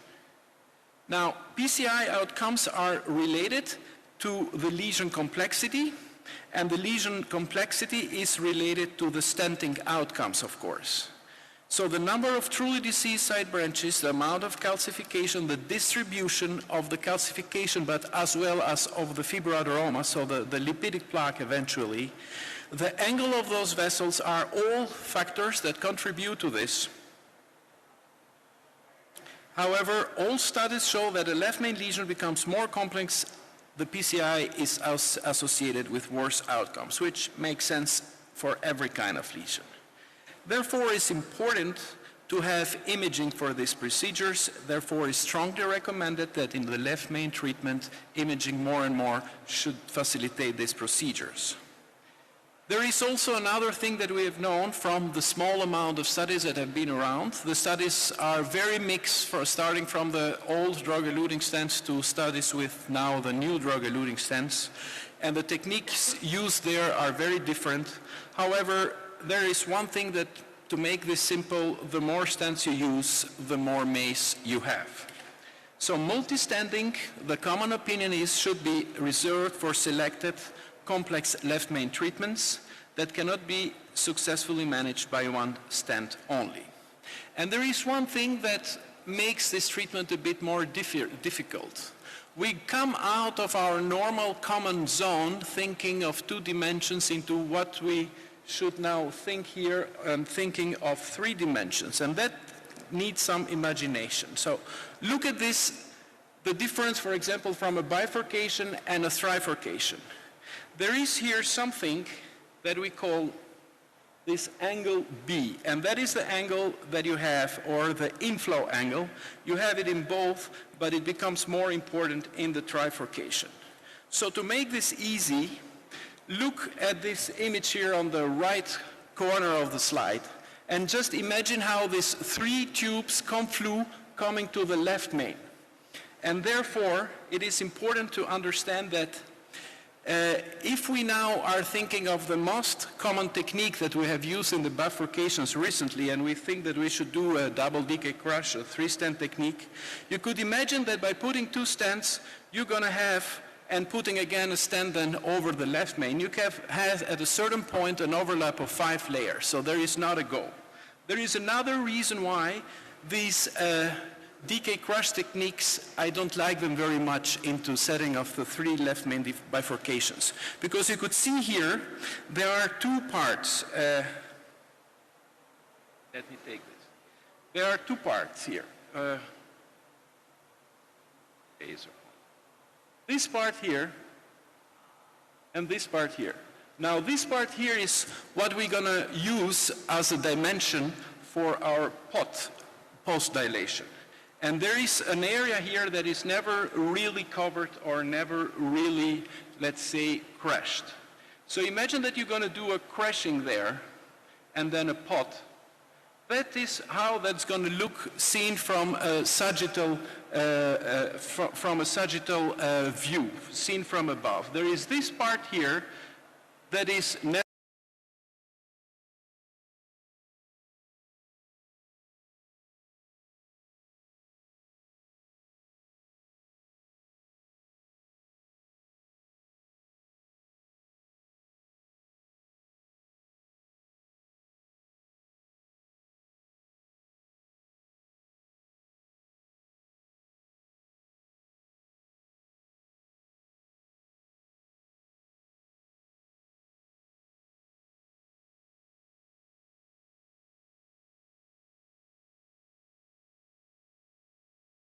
better expansion of all the stents.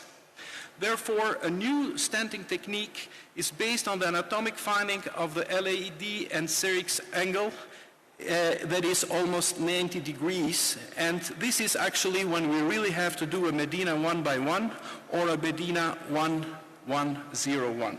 And this is basically, I start a real trifurcation with a predilation of the necessary where it's necessary, and then followed by intravascular imaging, and then I do stenting of the circumflex on a on a T stenting technique, because this has a 90-degree angle. Then I continue with a mini culotte, because I explained you why I don't like to do a decay crush. Following that, I do the ramus, and then after doing the necessary kissing, I finished with a tracing and a final pot. The advantage of this technique is that it is gives a well-opposed stance in all the 3 branches and the left main. Very short segment with double layer of stents. 3 avoids the 3D disadvantages of trifurcation treatment by turning it in a double bifurcation. Thank you. Thank you very much, Dr. Elvin, for your elegant talk. But because of scarcity of time, please excuse us. So our next orator is Dr. Punamia. He will be talking on restenosis, left main restenosis in the DES era and a call for action. So Dr. Kirti, please.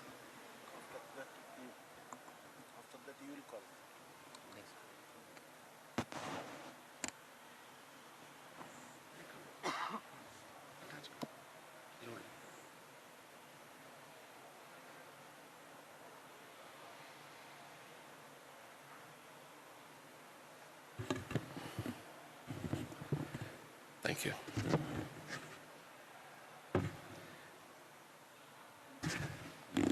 Thank you again. I think the left main, when it comes back, is really sinister because it comes back with a high mortality.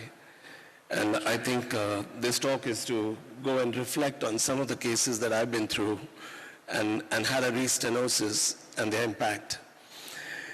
So let's start with this first story. He's a surgeon by profession and underwent an angioplasty to the LAD in an emergency where part of the struts came into the left main.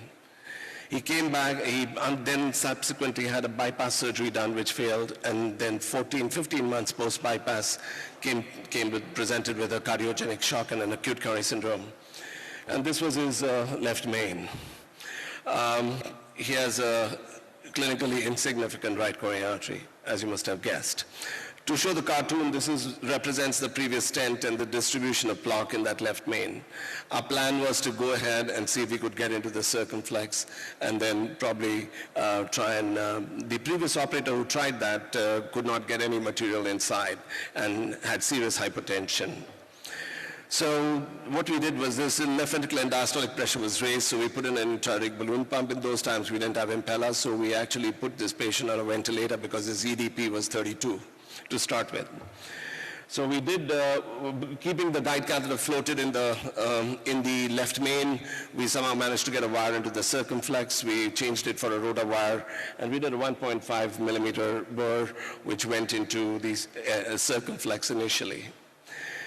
Post that, we then crossed the LAD like a CTO with a CTO wire, changed it for a rotor wire, and then once that was done, we did an Hybiz, chose 1-to-1 size cutting balloons for the segments desired to be expanded, and went up to high pressure 16 to 18 and prepared this lesion. Once that was done, we got a fairly good result, so to speak, and this gentleman went well. And anyway, all was good. This is what we had started with. This is what we ended up doing. And we got him back 1 year later to find that he's got a restenosis, and it had come back right at the origin of that circumflex. This is not uncommon on cases where we thought that we had done a great job. This is his stent boost at that time, and the green arrows show there that there is separation of those struts, and it looked to me that I had deformed the stent and there was a plaque prolapsing at the time of the index procedure. What is important at this time is to go back and look at the index procedure and where did we cause any trouble or did we have any hiccups, and that's important. So when I looked at it, I realized that when I had put my circumflex stent, when I was trying to place my LAD stent, I struggled. And it was with multiple attempts, and you can see the struggle that's happening at that index procedure. And when you struggle like this, you don't realize that you do some kind of damage or you change geometry of stents in a way that will come back and bite at us at a later date. And this is probably the reason I deformed the left main stent inadvertently. So naturally, again, I'm going to skip on this, but it was important that we realize at this time that apposition of the left main stent in a crossover, when you're going to cross over and do a second stent, it's very important to oppose the stent because it's very easy to deform floating struts, which are not opposed. I'll skip this one. So the whole idea was we got him back for a PCI, and our plan was to go ahead and fix this. So we fixed that, we redid it again. Again, I was guided, and this was the result we got. So we recognized our problem, we got him back, and we corrected that problem. And once we corrected this problem, now we have a 5-year angiogram to show that he's doing well. That's one. 82-year-old gentleman with unstable angina. This is the left main, which was a serious tight stenosis at the ostium of the circumflex, extending into the proximal circumflex, severely calcified. So we did a rotational atherectomy, and post-rotational atherectomy from the left main into the circumflex, we followed all the steps that are relevant. I was guided from and used a DK stent, and you can see all the steps in those boxes up there to get this final result. And when we got this final result, we were okay, but he had recurrence in 2 years with worsening symptoms.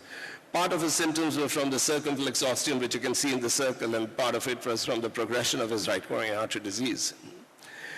So again, what is the mechanism? What did go wrong? Where we thought that we'd done a great job, we got our MSAs in the right space, so what did we do wrong? And again, it's important to go back to the index procedure. And the index procedure, this is what we did. When we look at our Hybiz case, when we look at our Hybiz, the ostium of the LAD, which is on top there, is 10.9 millimeters square. The circumflex downstream is 9.0, which was a 3.5 stent. We had accepted an ostial circumflex of 7.3. At that time, it looked good. And there was multiple layers of stents which we had corrected in the left main as well. The confluence was pretty good, though it was oblique, the MSA was quite well. When we got him back, we realized that there was calcium. We had that ostium of the circumflex was a problem. And so we did a rotablator followed by an IVL and really expanded the ostium of the circumflex. And what did we achieve? We achieved that the circumflex ostium is now 12.4 millimeters. We had accepted a 7.3 millimeters in that same location 3 years ago, and we thought that we'd done a great job. So the question is, sometimes we do become defensive and our eyes kind of accept things that our mind wants to accept even after doing imaging, and I think that's important.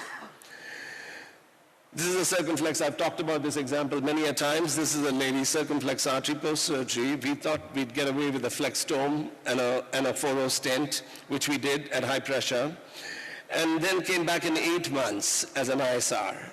We this time had to use a rotational atherectomy. We went with a 1.5 burr and a 2.0 burr. We scraped the calcium that had protruded inside, and then we got a better result looking angiographically. But when we look at the Hybiz, we realize that not having used the right equipment in the index procedure, we probably accepted and we kind of positioned ourselves for a suboptimal cross-sectional area, which was 4.5, in spite of the same size stents, the same pressures used, the same balloons.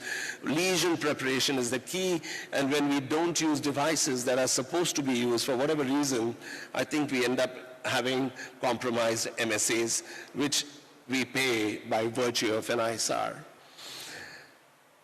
This is an interesting case. This gentleman came 6 months post-bypass surgery for this complex left main bifurcation, including some circumflex distal lesions.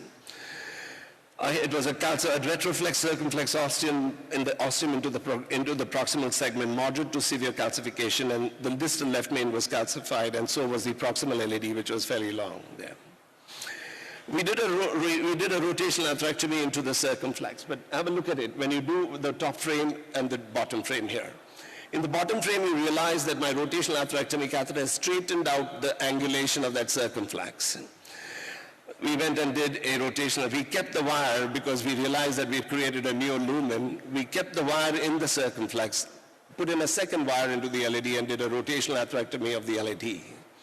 We've done that now at least half a dozen times. Keeping a wire in one branch and doing a rotablade on the other arm is not a problem as far as the left main is concerned, but if anything in the distality would be an issue. This is the neolumen that we created, and you can see that neolumen. Now we know that initially that was the time, this was a few years ago, and our understanding of the neolumen was a fear of causing a rupture. So typically what we did was we understated the stents. We didn't go with the actual sizes, and we put undersized stents to get out of the situation, knowing very well that we would have to come back and revise these cases at a later date. So we did just that, and came back with that neolumen that was expected, and we know that we would have to revise this. This was our cartoon shows what our lumen should have been, and you can see how the lumen has migrated out below that. After that, we put in a stent into that circumflex and we created, this is our final result. Irises. This patient came back 2 years later, and you can see that the ostium of the circumflex is totally occluded. So this was what we did. We went and crossed it. We went into the OM branch, but the OM branch was well protected, but we couldn't put any device into that OM branch. The struts would not allow us to do anything. But this main circumflex artery, we were able to go and dilate with a 3.5 Wolverine. We did that systematically, smaller size, then to a larger size. We put in a stent there, placed a stent, and that was the stent in the circumflex. You can see that the LAD is narrowed. We went and revised the entire left main as I talked there, using cutting balloons and stents, thereby getting our whole picture down there correctly. So sometimes when we create in these acute angulations, you create a problem, remember at the end of the procedure, you may have to come back and revise them later. So why is circumflex ostium such a big problem? And one of the biggest problems is our understanding of the imaging at the circumflex ostium. Because of the angulation, the images that we get are beveled. They are not perfect transactions. So it is very easy to falter on sizing, plaque distribution, and understanding of the circumflex and choosing our devices as well. So I think, to conclude, I'd say that as far as I'm concerned, TLR in the left main is associated with under expansion, undersizing, deforming, inadequate lesion preparation, so be it. Failing to recognize the signals of TLR during the index procedure is the main reason. Our own limitations, inadequacies, and mistakes. A defensive approach and a lack of temperament at times properly displayed in all my cases. And sometimes you have to deep dive into why, and hopefully we will find the answer. We need to archive all these left main cases and reconstruct our index procedure akin to a crime scene, critically to view our work and understand the correction better. Small things make a big difference, and therefore finally we need to fix our errors, document, and have a strict vigilance on these patients with TLR. At least that is what I try. Thank you.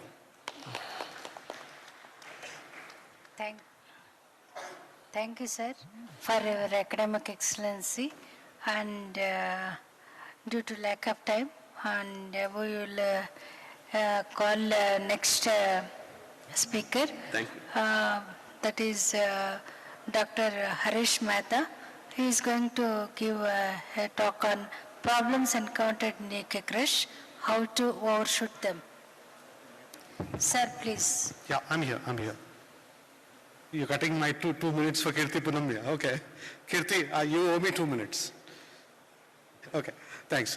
So thank you, Pratap. Thank you, Dr. Kasturi and CSI Council. So I've given 2 minutes to address DK crush problems.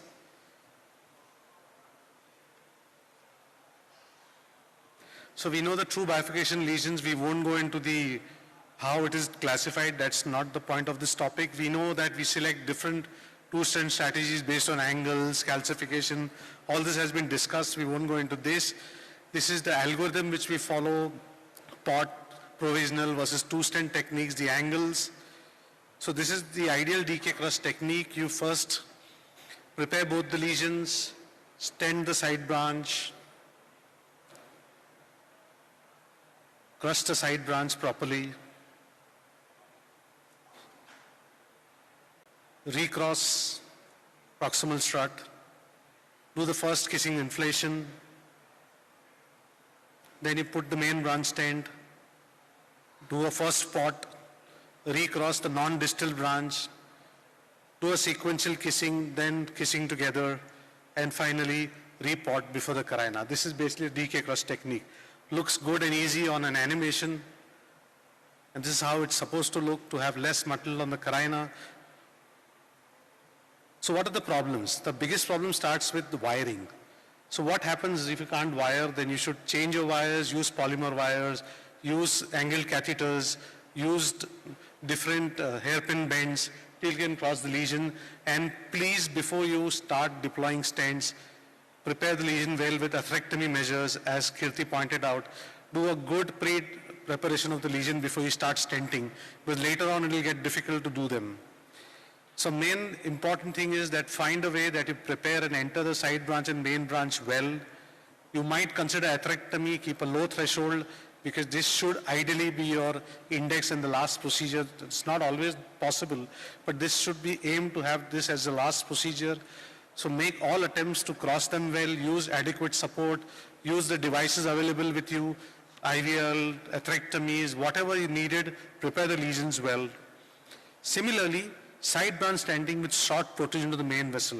So one important is if you fail to deliver the side branch stent, obviously prepare the lesion. Where do you place the stent is very important. So you have to decide whether you want to do a nano crush, mini crush. DK crush is not nano, non-mini. So you have to come at least 2 to 3 millimeters into the main vessel. An important thing to remember, slightly more is better, but less is not good for a DK crush. And the biggest problem we all face is when we are moving our balloon and a stent together, our main vessel balloon moves away. And then you realize you cannot cross the main vessel balloon into to crush the side branch. So be very, very mindful of that. Your main vessel balloon has to be across the side branch stent. And if required, crush it twice. The first balloon should be the size of the distal reference vessel, and the second balloon has to be the size of the proximal vessel. So many a times we use a balloon for distal reference vessel and we realize we have not adequately crushed the side branch stent and we struggle to deliver our second stent. So that's very, very important. Next is, how does the ballooning to be done? You can jail the side branch wire, do not get worried. And the biggest misconception has been that you cannot jail polymer jacketed wires. It's not true. In fact, the data suggests that the polymer jacket wires are safer than regular wires in jailed side branches. So do not get scared of doing a polymer jacketed wire into the side branch to jail. Second is, if they don't come out easily, use guide liners, use microcatheters, use balloons, slowly pull them out. The third important thing to remember when you have a jailed wire is to prevent the longitudinal compression of the stent, because we are in a hurry to pull this wire out and a guide jumps in and distorts the stent. So be very mindful when you pull this wire, you should also pull your guide out at the same time so you don't distort the stent. So that is the most important thing and steps to follow in these patients. Rewiring the side branch to the crushed side branch stent. One is try all possible methods, try all possible wires, try different blends. If none of them work, you can start using the angled catheters. We have lots of angled microcatheters available now, varying from 0 to 120 degrees. Depending on the angle, you can use different angle catheters, and the wire generally almost will cross. You can use a hairpin technique, go down below the side branch vessel, start pulling up. As you come close to the side branch, it will drop in. So all these methods to be tried before saying that I could not pass through the side branch. Similarly, for the first kissing balloon inflation, optimize your balloon solution. So it is always reference of the distal vessel. So when you do kissing, do not do kissing as per the proximal vessel. The Finnett's law has to be used, 0.67, we're using bifurcation. If NC balloons do not go, you safely can use semi-compliant balloons. So you can use a semi-compliant balloon without any effort. Please do that. And sometimes you find that you cannot push any balloon across, start with a smaller balloon. So there's no harm in inventing more or investing a little bit more. Use a 1, 1.5 and gradually step it up till you can cross it and do the first kissing. Because the DK crush results, if you do not kiss well, the base rates and TLRs are going to be very higher. Then comes main vessel stenting across the side branch. Important thing, size the vessel to the distal reference, not to the proximal vessel. But at the same time, your proximal stent should be able to reach the proximal vessel diameter. To select a stent, you should know their expansion limits. So if you have a 3 down and a 4 up, and you take a stent which does not go to 4, then you're going to struggle. Second thing, leave enough space proximal to the side branch for pot. So check your lab for the length of the NC balloon you have available for a pot. So if you have a 12 available balloon for a pot and you do an 8 millimeter protrusion into the main branch, you're going to dissect the main branch. So that's very, very important. So keep a very clear knowledge of the inventory you have at all times. Similarly, should the side branch wire be removed prior to my main vessel, you may or may not remove it. There used to be a school of thought, remove it or don't remove it. I leave them in. The only thing is you have to be gentle while pulling it out. Do not push the guide in. And if the main vessel stent does not advance and is catching on the side branch stent, then you might do the same things which I told you. You must have not crushed it properly. You take another balloon, crush your side branch properly, and repeat the kissing and repeat the process. This I already discussed that you should keep adequate balloon size. Pot technique, the carina should be respected. So the distal marker should be at the carina. Do not cross it. Do not distort the carina. And pot helps you in expansion, so it prevents the wire from going abluminally in the main vessel, so you do not go behind the stent. And second, it helps you cross over to the side branch. So the pot is important for these two lessons. And the balloon pot should be always at the carina and see that you don't come out of the main branch. And this is one of the reasons when you have a left main, and if a left main is short, try to bring the left main into the ostia. So bring the left main stent into the ostia, because if your left main is short, otherwise you will fall short of the balloon. Similarly, rewiring after this to the main vessel and second side branch has to be the second step for the second case. Now in this, you have to pass in the non-distal. So you have to pass proximal or mid, and main vessel, of course, you pass to the center. The same techniques, again, different jacketed wires, same technique. I'm not going to go into details of how you cross them. Second piercing balloon inflation is very important. It cannot be missed. Again, you do step approach if your main big balloon doesn't cross. But if you've done a good pot, even your big NC balloon will cross with ease. And once you've achieved it, you do a repot at the end of it. Repot technique, be very mindful that this is at the time you will not come into the carina. You come proximal to the carina so that you don't disturb the carina. Finally, you have to review the final result. That's very important. That's where imaging counts, where you review the final result and see how this is done. So I will just show you a quick case. It will not take more than 1 minute. This was an inferior MI. We fixed the RCA first. Then we did the bifurcation. So all we did was, this is what I discussed. We wired both, ballooned both. Just did an OCT to know where I'm going to place my stent. I won't go into details of explaining the OCT. This angle is favorable for DK crush. First crush, 3 into 12 NC, after you put the 2.75 DES. So you see what I'm doing here. I first crush with a 3/12. Then I crush the proximal with a 3.5, because your proximal is 3.5. That's a very important step. Then you D1 recross. Then I did an OCT, because you should show whether you've crossed the proximal since you're using imaging. So imaging clearly shows me here that I've gone proximal cross. So this is safe. I'm in the right area. Then you do the first kissing balloon inflation. Once you've done these steps properly, your main vessel stent will go very easily without any issues. Then you put a 3.5 22 second DES. Then you do LED stent implantation. I've removed the wire.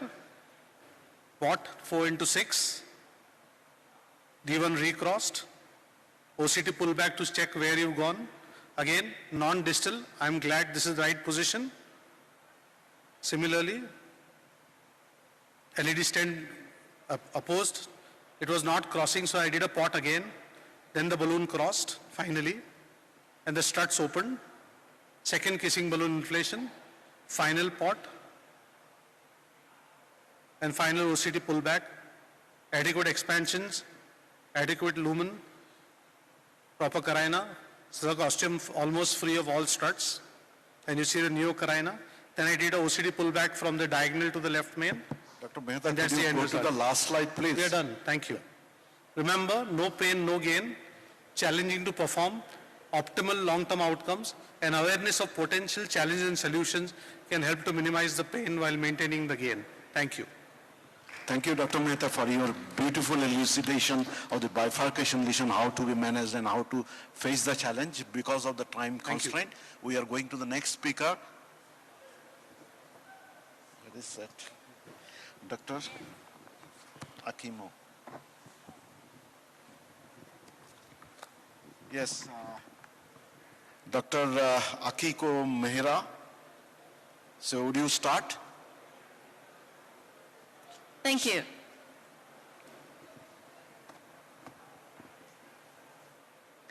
So let me start this case. This is 84 years old female and stable angina, and patient had to apply a bypass but unfortunately only right bypass is open. So we have to treat this 111 distal left main lesion. And based on the Hybiz guidance and procedures, decided to do the culotte stenting, and this is a final angio, looks good. Unfortunately, patient coming back 2 months later, suffered by non-STEMI. And you can see, looks like the osteoarc, looks like some thrombus. I didn't show the index Hybiz. This is how it looks like at the end of the procedure. So already NSA is 7.8, which is okay. And the left main NSA is 9.1, maybe okay. The osteoarc is only 5.2, which is not okay. And you see the carina side, there is no strut. On the other hand, 2 layers of the strut in non-carina side. And that's the issue. And this is Hybiz pullback at the index procedure at the end. This is LED, and this is a left main. And it's super quick. I'm going to show one more time. This is circumflex. And here, that's a carina, no stent, and small dissection. And the point of this Hybiz picture is, I don't think everybody can understand this Hybiz. It's super quick, but importance is we should not look for everywhere.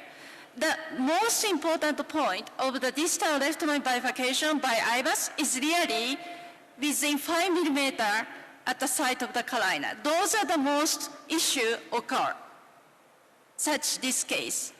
At the baseline, there is no stent in the carina site and double layer in the non-carina site. Because during the culotte stenting, the wire is too distal and then bringing the carina strut into the non-carina site and then leaving the small dissection. And 2 months later, you see the organized thrombus on top of the carina. This is how it is. But I do think most of the people, when we look into this picture, maybe okay, and I cannot put any more stent, even some non-covered segment, I'm going to leave it alone. That's, I think, the most people think based on this Hybiz picture. I think this is actually too late if you find this type of issue.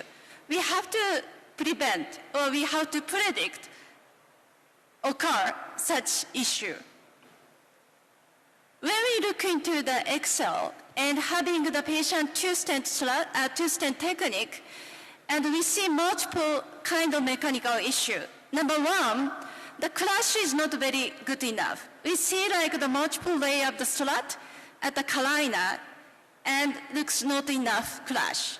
Number two is like the case I showed today. No matter how it looks like stent technique, we see gap at the site of the carina. And even we open up the cell, and still we see a lot of stent slot at the bifurcation. Those are the issue. We had 127 cases having the Hybiz from both sides at the end of the procedure. And those type of the mechanical issues not infrequent. Incomplete clash, defined as more than 0.5 millimeter thickness of the stent slot, was found is 28%. And the gap, like I showed today, is 11%. No matter what kind of technique, we see this type of issue. If that is culotte, more likely carina site. If that is two-stent, more likely non-carina site. But this time, there is no decay clash. And if we do the decay clash, that's going to be slightly different.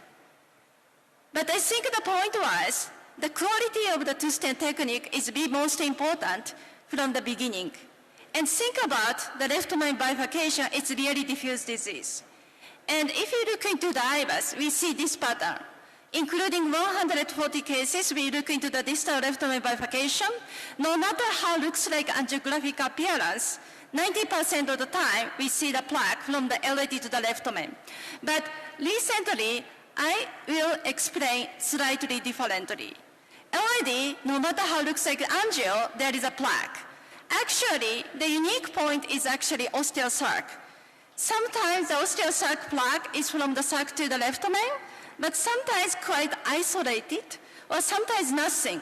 So actually, the distal left-hand bifurcation, there is much more variation in the ostial circ, which actually more important to decide what is the best way to do the either provisional or two-stent technique. And this is the data in the Excel and definition registry. We ask the operator, by looking at the Hybiz for both sides, did you change your strategy? And answer is yes, is actually not infrequent. And interestingly, originally they decide, I go to the provisional, but they decided to stent or the other way around. So really, looking for the angio, you cannot understand what looks like the disease distribution. And key point is really looking for the circumflex. And we ask ourselves, including the Excel and the other study, when do we see the bailout stenting into the circumflex after the provisional stent? And then we ask, how looks like the original plaque morphology at the circumflex ostium? And pattern-wise, small lumen area at the ostial circ, or calcified nodule, or layered plaque which indicating the organized thrombus in the left main making the plaque shift. Those are the predictor to predict the bailout stenting if you decide the provisional. And if you look into the other data, how often we see this type of bailout is actually 1/4 of the cases. And dates, again, it's not infrequent. Even though we decide provisional, 1/4 of the time they are going to the bailout. So really looking for the ostial circ and making the good plan is really making the good stenting. And how we can avoid this type of the mechanical issue is actually quite easy. When we do the DK clash, after the stenting the side branch and clash and rewiring, we can do the Hybiz from the LAD to the left main. And then if you do this picture, look for the wire into the circ. And then bringing the Hybiz plane into the circumflex wire, you can make the good longitudinal picture to showing the wire location. So this is the perfect location for the DK clash, and we can check again after the second DK clash as well, before second DK clash. And this is totally different aspect in terms of the deformation or mechanical issue in the left main. And this is actually very famous case in the Excel. It's very ugly left main lesion. And after the stenting from the LAD to the left main, the operator recognized there is under expansion in the distal left main. And then he dilate more. And after the dilatation, you see the distal left main looks very good. However, this is only one stent.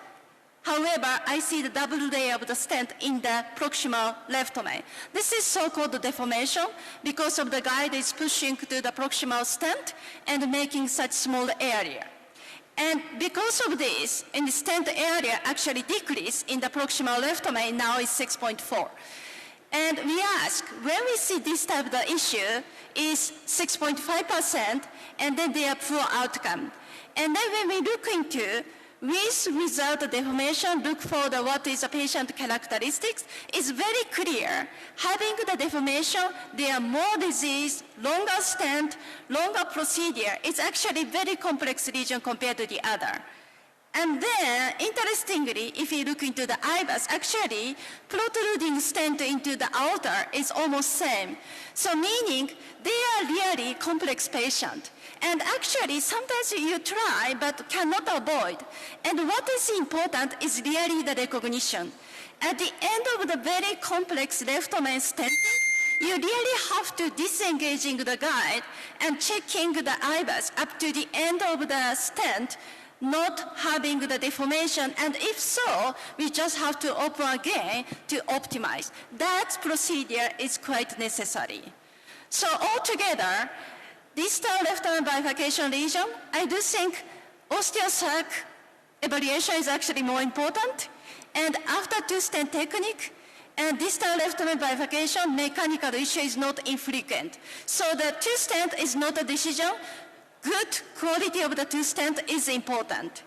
And after the left main PCI, we see 6.5% of the deformation. And you can try, but sometimes it's impossible. But recognition is important. Disengaging the guide, confirming what's happening at the end of procedure is the most important. Thank you.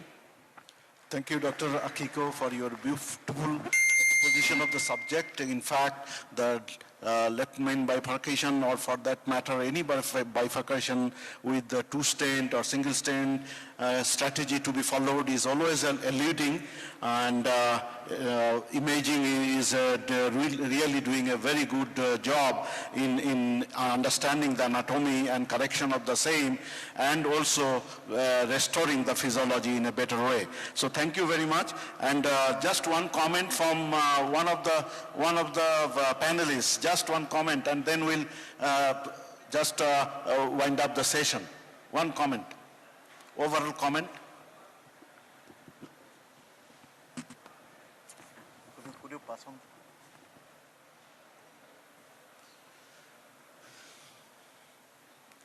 Short comment, please.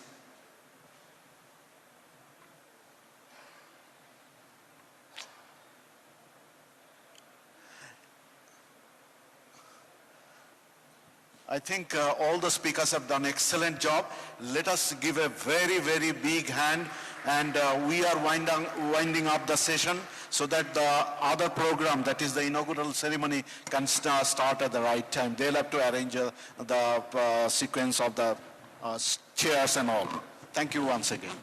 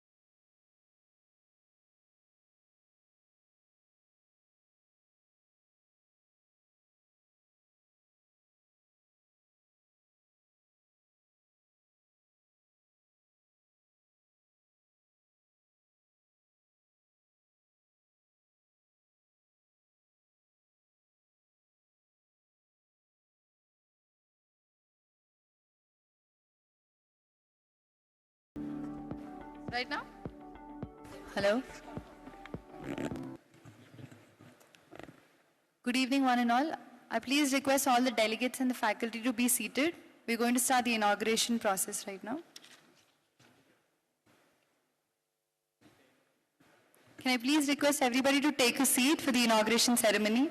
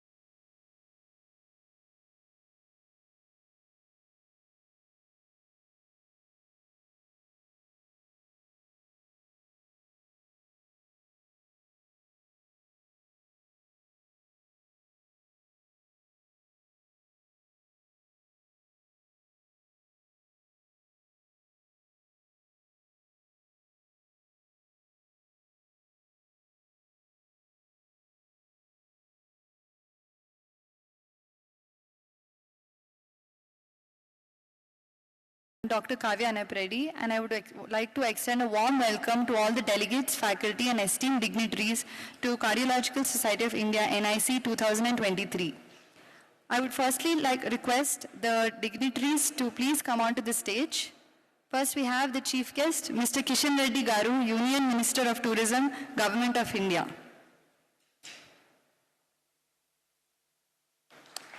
And the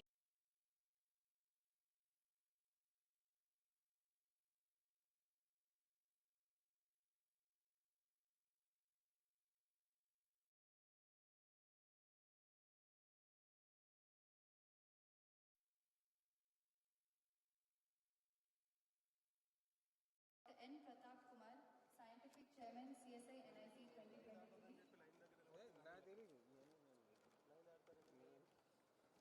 Dr. Devabrata Roy, Honorary General Secretary, CSI, and Dr. Sridhar Kasturi, Organizing Secretary, CSI NIC 2023.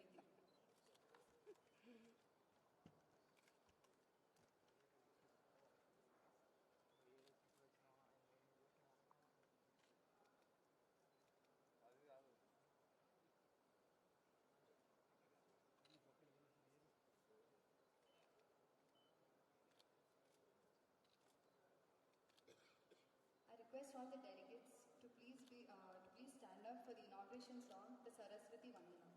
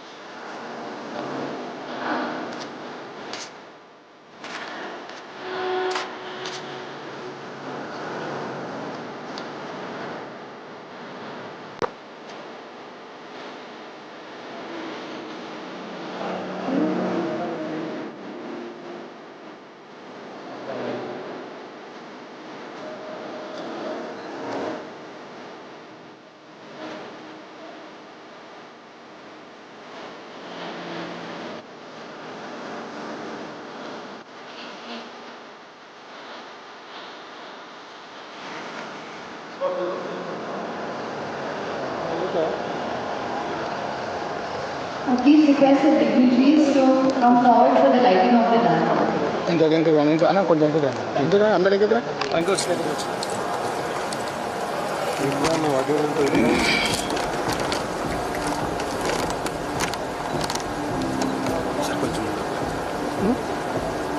Sir.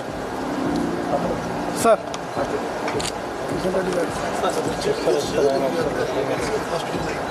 Sir, మీరు ముందుకు రండి sir. Sir కొంచెం madam చెప్పు.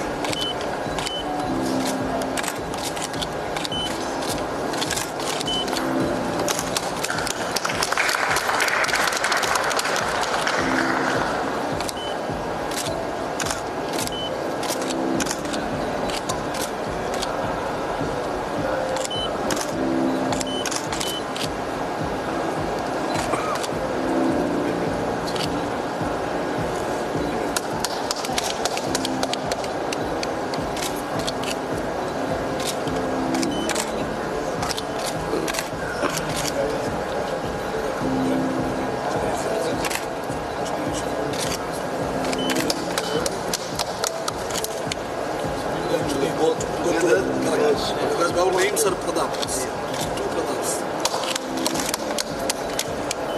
If it doesn't fight, you are responsible. If it is fighting, it is success. Very much brighter.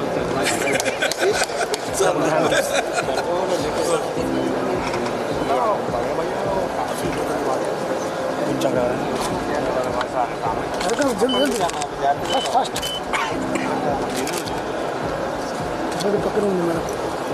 Sir, one group picture of you all. Yes. Sir, one group picture of you all. Yes, sir. Camera down here. Back camera on there. Back camera on there. Anna, inka back camera on there.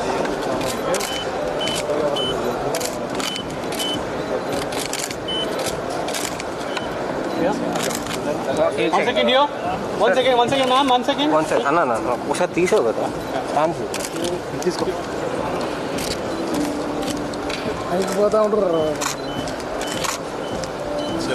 Thank you. Thank you.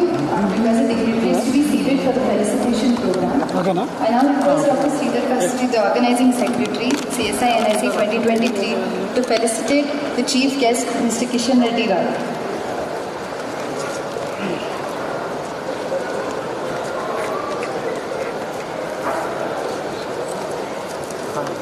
Sir, please look here, sir.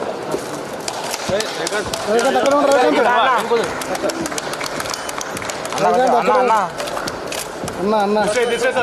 This way.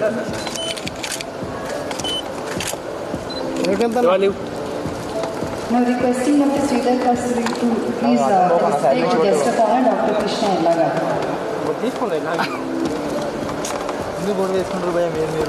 Sir, please look forward, sir. Now requesting Dr. Sridhar Kasturi to please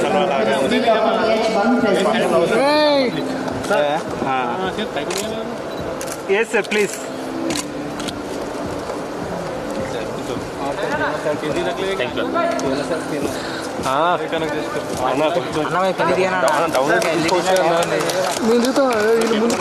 you. Live వెళ్తుంది అక్కడ అన్న కొంచెం కిందకు వచ్చాను అందరం కలిసి correct అవుతుంది Zoom ఉంది మనకు నడు జూమ్ మాకు Now to request for the felicitation of Dr. Pratap Kumar, Scientific Chairman, CSI NIC 2023. Sir, please. Sir, here.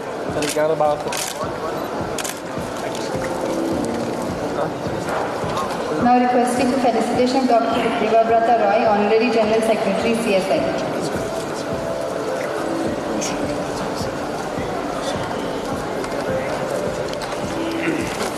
Sir, please. Sir.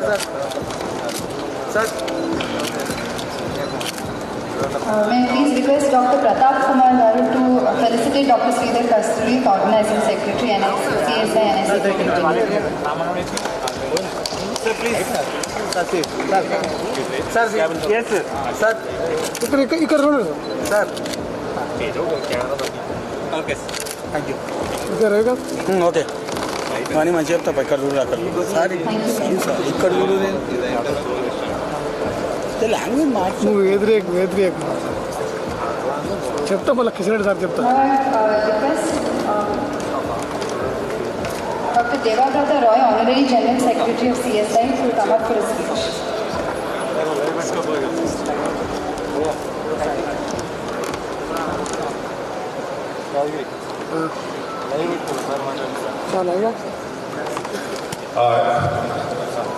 Honorable Chief Guest,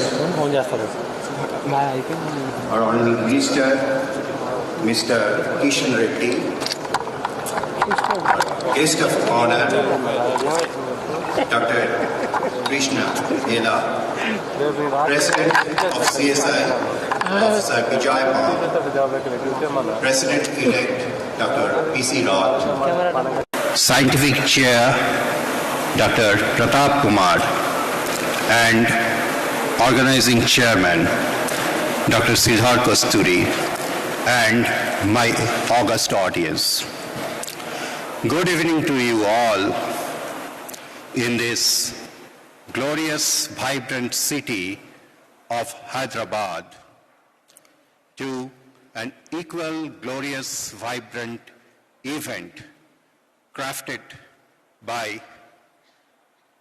the untiring effort of two very dynamic personalities, Dr. Pratap Kumar, the Scientific Chairman, and Dr. Sridhar Kasturi, our Organizing Secretary. Hyderabad is the tech city of India. And indeed, we took a cue from Hyderabad, and over the last 2 years, CSI is trying to integrate digital technology and artificial intelligence for betterment of cardiac service and for betterment of public awareness regarding all cardiometabolic disorders. As you all know, India is facing a clear and present danger of cardiac disease epidemic. And as a representative of Cardiological Society of India, I am happy to inform you that CSI is partnering with IT giant Tata Consultancy Services to devise an individualized Indian risk score to predict cardiac disease. As you all know, rheumatic heart disease is still a menace in certain endemic pockets of India. And it is imperative that we diagnose silent rheumatic heart disease patients so that the valve disorders can be mitigated before they progress to an advanced stage. And together with Accenture, another global IT giant, we are trying to devise an artificial intelligence-based analysis of phonocardiographic signals acquired through digital stethoscope among children between 5 to 15 years of age. And once such programs are launched, implemented, and tested, CSI, I think, will be only too happy to share such results with the government of India so that such diseases can be tackled more effectively. I hope the application of digital technology should not stop here, and this meeting will show us, this meeting will formulate a roadmap for application of digital technology for development of precision medicine and development of precision intervention techniques for our patients. As a part of Cardiological Society of India, we hope to integrate with the dream of our Honorable Prime Minister of India to convert our country into a major player in digital technology in health sector. So thank you all again who have come today to participate in this great scientific program, and I wish you all a pleasant stay and a memorable experience. Thank you. Long live CSI. Jai Hind. Thank you very much, Dr. Debabrata Roy. I now request Dr. V.H. Bang, President of CSI, to come to the podium for his speech.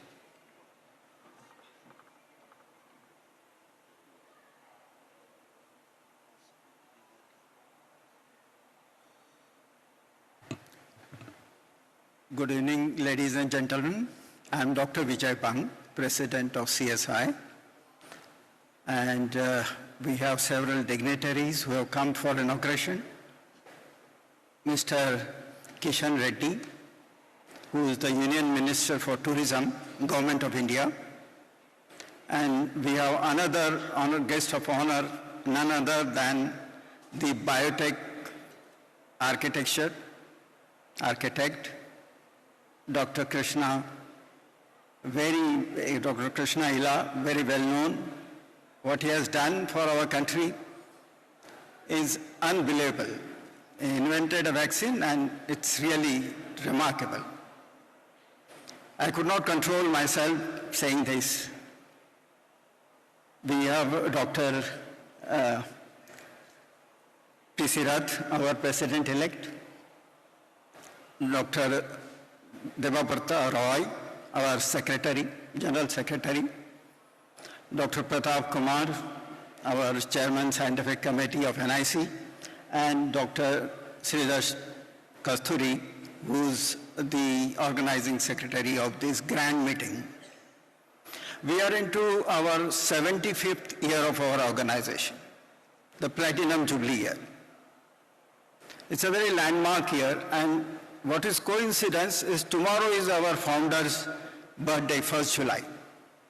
So we also have a celebration tomorrow for his birthday, and we have kept a special program, and we'd like all of you to attend that program, and it is on air pollution, which is now a new risk factor for cardiovascular disease. What we have done is we have, over a period of 75 years, we have opened about 13 arms of our Cardiological Society of India. And NIC, National Intervention Council, in one such arm, of which chairman is our Dr. Pratap Kumar. So we have like that 13 other councils, and this year we started also the Air Pollution Council, and I'm glad to announce that we are very happy to do that. It's important that we spread awareness about air pollution, because most people don't understand how air pollution affects cardiovascular health, and it's one of the important risk factors. And it's an unavoidable risk factor, because with urbanization, industrialization, air pollution is unavoidable. Automobile, we all know. And even indoor is also another pollution which we can control. So time has come whether we have to wear a mask and go out in urban areas so that we protect ourselves from health hazards of air pollution. This is a very important aspect, and our secretary, Dr. Debabrata Roy, he has alluded in detail about various programs that we have started, taking into consideration the digital health that our Honorable Prime Minister thinks that digital health is the way to go forward as far as health reforms are concerned. So we have also initiated several health reforms along with the collaboration with the software giant like ACS, TCS. So we are very happy that we are doing this, Accenture. So we are very happy to do this, and without delay, without any further delay, I welcome you all for this program and for this inauguration function. And I end my talk. Thank you very much. Thank you very much, Dr. V.H. Bangji. I now request Dr. P.C. Rath, President-elect CSI, to come to the podium for the speech.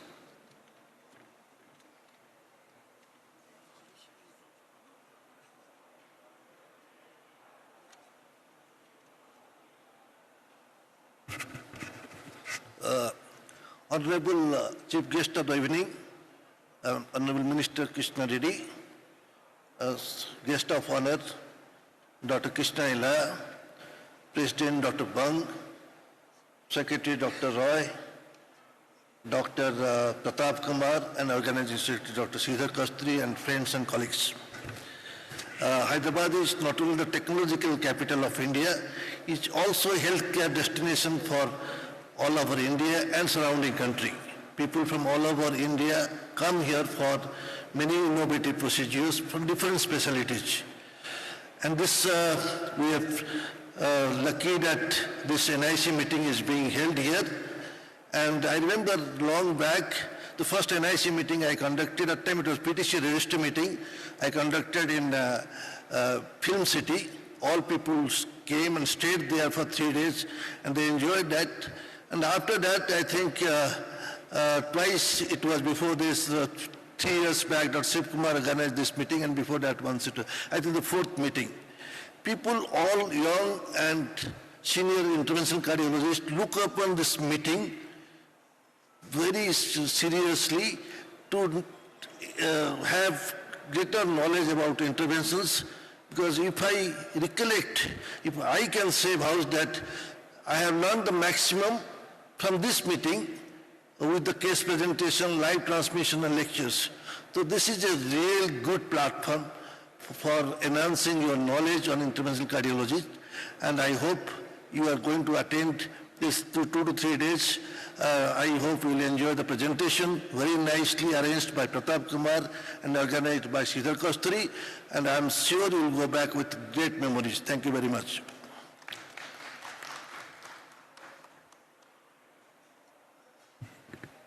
Thank you, Dr. P.C. Rathji. I now request Dr. Pratap Kumar, Scientific Chairman, CSI NIC 2023, to come to the podium for his speech.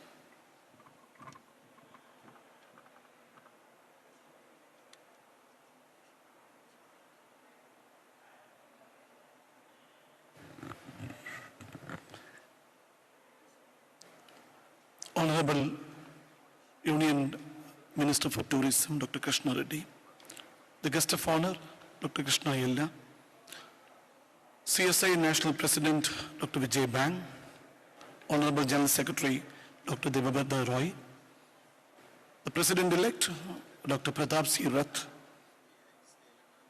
Organizing Secretary, Dr. Sridhar Kasturi, and all respected cardiologists, colleagues, and friends. Today it marks a momentous occasion as we gather here to inaugurate the National NIC Midbeat at Hyderabad, the city of pearls. I stand before you with immense pride and anticipation for the incredible journey that lies ahead. Reflecting on our previous gathering, we can proudly say that our meeting last year was a resounding success. It was a testament to the dedication, hard work, and collaborative spirit of everyone involved. One significant area of concern that we identified last year was the accuracy of the data collection.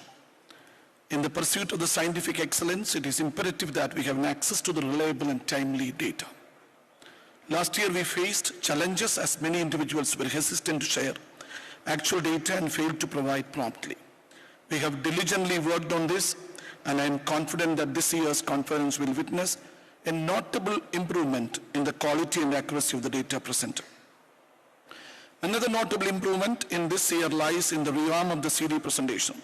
The overwhelming response we received with over 1,000 CDs submitted first time in the history of India speaks volume that trust our young cardiologists place at the National Interventional Council, Cardiac Society of India.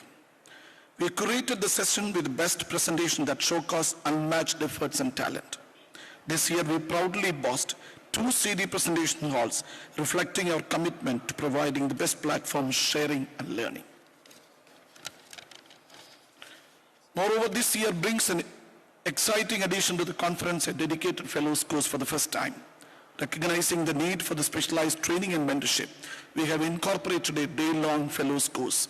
We have assembled the best faculty for this course, ensuring that our young professionals receive a comprehensive guidance and support to become future leaders in cardiology.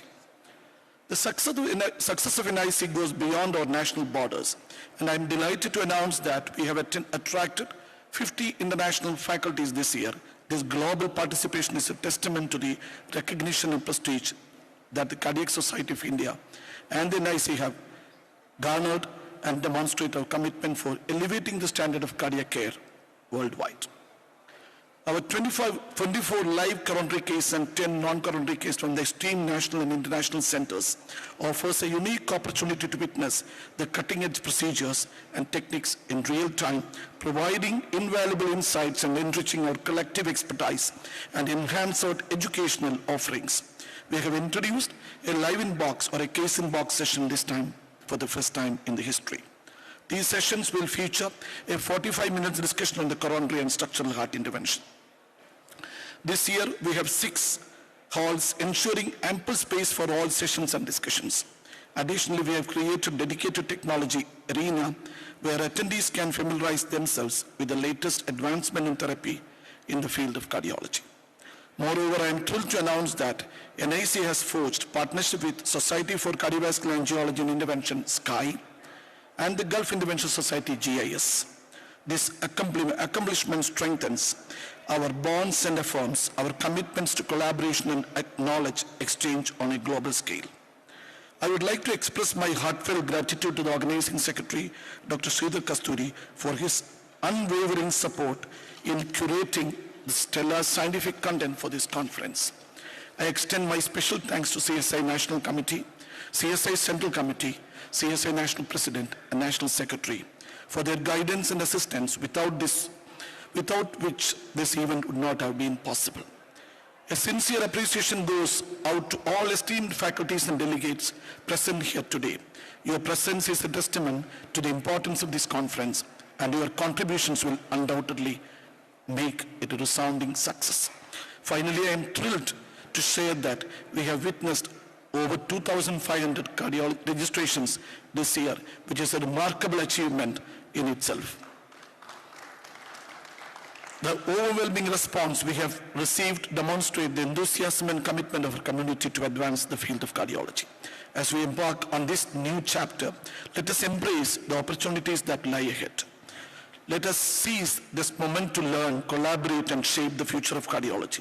Together, we can transcend the boundaries, break barriers, and redefine the possibilities in our noble pursuit of enhancing patient care and improving lives. Thank you all for unwavering support. May this year's National Cardiology Conference be a resounding success. Thank you all.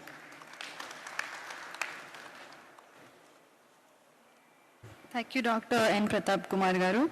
I now request the guest of honor, Dr. Krishna Ella Garu, to come to the podium for his speech.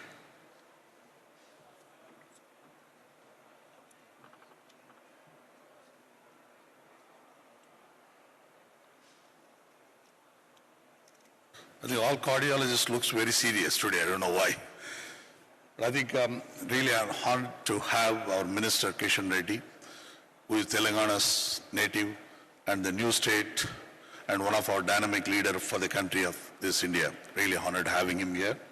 And I think, CSI President Bang, Roy, and Rath, and Kumar, and of course the hero here, Sridhar Kasturi.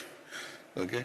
So I think, thank you very much. But I don't want to talk too much, but I'll take a very generic. I was a startup, 97. I came back to India. I was a startup, so we could make a COVID vaccine. So every startup can do something amazing in this country. The country gives an opportunity. So I don't want to talk about the company, but I will tell you because cardiologists, we never knew that cardiologists are required to know the vaccine. So we never knew that. But I think with the introduction of all the COVID vaccines and COVID problem, and I think now cardio is become an important field. That now cardiologists has to understand vaccine people has to understand cardiology. So both has become inevitable. So what you look at is simple angle. So you have 3 platform technology approved in the pandemic time. One was the mRNA vaccine. The second one is vector-based vaccine, which is a DNA-based vaccine. Third is a protein-based vaccine. So what happens, whether DNA vaccine, it has to go to nucleus, makes RNA, and come to cytoplasm, and then make protein. And in mRNA, it also has to go to inside, into the cytoplasm, it has to make a protein. And then protein has to come out of the cell and then cause immune response. Whereas a protein-based vaccine, you inject here, it doesn't travel. It doesn't go inside the cell. It trying to recognize the body that some foreign entity entered and start producing antibody. So what is happening with the 2 technologies which you are seeing more problem in a cardiovascular? The one of them is certainly the mRNA platform and vector-based vaccines. Both are, one is the DNA, one is the mRNA. So what is happening is basically the protein that is produced inside the cell, it is reaching to all the organ. Particularly S protein has got 2 components, S1, S2. That S1 protein, for example, the S protein get fragmented, that S protein starts circulating in the body, in the bloodstream. And when it's circulating, it is reaching to every organ places. We don't know why it is reaching organ. It's reaching liver, kidney, and even testicles, and even ovaries, and then cardio, of course. So it's reaching there, and it's causing some sort of inflammation, and that is what you are seeing, some of the cardiac, myocarditis, pericarditis, all other problems we are seeing. So even some people have reported, even after 28 days, still that mRNA is present in the circulation of the body. So just imagine a situation whether DNA and mRNA, if it goes into my body, the protein synthesis can be 1 microgram. In another body, it can be 10 microgram. In another body, it can be 100 microgram. It all depends on each individual. So that's a variability in adverse reactions that you see in a field situations. I mean, I'm not a real doctor. So my wife calls me, I'm a fake doctor, I'm a PhD. So I'm not a real doctor, I'm not a cardiologist, so you have to forgive me for that science of it. But certainly there's a awareness increasing, and since it's introduced by the government programs, still a lot of research is still not being done to find out what the other causal factors, but you will come to know slowly as the science progresses. But what we made is a protein-based vaccine. We need a simple strategy. Number one, we want safety first. Everybody looked at the pandemic time, efficacy important. Now whoever has looked at efficacy, now everybody is bother about the safety of the people. You see how it turns game. After the COVID, everybody is now talking about safety now. And I think we looked at it as a beginning as an Indian company. We said we want safety as a first Second is efficacy. The third factor is we are going to give it to adults and healthy adults. And healthy adults are the dangerous people to be given a vaccine. Child is the easiest one. We are a childhood vaccine company, manufacturer. Child is easy. You just give a baby, 2 minutes it cries and forgets about it. Whereas here, the adults getting vaccination is one of the toughest thing we learned. And then what you need is the virus changes, RNA viruses. I'm basically a virology guy. So it changes virus, different structure. The 10 to the power of 6 recombination can happen in virus recombinations. So we expected that. So we need to have something which can protect the variants also. So what do you need for that variant protection? One, you have an entire inactivated vaccine total strategy put together, and then you need an adjuvant, a particular adjuvant, so that it goes to the lymph node, it stimulates the T cell response. So what is happening in the mRNA vaccine, after 28 days, 30 days, the zero B cell response, it comes to zero. Again, you give one more dose, again it goes up, again 30 days goes down. That's why a lot of reinfection happened even with the mRNA vaccines. That is one of the reasons happened. But in a protein-based vaccine, you get an adjuvant, you may get a mild infection, some people, but doesn't cost you anything to go to the, but you'll have both B cell response and T cell response. That is what we made a trick over the Chinese and other people. We made an inactivated vaccine, which is more truly T cell based vaccine. That is the only thing we did. And I think that we made a Covaxin, launched in the country, and I think we are probably the second largest clinical trial in the world. After Pfizer, Moderna, I think second country in the world which did the highest clinical trial was India. And even Chinese was later. Even British was done very late. British was done 5,000. We have done 27,000. Pfizer and Moderna has done about 30,000 people. So I think we have done the largest clinical trial, published almost 9 Lancet journal, 3 Nature. Why I'm saying is, so don't estimate that Indian companies very, very low level people. Always the perception is, oh, Indian company cannot do science. They just copy the drug. We never copied a drug. We innovated. And we made a scientific publication, 27 publication totally of Covaxin alone. And then we want to look at it, a public system which can go to nasal, which is easy public delivery system. We made a nasal vaccine. I think we are the first company in the world to launch nasal vaccine. But we launched and there was no epidemic or no disease burden. And it's good at least to have, not to have a disease in the country. We don't want to be a commercial company to keep selling at the people's pain. We have made that nasal vaccine. Just remember that Indian vaccine field is a very advanced. And don't underestimate Indian vaccine industry. Probably 2 out of 3 children in the world is given by Indian vaccine. 2 out of 3. So that's a significant number. We are even ahead of even any other companies, even globally, the vaccine company. You look at vaccine companies, very few in the world. You look at GSK and Sanofi, you come to US, Moderna and Pfizer and Merck, that's all. The few companies in vaccine. So it's a very tough field to work, a lot of innovation, a lot of clinical trials and everything. But I'm really honored, Sridhar, to call me. And my friend Gurva Reddy, he put a gun on me. I was supposed to be in Delhi today night. We had a Department of Biotechnology award function. So Gurva Reddy called me. He said, you have to be here. I said, I'm not. No, you have to be there. That's it. And then Sridhar Kasturi is here, invited me. It is an honor to be here. Thank you very much. Have a nice day in Hyderabad. Thank you. Thank you very much, Dr. Krishna Ella Garu. I now request the chief guest, Mr. Kishan Reddy Garu, to please come to the podium for the speech.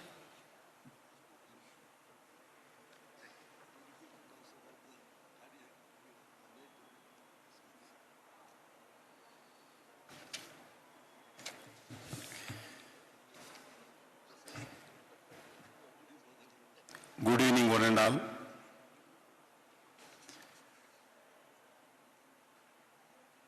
Respected Dr. Pratap Kumar Garu, Scientific Chairman, Cardiological Society of India,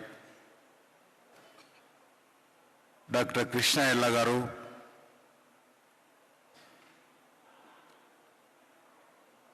Chairman, Bharat Biotech Limited, Sri V.H. Bangaru, President CSI 2023, Sri Dr. Sridhar Kasturi, Organizing Secretary, Cardiological Society of India,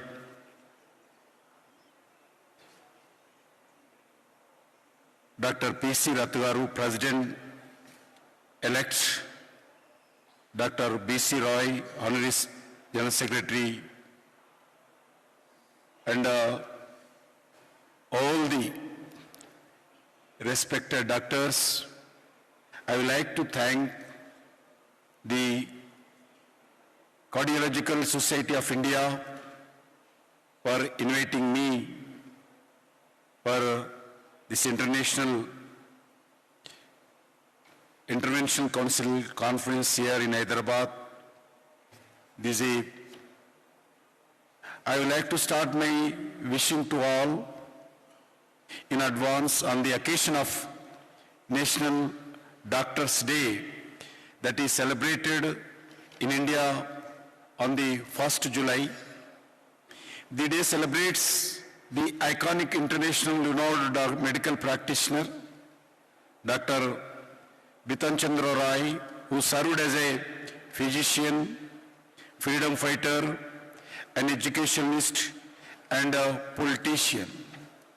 Friends, cardiovascular diseases constitutes one of the most common cause death in the city and globally. Therefore, the role of National Interventional Council in providing a platform to exchange and interact with each other to share tips and tricks from the experts, to learn all the latest advances in cardiology, to perform challenging procedures and newer techniques will not only help the professional but India as a whole.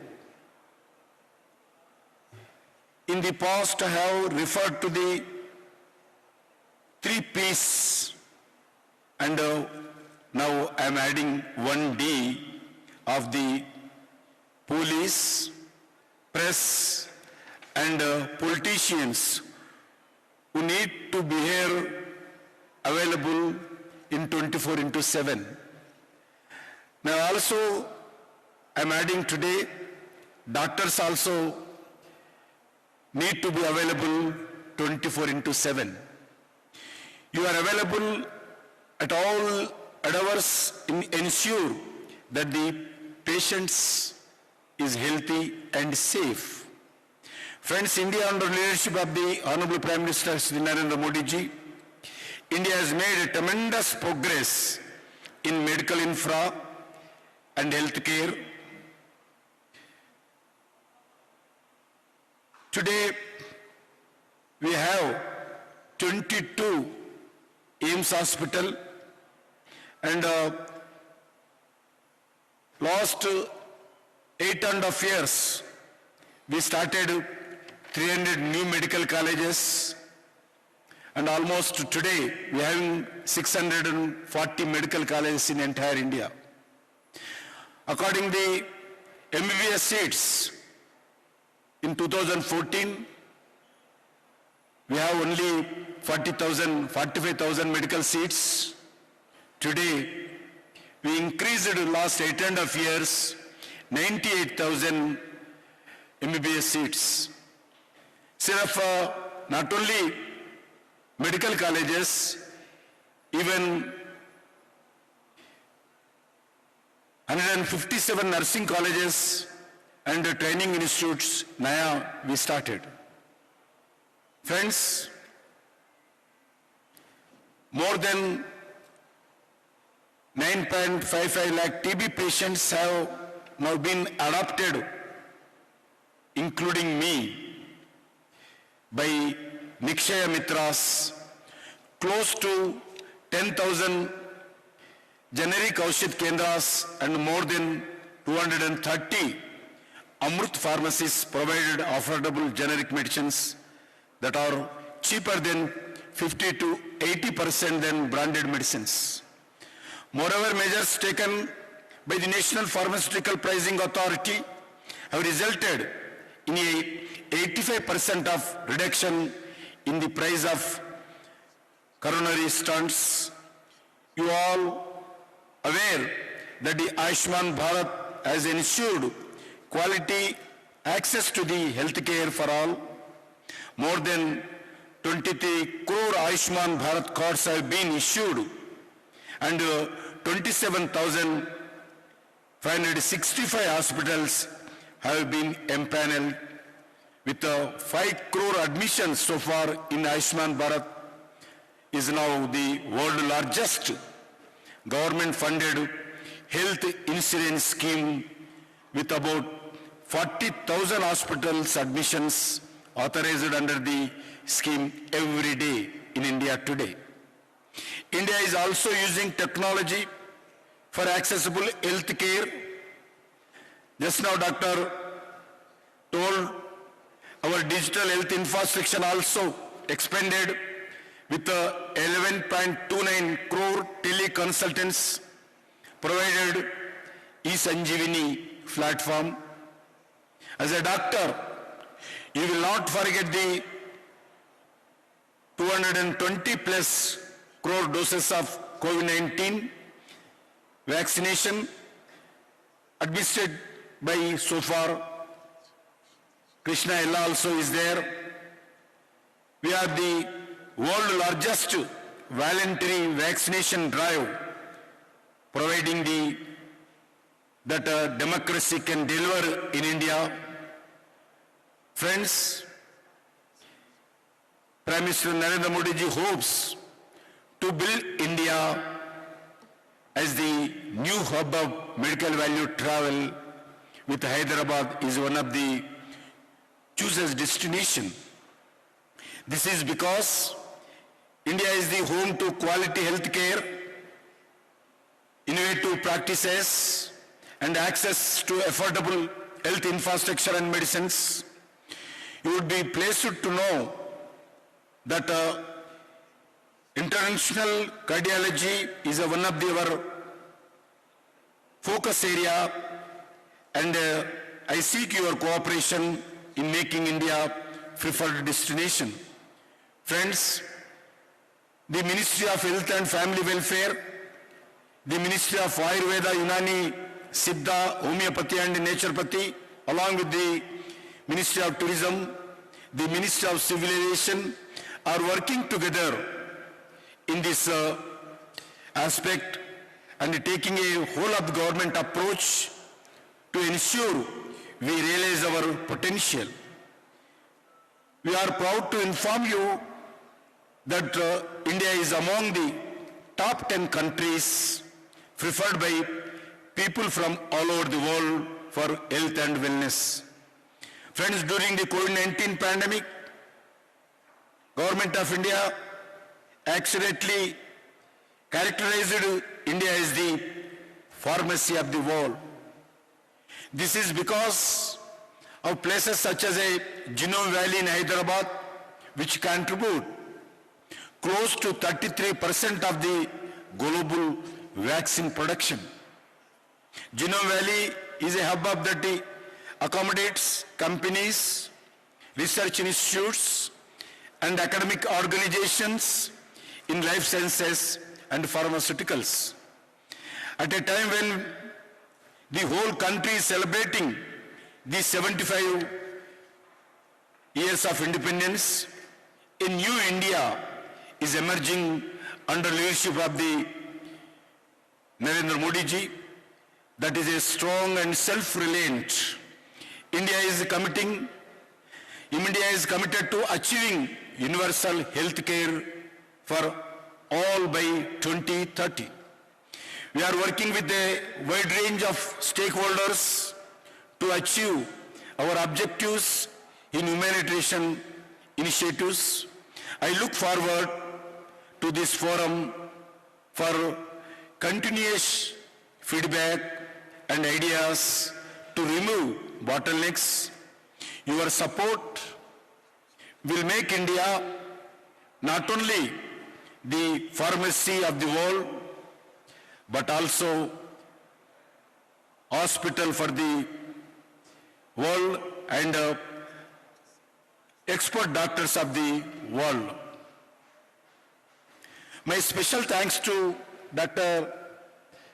Sridhar Kasturi Garu, Organizing Secretary, Society, organizing this event, especially my own city of Hyderabad. I wish you all a fruitful and productive set of discussions over the next few days in this field of international cardiology.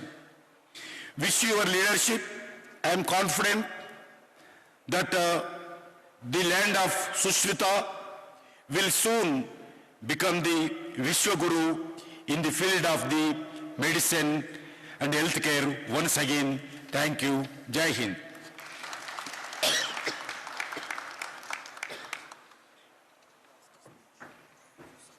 Thank you very much, Mr. Kishan Reddy Garu. I now request Dr. Pratap Kumar Garu to present a small monument to our chief guest and Dr. Sridhar Kasturi Garu to present a small monument to our guest of honor.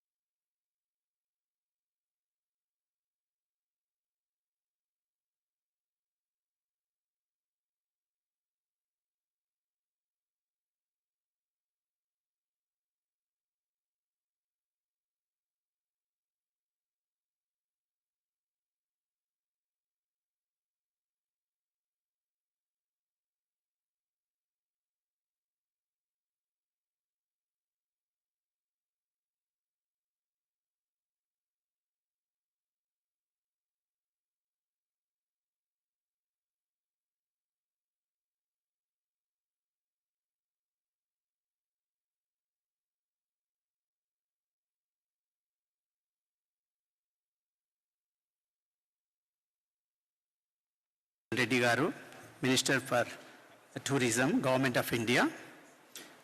Today's guest of honor, Dr. Krishna Ella, Chairperson Bharat Biotech.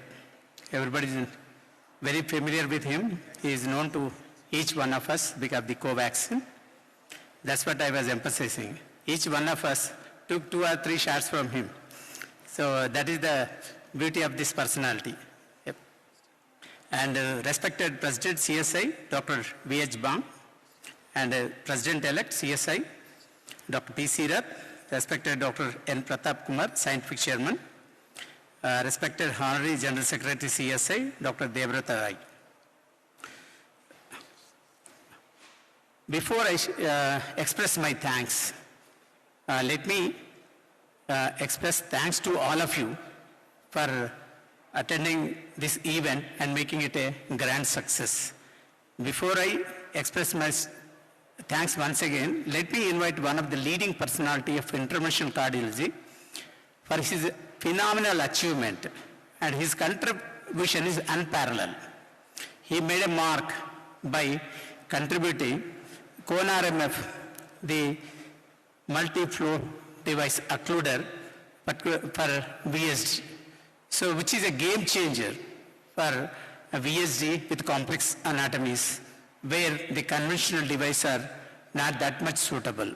So it got a patency, it has got CE approval, and I think recently FDA approval. With this brief note, let me, may I request Dr. Koneti Nageshwara Garu come out to the dais.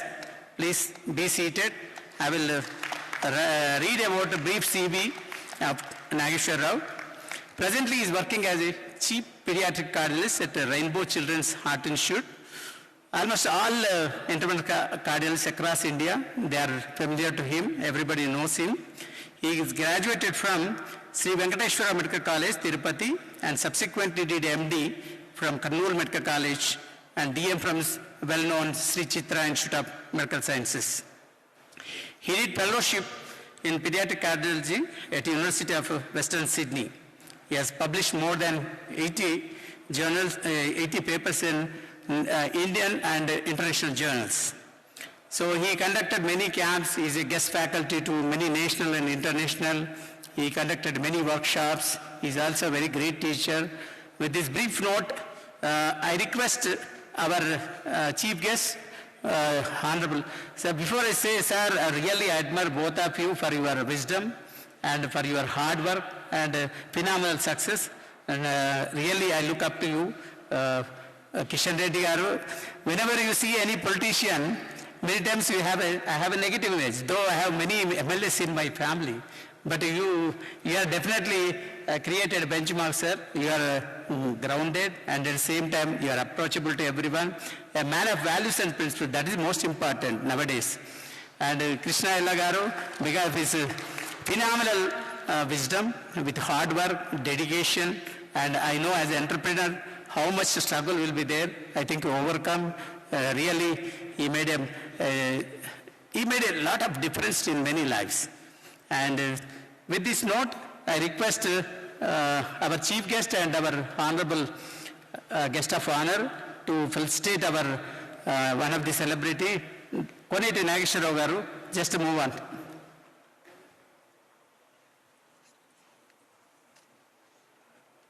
I also request President CSI, elect President, and our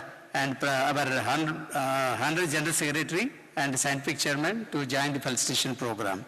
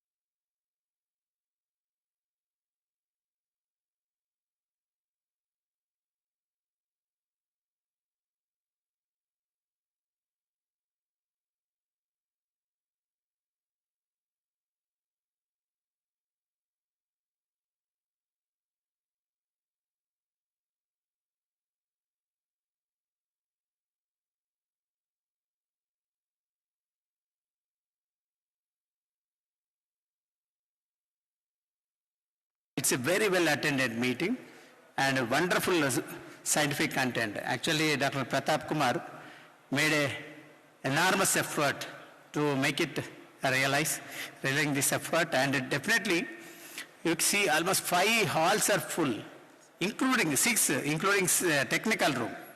A very well attended meeting, and people are sitting inside the halls with a lot of attention. So that is the beauty of the scientific content. So I thank each and everyone, especially our today's chief guest and guest of honor, and our President CSI and President-elect Dr. P.C. Rath, Scientific Chairman, and Pratap Kumar, and Honorary General Secretary Debrata Rai, and thank you each and everyone for making it a grand success. And with this note, before I conclude, let me thank our associate Kavya. Kavya is Dr. Gurvareddy's daughter. She graduated DNB from our own institute. Though she had a seat in Gandhi, she left that and joined our institute and finished DNB from here. So you wonderfully did the anchoring. So thank you each and everyone, and please join for the dinner. Thank you. Good night. So, yeah, you can sit. 1 minute. We will close with the national anthem. Yeah. I please request everybody to be to stand for the national anthem.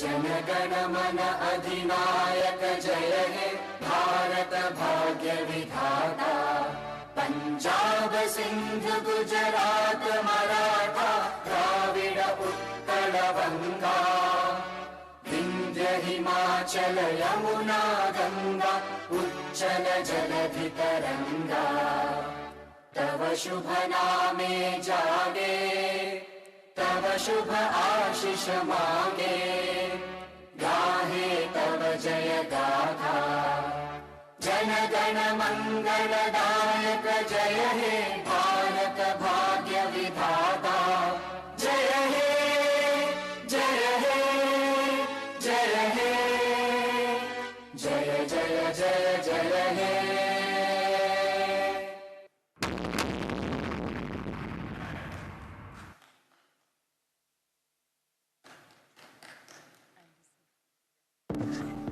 Thank you very much. With that, we conclude the inauguration ceremony. And we have dinner symposiums in 4 halls. You can join for dinner symposiums.